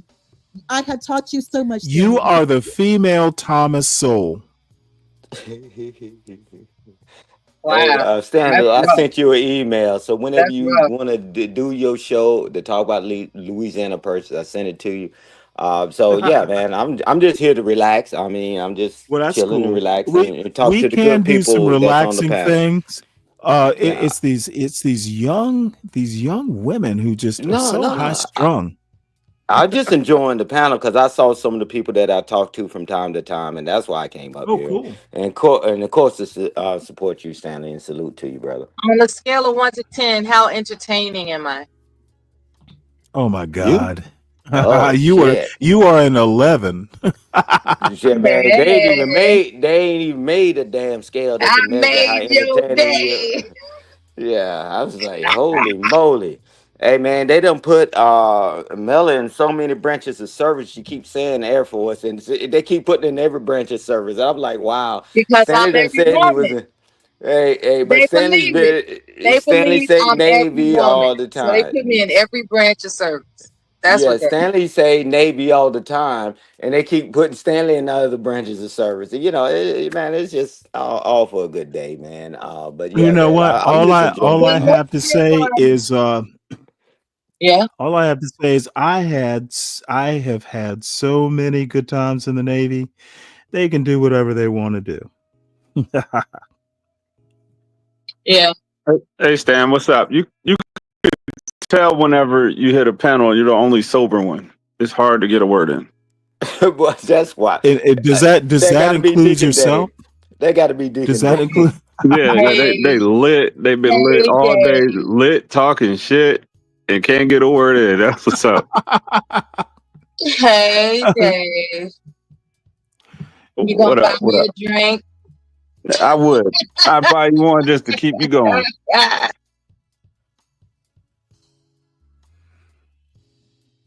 All right, now we got a show. So, are we gonna allow Ponder Grace? I believe that she adds value to the conversation at hand, and I think Stanley just doesn't want to hear it because, God forbid, she's smarter than you. You know, like, what's the Well, problem? let me help you out. And as an elderly woman, you would probably agree with me. Ponder could have a PhD, but I know more than she does just because I'm decades older. I don't fear smart young people. I educate them too. Stanley, you're a veteran, for Christ's sake. Okay, what I need you, just hold on one second, Miss Ponder. My son probably is smarter than I am. Maybe at that. Come on, Stanley. You're a veteran. However, I educate him, and if I have a math question or something, I'll ask him something specific. I know way more. I not only know more than him, I know him. Stanley, I was the first person to hold his dumb ass. So I don't get intimidated by smart young people because they need to be educated too. The vets run the show. The leaders are the vets. The vets run the show. I don't even work for anyone except veterans because there's such a massive difference between you all and regular people. The problem solver. Well, bless your little heart. No, it's true. It's true. Oh, and your kids. Oh no, you can tell dude. I know a veteran. Like when I meet him or her, it's just some gravitas they have. There's a big difference because for me as a regular person, what I've noticed about you all, there's that problem-solving mentality. Your brain always moves in a direction to solve a problem, and you don't get into like BS. like full, like there's never workplace. Well, there's always an exception to a rule. There is Mela. There's no bitch assiness when it comes to you all. When I work with vets, there's no bitch assiness, no foolery, no nonsense. I can go in, be myself, and get this work done. And they like my little go-go attitude. You all like it at the workplace. You all like my go-go Your attitude. little go-go skirt. I am. Stanley. Oh my God. I'll be right back. It's just a joke. It's just a joke. That beer's got him a little ravenous. Okay. Hey, you know what?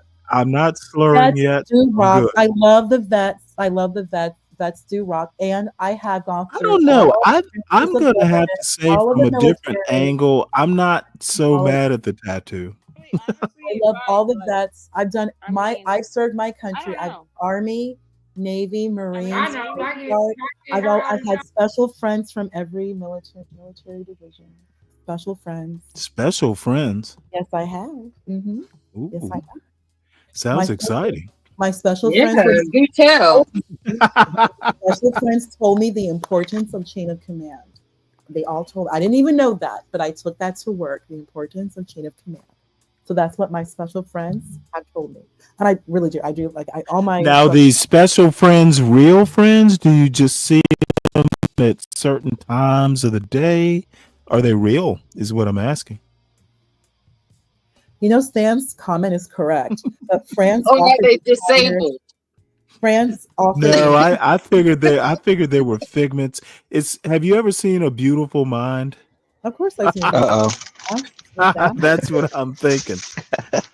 they seem real to her. You wrong for that, Stan. Special friends. Hey, Special friends. You can be a Nobel Prize. Oh my gosh. You can be Nobel Prize smart and still see people that aren't there. Okay, I'm leaving. Stanley, you're really rude. Oh, come on. Have a sense of humor. Stanley, that's ridiculous. That's not funny. Please stay, Ponder, please. Stanley, don't do that. And Nash was schizophrenic. I would like to see Okay, you two it play was- Scrabble. That would be interesting. You know what? I play words with friends. Do you play words with friends, Miss Ponder? No, I play Scrabble. I like Scrabble. Scrabble's cool. I like Scrabble. well, I like see, Trivial too. you're still playing with them bones. I play words with I friends. played Bones too. I played that. I had a special friend guy. He taught me like dominoes. I remember that game.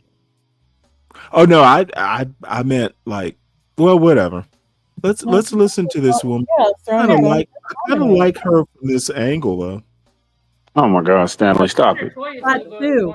And she looks high. That woman is under the influence. Well, I don't know about hot. She looks sleepy. No, She looks high like she smoked. Yes, She looks stoned. You know, everybody. You know, that's the other thing on this YouTube. These YouTube streets, fucking everybody smokes.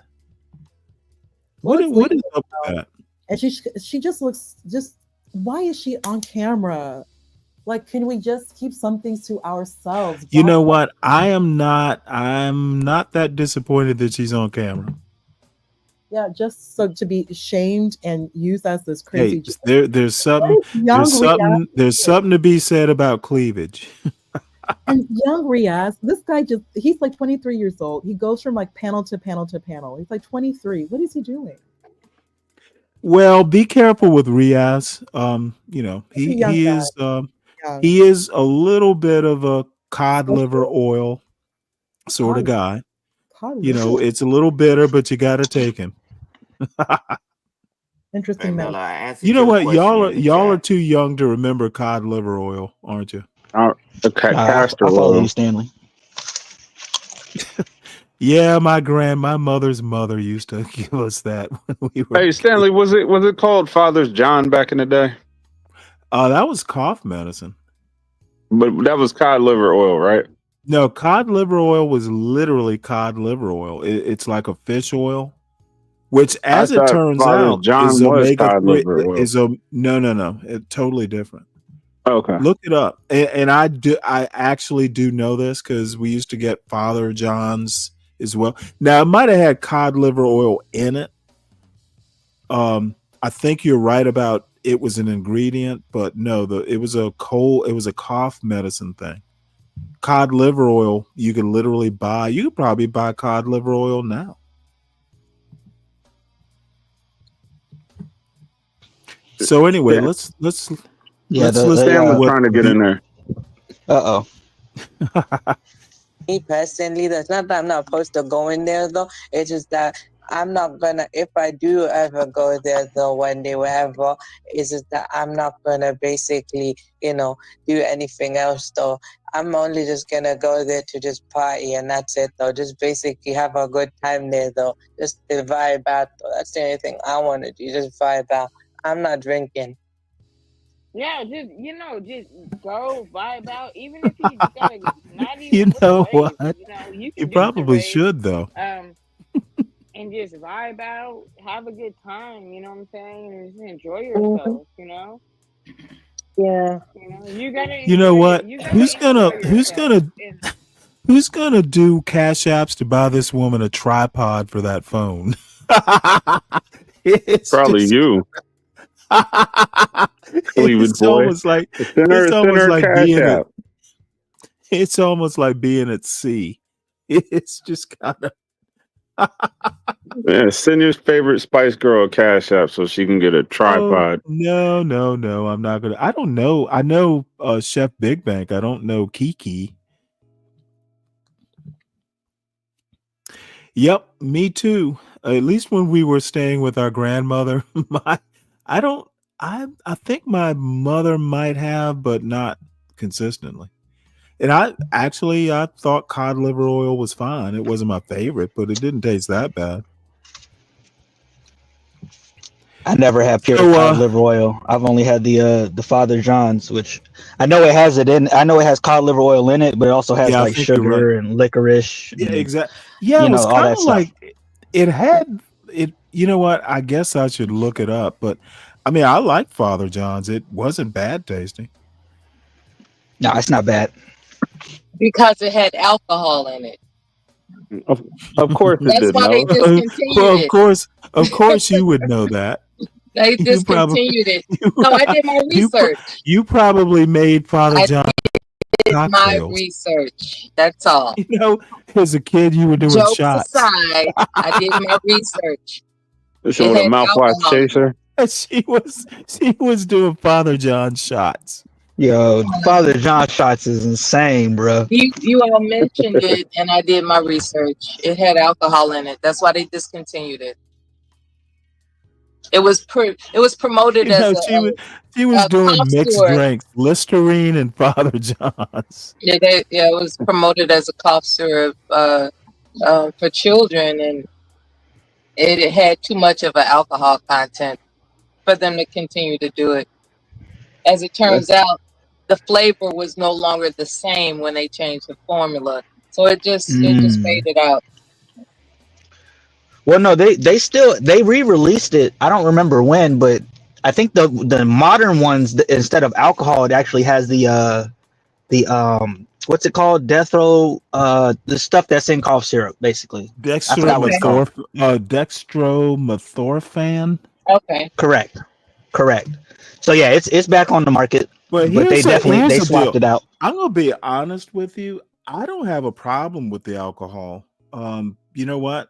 Of course not. You're enjoying the alcohol Well, right now. no. I mean, even for kids, as a parent, I get to control it. That little alcohol will knock your ass out. I remember. I'm old enough to remember when NyQuil had alcohol in it. That shit, you take it before bed and you are out for the night. You'll sweat out that cold. The problem, okay, I get what you're saying. Everyone wants a well-behaved, preferably sleepy child. But the problem with that is it affects their kidneys and their liver. And that's the problem. Okay, well, the problem is you don't give it to them every night. Thank you, Mama. But there are people that will. One little shot. Oh, well, yeah, you know what? You're right about that, Mel. I remember There are now. people that will give their children NyQuil to go to sleep every night, and it's Yeah. destroying their kidneys. They're brand new it was kidneys. abused. They can handle it. No, they cannot. Nah, I'm gonna give Say it Mello that. louder. People Brand new literally did kidneys. use it as like a babysitter practically. Yeah. And not only that, Mela, I put the dextromethorphan. That's poison. That's and also let's not forget acetaminophen. It's also very hard on the kidneys. That's Tylenol. poison. Yeah. Acetaminophen is very Oh, I hard know on the from kidneys. personal experience. A lot of people pop those like it's Tic Tacs, and they're killing their liver. And they are killing their liver on a very Well, random. no, the acetaminophen. Acetaminophen is hard on the liver. It's hard on and the Right. kidney. And then what's in the ibuprofen? That's hard on the kidneys. I'll look it up. Give me a second. Well, I know from personal experience it's an NSAID. NSAID, yes, that's what it is. NSAID. NSAID, NSAID, yes. It's NSAID. That stuff is hard. All of these medications are very hard on the kidneys. Mela and everyone on the panel, if I may share something with you, all of these HIV medication, AIDS medications, like one that was very used in the 90s, AZT, everybody who, they've been, I've had AIDS for 20 years, 30 years, which is great. I mean, you've gone through that situation and you've been able to live a life with AIDS, HIV. Okay. However, the medication those people take, eventually those people have to have kidney transplants. And it's exact reason, Mela, that you just said. That's why I brought it up. It destroys organs. And that's one of the side effects from what I have heard. And it doesn't.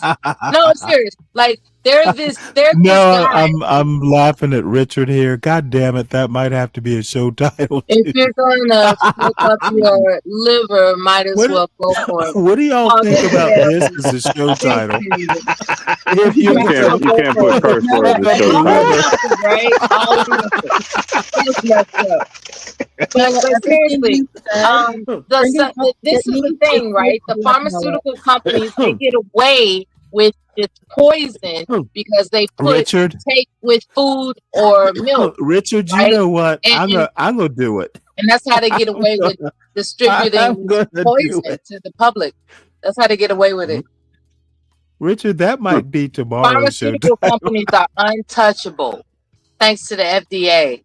Welcome to America. Yeah, they're 100%. What is it they have? Not plausible deniability, but it's not that. There's something that they have. Same thing with the vaccine. But they don't bring up these medications are so hard on your kidneys.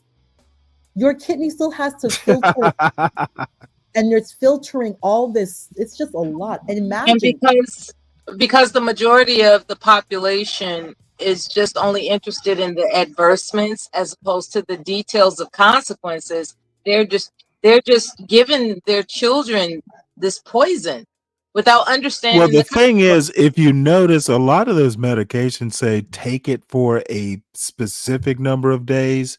If it, the pain or whatever persists, see a doctor.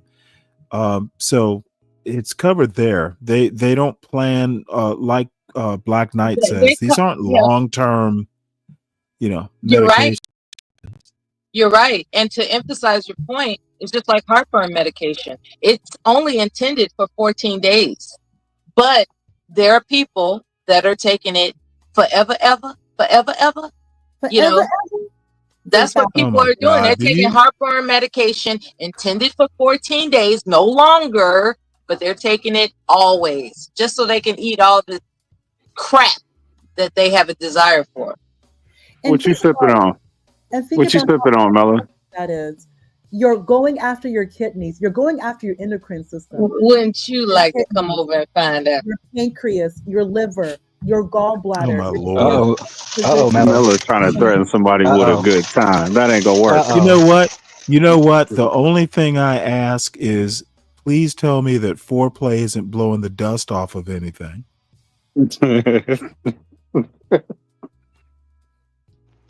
That man said the dust. I'm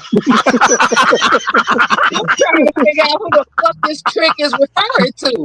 You trick ass nigga. What the I fuck was waiting for it, Mella. does? I was waiting for it, Mella. Man, listen. That shit put a hush over the crowd, didn't it? Man, I was like, what? I'm like, Everybody nigga, paused. in reference to me? Me? Look, Hey, Mella. you trick ass nigga. Go find that bitch on the screen and talk to her Mella. about dust. Mella. Okay? Look at her hair. Ain't that your friend? Look at her hair. Mella, don't go there. The fuck you talking about He dust? about to throw me off the panel yesterday. He thought I was gonna make a joke. Don't talk. This That lady, she nigga been through talking something. So. about dust. I got your secretions, bitch. Fuck you. Sound like a glazed donut to me. Uh-oh. Lit. She lit. Oh, shit. Go ahead, Stanley. That was to you, Stanley. Go ahead, man. Oh, you know what? I didn't hear it. I was saying that this young damn. lady, Chef Big Bank, has been through brain surgery like in the last month and a half. So you might want to tread lightly, ma'am. Stanley, what did the hell you just say? What do you mean? What in the hell did I just say? Stanley, did you say, how did you acknowledge you said chef what?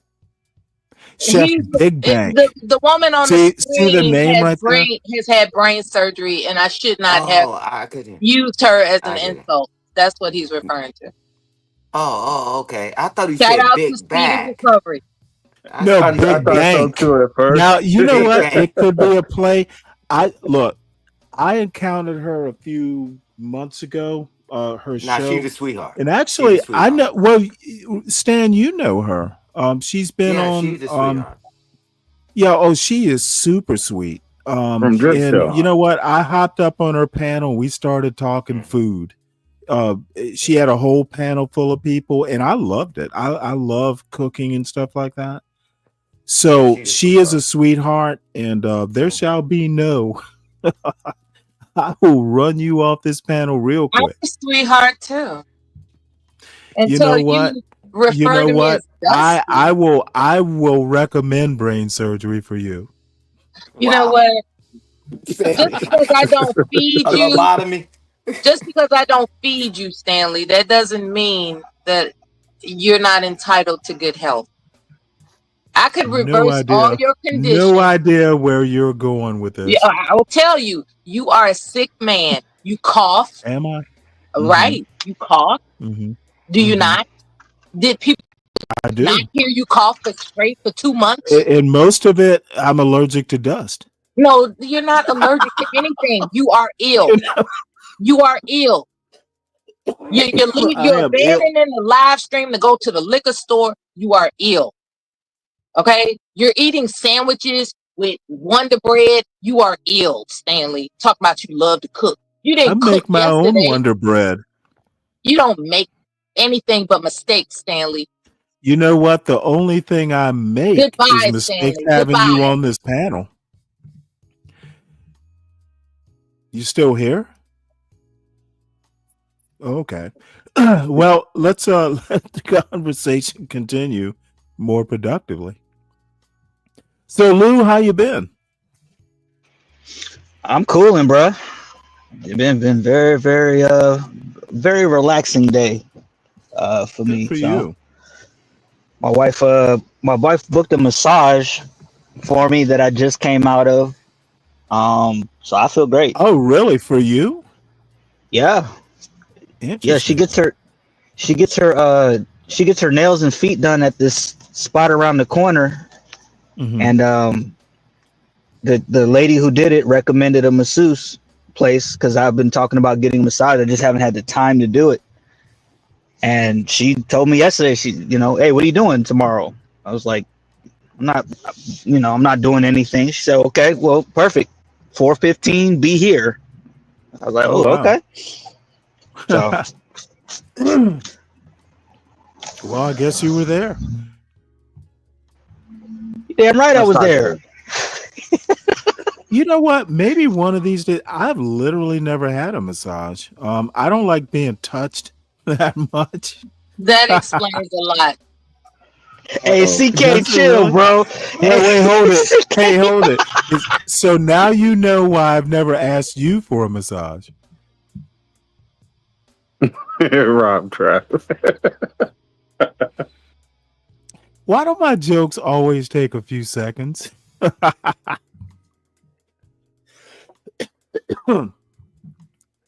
You starting World War III, Stanley. I know what you're doing. I got your back. You know what? I love I starting got it because, well, see, I here's love the it. deal. Here's the deal. I know no one is brave enough to follow up on it. I'll start it, but no one will fucking. I'll make the first salvo. I know there won't be a return. Yeah, I got I got the sniper position on the roof, so we good. Yeah, I got the high ground. Hey, but Stanley, But see, I'm just gonna be the artillery. Just fucking you be bombing them precise. back into stone. Hey, hey, Stanley. But on a serious note, what freeze on? Hey, salute to you, brother. Hey, man. But this is another thing, right? I know they call chiropractors whack jobs, right? Nah, bro. Mhm. Just like you realign your car, your tires, and all that. Every now and again, man, you got to get a readjustment, a realignment. And especially as you get older, and especially people that's been in the military or played sports, or just people that's working at a job. Every now and again, you got to get because that's why a lot of people, when they get old, you start seeing them bending over, right? You don't realign your spine, you don't get all those vertebrae, and that's why people end up having these major back surgeries later on in life. I completely Just food for agree. thought. That's a fact. That's a fact.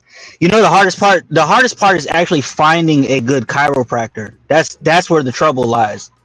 Because some It of them takes time. some of them are just not that Quacks. experienced, and Thank you. some of them don't know how to get into the, like, they're not that good. Let's just say that, because I feel, they're just not that good. Yeah, so you got to take your time and find one, right? And look at the reviews. And you can nowadays, it's 2025. You can actually be able to communicate with people in real time. Is that, man? Because a lot of times, man, that's why everybody's bending the hell over when they get older. Hey, man, you don't realign that spine because your vertebrae go out and all that. Anybody tug anatomy and physiology and all that stuff. And man, that stuff is very important because just like everything, just like your car, you care more about your car than you care about your body. It's a problem with that. You care about what fuel you put in, what gas you put in your car, and then you don't care about what you put in your body, right? So make that make sense. And I'll stop right there.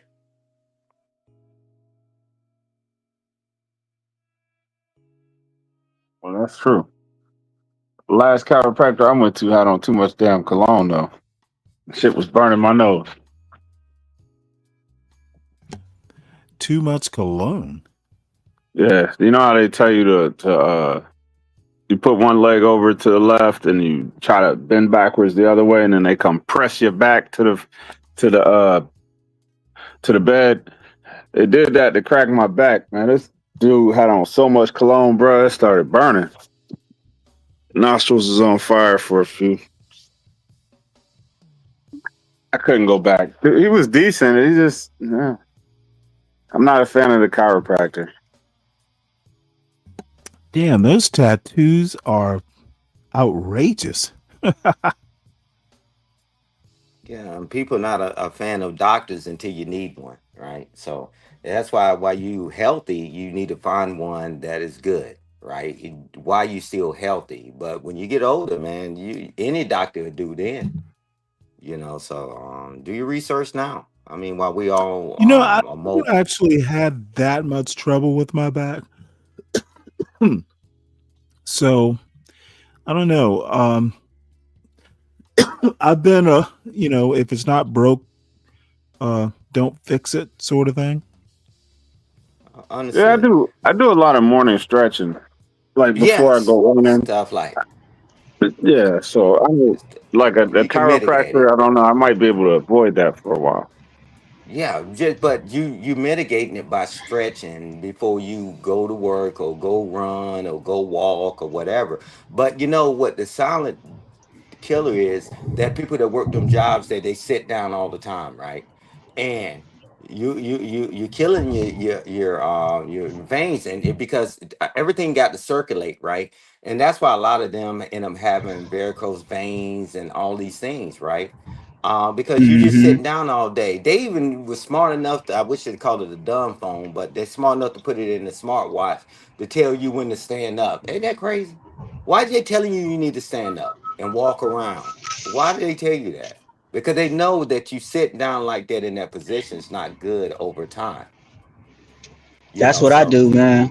Like yeah. at my job, they're always like, because I always walk outside for that very reason. They're like, why are you always going outside? Why are you leaving? And it's for that purpose. Like I can't be sitting around I can't sit in a chair the whole day. I just can't do it. And consequently on days that are busy, I can't be on my feet all day either. So there's a nice little balance. I'm on my feet constantly. Yeah, you'll Like, thank me later. You'll thank me Yeah. yeah. later when you get older. I mean, you got to move around, stand up, even if you're walking in place. And, right there at your desk, if you're doing work or whatever, depending on your job, of course. But you got to be able to do those things because I'm telling you, when you get older, man, all that abuse that you did to your body is coming back to haunt you, brother. Nobody escapes that. If you do, Mm. we won't know about it because they 10 toes up and they worm food. They can't tell you, right? So I mean, just like, man, a lot of stuff, man, like that, because it's all circulation. Sitting is the new smoking. Yeah, yeah. Because it, That's it actually actually, pretty funny. yeah, because it actually happens, man. God It's damn. circulation. I'm getting all kinds of show titles. Yeah, but yeah, because you're closing off the free flow of blood. So like when I sleep, I elevate my feet, and I've always done that, and throughout my life, I always elevate because I'm trying to push the blood flow back to the major organs, right? And Hmm. I learned that in this class when in the military many years ago, and then REM class and all this other stuff because you have to go teach the teacher, right, type thing. It's a lot of this stuff that we can do that can mitigate a lot of things that people won't tell you. So I'm just saying, man, your tax dollars pay for it. So I'm just telling you, you got to elevate your feet, circulation. I know everybody think they're young and they're going to be invincible until you get to the point where you start having all these pains and you wonder where it came from. So All right. Well, I speaking of, want to well, Dave, go ahead, but before you go, this is Maggie, the teacher. Um, she and her little partner here run like a modern version of, I think they call it a wife school, and it's a thing, believe it or not.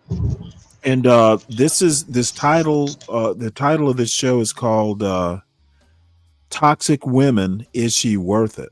And of course we need to listen to it. So Dave, you go, and then we'll listen to at least a little bit. I'm not wedded to it, but no, I don't. I'll Go listen ahead, to her a Stanley. little bit. I was just gonna stir up some more shit. You know how I do. Oh Go ahead. no, I'd much rather the stirred shit. Well, Stan was talking about the blood circulation, and you had to, sleep with your feet elevated. I was just wondering if Mello does anything for, to get the blood flowing.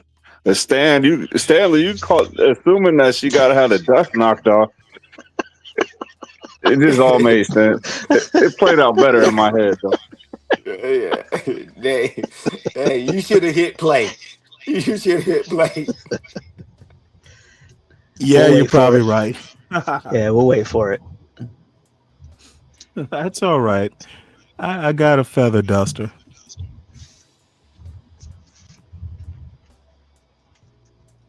It's an inside joke to not let your jokes land, Stanley. I wait for him to sink in.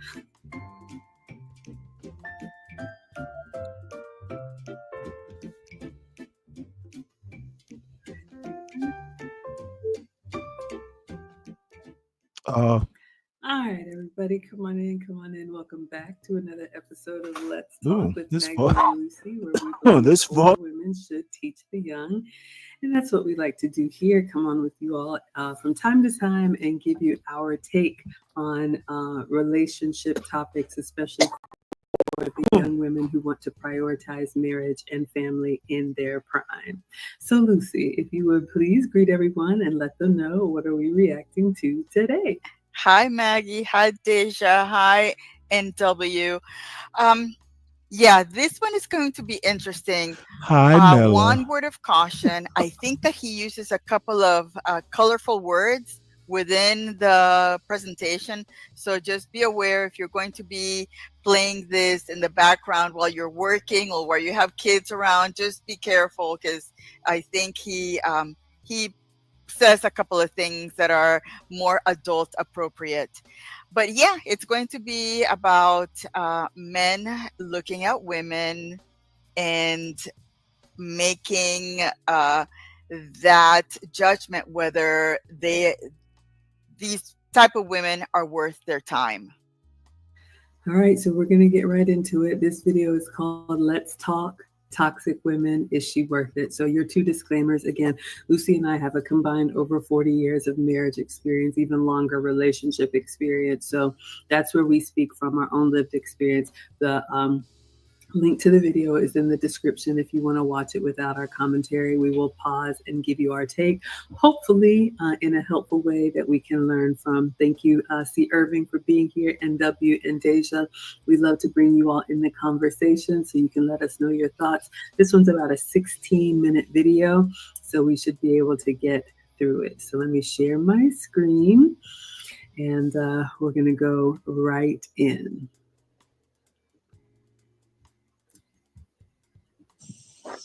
There's a question that you ask yourself every day, dozens of times. You're not even aware of it. It just happens in the background. It's almost like an autonomic system, so automatic in men's minds. How you answer this question, the majority of the time, is going to determine dog walker. the quality of your life, or even if you have a life. You answer this question wrong just one time, it could end your life, but it can also ruin it. What is that question? Is it worth it? Think about it. You're constantly running that thought through your mind. With every interaction, every decision, you quietly ask yourself, is it worth it? First thing in the morning, the milk's expired a few days. Is it worth it? Minor decision, nothing to worry about there. Your wife walks into the room and starts hitting you with a bunch of nutty woman stuff. Wait, hold it. You want to disagree. Is it worth it? I was wondering the same thing, Stanley. This, Like, what this motherfucker has gray hair. Why is he dealing with nutty woman problems at his age? I was actually trying to figure out if he had a woman or not before I even said anything. So I'm withholding judgment at this point. I'm going to say, why isn't your woman out walking these damn dogs?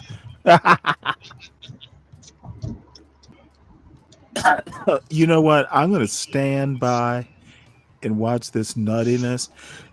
There's some things, once you get gray hair like this guy does, there's such a thing as dignity in old age. So no, it's not. You see a hot girl. She's got everything you ever dreamed of. She's beautiful. She's sexy. She's got a great personality, or at least that's the way it seems. But there might be some red flags. Is it worth it? That's what we're going to talk about today. How some of those red flags are redder than others. And how you can answer that question more easily. Is it worth it? This is Life 2.0. Let's. All right, I want to get in here before he gets into the. I think this is one of those. And I think this is one of those red pill dog dads, bro. Is that a thing? That is a thing, sir. Yeah, red pill dog dads. They're guys who have sworn off women and in order to get the same, I guess, A pet is their feeling. companion. Correct. Because usually people with this many dogs, they usually walk like as a family with their woman, with they're usually walking as a couple. I rarely, as a person who has a dog, who walks his dog everywhere, I rarely see people with multiple dogs and just like one person. It's usually like one guy will hold, like the guy will hold like maybe 2 dogs and the wife will walk with her one. I never really see one guy walking 3 dogs. So yeah, the red pill dog dad is it's a thing. It's some loser shit, but it's a thing. That's why. Only because it's not a foreign concept that there are people that don't want to listen to back talk, right? And yeah, they can't find cooperative so I women. guess that's why they they resort to having canine or feline companions because they don't talk back. You know what I mean? His nose for penetration. yeah. Nah, and it's always it's funny too because when I came into the space, what were they always telling women? Buy a dog alone, and I guess guys were just like, you know what? It actually doesn't sound like a bad idea for. That doesn't sound like a bad idea for men. So this is where they're going. You know with what? It. I don't know. Yeah, I'm not gonna have a pet for companionship because you got to But take see, care of them. I would love to have a dog, except they don't live as long as humans. And I I'm had to not adjusting fucking. my schedule to a pet. I'm not gonna do that. Well, I don't care about any of that. I just can't deal with the dog dying. It was. They don't live as long as humans, and I don't get have a bird parrots either too. because Maybe you can get a parrot. they'll definitely outlive you. I You know have what? parrots Actually, too. Yeah. birds on a weird tangent, leaving your bird who will outlive you. That's like a curse. You don't leave your bird because it's traumatic to the bird too. Birds are, these Did the birds are bird fairly tell you that? smart. Did the bird tell you that it was traumatic, or are you just being presumptuous as usual? You know what? I'm gonna give you grace. I could literally take you right now and I could just embarrass you. But I'm gonna give you grace. Yeah, save it for another time How the fuck do you think I know this? because you're guessing. I, unlike you in your kindred spirits, You're I don't speak in guessing. sound bites. I literally speak what I know. You're So what you guessing. need to do, Dusty, is mute. Whew. These uppity women. And W says he seems to be over it, and the dogs are over it too. I was thinking, this is a man after Lucy's own heart. Lucy picked the video and all the videos, and I was thinking about that. First, I do love, y'all know me and animals, however, I do appreciate nature, and I love the view, the expansive view. Apparently, he goes for walks in the forest, cannot relate, but I love it. Looks like he's got a little drone following him, just him and his dogs out there. And I think, ladies, we need to realize this is solace to a lot of men. Simple, just out in nature, not a lot of fuss. All that other stuff that they do is because we want to. So we have to understand what really calms them down. It reminds me of it's solace because he can't find anybody. This is literally not like a voluntary situation for this man. He's given up. He would gladly trade his 3 dogs for some pussy. was it Bjorn, our favorite Viking that we reacted to a couple times? So There's nothing wrong with men if they want to get away from it all. We women, we like to communicate and bond through talking things out. Men are the opposite. They like to retreat into their own thoughts. Allow your man to have that space. Hell yeah, they do. But he said something that I want to unpack before we actually get into it. He said that there's a question that you are constantly asking yourself. Is it worth it? We're going to talk about the relationship aspect, but ladies, the teachable moment for you. Oh my God, these are fucked up women talking about once you got fucked that up men. man, or once you have your way, Maggie, or what are you? whatever it is that Dogs you can don't sit bit. down and just be cute and comfortable, and you don't have to continue Richard. to work for it. We have to continue to prove. Richard, you're in your early 20s. That man You're is too young to constantly be asking cynical. himself, is she worth it? Are we worth keeping around? Don't listen So if to you these want a old, relationship bitter that will men. last, you need to Women are understand wonderful. and accept that we're You going to will have to find a continue to wonderful woman, compete but you for need the to be man that wonderful we too. want. He may not say it out loud, but he's constantly asking himself, is this situation worth it? So if you find yourself maybe dismissed, and to you it was like blindsided, or you had no idea this was coming. Hey, you was high on It these could women be that before. the man that you had decided I'm one day, you not know what, not it's high just on them. not I worth just it. think they're And men are the being ones that silly establish and not relationships. So I recognizing just wanted this to make sure that I said goofball that. And I'm going to with tell you 3 something dogs. Mr. President said. You all know my man. He gives it to us straight. He said, once a man has decided. And I'm also going to say this: they are conservative women, which puts them at a disadvantage. It basically means they sometimes isolate themselves. They're not out to know stuff. They're out to correct stuff. Both of them are wearing motherfucking pearl necklaces for starters. They are conservative women, honestly, sometimes put themselves, or actually do not put themselves, in positions where they know stuff. They don't recognize that this guy is toxic. That she is the one. Well, that's probably because they don't run around here hopping from dick to dick to dick to be able to compare. And you know what? In this particular case, it would be to their advantage to hop from dick to dick to dick. They wouldn't be making bad recommendations. Qualify you. Meaning they're giving you the rope. I'm gonna let that roll because I could really roast right now. Oh, you know what? Let's see. Let's see what you got there, Mr. Wolf ticket seller.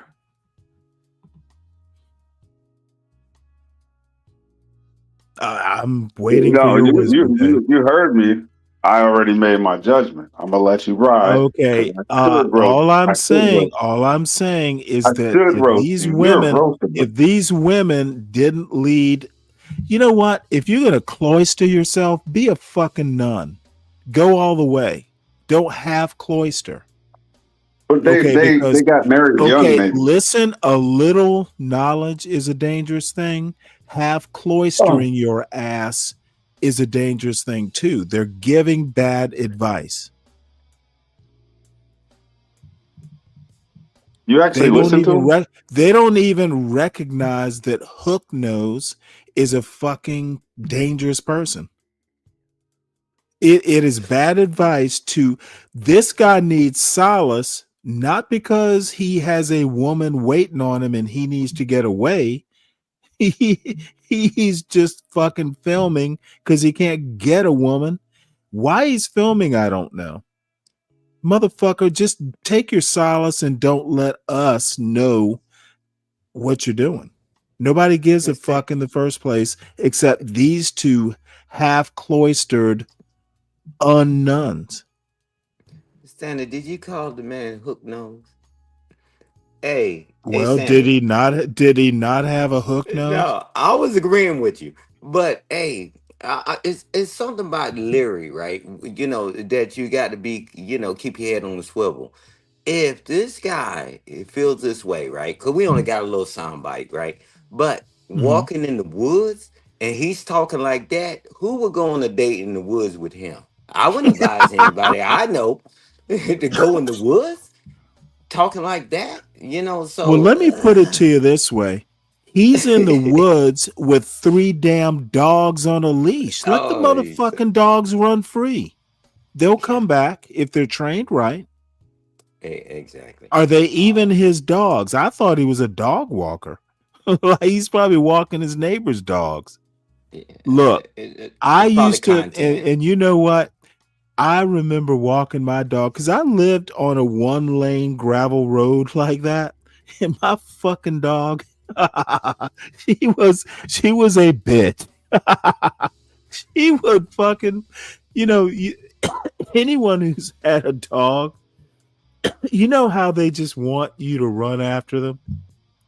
So she would run off, and then she would sit like, motherfucker, try and catch me. So I get close, and then she just takes off running and then sits and waits for me to catch up. You let your dog run free. And if they want to just run wild, you need to train them to stay like at least where you can see them. Then you train them better. You know what I mean? You Yeah, train 'em better. exactly. Yeah, they'll do what you want them to do. What I'm saying is a dumb motherfucker walking on a 1-lane gravel road, and it didn't look like the middle of nowhere, to be honest. Why have him on a leash? Let him go. That's how I know he's not a real man. Real men let their dogs roam on gravel roads. Around, and then if you display They'll be characteristics okay. that aren't really Yeah, they worth will be their okay, Stanley. or You're their correct. time, he may decide it's just not worth it. All right, what would you add, Lucy?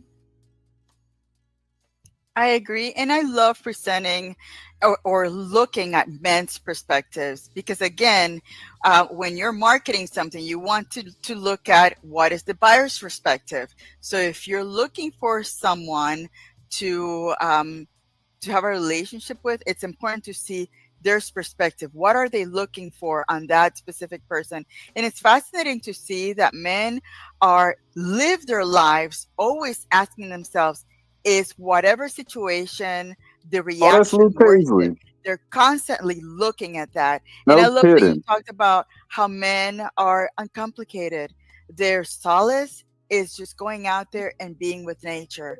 And again, for me, it's kind of let the man be, because I bet you that there would be other women saying, can I join you? Can I go into your nature? Can I go with that? And it's like, let him be. That's his peace. Let him have his own time, because again, that is where he goes back into, whatever problems he's having. He is trying to figure out a way to solve it. And that is his peace. Again, we are supposed to be their peace.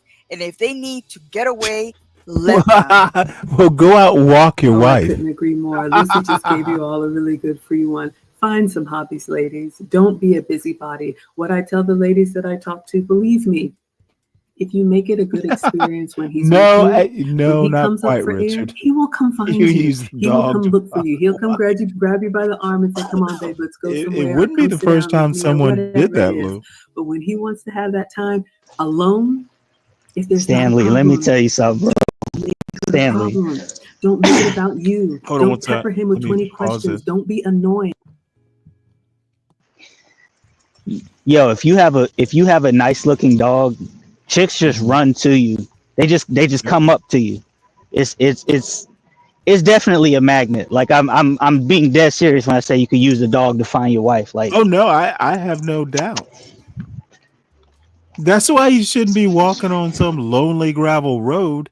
He should be out. He you gotta should be in be the action, out at a bro. park. Be in the Yeah. dog park or something like that, right? You know what Exactly. these things, man. Dude, You know. dude.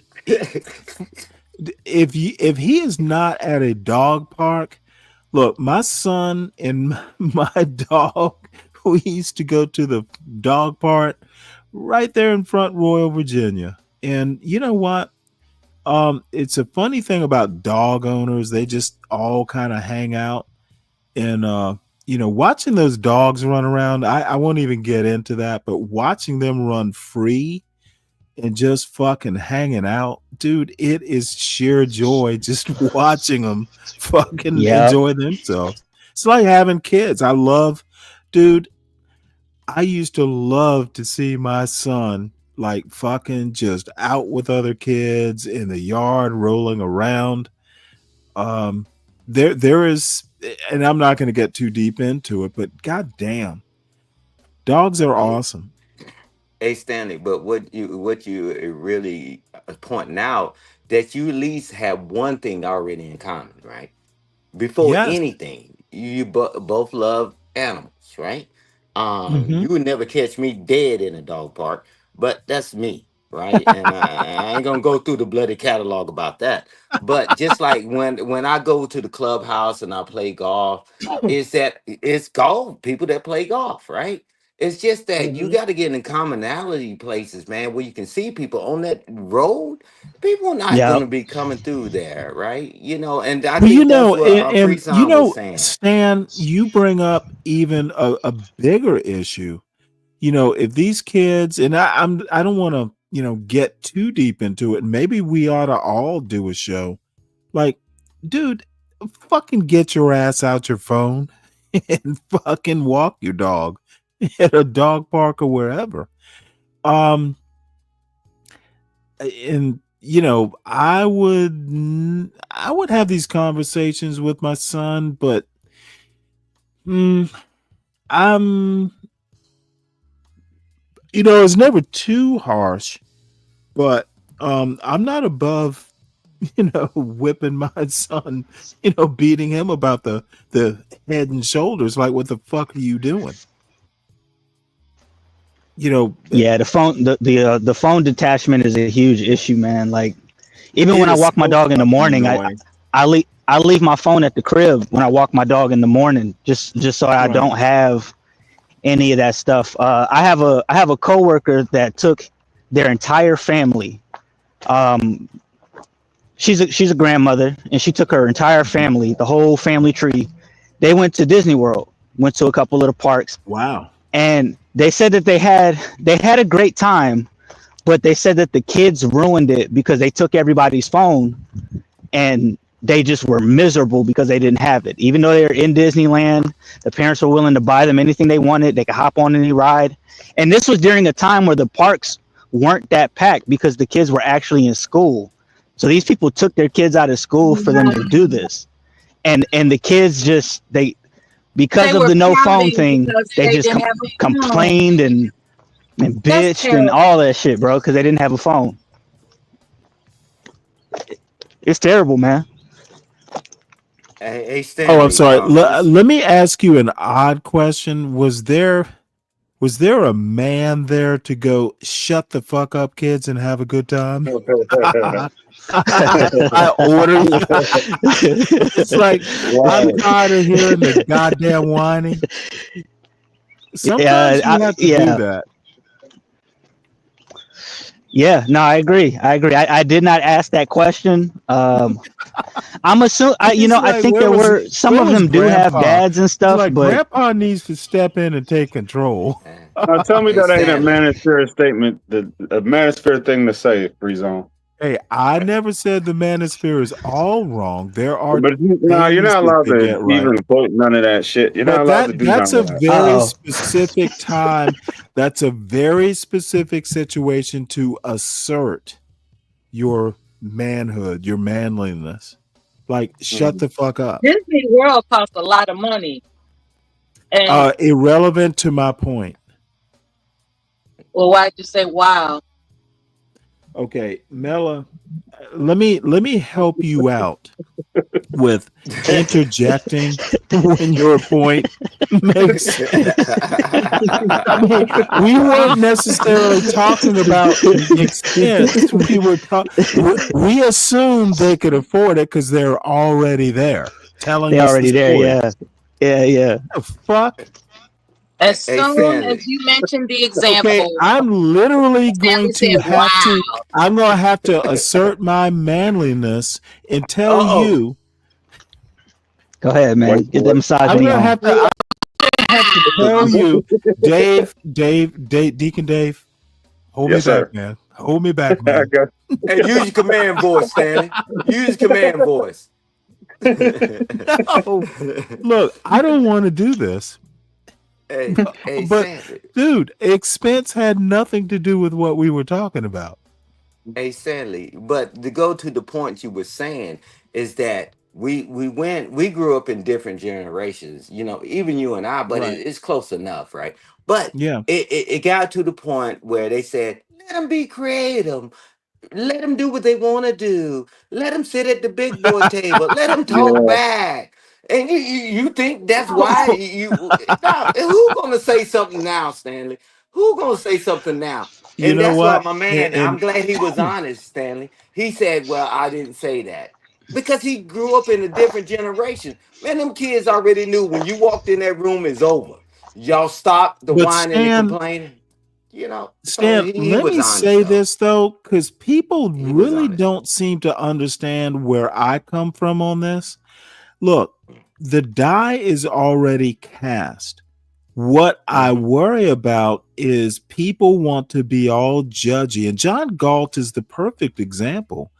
You know what? This credit to your race bullshit ended about 40 years ago. Yeah. Everything is fucked up. What you need to do is save your own. Okay, within your four walls, you get to control, and hopefully you're raising progeny who, will propagate it. The shit, we are already at Mad Max. Stop judging everybody. We are at Mad Max level. What you need to do is control your little What you can pied a control. terre or whatever. Okay, That's I it. will not worry about, what's happening in the hood. What I'm trying to do is raise my son not to have to go to the hood. And I don't Uh-oh. care how bougie it sounds or any of that bullshit. I want a motherfucker to come up and challenge me on what I want to do and how I conduct my life, or raising a son or anything like that. I pity the fool who really wants to come up and challenge, because Go I'm ahead, right. Coonley Cross. Go ahead. Yeah, man. Go ahead. You coonly cross my ass. all I'm saying You start turning into a coon the is more drinks get in you. Go ahead, man. hey, Grab another one. I was a coon before it was cool. Uh-oh. But I will say, but I'm not an SKC level. All I'm saying is that I don't have to I don't have to motherfucking defend how I conduct my life. I've not been to jail or done anything that's particularly toxic. I don't have to defend what the fuck I do. Our ancestors, our black ancestors, literally sometimes sacrificed blood so I am free to conduct my life the way the fuck I want. And right, wrong, or indifferent, there's someone way back in the day who probably said, well, one day there will be some folks that'll be able to do what the fuck they want to do without anyone disturbing them. That's what I want my son to do. Now, you better not go to goddamn jail. You better not hurt anybody. But if you want to live in the middle of nowhere in some fucking log cabin and can afford it, fuck what everybody else thinks. You're not hurting anybody. You're only hurting yourself if you're hurting anyone at all. This be a credit to your race or me worrying about what's happening in the hood. Sorry, you picked the wrong nigga. Hey, but the hole in the Yep. plan is right. Society, right? This all do what you Right. want to do is starting to affect society as a whole, right? It's just like governance, right? And and it's Well, like, okay, the problem is it's affected society to a point to where it is the society. I mean, right. what I'm saying is you need to resist society. And I don't mean move up into, the hills of Montana or anything like that. Hold But on to your you morals, literally have to beliefs, and have ethics. head, you have to have your head on a swivel, even raising children these days. And not just because look, it's not the bullets flying, it is the bad ideas flying. You got to counteract it. I agree. I agree. They now the And big you may campaign. not be right all the time, but look, I raised my son. I don't worry so much about my son because you know what? I was fairly strict, and I will roast that dumb son of a bitch. If he look, I've literally told him this summer, as smart as you are, you don't seem to be able to motherfucking think your way out of a clean kitchen counter. I'm not having it. When you go into a kitchen or anywhere, dude, you better have situational awareness. You better motherfucking go. You better know what the hell you're doing, and you better have your head on a swivel, or you won't have a head. Not every time, but the one time there life is dangerous, and you better motherfucking stop acting like you're in my living room. You're an adult now. Daddy's not gonna be there to fucking tell you. Son, look out. Motherfucker, you better fucking figure it out for yourself. So, you know, like a Stan, 19-year-olds, you know how to handle them, and you can rough them up a little bit, not physically, but dude, you better Get the fuck with mind them right. mentally. You Yeah, better it fuck with was them mentally. it was Get mentally. their asses in Hmm. shape. Because mentally that's where they was broken at. Not, and you know, Yes. some of it was physical too, but mainly the mental, right? And that's why people go through SEER training and all that. It ain't so much Yep. about the physical, it's the mental, right? I mean, you Yes. talking about all these big special forces and secret society, like a Mm-hmm. military thing. It's mental. They ain't care about the Yes. physical, man. We can build that up. We talking about your Yep. mental. What decisions you're gonna make? And when y'all went to OCS, they was in y'all mental more than the physical. Trust me, Well, I've led Stan, some let of me the tell you a story. There was a yeah. motherfucker who was a Navy SEAL, and he came to OCS. I can't even, I think he was an intelligence specialist. In the Navy, it's an IS. But he was like an intel guy. But he was a SEAL. He was in the teams. I don't even remember which, but the motherfucker had a belly. So we fucking roasted his ass. It's like a fat seal. Oh, we motherfucking roasted his ass. But you know what? That motherfucker was running. Now this is back in the early 90s. I think it was a mile and a half for the PT test. That motherfucker was, dude, I literally saw that hurt your body. The SEALs used to say hurt your body. It's all in the mind. Exactly what you said. Your body will recover. It's all in the mind. I saw that motherfucker. The fat SEAL was running, was lapping motherfuckers. It was all mental discipline. This motherfucking fat dude all of a sudden was a physical specimen. Hey, they need to quit watching movies. They Never need to quit seen shit watching like that movies. before. They need to quit watching movies. They look at these guys as muscle bound and all that. That's not what the SEALs is about. Right. Special Forces is Oh, about. fuck Some no. of them are, but the majority of them are not. Right? They come there mentally. We can do this, and we can plan things out because there's always a small team that goes out. And you look at it, Mhm. yeah, the shit, I'm gonna do that, man. If one of y'all would attack that guy, man, he'd have wiped all of y'all out. It's just that people need to quit watching Hollywood and watching movies because that's not Well, what it you really know you what? need on There's the nothing wrong with the Hollywood, but you need someone to kind of level set. yeah. And I wasn't a SEAL, but I just knew a few, actually kind of, just knew a few to kind of have an idea. Because Little Creek, when I was I was in Norfolk for most of my Navy time, and Little Creek is where the Marines and the fucking well, we call it the amphibious Navy. So I got exposure to what the Marines do and what the SEALs do, Yeah, and actually, Black Knight, if he's in the audience, that motherfucker was in the on the boat teams, which is a challenge in and of itself. But it's all mental, and you got to train your boys. What these two young ladies are talking about, it's really all mental. And fuck the sports, fuck all that. Look, it's mental.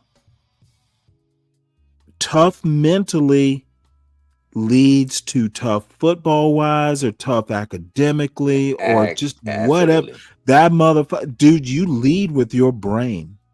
Right. You know, I got So, this thing, you know, in the military, it's the whiffing approach, right? The whiffing. It's that what's in it for me, right? So this is the thing. Mentally, if I say this is the goal, this is what I got to do, I'm telling you, a lot of people have been around like a bunch of SEALs or special forces and Delta forces. Man, the majority of them guys ain't built, chiseled out. Some of them are because they need them for certain jobs. But a lot of them, they're slim. Some of them are, you know, what people would consider to be overweight. Man, they got a whole they take them all, bro. Because mentally, them guys, we need you to do this. We need you to do that. Everybody think everybody built like Arnold Schwarzenegger, right? Yeah, man, y'all crazy as hell. You man, nothing to get done. Everybody eating weights and nobody can complete the mission, right? So it's just like, man, it's the mental toughness. I mean, even when somebody get in that car accident or whatever, man, some of the leading people in the world, man, they have went through trauma, but mentally they're leading. They came up with software and do this and do that. right. Bruh, it's the mental. Man, they can take your limbs and they can make it where it's not functional. Why are they still excelling? It's But mental. let me tell you something, and you know, tell us about the Army. But I'm telling you, SEALs are not the most mentally tough. They are motherfucking tough. But dude, imagine fucking, you know, heading out of port and once you once you submerge, your ass doesn't see like air clouds for fucking months at a time. Those motherfucking subs, dude, they are literally like tiny enclosed spaces. I think the toughest job in the Navy is being a submariner. I'm not sure I could do it. Yeah, You but I'm telling you, motherfucking, it's mentally.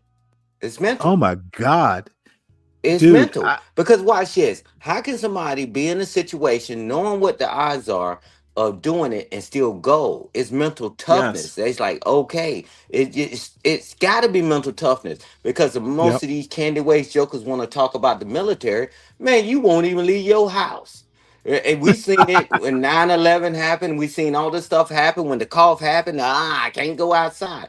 It takes you got to mentally tell your mind this is what has to be done, right? And man, you got to stay on the course. Most people don't Right. have any direct path, man. Mentally, you got to tell yourself to do anything, right? You got to know mentally that I got to get up in the morning, take a shower, brush my teeth. It's mental, right? It's Mhm. mental, man. Physical, man. A joker could be what somebody would call a skinny wimp, but mentally, Oh that shit. joker Those are the they will ones that are gonna outclass you. survive. Yeah, they will outsmart you because they don't they take it mentally Hey, what Black we Knight, don't hit the have. link if you want. You know this shit as well as we do. Yeah, Black Knight. Yeah, he's right. Intestinal fortitude, man. You mentally you got to get that. It's like let's go. I mean, bruh, it's been eyes, and I shared, and I ain't gonna belabor the conversation. I'm standing. I No. apologize. Go right ahead. Nah, but Hey, when I went through one of my training phases early on in my career, and they went through all these scenarios, right? It was a professional military education PMA, and they said, and I'm leading the team. They said if you come out with 75% of your men, you did good. And then we got all the way down, and they said if you come out with 10% of your men, you won. I'm like, holy moly. I'm like, wow. But accomplish the mission, right? And I end up beating the numbers. But at the end of the day, mentally knowing that you got to put yourself mentally there. And it takes camaraderie because I don't want to lose any of my soldiers, right? Period. But the odds are we're gonna lose some, maybe. But my job is to make sure we don't lose any. But you can't sacrifice the mission trying to make it 100%, right? Because nothing in life is 100%. Other than playing spades, you got the big joker, you got 100% that you're gonna get the dang on one book. It's just that, man, you got to prepare yourself mentally, man. All them times I've been on them convoys, all them times I did all those things mentally, I had to get my team mentally savvy. So we can at least go into the mission. If that was the case, nobody would ever go. Nobody would ever do anything. And we'd be learning 50 million languages by now. It's that mental Let me toughness. ask you a question. Sure. And it's probably rhetorical, but dude, you have to see that light at the end of the tunnel, even when it's not there. I can remember so many times, and not just in the military, but it's like, I know this will end. I'm suffering like a motherfucker, but I know there's going to be a time somewhere in the future that suffering does not go on forever. It will end. You just have to fucking figure out how to get there. And that's always been a thing for me. You can't suffer forever. It's going to end. Now, you may not know how it's going to end, but you know it will end. And that's actually helped me sometimes. Like I said, in and out of the military. And the other side of that too is that depending upon what the suffering is, it makes it worth it when you come out the other side of it. Because sometimes you may have needed to go through that to learn that lesson. Now there are some lessons that there are some situations that you probably didn't have to go through to learn that lesson, but you really have to a situation that you don't learn anything from to me that's a wasted experience, and you're probably going to end up repeating it anyways because you didn't learn your lesson the first time. And that's why I don't like a lot of these conversations where they the whole accountability conversation where you hold everybody accountable but yourself. You don't learn anything from those conversations. You just don't. Well, and the other thing, now this is a guy who's got a 19-year-old. I literally have told my son probably, maybe a month ago, dude, I've made this mistake. Here is what I'm going to tell you. I'm not kidding. I'm not making it up. If you do this, you're going to fuck up. And if you want to repeat my mistake, that's fine. But this is your father warning you. He's made that mistake. Do not do what daddy did. Hey, Stanley, one thing that's wild to me is that people say, y'all had y'all fun, y'all did this, and you see the backlash behind it. They don't see the fallout.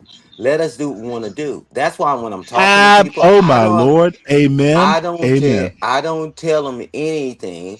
I'm just giving information. I give a way, not the way. Stop listening to people that have no way. But it seems like everybody's hung up on the people that have no way. Because I'm telling you, once you get into it, right? The difference is you and I, Stanley, we made it through, right? We made it to the other side of life. Man, bruh, the world is changing every day. Right. And and it's like, guys, man, good counsel to me has always been paramount to me. And just like with my soldiers, man, 35 years of honorable service, but it was just about giving good counsel, right? Because I know You got a snowball chance in hell. If you do what you thinking you ready to do, you ain't gonna make it out. So they still got a choice. They still got a choice, right? Right. We got it on no plantation. You got a choice, but it's punishment and rules that anybody can look up, right? But I why would I wait until them wait for them to get what I coined the phrase the pumpkin head? Why would I wait until you get beat down and hurt, and then you in a situation? Take the information or not. But I'm tired of people and talking Oh about boy. people never told me anything. Nobody tried to help me. But then when you really look back in your life, people did. They told you not to do it and you did it anyway. You got to take the consequences. We only want the upsides, man. We want the Mhm. upside. As long as we winning, being wrong, and then when they do the same thing and be wrong, then next it's a problem. Long as they winning, good. But then they blame the parents. Then they blame somebody else. No, you made a Mhm. choice. And that's why talking to people, I love this, that they say this.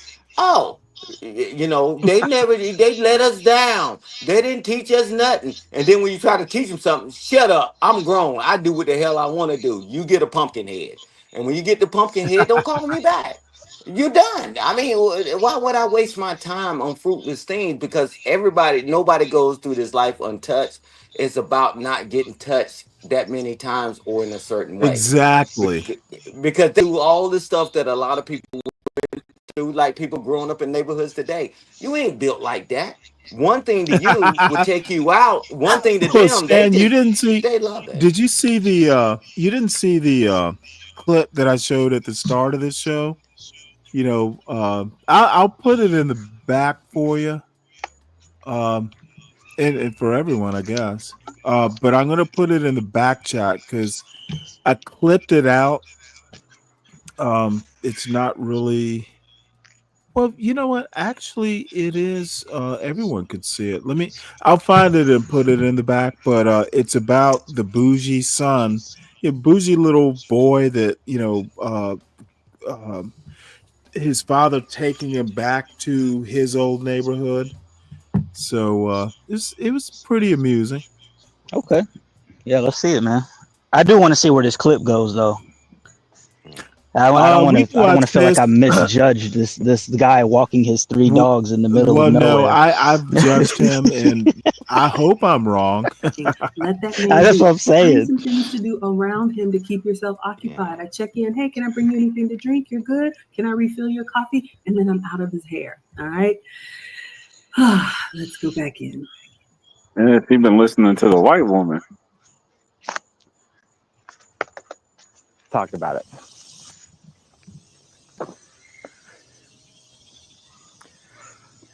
Most men over the age of 30 Okay, looks are like pretty he good did at let him risk off the assessment, leash at some point. doing a risk reward and trying to figure out That's good. if it's worth it.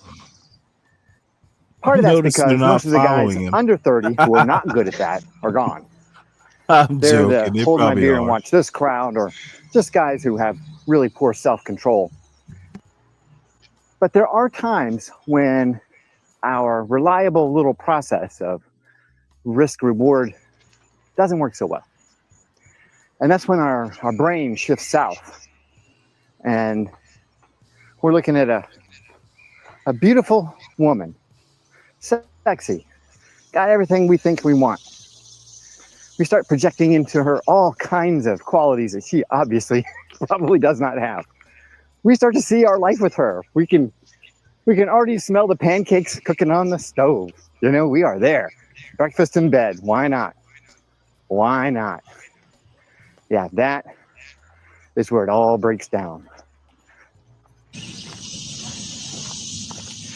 The survival of the human race owes more to men's ability to assess risk than any single characteristic.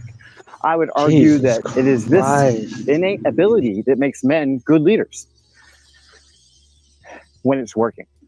The problem is when we allow it not to work. Good boy. For whatever Sit. reason, our genetics, God, who knows, the universe. Well, I'm sorry, what? Friezo's doing the same thing. He just telling his dog to sit. Yeah, I'm out. I'm out with the dog, man. My dog is out chilling right now. Hey, I Hey, think you Stanley. guys' assessment was wrong again. Hey, Oh, you lost Stanley. Do connection. I'm you? sorry, say that again. Your assessment was wrong. This motherfucker sounds like a lonely fool. Hey, No, I'm talking about from the other part. You guys were saying that he was a dog dad. I think he's got daughters and a wife.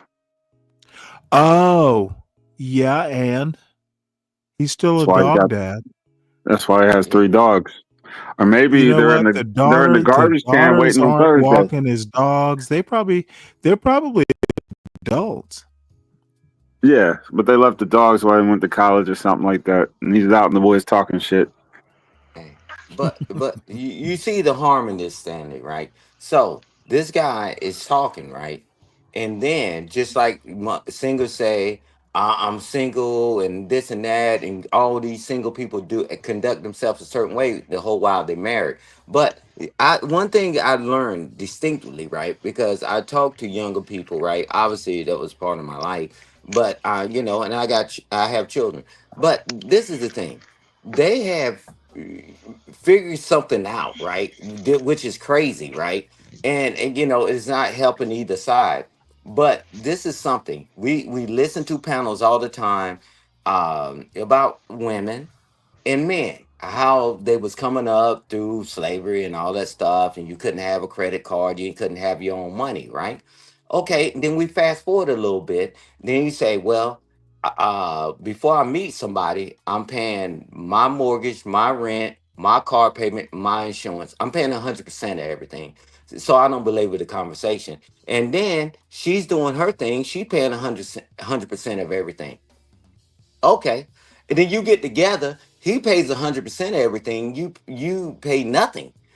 And these young guys, that's where that Netflix and chill came from. And they brought back why buy the cow when you get the milk for free. But if I'm paying 100, you paying 100, and you get with me, you pay zero. No, it's not supposed to be about that. Hey, well, sweetheart, you working, do your thing, but we need to invest in the children because we know they need to go to school. And it's just like all these things have been conflated. 100, and then you go to zero on your side and 100 on that side, right? So Okay, well, that's let me them ask young you people. a question. Why Sure. do you think it goes to zero on one side? I mean, No, I'm I talking about guess the talking points. I'm talking about the talking points.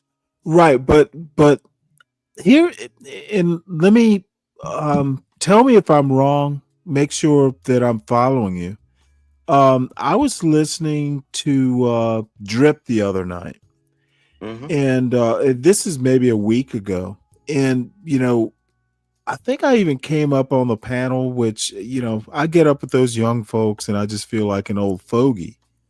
But I don't get the pre-planning. It's gonna be 50-50, or it's gonna be this way or that way. I Understood. understand the fantasizing, when I meet my person, it's gonna be this way or that way. How about just fucking meet the person and let it flow? There need to be guardrails, there need to be parameters, things that you might not accept or accept. But what caught my attention is it's gonna be this way. I'm playing a game. I'm testing her. The fuck? What happened to y'all? Life isn't. Yeah. They say life is a game, but not necessarily. How about just meet the woman and let's see where it goes?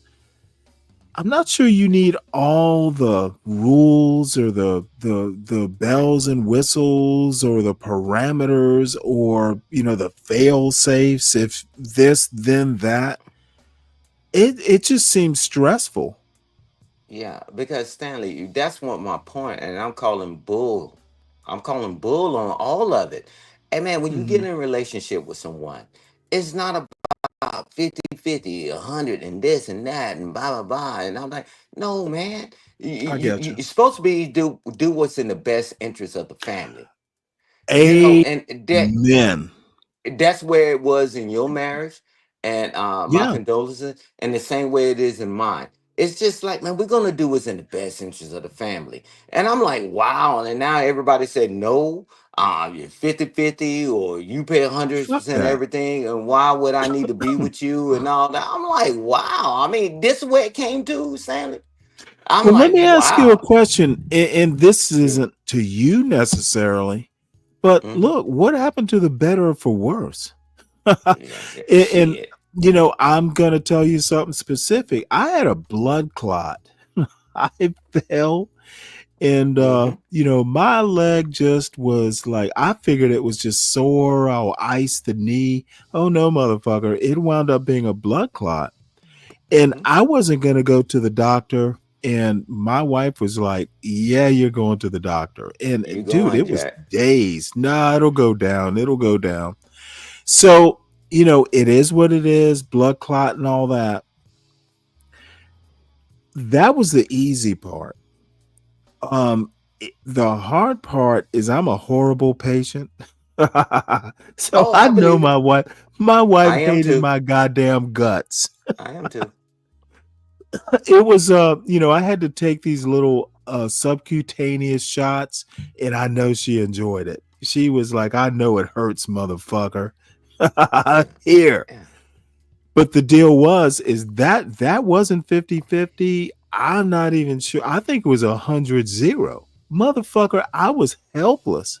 She had to help me fucking stand in the goddamn shower. I was motherfucking helpless, dude. And it wasn't, maybe it was a month. And luckily I could work from home and all that shit. But no, it was 100-0. I wasn't doing shit. Yeah. And she had to take care of me, the horrible grumpy patient.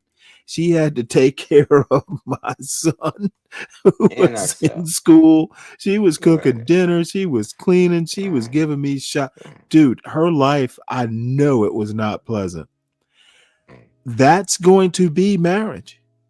Right. Hey, That's Stanley, going to but be your life. And you know what? It might have to flip.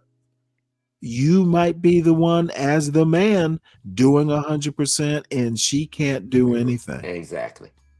And, Exactly. and this 50-50 bullshit, just let it Right. ride. Either y'all are compatible or you aren't. Stop the fucking gaming. Stop the fucking, it needs to be this way or that.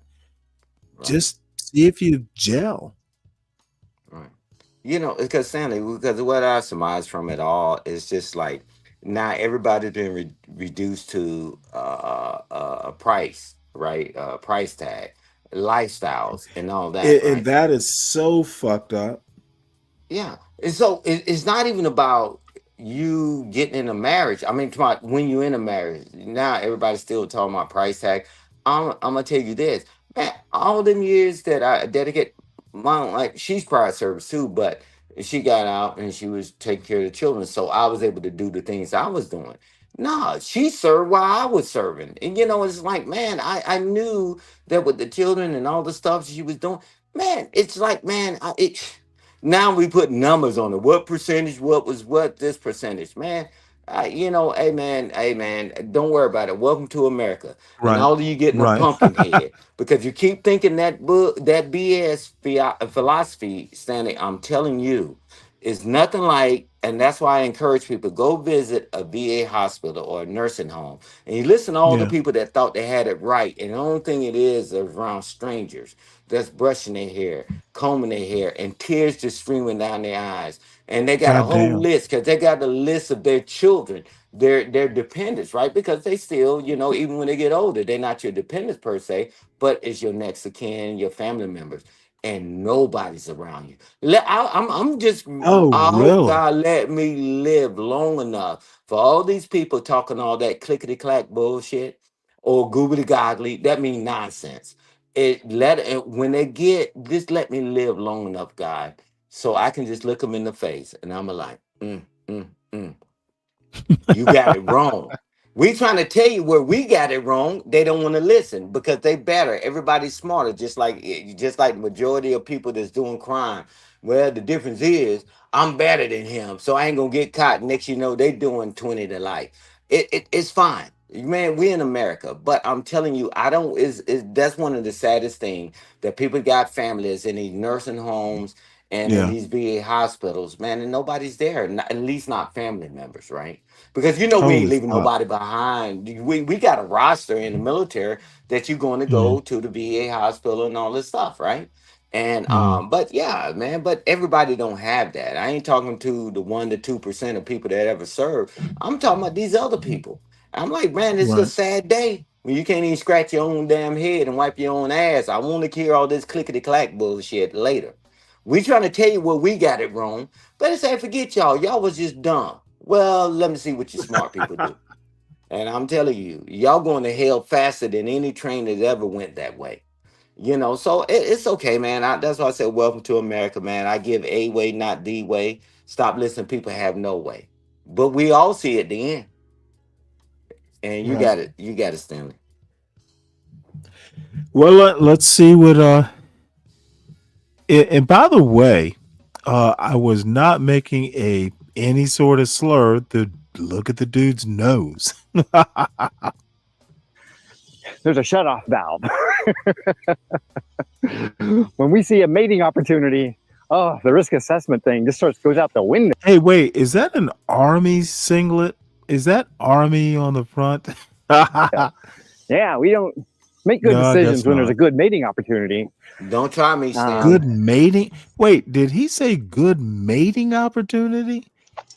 Oh fuck! Yeah, like That's National a sailor. Geographic. Oh my lord! We lose the ability to use that tool to screen out some of the worst case situations. And ironically enough, it's those worst case situations that increase our odds. That's a Like when we fucking can, driveway. screen them out, of finding the right person.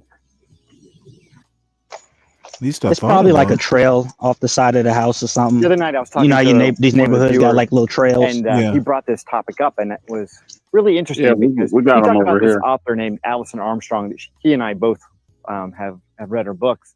She's really good. She's got some good insights. Don't agree with everything she does, but there's some good information that she has. And one of the things that she says that we need to do in picking a partner is, rather than screening for all the positive things that we're looking for in a partner, is we need to screen out the negatives. Because if we can screen out the negatives, we can narrow the pool down really, really fast. Wait, I'm going to And rewind that's what I that want to talk because to you I guys about think today. that makes no sense. The other night I was talking to one of the viewers, and he brought this topic up, and it was really interesting because he talked about this author named Alison Armstrong that he and I both have read her books. She's really good. She's got some good insights. Don't agree with everything she does, but there's some good information that she has. And one of the things that she says that we need to do in picking a partner is, rather than screening for all the positive things that we're looking for in a partner, is we need to screen out the negative. Okay, help me out here. Rather than screening for the positives, we screen out the negatives. Isn't that the same thing? If you take out all the negatives, it leaves the positives. However, the screening for the positives, I don't see what he's talking about. I think he literally doesn't even understand what he just said. You screen He for should the have said. positives, it leaves positives. You screen out the negatives, you have the positives. What the fuck? He should have just said, instead of just being hyper focused on just the positive and forget about the negative, which a lot of people date and do. Oh, she looks good. Oh, she don't have Not any black people children. who date. Yeah. But I'm saying, that's what I'm saying. They look at it. She's sexy. She's beautiful, or whatever. Man, come on, man. You make it just black and white. Hey, but I'm just saying, you shouldn't just be hyper focused on anything, right? You Right. should be able to be You're right. able, Yep. we should, our brain should develop where we can look at both, right? Just like, hey, you officer, when we did the risk assessment, y'all had to sign off on it. And we're Right. doing mitigating the risk. Hey, this is the high risk, and how can we mitigate it and make it a low risk, right? That means we had to see what was going on. But these jokers think it's just a one-dimensional pie that's going to get things going. But it's amazing to me that everybody, not everybody, a lot of people want perfection on the other side when ain't nothing about them good or perfect. Oh boy. Well, Oh, let me. yeah. No, I kind of understand what he's saying. Okay, I'll give you an example, right, to what he's saying, and put yourself in the younger single self. Let's say you meet a chick I that's was actually going to ask Ponder about that, but it'll wait. Go ahead. let's say you No, meet somebody serious. let's say you meet a woman that's attractive, she's funny, she's affectionate, she can cook, she can clean, but she has a serious, nasty, let's say gambling habit. We're done. That's what he's talking about. So no matter how good those positives are, that negative, if you screen out that negative, you're not going to pick her, because even if she has all these positives, that's what he's talking about. It comes out goofy, but I kind of understand what he's saying. Okay. But I was also, well, you know what? Maybe. Okay. Yeah, I can roll with that if that's what he's meaning by that, right? Is because a lot of people just look at the positive, right? They just really look at the positive. But you got to look at the positive and the negative, because you think you're just going to look at the negative and outweighing anybody. You out your mind, man. That's why it's a positive and negative on every vehicle that we have, right? We can't Right. neglect one or the other. Both of them need attention. Both of them need attention, right?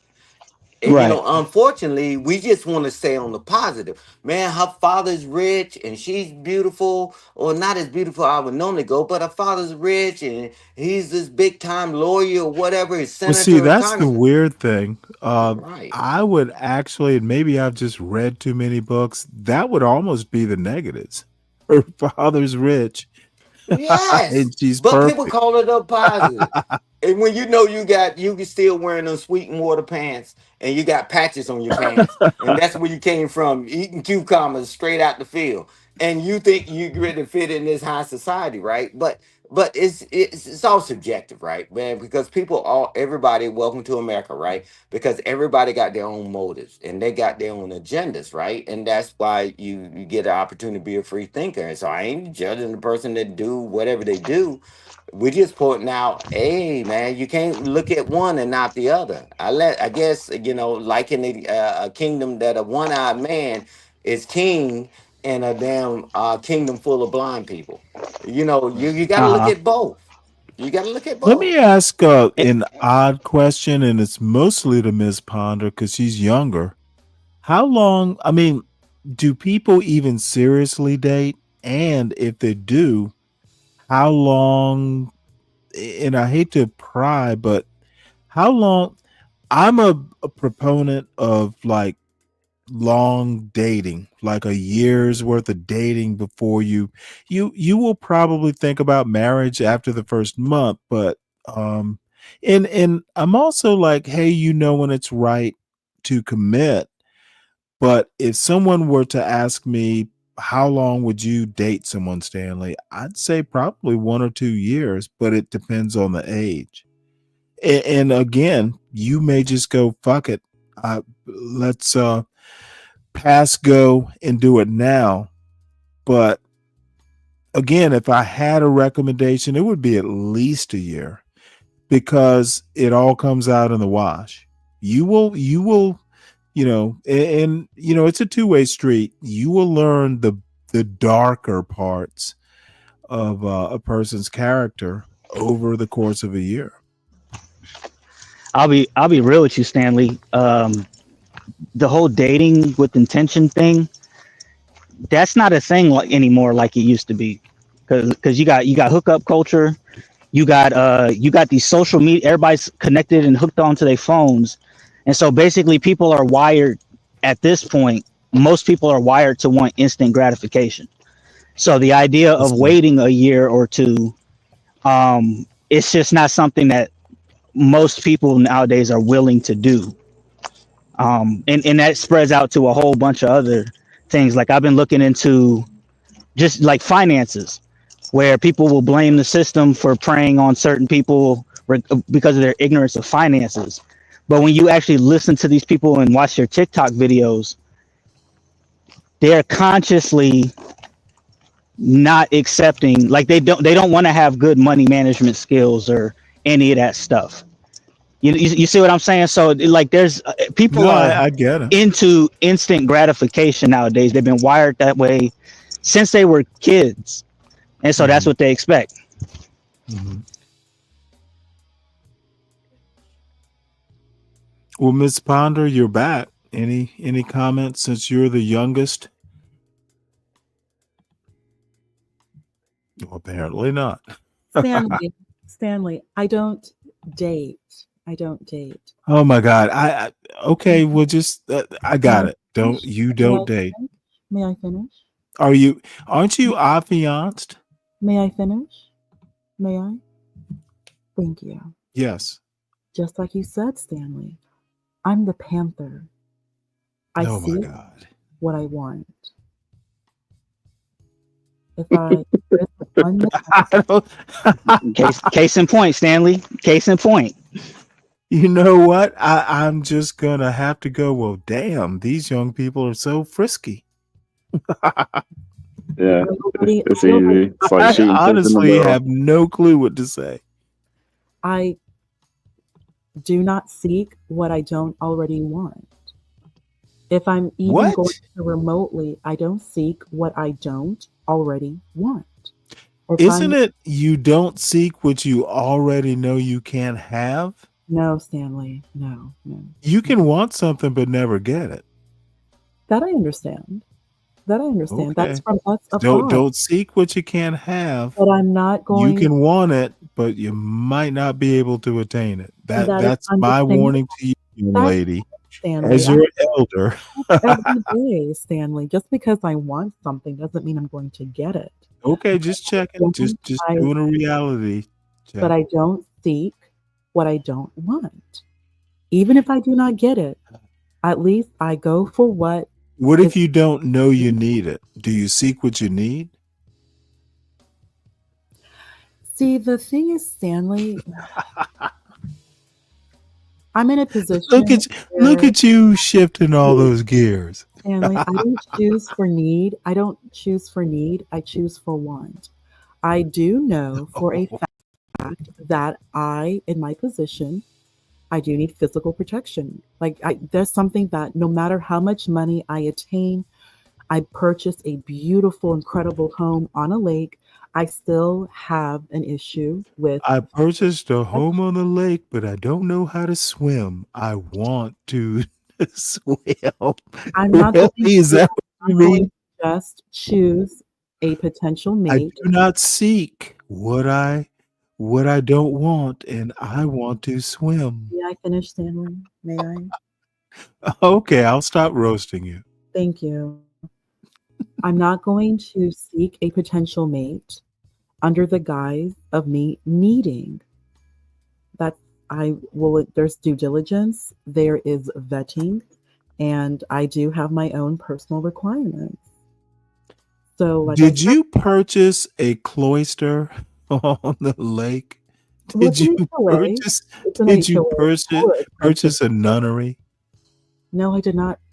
Stanley, I'm Just not. checking. I'm not cloistered. No. But I will say this though, Stanley. You know what's funny? The cats know that I'm single, so they just come. So the cats. Wait, hold it. The what? No. The cat family, the neighborhood cats. Like these cats. You think the cat is thinking about you being single? They know you're the cat lady. They just make you the cat lady. It just happens. Oh, wait, hold it. I thought you were talking about the cats thinking this. So it's people who know it. Oh, okay. No, not people. Cats. Meow meow. They will just show up at your house. One cat brought her whole damn litter. And you think they're after you?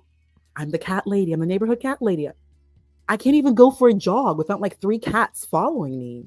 I kid you not. I told my neighbors I'm like the cat lady. It happens. Maybe they follow her with a guitar, like "Is you is or is you ain't my baby." You know, I'm thinking of a Puss in Boots cartoon or something. Hell no. It's Girl, you're lonely. Yes, I'm lonely too. Are you all done? Thank you. Wait, hold it. No, we're not. You're not done? Yeah, I'll go back but on she mute. was talking about Damn her it. nurturing and how she Oh feed the no, don't go cats. back on mute. Tell us Damn it, more. man. How do you leave food I'm gonna out get a for the laugh out of cats, or- questions, man. I'm gonna get a chuckle or something, bro. I gotta. It's gotta happen, man. What do you mean? She I don't trying to be joke. serious. You have a consistent monotone emotion every time you speak, and I'm trying to find some like variation.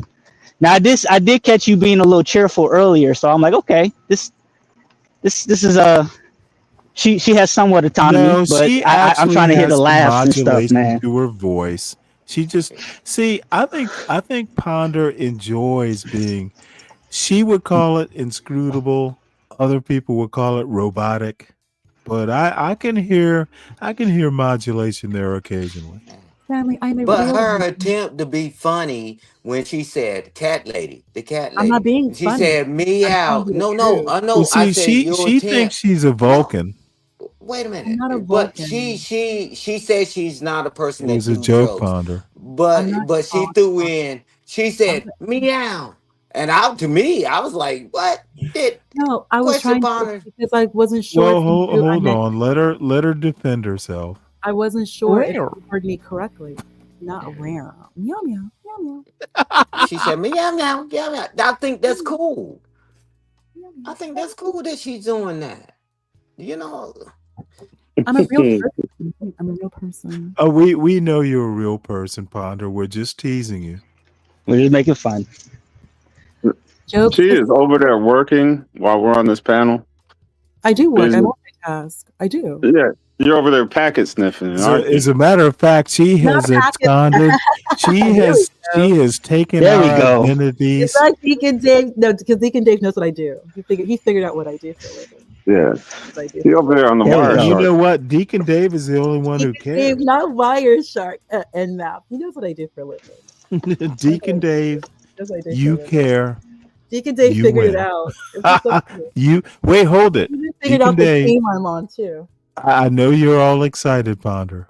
Yeah, I because just want to he's a tech guy. crown You're a tech Deacon guy Dave. too. Stanley, I you're a tech want guy to too. tell You know Deacon that. Dave, you won, sir. No, I didn't win. I didn't win nothing until I can get. That's gonna sound crazy It is because I know one we on thing a to tech panel. live. Deacon Dave, I've been telling Stanley like to have a tech live, so we can really nerd out, get into the cybersecurity. I love it. I do. You I know enjoy. what? I do. I've been wanting you to do that. I like. You, I like. oh my Honestly. lord. And think about it, Deacon Dave. Stanley keeps throwing it in my face, but I remember I'm not a STEM major. I'm a philosophy, poli-sci, history. I'm full liberal arts, and I did cybersecurity for 5 years. Before that, I was more infrastructure, so I was more in like the red hat, Mm-hmm.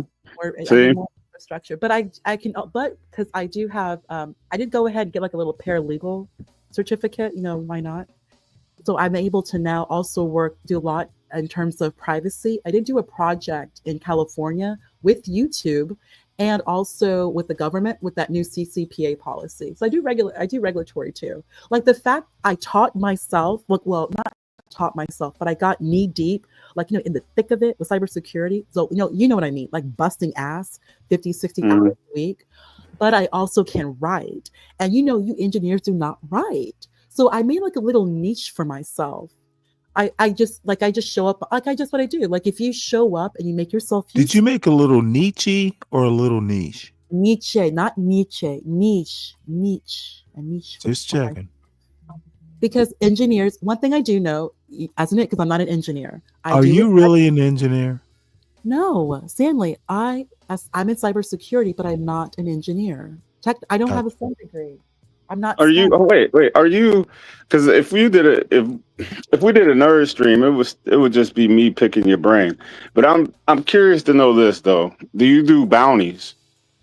No, I don't.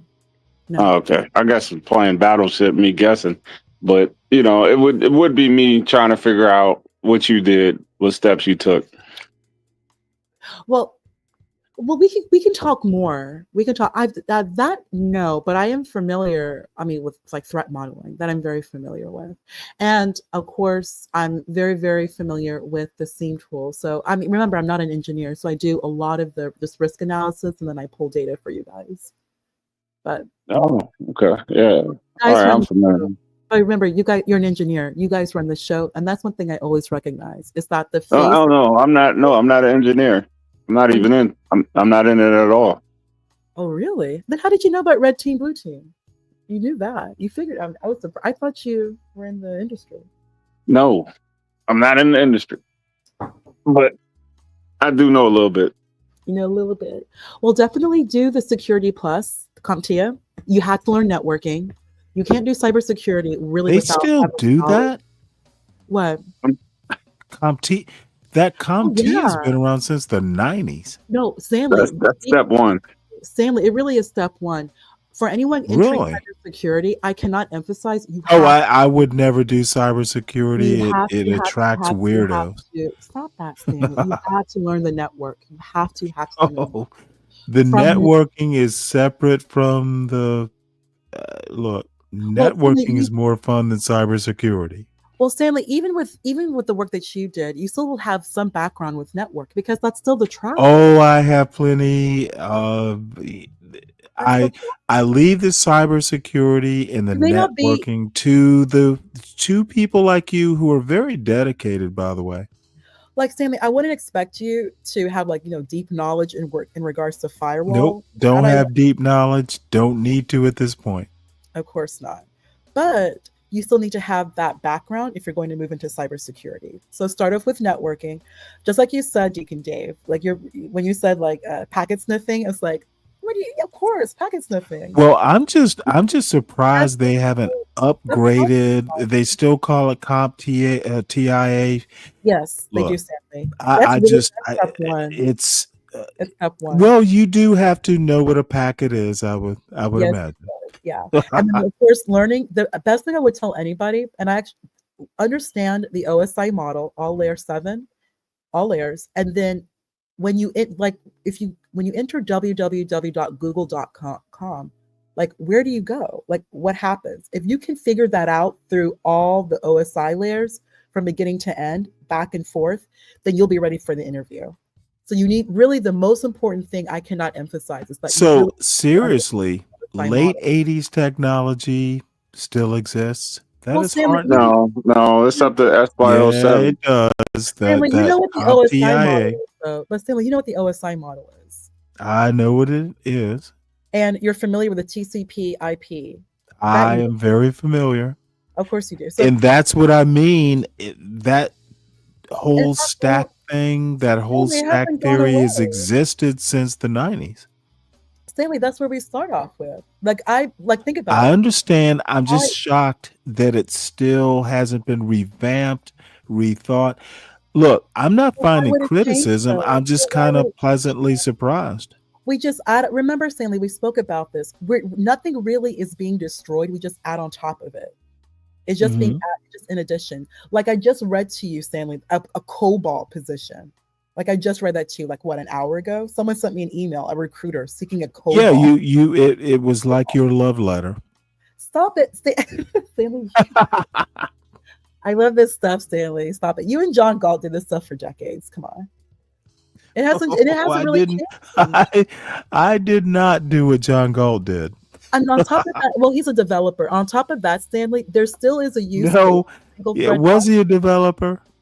Yeah, he said he was a software developer. Yeah. I've You were heard infra. all his stories. And you were infrastructure, and you were infrastructure. And Stanley, there's No, you look. were. That's why I know John Galt No, I'm says he talking was a about you. developer. I'm I talking know about what John you know Galt mainframe. says. You I know know mainframe. what he says. I have a healthy skepticism. Stanley. Anyway, Stanley, you know mainframe, Stanley. You're very familiar. What I'm trying to tell you, Mainframes have nothing to do with it. I'm talking about you, Stanley. You know Oh, mainframe. I never worked with mainframes. How did you not work with mainframe? You told that's impossible. What? How? No, I literally never worked with them in college, but no. Like in the tech industry, no. Mainframes, I mean, there were server farms. I mean, you get a bunch of servers in a farm, that's essentially a mainframe, but no. Mainframes like cease to be you know what? Actually, I will agree, but I never worked with mainframes and ticketing or anything like that. There was a mainframe, but even then it was kind of like a bunch of servers mimicking a mainframe. So It let me was change what I old said. You software worked even on then. mainframe. You worked on mainframe. No, What technology did you use? servers. Like Okay, but what server? literally like the servers, you like data center sort of things. Well, okay, then that's mainframe, Stanley. Those aren't mainframes. No. They're Which technology? server farms. Now they may be in parallel and all that stuff. They can mimic a a mainframe, but no. Have you ever been in a data center? Oh, Stanley, one time, that's enough. I'm not supposed to be back. See, I don't do that. Well, Work. that's now I didn't work there directly. I did a lot, like One time, that was it. 99% was remote. But yeah, I mean, you can literally take a server out Well, of what a was your rack. title? Were you an admin? Okay, but you were data No, I was an engineer. But a systems familiar with engineer the is kind of like a jack of all trades. Okay, okay, yeah. So Stanley, you've worked on mainframe. Your systems that you've worked on mainframe. That's impossible for what you No, did. I've literally never worked in a mainframe No, no, no, environment. no, no, no, no. Server You farms, data center, server farms. got it. Makes sense. They're Got they're it. mainframes. My idea of what a mainframe is literally like a univac. You know, one of these like old style IBM things that take up a Exactly. whole You're room familiar. with You're familiar. diodes and shit. You're familiar with DB2. Like you know what DB2 is. You know AIX. Yes. Okay, bam. There we go. Okay, there's no way. Like there's impossible. You coming from your background that you don't know I'm DB2. familiar. I didn't say I worked. You're familiar with DB2. You're familiar with. Yes, I'm familiar like There- back okay. in the late 80s when I was in college. There we go. Okay. Well, I all right. never worked in that environment. I didn't do IT familiar with until like 2006. After you left the Navy, you did move into tech. No, I worked in distribution and logistics for years. I did a change of career in my late 30s, early 40s. I didn't do IT until, late 30s and specifically 40. That's 20 years ago. So that's early 2000. No, it's 2006 specifically. And I know that because one of the reasons I changed 06 is I still- just didn't want to listen to what I'm saying. I know it's 2006 specifically because that's when my son was born. I literally changed careers because I needed, I didn't want to work in distribution and managing people anymore. It was a very specific decision. So Stanley, what particular technology were you using every day? Mostly Sybase, but it was Windows. Systems engineers means Okay, you work on with Sybase? you Okay. work with several different systems and you make them talk to each other. Right. So I understand that. So So it was, I mean, literally, I used to do networking. I used to do, sometimes even down to a point to where, I had to figure out firewalls, like hardware firewalls. I've done a lot of scripting. There was proprietary software. It was basically making systems talk. Stanley, you just said it, Sybase. Well, Sybase was basic, but I've also done, it was mostly Sybase. This particular part of Ticketmaster was Sybase at the time, yeah. Okay, that makes sense. Okay, there we go. That's what I was wondering. But it was Sybase in Windows environments. Of course, it would be a Windows environment. Yeah, that makes They can run in other environments too. They can run in Linux too. It's one or the other, basically. Especially for Ticketmaster at that level, it's going to be one. It's probably going to be both. You were just on the Windows side. You were just on the Windows side. That makes Stan, like everything you're saying makes total and complete sense. Total and complete sense. Right, but what I want you to know is DB2 was IBM, right? I never really did like IBM stuff. Yeah, DB2 is IBM. They're moving off Sybase though, but it's legacy. But Sybase. I'm surprised Sybase still is a thing. By now, I would think Sybase. Sybase is like COBOL. No. Okay, so Sybase it's a database. You didn't use. So you use Sybase. That was your database. You use Sybase. Sybase has not been acquired by SAP. That is not surprising. Yeah, so that's where they are now. DB2. Back when I worked with it, it was literally standalone. It was its own thing. DB2 is another database. DB2 is IBM. I know what DB2 is. I know you know, Stanley. By that time, no one worked. As a matter of fact, well, it's been a while, but back in the day, Sybase was literally its own company. It was a standalone company. Oh yeah, So I'm very familiar. But the thing is TSQL and stuff like that. Yeah, that would be on Sybase. At the time, the work that you did. You had to be able to port from IBM to. You had to basically be able to port databases. Like if it was a Sybase, sometimes you had to port them into Microsoft or to SQL Server, right? Mm-hmm. Of course. And I've done a lot of SQL too, SQL Server too. Of course you have. Well, you're but, in Windows. But more Sybase. But you just said it. Of course you did SQL Server. You just said you're in the Windows environment. So yeah, Stanley, so basically the role that you have had, Stanley, it's basically been systems engineering. You gotta be able to make systems talk to each other.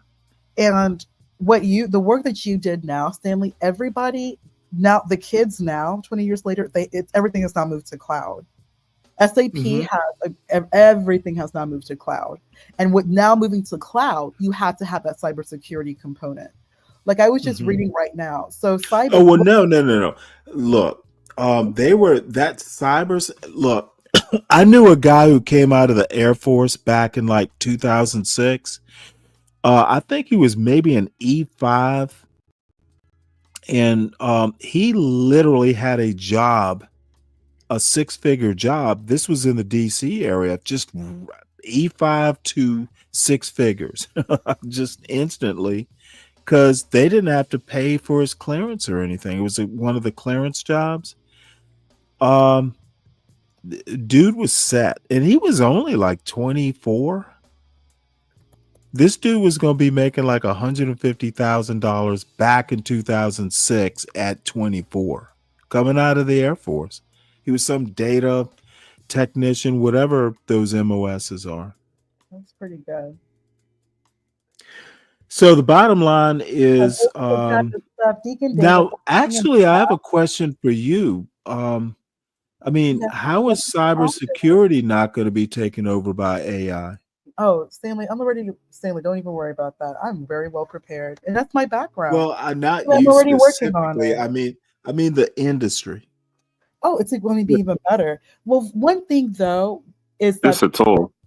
Is the regulate? There's big regulation, so you do need to have that legal background, and the CISSP really tests for that as well, Stanley. Like it's now about 15%, Stanley, of the CISSP is just regulatory, legal and regulatory, and compliance, just alone.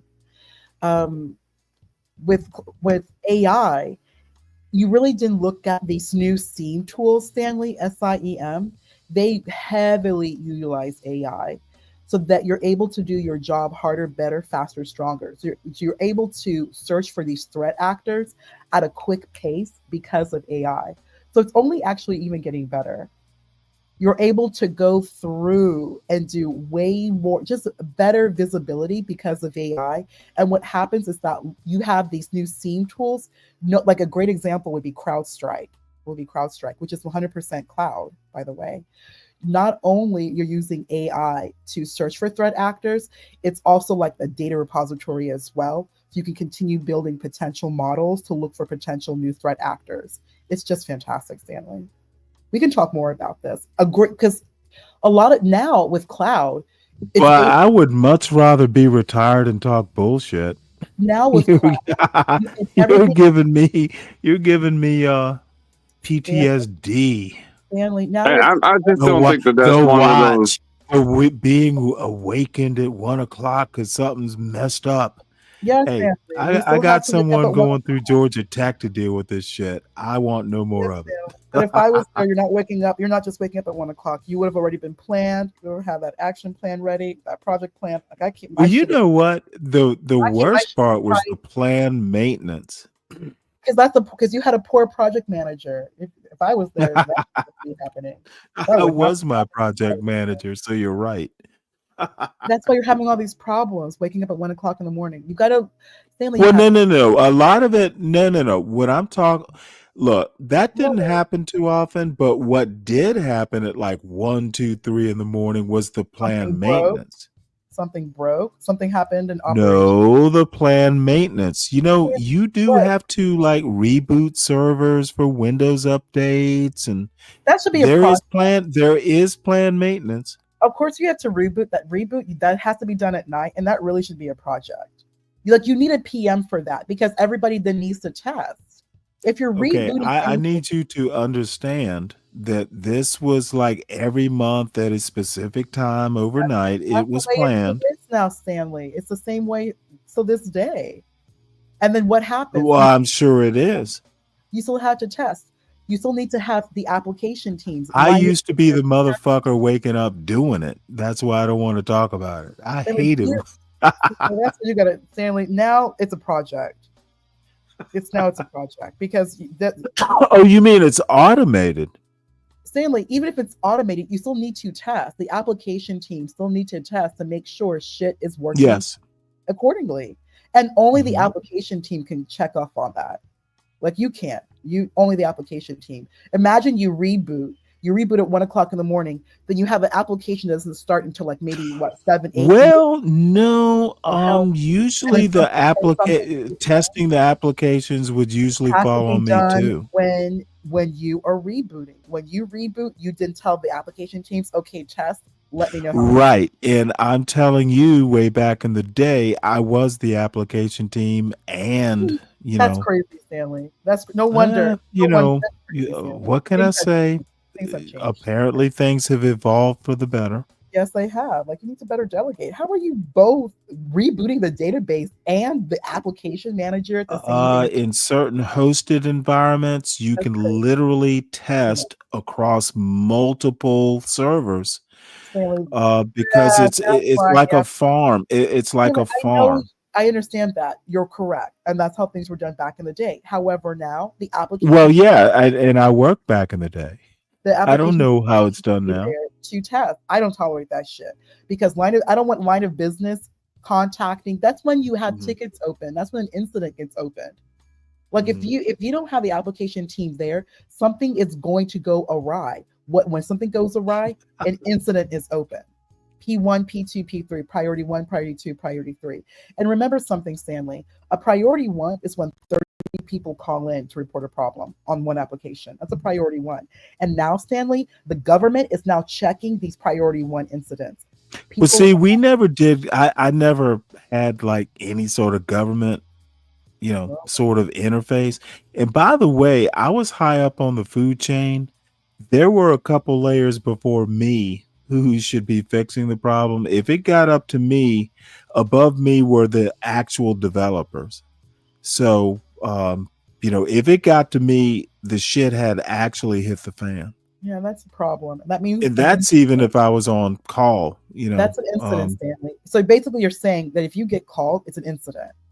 I'm telling you now. If I get called, the shit has hit the fan. That's an And incident. if I can't figure it out, I need to Clearly a be calling priority the one. developers. That's clearly a priority one. That's what I'm saying. If you're calling the developers, You know what? If they called with me, you when you did the maybe it research. was. I'm not saying you're wrong. I'm saying I would call it, God damn it, why are you calling me? Whatever. That's a raised incident. That might be a P1. That is clearly sounds like a P1. That's clearly like a P1. God damn it. Who did you call before you called me? Stanley, if you're from what you're telling me right now, if you're getting called, it's a priority one. That's a priority. Yes. A lot of people are awake. Let's do this troubleshooting. Well, let me put it to you this way. I've had to call like vice presidents and shit because you know what? It's your It's a goddamn priority software. one. Hey, had Mr. Vice President, you call my vice president and he'll explain why I called. You honestly don't think I called you before I called him, right? I'm the same. Imagine Stanley, imagine Visa down for 4 hours. Imagine that.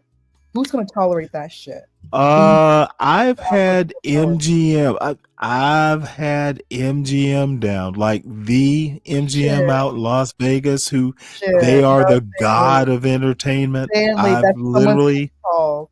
But hell no, Stanley. MGM down. That's worse than Visa. Someone's getting called. Someone's probably could be fired. And sometimes it was me. Thinking about MGM, Stanley. And by the way, this 2 is years our ago, proprietary software talking to about their 2 years software. ago, there was a cybersecurity attack on MGM about 2 years ago. And I remember people. I have no doubt. I remember they were saying that the mob could have gotten involved. I'm like, the mob, damn. Like it was serious, Stanley. And I'm not even working at MGM, but we found out because it's MGM. Yeah, no, Stanley.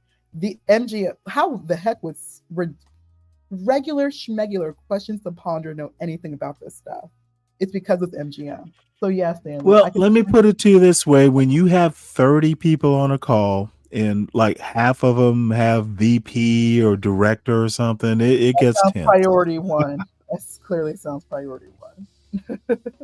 Okay, no more tech talk. We're going to get bored. Well, you know what? It is 10 hours. It is. Everyone, please make sure you are hitting the like button. Yeah, how can it get better Rick, than people talking about their PTSD generating jobs? Why are you calling me nasty work? What is that? Slick Do Rick? what? Look at the chat. Slick Rick, what did I do? What did I do this time? Oh, don't worry about Slick Rick. He just needs your attention. It's not like I'm in trouble now. I'm nasty work. What did I do this time? You'll be okay. Don't worry. You're on my panel with Deacon Dave and I. You'll be okay. We will be your, well, I'll be your knight. Dave will be your white knight because he likes being called white. Oh my God. Why do you go with that? Yeah, every now and again. It's all good. I'm not black. What am I, white? I'm not black. I'm Deacon Dave. I had to do it, Dave. Well, Broke Genius is actually in tech too, by the way. Yay. As a matter of fact, you need to be talking to him, not me. Tech is great. Tech is great. Fuck tech. You know what? I wanted my son to go to the goddamn Naval Academy. There is a better life at sea, son.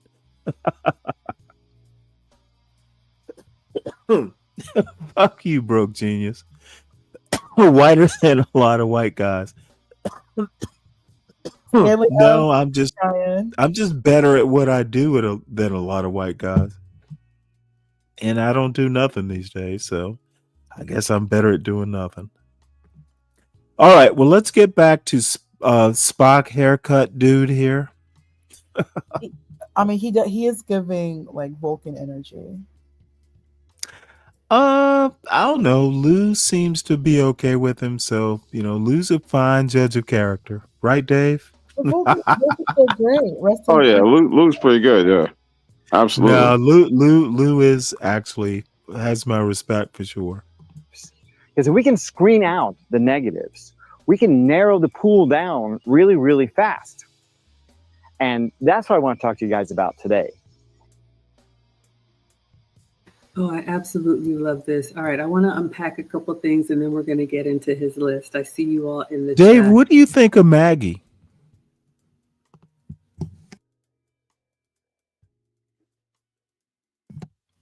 Oh, Dave is gone. Ah, coward. Let's see. First thing my dad saw when he excuse me. Why you didn't become an officer? Why you did not become an officer? I'm not sure how to respond to that.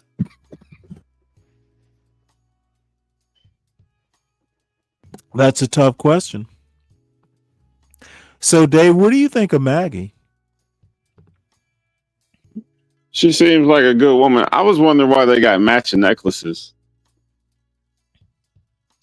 I think pearls, and this is just a guess. I have it's just my opinion. No idea why, but pearls are kind of old fashioned. It's And like pretty. very June Cleaver. Very pretty. They're wearing similar outfits too, like dresses, pretty dresses, color.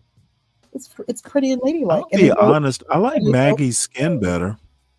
And they both have. I like the other lady's glasses. I like cat eye glasses. And I like Maggie's lilac dress. I love lilac. It reminds me of Wilma Flintstone or something like that. That's all.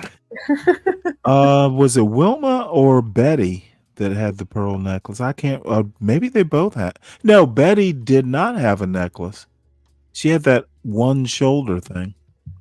And that Lucchese on the right, she came up under Kevin Samuels too. Did she really? Back in the day, I believe that he shouted her out because she was I think she was one of the mods. But yeah, she was kind of a big deal back in the day. Interesting. I like that. So she can clutch their. That's funny. Good one, Black Manta.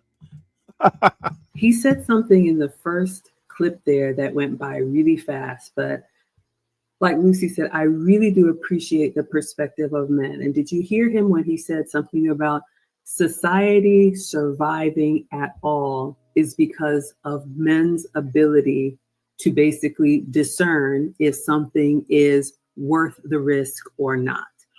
Now, I know in this selfish little modern world that we live in, we're used to thinking about, well, what about me? Am I happy? If mama ain't happy, ain't nobody happy. Men think on a global scale, on a national scale, on a generational scale. Hey, Stanley, this would be a good time to play that video I dropped in the back. Those that have been able to make good decisions about taking a risk or not are the ones that survive. The ones that want to do that, okay, hold my beer, watch No, this. it's a side video. It kind of went with the theme of the show. Okay, just play it real quick and come back to it. That's all. Oh, she the was talking Facebook about thing. Okay. Yeah, she was talking about being selfish, but it kind of goes with it. Yeah. Okay. Oh, let's see. Oh, there we go. Oh, you know what? I have to figure out the volume. There we go. Let me rewind. How long you been divorced? About a couple months now. Who initiated the divorce? Me. Why? I was done. I know. Why were you done? Did he cheat on you? No. Did he hit you? No. Did he lose his job? No. God damn, so what the fuck you divorced the man for? I don't know, I just had too much. How long you been divorced? About a That's all it is. And well, hold it. What is the point? This video She was talking supposed to about be not being selfish. This was just the perfect dude, example of a you know selfish what? woman. See, this is the other thing that disturbs me about this slightly younger generation, you literally presented no proof. That video literally said nothing. Why are we even watching it? It literally had nothing. Why do you think You already that was got a pair of those. No. why do you think that was poignant?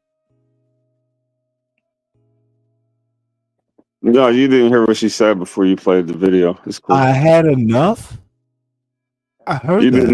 didn't hear what Maggie said before you played the video. Okay, I don't hold Maggie in high regard either. She isn't saying much tonight. It went together. It was like building on her point, not to be selfish. Okay, this men are built to assess risk and all that. I don't find that convincing. I think women take bigger risks than men do in choosing people who tend to be bigger and can kill them. Men are more aggressive. I think women take bigger risks than men do in forming relationships. That's a lie. Okay, then you obviously have no You brain. didn't say why, Dave. You Why is that? Why do you literally think that's a lie, Dave? men You kill always more take this women. position that Let me finish. not in the 80s. That's not true. Women are at more risk in relationships than men are. Oh, shoot. Good. Tell me I'm motherfucking wrong. You're wrong. Dude, then you need to cough up that red pill, take a shower, and fucking pray that God gives you a better brain. Stanley, just because you're a feminist doesn't mean I should be one. Okay, no. You love statistics. More women are more at risk in marriage relationships or any sort of pair bonding relationship. They are take now, risks. but that's not always true. No. It's always been that way. Have you ever heard the whole thing about the caveman dragging the woman by her hair back to the cave? Good. Hey, you're good at What it sounds like is you are all defensive. The manosphere is trash. What it is a bunch You're running of away on your own narrative. men Go ahead and dance off crying into to the other cloud of the motherfucking Stanley. men that Thinks women he's won hurt something them again. when they have all the power. Nobody's proven nothing to you because your If you ears swallow closed the when you red drink. pill, you might as well bleed red because you're pussies. Your ears closed when you drink, Stanley. You know what? You wish I was drunk. I'm stone cold sober saying this to you. You And didn't even I am think to your stone brain to cold say, sober telling why, you Dave? the red pill makes motherfucking men bleed monthly. Oh, you gotta take the back out a little bit. I will buy you man ponds. Clever, but not germane. Stanley, I'm glad Y'all you could bleed think of a something lot. funny, but that's not The red relevant to pill. what I'm saying. I will get you man ponds or mani pads because y'all bleed more than your women. You talk about your chat doesn't have the ability to think. I don't When give a somebody fuck about the introduces chat right something now. to you, I'm you close talking your to ears. you. I You am just open your talking mouth. to you. I am Just open your talking to mouth. you. That's all you do. I am talking to you, and you can't seem to cough up your red pill. Men don't assess risk. They don't take the risks that women do in fucking marrying a man. And Nobody's Maggie, talking about the you should lower see of Maggie's society. We're talking husband. about men Maggie who have is shit to tougher lose. than he is.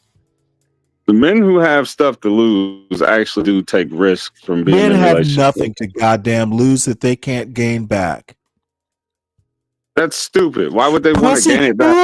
Oh, she might take 50%. Well, motherfucker, go out and earn it back if you get divorced.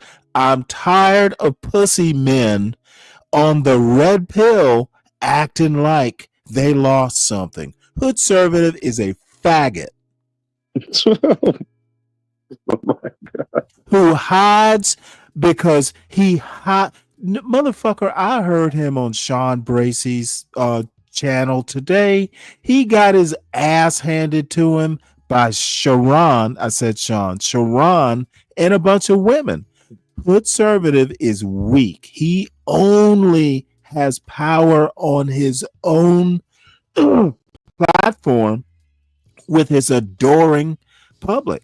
Motherfucker, I've heard Hoodservative outside of his own purview.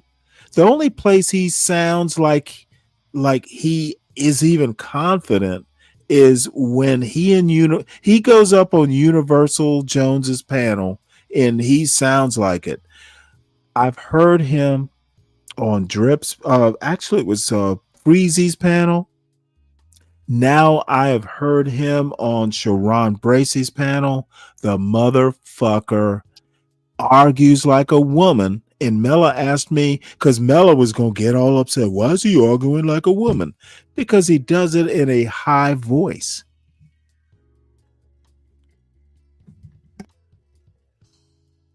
You done? I can be. You got a rebuttal? Not to what you were talking about. Dude, Hoodservative is a pussy. He argues like a woman in a shrill voice when he is off his platform and he doesn't have his adoring public to go, you right, Hoodservative. Motherfucker, he does not know how to argue points. He gets all defensive. He will move the goalpost and accuse other people of moving the goalpost. I saw women take him to town today. There's a reason he doesn't come on my channel, because I don't have that kind of fucking mercy. I trash little girl boys, and he is a little girl boy.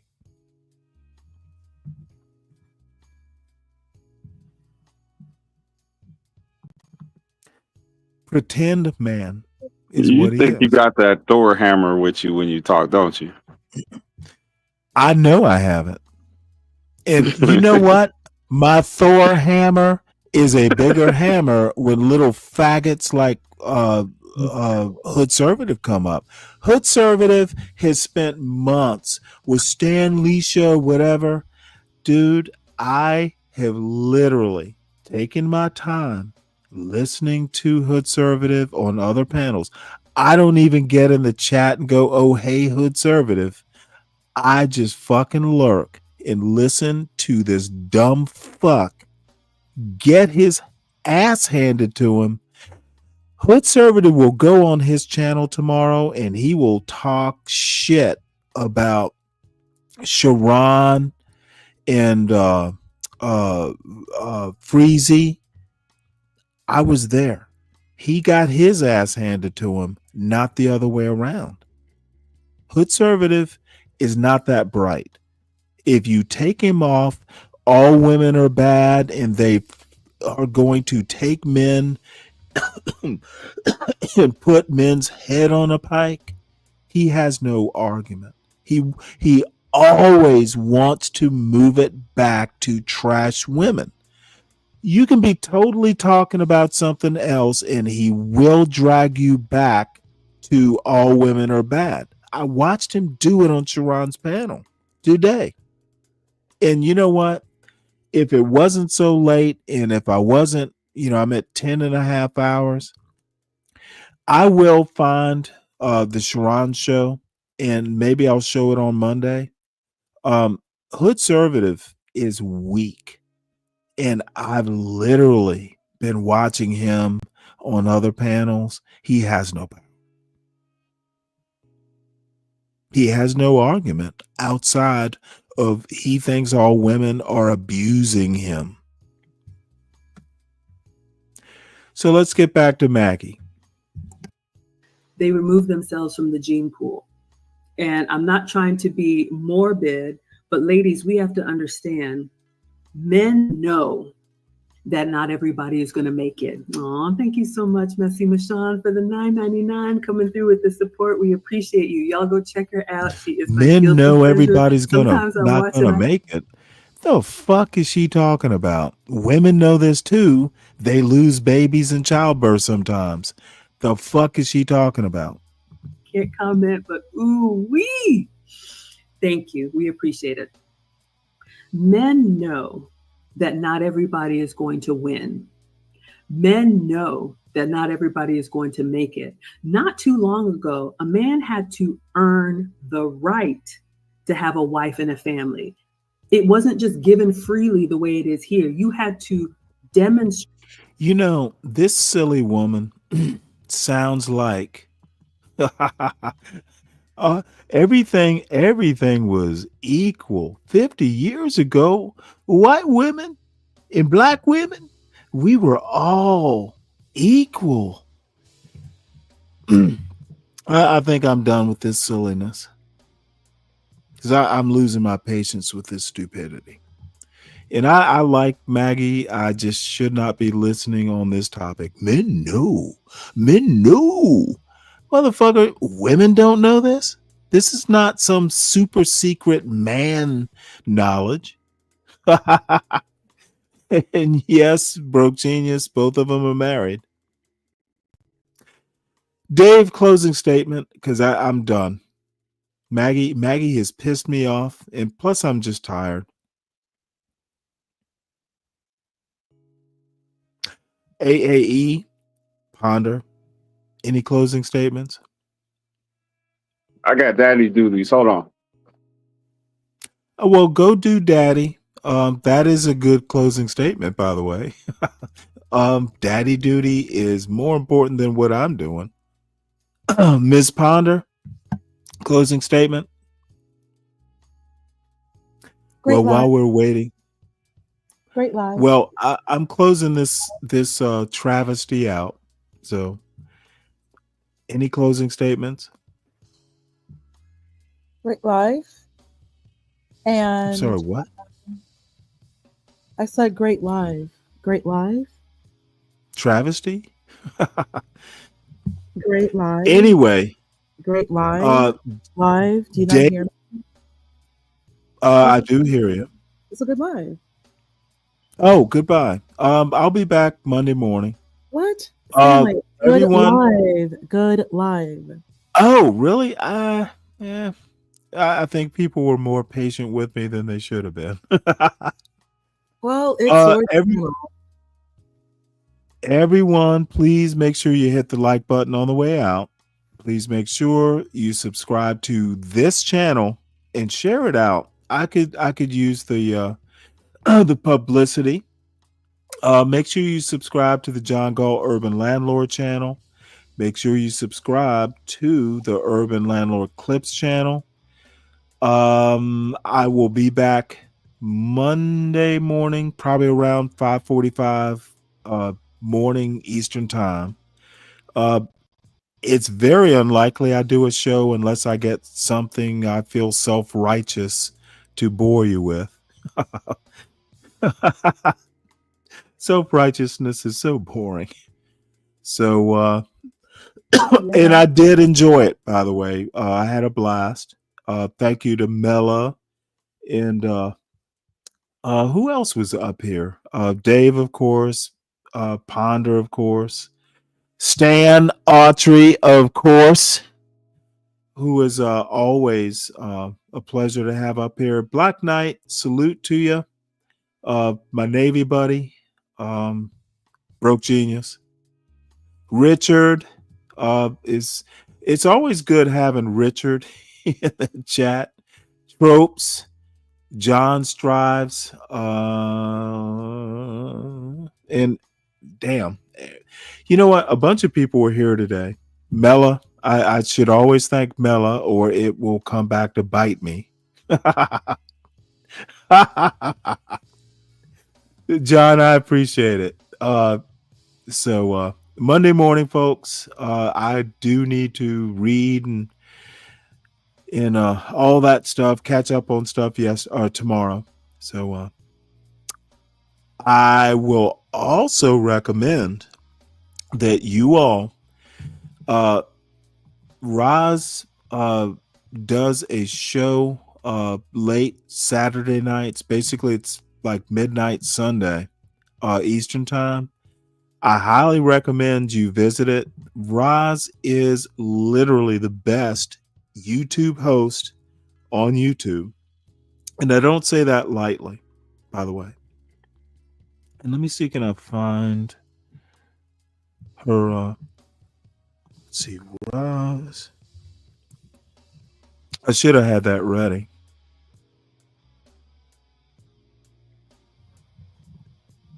Damn it.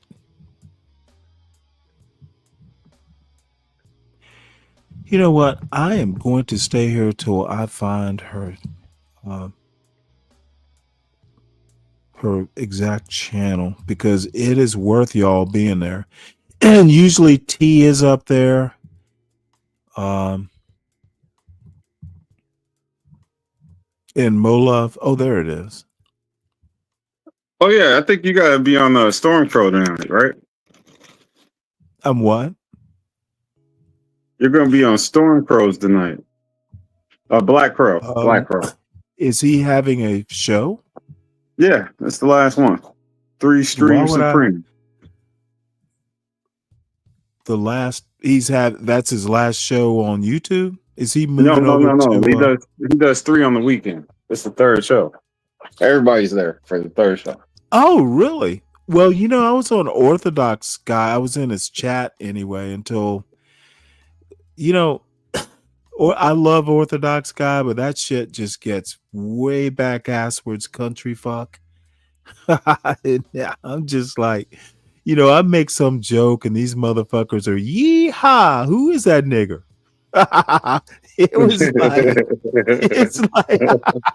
It's like, I know Chuck from Tennessee. I know Caucasian Sasquatch. I've talked to those guys. As a matter of fact, Sasquatch has been up on my panel way back in the day. They're all good guys, but sometimes it just gets too down homey. And Nightish was up on Orthodox's panel today. That's a weird motherfucker. I like Nightish. No, I like him too. It's just he has a vibe that I just, he is interesting. I'll put it that way. That dude will cam up and fall asleep in that chair. That shit's so funny. I've had him do it on my panel. On camera, just sleep. Well, I think that just means he's comfortable in front of the camera, and there's absolutely nothing wrong with that. Right. Oh shit. Hey, I appreciate you doing the Saturday stream, man. Really, I do. Really? I don't know, what you have going on or whatever, but you getting up here. No, you know what? I have absolutely nothing going on. I should have stuff going on, but I don't. As a matter of fact, my son goes back to school. It's either Thursday or Friday of next week. So, I'm actually trying to ignore him because I've told him he needs to pre-plan this shit. He needs to not let stuff go till the last minute, and he's ignoring me, and I'm gonna fucking ignore him. I am not helping him out. Motherfucker, I told you what needs to be done. He'll figure it out. But she's got to meet the cross standard, right? You know what? His last name is Cross. He might have to set his own standard, but don't expect me to motherfucking uphold it. No, he's a good kid. I mean, he literally, like, the only trouble he gets in is me getting pissed off because he's not doing what I think he should be doing. That's why I'm in my room ignoring him. Ooh, look at those thighs. Nice. Oh, please share.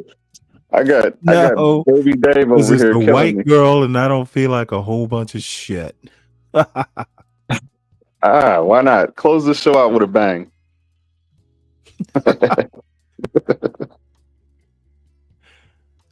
This is interesting. You know, when you type in Roz, you get all kinds of decent looking women. Uh-oh. Let's type in Ross. No, wait. Yeah, I we used to can't think do Ross and that roller one skater are the because same person. no, right? You know, it's hard for me. If you type in Roz, I don't know. Maybe this will help.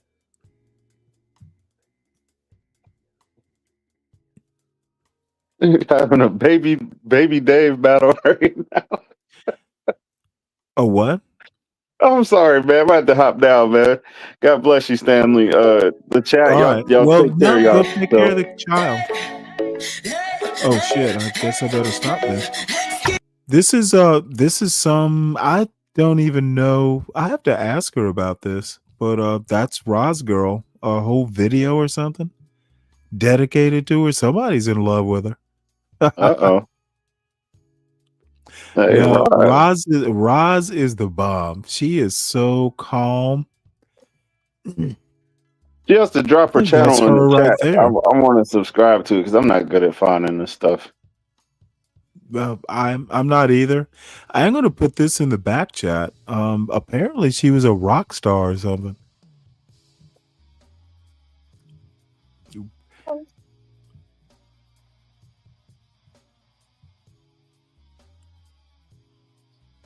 Yeah, I'm gonna have to ask her about this video. Roz, is that you? God damn. Uh-oh. That's her in the Spanx. You know what? I don't know, but I want to know more.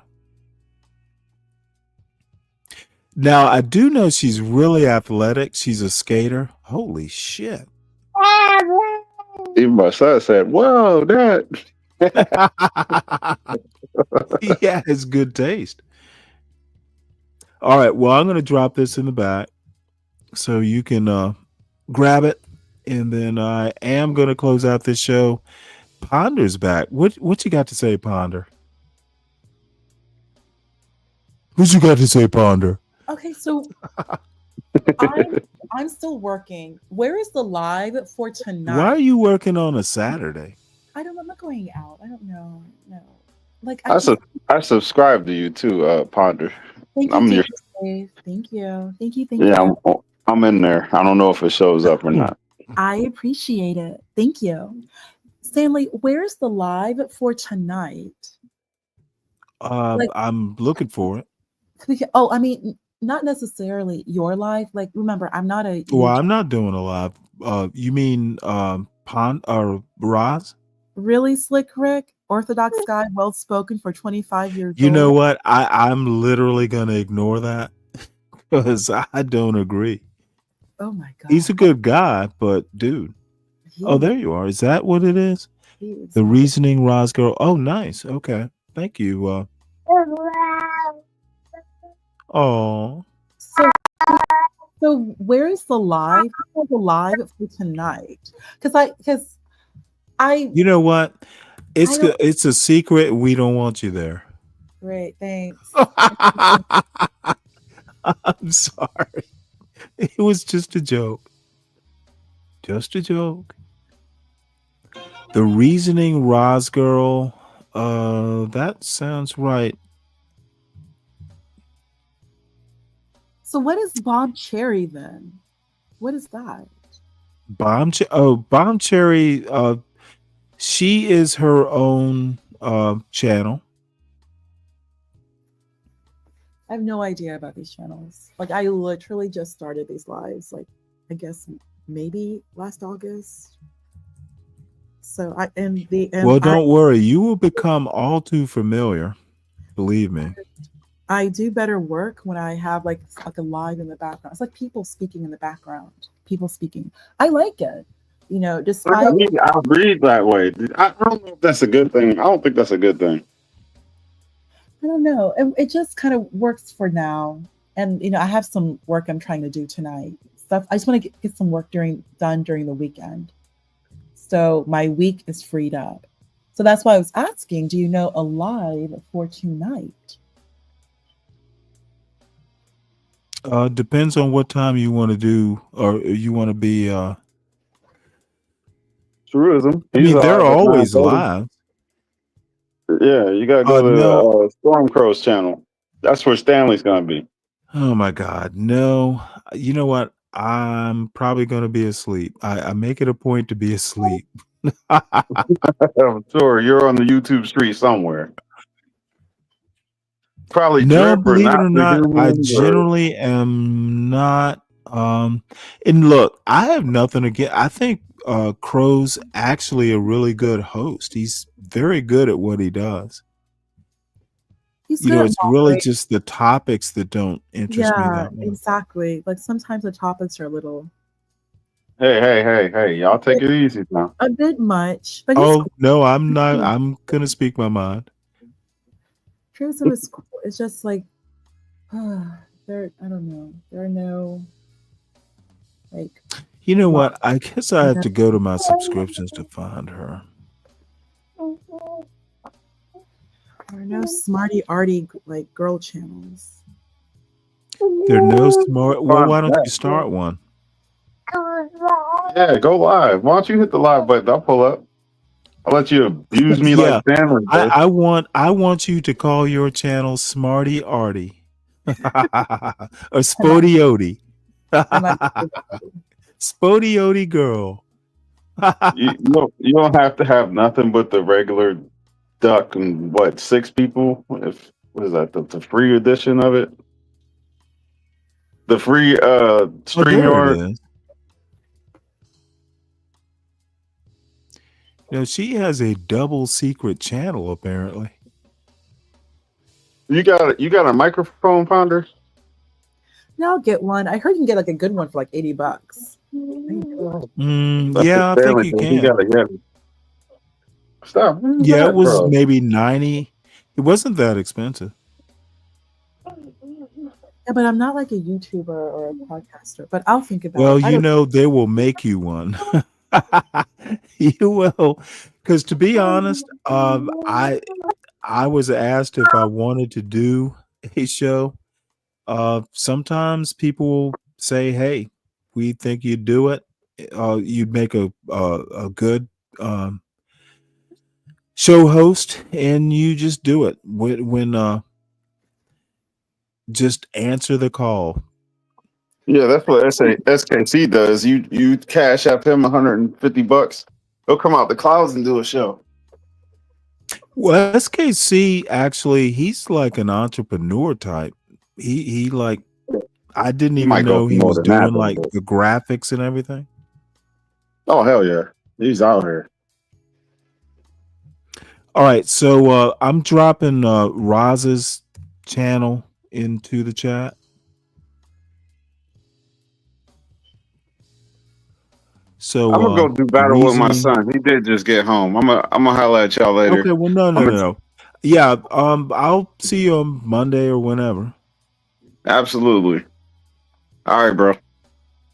All right, take it easy. And so Ponder, I put Roz's. She generally doesn't start until like midnight. She goes for a strict 3 hours. So I recommend it. You'll like it. Here for the TOB there generally. Roz is obviously there. And I just go into Roz's chat just to troll people. And the reason I do it is so funny making her laugh. I just like to see her reaction to some of the things that I write, and it's always above board. It's not like, anything. It's just like silly bullshit. Mostly trolling her panelists. And Dirty Dude. Dirty, you troll people, Stanley? What else do I do, Dirty Dude? I really don't do much else in chats. So, Dirty, you should go to Roz's midnight show too. It's real chill. I I'm don't the think only I'm her one. personality though. I don't think I'm her You energy. what? I don't think I'm her type of energy. I kind of need to find places where I fit in. And I had to Well, be a little bit more mindful well, that I wait. No one said you have to go up on the panel. You can hang out in the chat. yeah, but then if I don't like what I'm hearing, I'll kind of I don't know. I guess I You'll like spaz out and start spitting fire. no, I'm not spitting hot fire, but I like stuff that I can engage in or want to engage in. Well, I listen to it because listening to her show and here for the T show, for that matter, it relaxes me, and I usually just listen to it while I'm reading and then fall asleep. I don't think they're my cup of tea. Well, that's fine. So anyway, you have Roz's channel. I will probably listen to it. Sometimes I fall asleep, but I try and I really love Roz's channel. Um, Look, I'm a picky eater. Hey Mikey, he likes it. I like Roz's show, and I Mikey, like he likes Roz. it. He's He just likes it. He likes yeah, it. she's just chill. Mikey likes Now it. she will get you straight, but she will get you straight, and you'll like it. You will smile when she calls you an asshole. Because she just knows how to do it. I don't. I have to be. I don't like blending with women like that. I kind of have to. Well, I think you And should. then Are the you one of these women who don't get along with other women? dude, I don't. I deal with misogyny from men, and then I don't really get along the best with women. Like I don't. It's just. I know the issue with women. There is some What is trigger. the issue with women, Ponder? I'm just not your average girl. Okay, well, see, that's where you are wrong. You're not that extraordinary. I don't think so either. I don't think so Well, either. I don't mean that in a bad way. I I don't think think you mean are it. a woman. I think I'm a very regular schmegular girl. I wouldn't say regular schmegular. I would say you are a woman. And women come in all types, maybe you're smarter than most. Yeah. Whatever you think you are, but no two women are alike. And by the way, Roz has like some advanced degree in some science. She's degreed. Oh, interesting. It's like YouTube is like this infinite vortex, but I don't seem to find like a live that I do well in. Well, why don't you just start your own live? Because I'm not a YouTuber or a podcast person. Not yet. And Not yet. I'm kind of worried from my work. Well, you are working, Right. That's what I get kind you of actually have to kind of be, exactly. take a time to do it. Right. I'm working and I'm very particular about anonymity. I don't want to show myself, especially with what's happened. And it's funny you say that. I just My sister and father are horrified because I use my real name. What the fuck are they gonna do? Well, my sister was like, "Well, you use your real name?" I'm like, "Yeah." She's like, "What are you doing?" I'm like, "I'm 60. What the fuck are they gonna do?" I had someone was like, "Oh, I found out your address. I'm gonna call the cops." I'm like, "Dude, you go do what you're gonna do." Funny enough, where I live, I'll know the cops are coming way before they get here. It's like, I'm not that cool. I'm not that young. I rarely even leave the house. Yeah, well, if the cops come here because you say, You know, something's happening here. I'm just gonna meet him on the porch and go, well, come on in. You know what? Want coffee? Did you bring donuts? There is a certain charm to living small town, and I love it. Well, they can, except I live in a town. They probably have to call the team from, like, you know, I live in a small town. More than likely, there's not that much of a SWAT team here.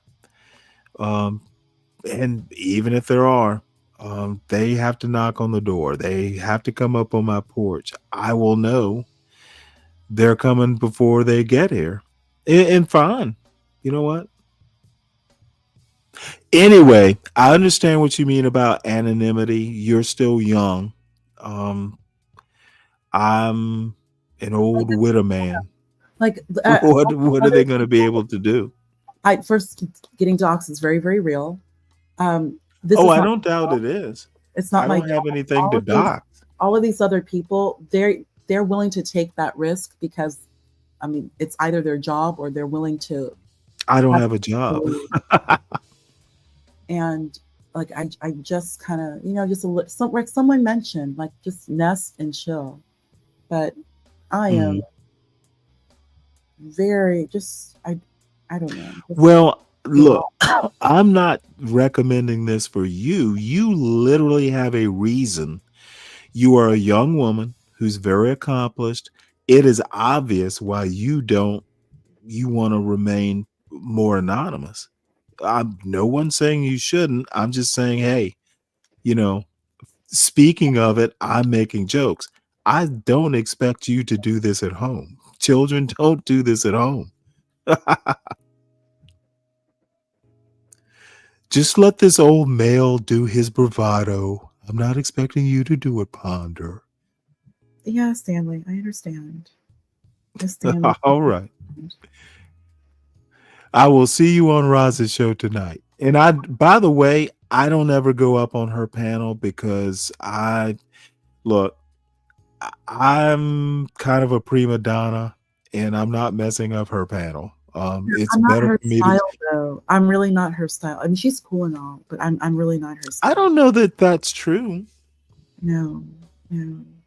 Well, if you feel trepidation, that is fine too. Yeah. Plus, you know, like, have you ever talked to her? Like, small chat here and there, but I'm not trying to be. Because she doesn't. I've never seen her on another person's panel. The only panel I've ever seen her on is her own show. No, she's been on Chaotic's channel. She's been on Chaotic. She's been up on the panel? Yeah, I've seen her on Chaotic's channel. Wow. I had no clue. Multiple times. So if she's been on Chaotic's channel, then she's good with that whole entire crew of people over there. No, believe it or not, nope. Yes, probably. Honestly, I've been in her. I'm there almost every Saturday. No. I literally have never, other than Here for the Tea, I don't go over to CT's channel that much. Me, Here for the Tea, there might be one or two people, but look, I've never seen more than 15 people even in her chat. But anyway, whatever. I don't have to explain all this. You either do it or you don't. Right. Thank you, though. Thank you. Carol O'Connor. Oh, that is funny. In the heat of the night. Not Carol. Good one, Brian Nichols. Good one. Carol Good O'Connor. Look at that. That's an old timer, if there ever was one. Except he forgot an L in Carol O'Connor. Yeah. But nope, that's a good one, Brian. Appreciate that joke. Stanley's police chief in the heat of the night. Wow. and you know what? I'm Virgil Tibbs, except I'm retired. Wow, that show was long canceled when I was a kid. Long canceled. Well, I mean, it's based on a movie, a Sidney Poitier movie, and Rod Steiger was the sheriff. Have you ever seen it? The movie a long time ago, but I do know the TV show was based off the movie. You should find it. I think it might even be on YouTube. It's worth a watch. It's actually pretty good. Now you have to realize it's the 60s. But there's that one scene where, the old, like, the old money, plantation owner's grandson or something who's kind of running the town, slaps Virgil Tibbs, and Virgil Tibbs slaps him back. And the line that the old money white guy says is, back in the day, I would have had you whipped or some bullshit like that. But it was like Virgil slaps him back, and the sheriff doesn't do shit other than chew his gum and go, "Ooh, that's interesting."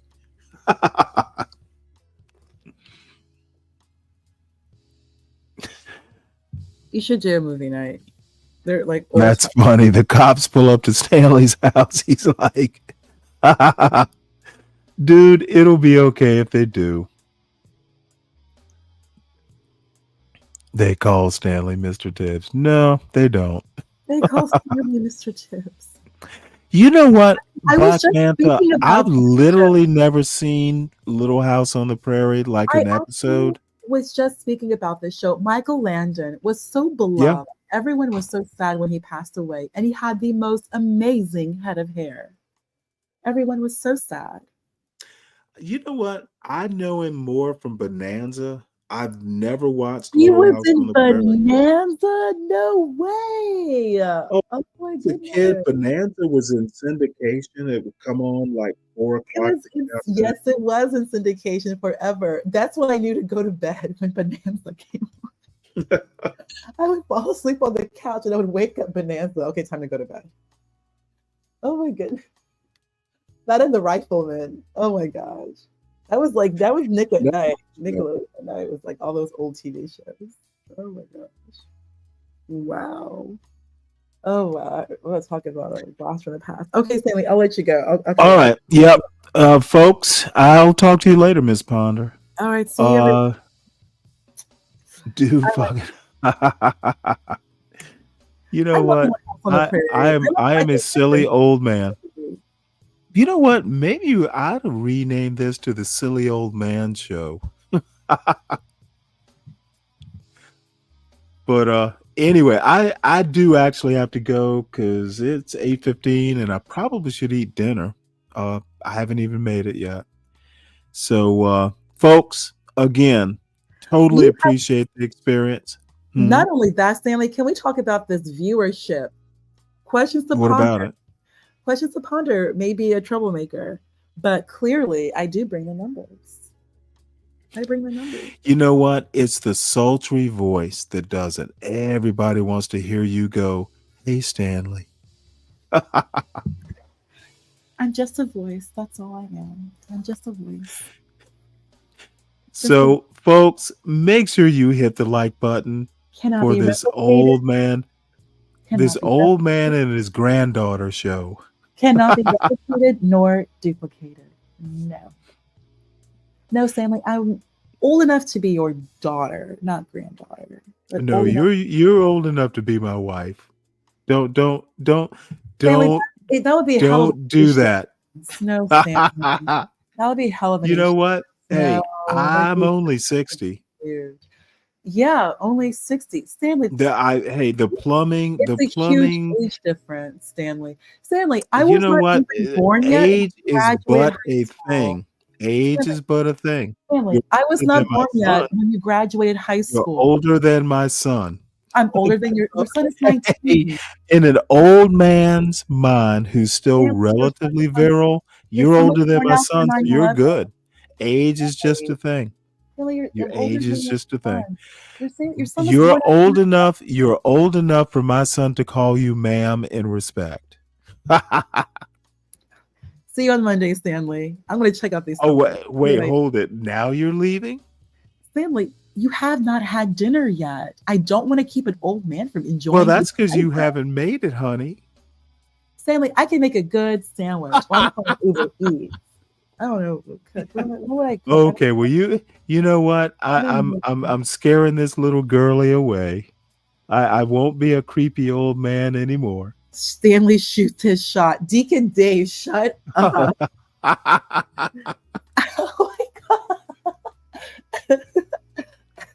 That's Stanley and Keisha's show. That's funny. Keisha 2.0.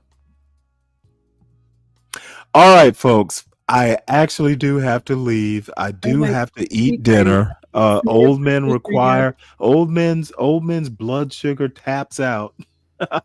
Stanley and So- Keisha show. Anyway, bye Speak Radio, bye Dirty Tude, bye Deacon Dave, bye Black Manta, bye Stan, Listen to this sultry voice. bye Stan, bye Brian. Who else is here? Bye all 12 people, 11 people in the chat. Hey, you know what? Sometimes the audience gets mighty sparse, but there are 12 people that I want to talk to. And this is actually, in all honesty, 12 people that I want to talk to who kind of get the humor. Thank you, Better Stan. than 85 dumb fucks. Thank you, Stan. Thank you. Stanley, well, you've kept a consistent audience for a very long time. And your subscriber, say my name again, QT. Speak Radio. Speak Radio. Have a good night. Thank you. Thank you. And Speak Radio is actually a Roz Girl alumnus. Alumnus. So alumnus or alumni? Speak Radio will actually go up on the panel. So that means that Roz is a friendly person. It's not that I say Roz is not friendly. That's not the case. She's been cool with me. It's just that, like, the vibe, the energy, it may not. Okay, CT's vibe. See, if she's up on CT's panel, that's CT's vibe. Her vibe is literally just chill. As a matter of fact, if you go up on her panel, the chill Rasta, the chill reggae is implied. She doesn't even have to play it. It's just implied. It's like her theme music. Every Roz girl has to have a theme music, and hers is. Sometimes I hear Buffalo Soldier when she's up talking. I hear Buffalo Soldier for some reason. No idea why. I don't know. She's gonna fire one up. She's gonna fire one up. Dirty Tude. Huh. Is that Roz you're talking about? No. Yeah. And you know what? I hope she passes the Dutchie from the left-hand side. You could use it. Bye, Dirty Tude. Have a good night. Bye, Dirty Tude. All right, folks. I actually am going to go. Dreadlock Rasta. Yep. So, again, enjoyed it. Too bad it has to end, but everything has to end. I will be back Monday morning, 5:45. Y'all tune in. Maybe even Ms. Ponder will be there accepting my proposal. Who knows? It could be the wedding of the day. The wedding of the day. I rule the world. I would sing that song. I like that song. That's that is, for some reason I thought that was the Fugees, but it is Nas. Well, Yeah. you go practice the song and sing it on Roz's panel tonight. It'll be your own little karaoke. That's a great song. All right, folks. Bye, everyone. Bye, Stanley. Take it easy. Bye. Bye.